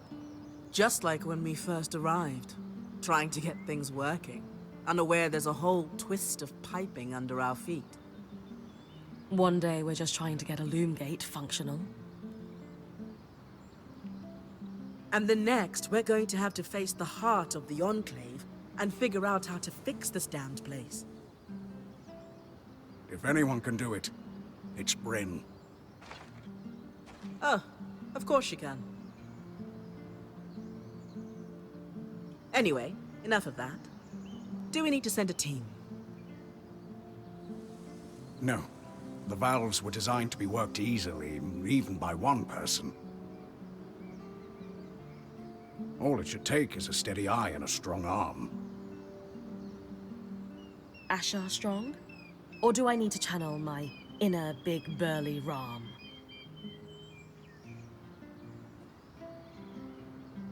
You should be fine. That said, I do think all of you would look better with tusks. You're entitled to your incorrect opinion. Ha! So, feel up to some junction hunting, Brynn. So much safer than my usual quarry. Less mobile, too.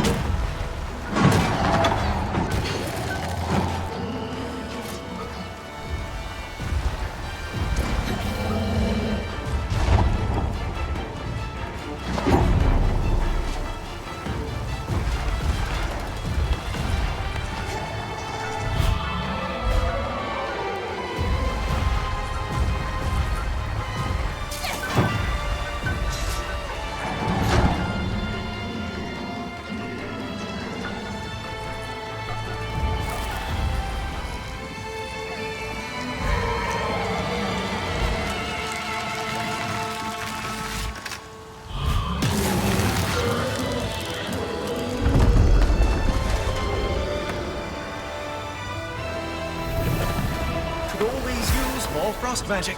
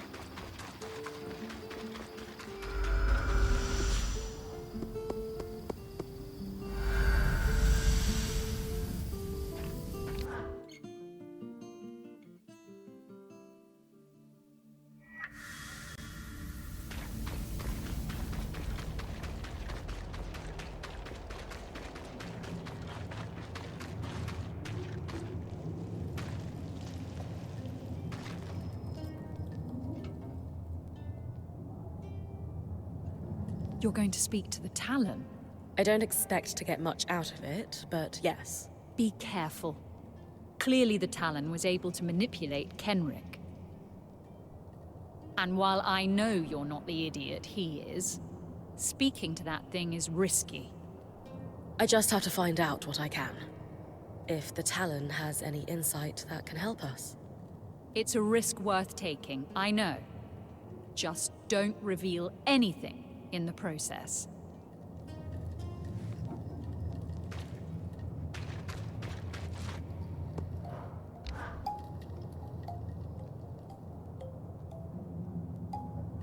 I performed the rite, and I brought you the ashes. Thank you, Brynn. Isla admired you. She would be honored that you did this for her. It's not how she would have wanted things. I should have been there. Enough! I know you're grieving. We all are. But you are no longer the Eye, and this disrespectful conduct ends now. You owe Brynn a thank you, and an apology for that matter, and probably a great deal more than that. Not only has she gone out of her way to perform the rite for your daughter, but she saved us all from certain death at the Grand Gate too. None of which she would ever have had to do if it weren't for your... For my actions! I know!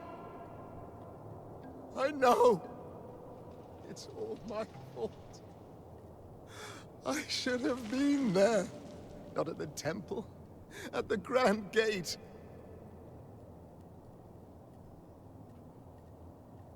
I should have stayed. The way she looked at me when I left her there, I'll never forget it. I could fill a city with my mistakes. I should have supported her work. I should never have lied to her. My regrets will drown me. Maybe they should. Maybe they should. My mother used to say, you can drown in your grief, or learn to swim in it. It is unfair that you lost a child, no matter the circumstances.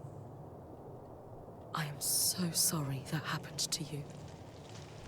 But now you have a choice. You can spend the rest of your days counting the ways you failed your daughter. Or you can dedicate every breath you have left to her. How? Just do one small thing a day that would make her proud to call you her father. Start by helping us finish the work you wish you had supported in her life. It's too late for that, I'm afraid. If you'll excuse me. But there is one thing. The Ark in your camp, the one she wanted to restore, it's called the Ark of Verdance. An enchantress named Lucia de Crassus built it. Lucia. Consider it a thank you for what you've done.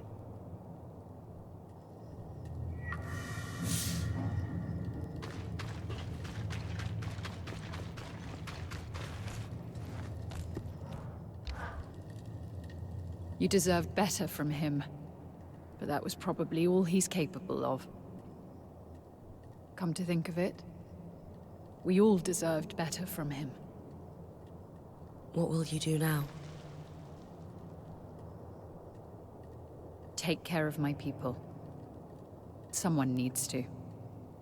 And you? You're going to try to fix the arcs.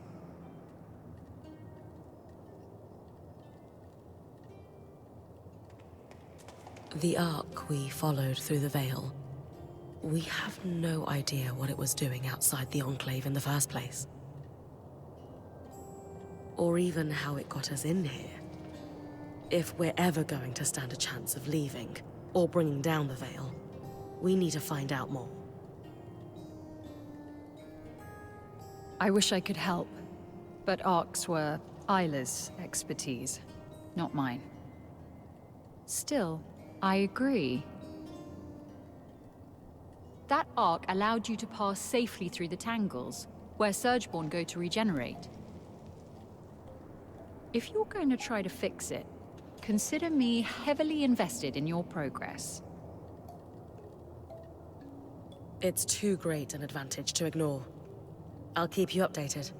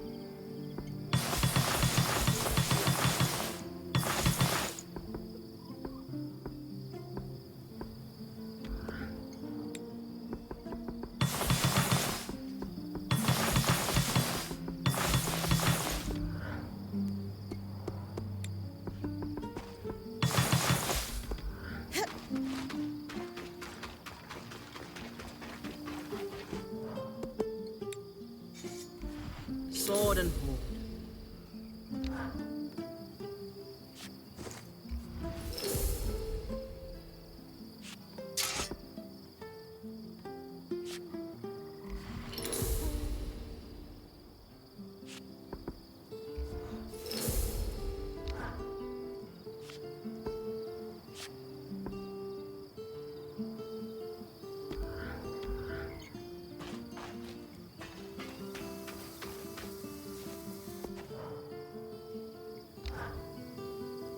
Dom, the interference I'm experiencing during expeditions is concerning.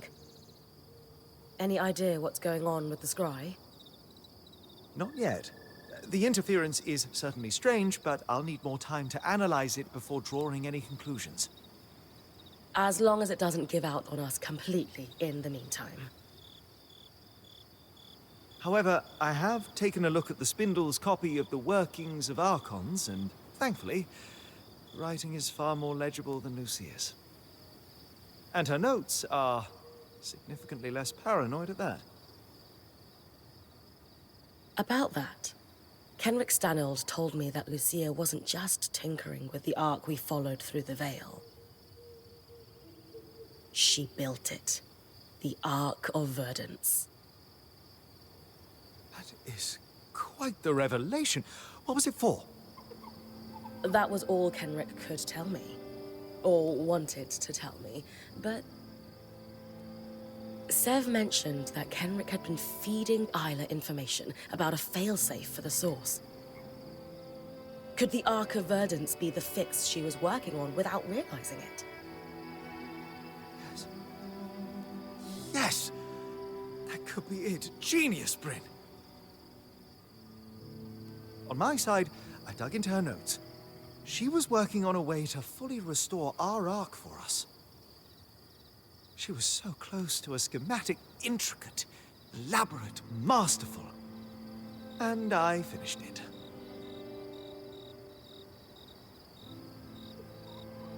Solar has the final design ready for you.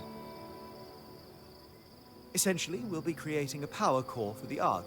Most notably, we'll need a special part, a bar of shaped coral. This is the final key for an Ark to be functional on its own without a Weaver channeling magic into it. If we had built a power core earlier, could her death have been prevented? She only made this discovery in the final days of her life, through researching all the Ark parts we had supplied her. Her research even theorizes that using one's own magic to power an Ark for brief amounts of time could result in death. So she knew she was going to die at the Grand Gate.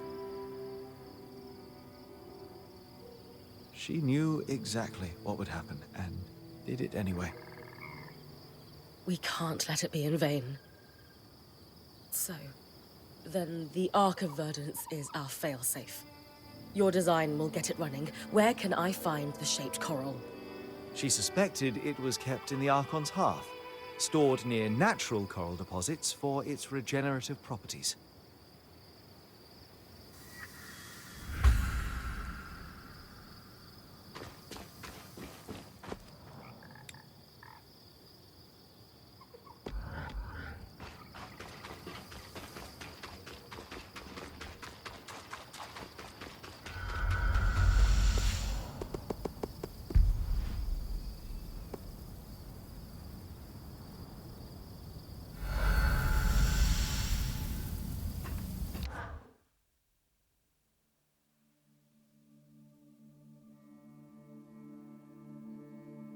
The Archon's hearth once more. Wish Isla was here to guide me. I could assist in her absence. What the? Brynn, what's... Aurea, the scry has been compromised by the Surgeborn. Stay off it. Compromised is such a strong word. I just want to talk.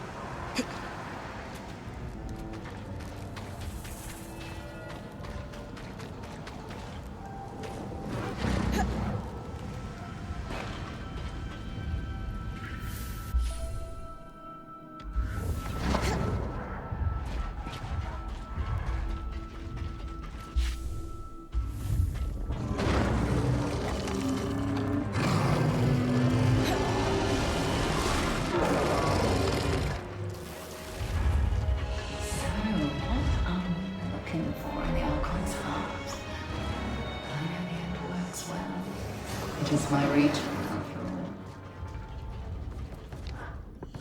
Like I would tell you. Whatever plan you've concocted, it would be better if we worked together. You murdered my friend. Technically, I didn't touch her. It isn't my fault she lacked the stamina to follow through on what she started.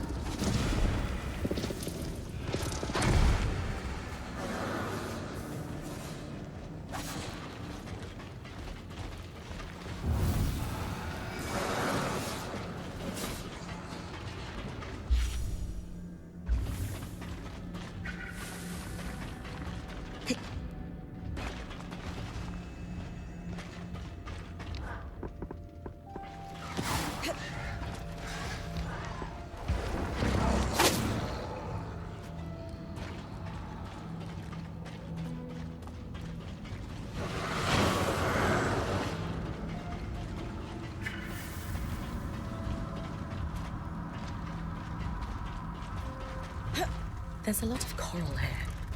I must be getting close to where the Enclave stored shaped bars. Will the Surgeborn know the plan when I pick it up? I guess that's a risk I need to take.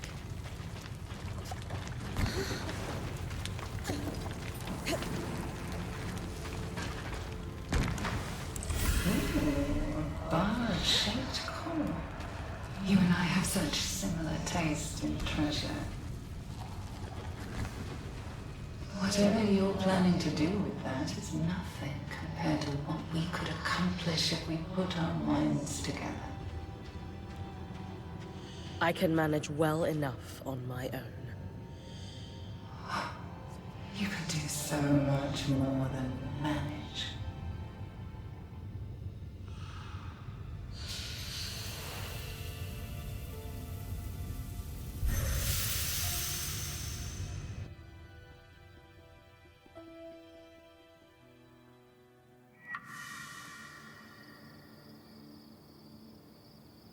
The Surgeborn in the Howling Jail somehow has access to the scry.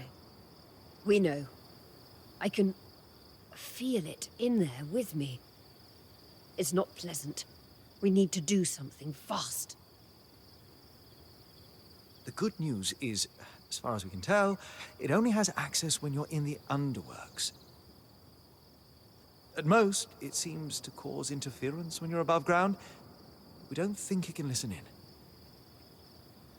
Until we can block its presence, best to keep use of the scry to a minimum. All right. How are we going to fix this? The reason Aurea can sense the Surgeborn presence on the scry is likely because it's wielding magic to communicate. The same way Aurea's mantle pulls magic from the air to contact you. However, unlike Aurea, the Surgeborn can't pull magic from the air around it. Otherwise, it would be talking to you all the time.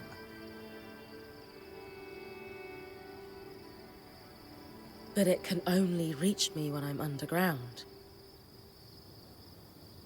where the tangles are most dense. We need to cut off its access to raw magic. That's where the spindle comes in. Thanks to her, we finally have the missing piece to get our escort here running. It was a failsafe in the case that the source needed to be repaired. The Ark of Verdance will create a safe bubble against the tangles, which would be the natural consequence of any failure of the source. Just like it did with the Veil. Exactly. But without the crushing weight that caused it to fail. So, the plan. We get the Ark to the source, it stabilizes the Enclave. Or at the very least, starts the process. If the Herald waiting down there doesn't destroy it first. I'll need to take it down, if this plan is going to work. That sounds dangerous. It might be a risk worth taking. We have to. The Enclave is overflowing with raw magic, and this source is clearly the root of the problem. Too many tangles have led to the floods. They allow the Surgeborn to communicate and infect our enchantments. Without the source under control, we will never reclaim the Enclave. Then that's our plan. We build a power core, then we speak to the Axle. I'll join you at Cassidon's Hold.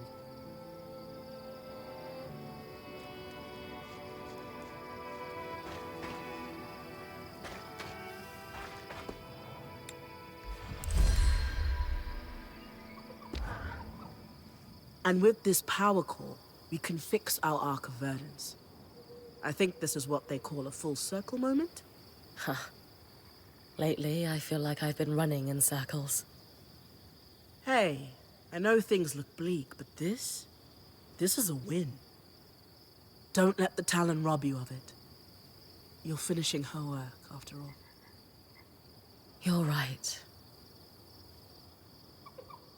I always am. Now, I think you've got a meeting with the Axle.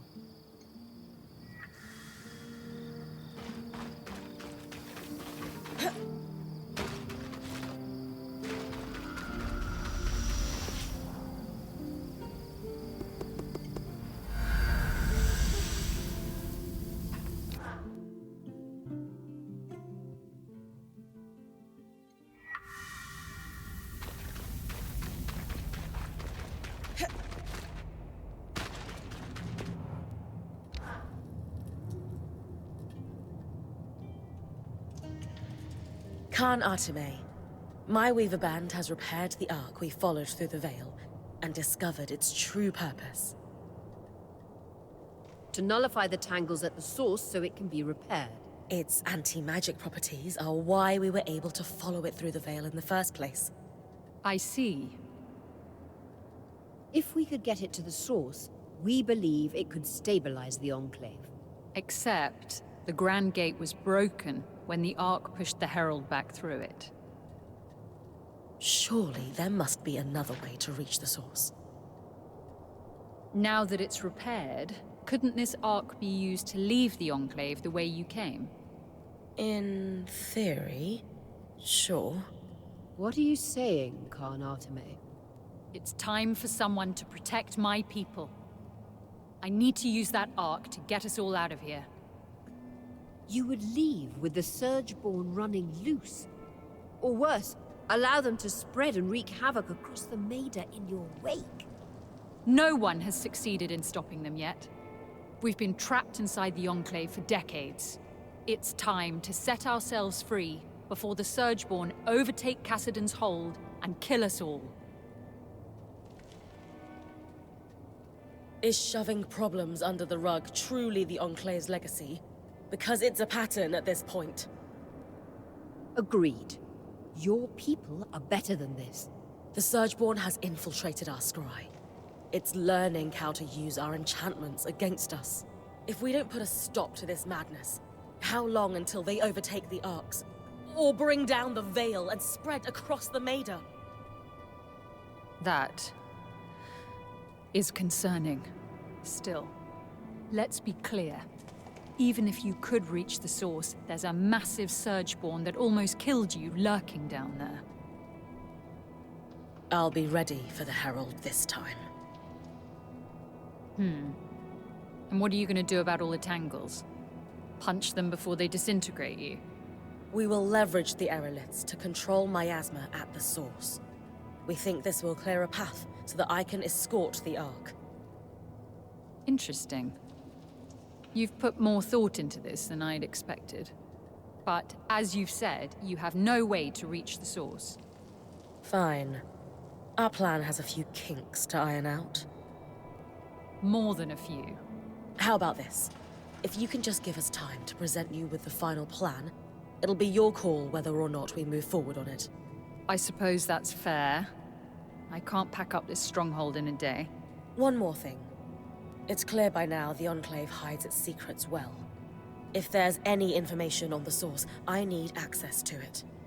There are private records that can only be accessed with the Eye's signet. I suppose he's not using it at the moment, but... Brynn did just save your people from certain death not too long ago. Fine. You can borrow it. You should find information at the Spire in Upper Denevron, the Bastion, and the Institute. We'll arrange a meeting with you when we're ready. Good luck. You certainly wear emergency powers of authority.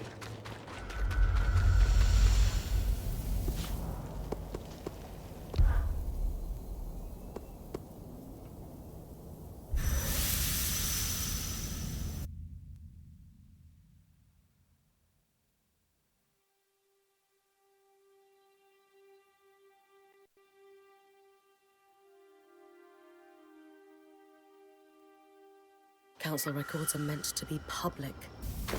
Wonder what else the Eye was hiding from its people.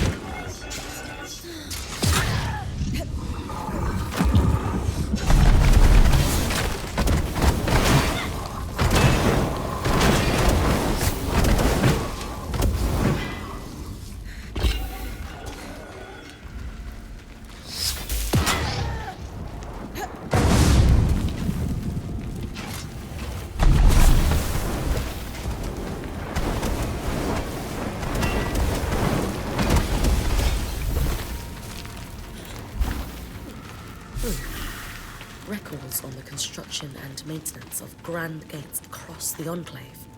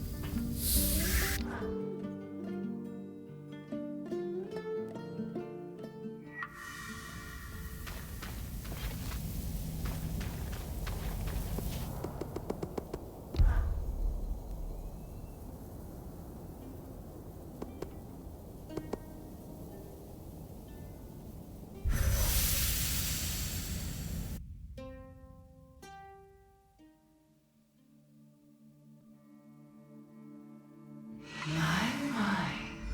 That's the eye signet. Did you know it can reveal the Enclave's secrets? Not that I needed it to pry into the eye's darker truths. Let me guess. You're trying to find another way to reach the source. I'm all for it. We'll be able to speak more easily there. Ugh, I'm sick of your voice already. Such impoliteness is unbecoming of you. Didn't your parents raise you to be a nice, respectful girl? I gathered from how the eyes spoke of his own. So the core values your kind instills in their offspring.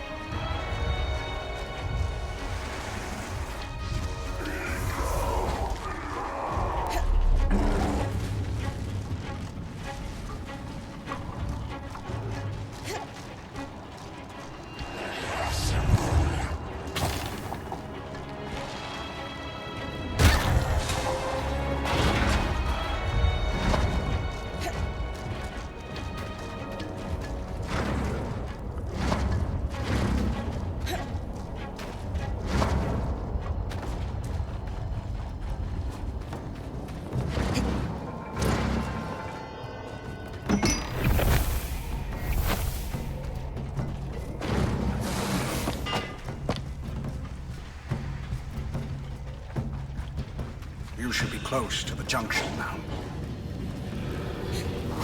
Dissolution chamber. The machinery in here looks complex, perhaps a part of the tapestry.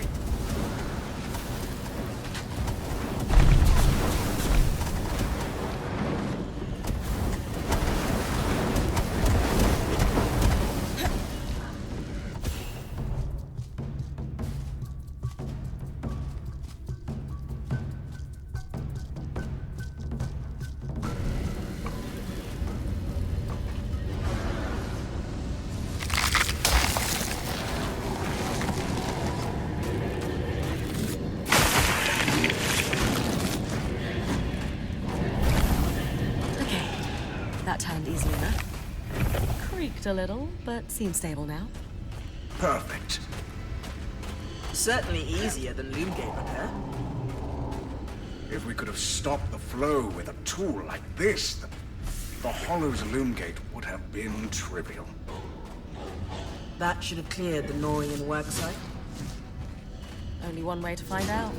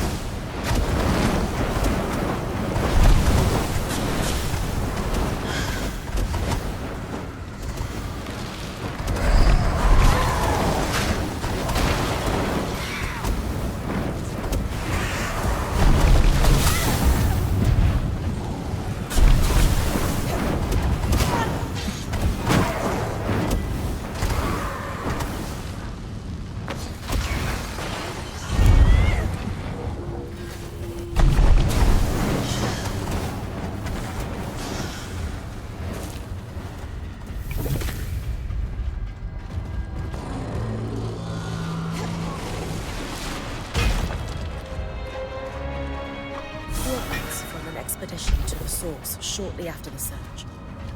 Enchanters to suffer severe damage to the coral. All who participated in the expedition were sworn to secrecy and lie in power at the time.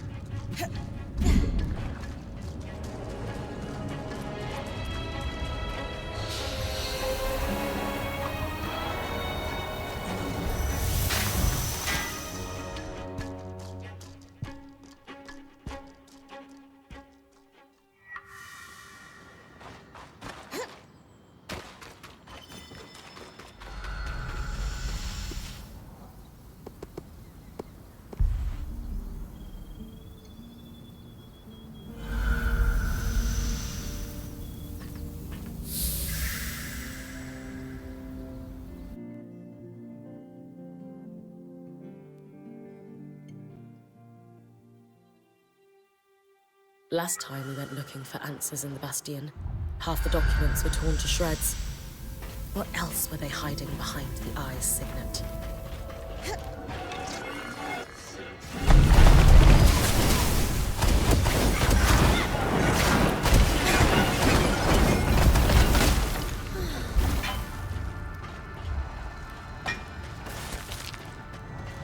Looks like research that's been compiled on the ecological and geographic impact of the surge across the Enclave's landscape. There's an entire section on the widening of the Great Chasm.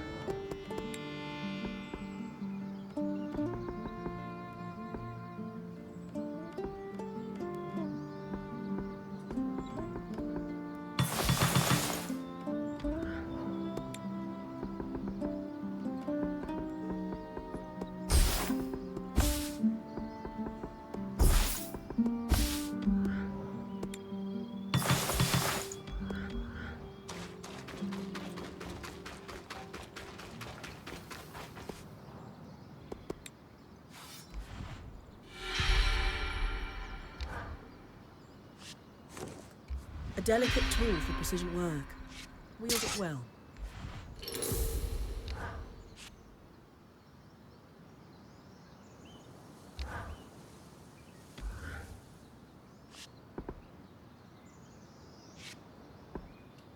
Not too heavy, not too light.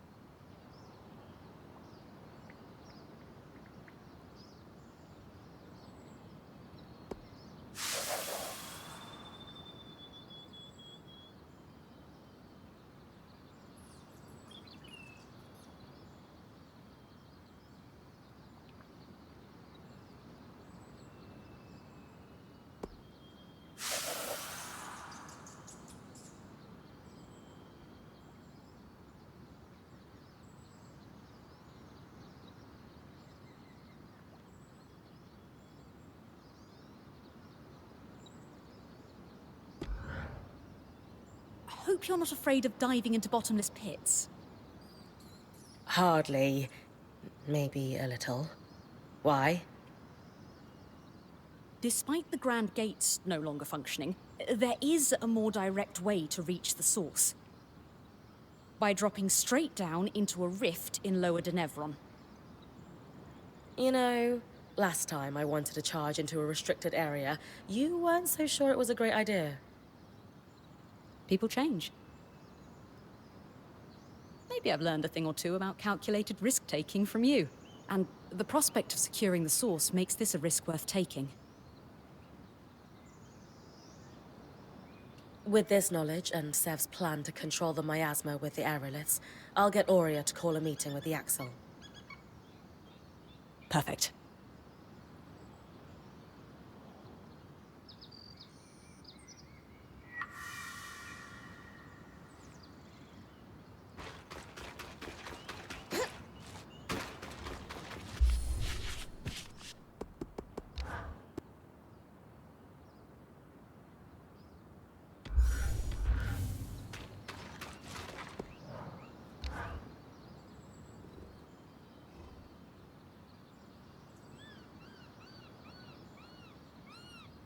All right, everyone. Let's give Khan Arteme the rundown.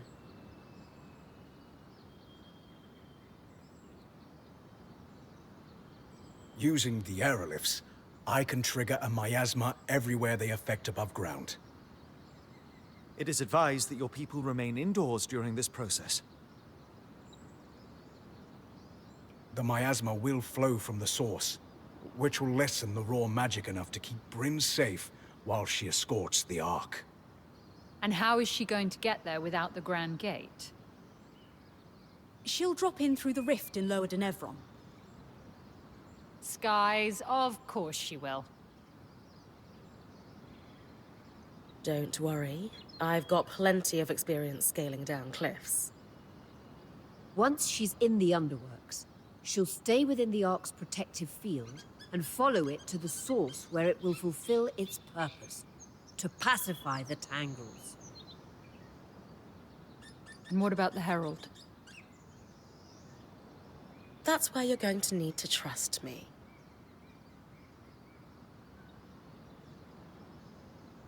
You really think you can do this?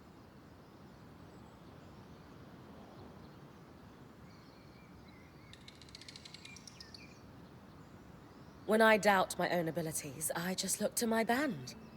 Kaz is prepared for plans A through Z. Dharm and Sola have me armed to the teeth. Aurea is going to guide me through thick and thin. Lane knows more about the Enclave than the people still living in it. Arik has brought us into your world, and Sev can control the freaking weather. How can I fail? So? What do you say? Kenrick lied to us for decades. It's hard to believe anyone who says they're gonna take care of the Surgeborn now. But with how open you've been, and everything you've done for us already, you've earned my trust. We will stay and fight for our hearth. Thank you. Brynn, I'll coordinate with Sev. When you're ready, come see me.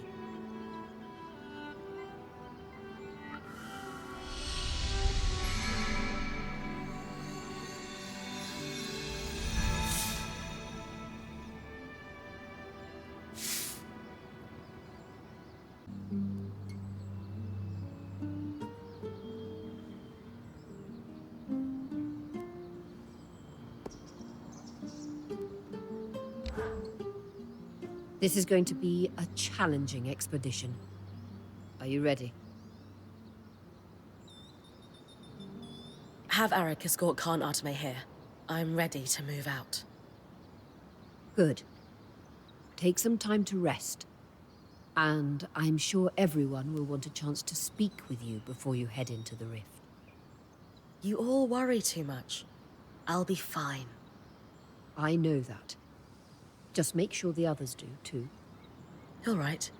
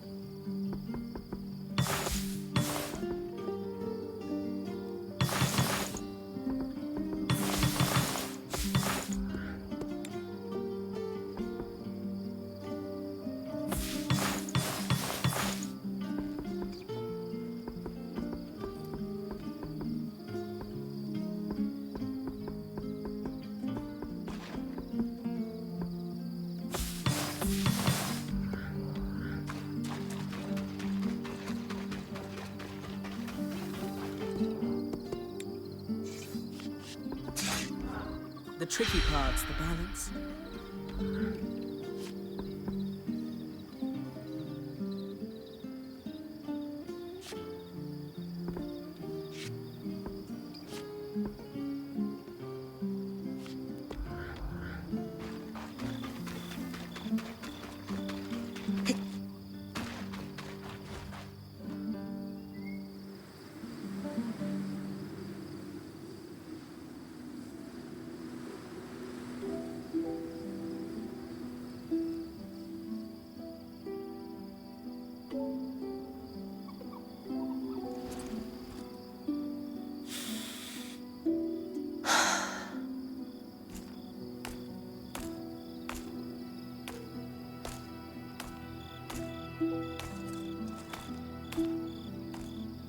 So you are worried about me? Not a chance. Just came to wish you luck.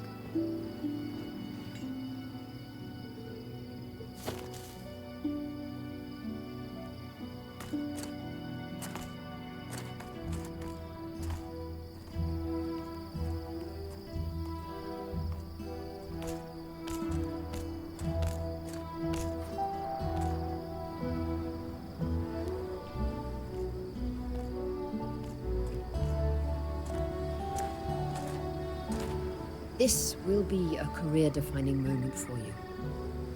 I've been fortunate enough to have my share of them, so I recognize one when I see it. The Enclave is the heart of our legacy as weavers. An expedition to restore it?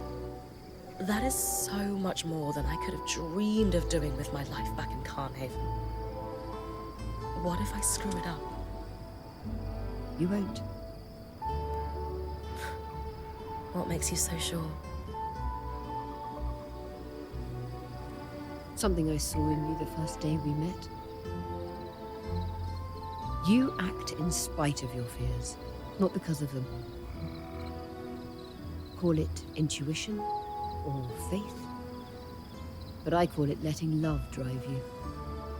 Whether that's love of a person, a place, or a culture, or, in your case, a love of adventure. I've had great accomplishments throughout my career. But if there's one that will profoundly shake future generations for the better, it's bringing you here. Thank you, Aurea.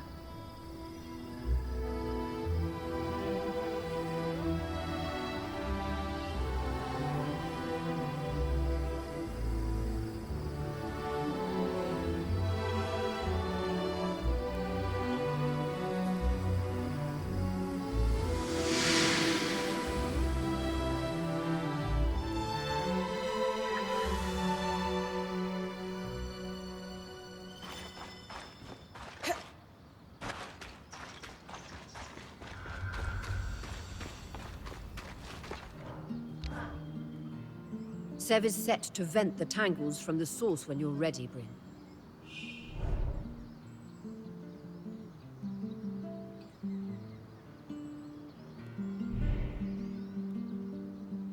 I hope this works. We have every reason to believe this will make the source tolerable for you. I'll tell Sev to get started. Dom and Khan Arteme will escort you to the rift with the Ark.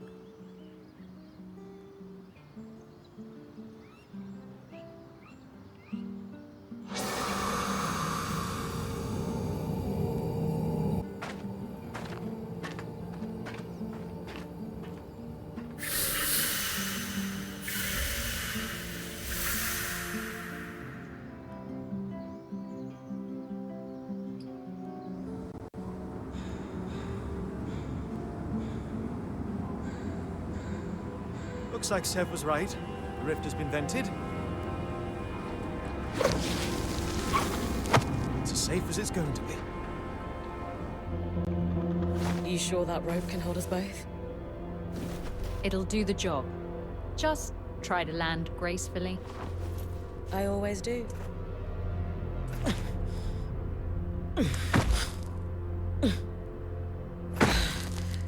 Got it. My magic will only carry the Ark for as far as I can see you.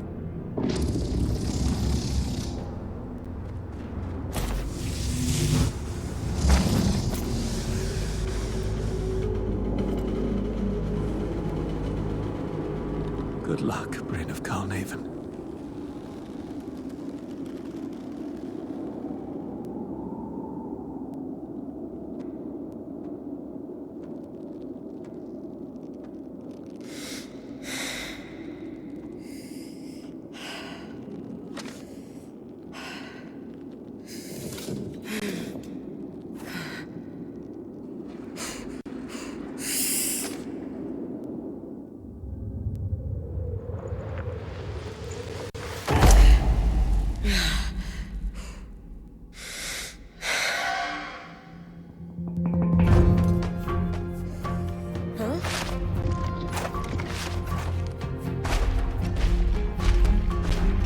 At least I don't have to carry it.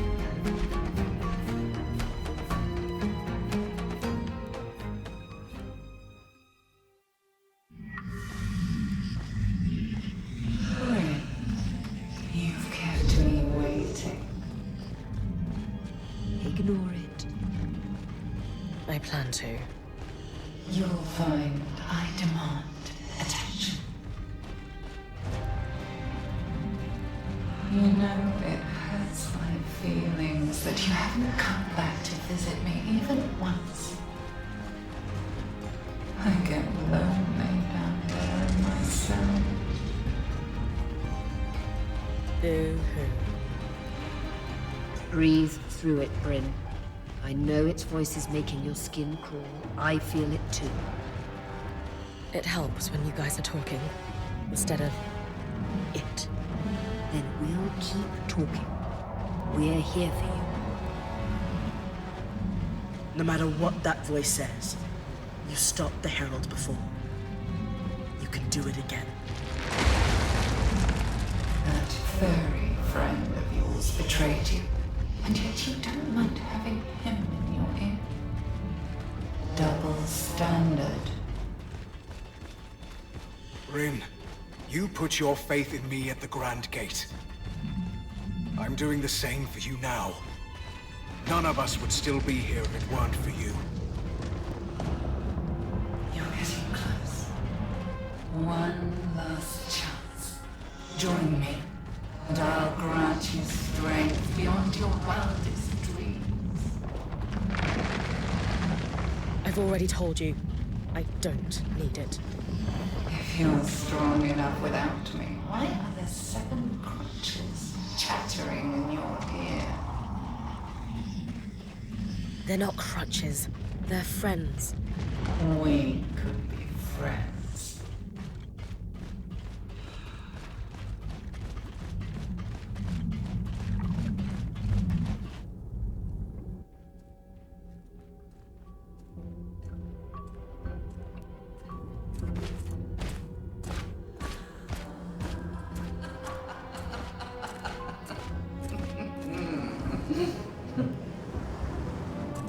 What's so funny? Destroy me with an arc of my size. And so you brought a toy instead.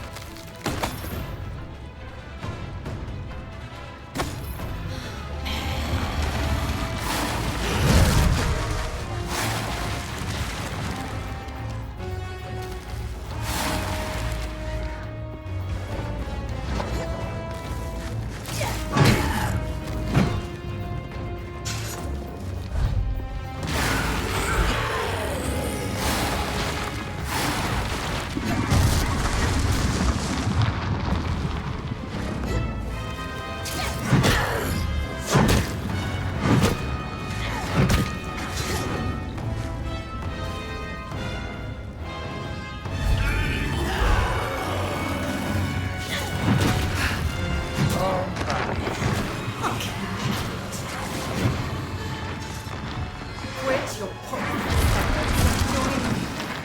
We will both become stronger. I stopped you once before. You had hope.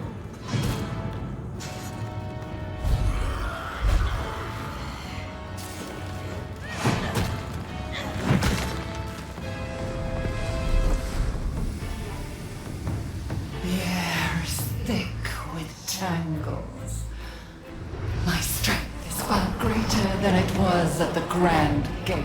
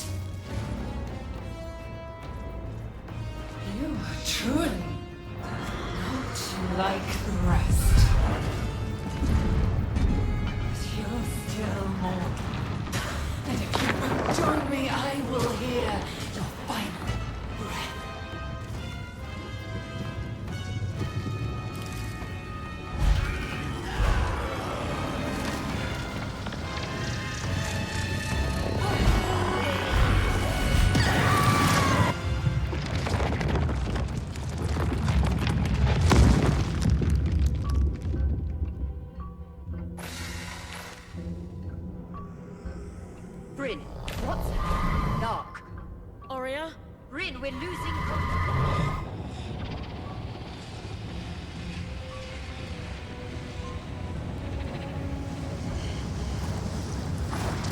Arrogance is so typical of your species.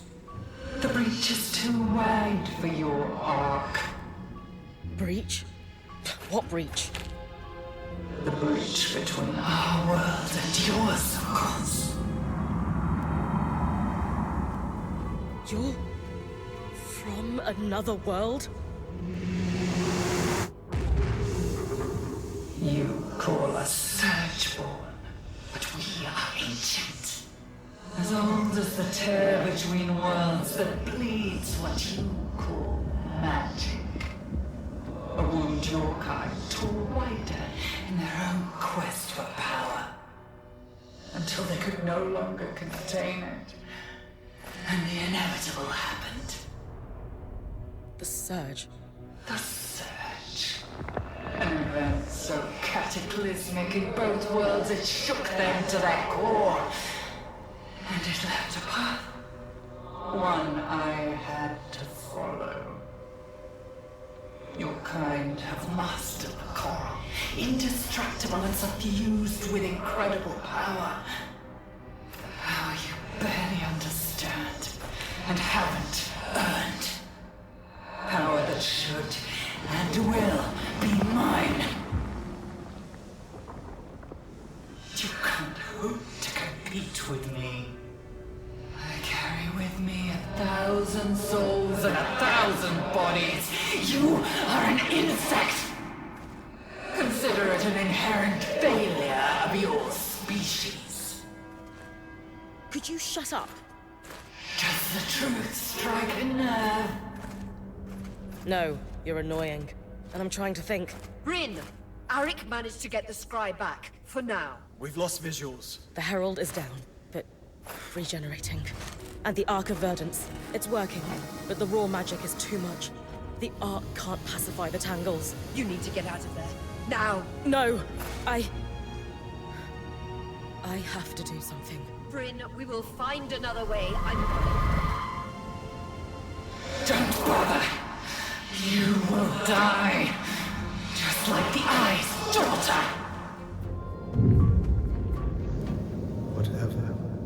Whatever it takes. Her name was Isla.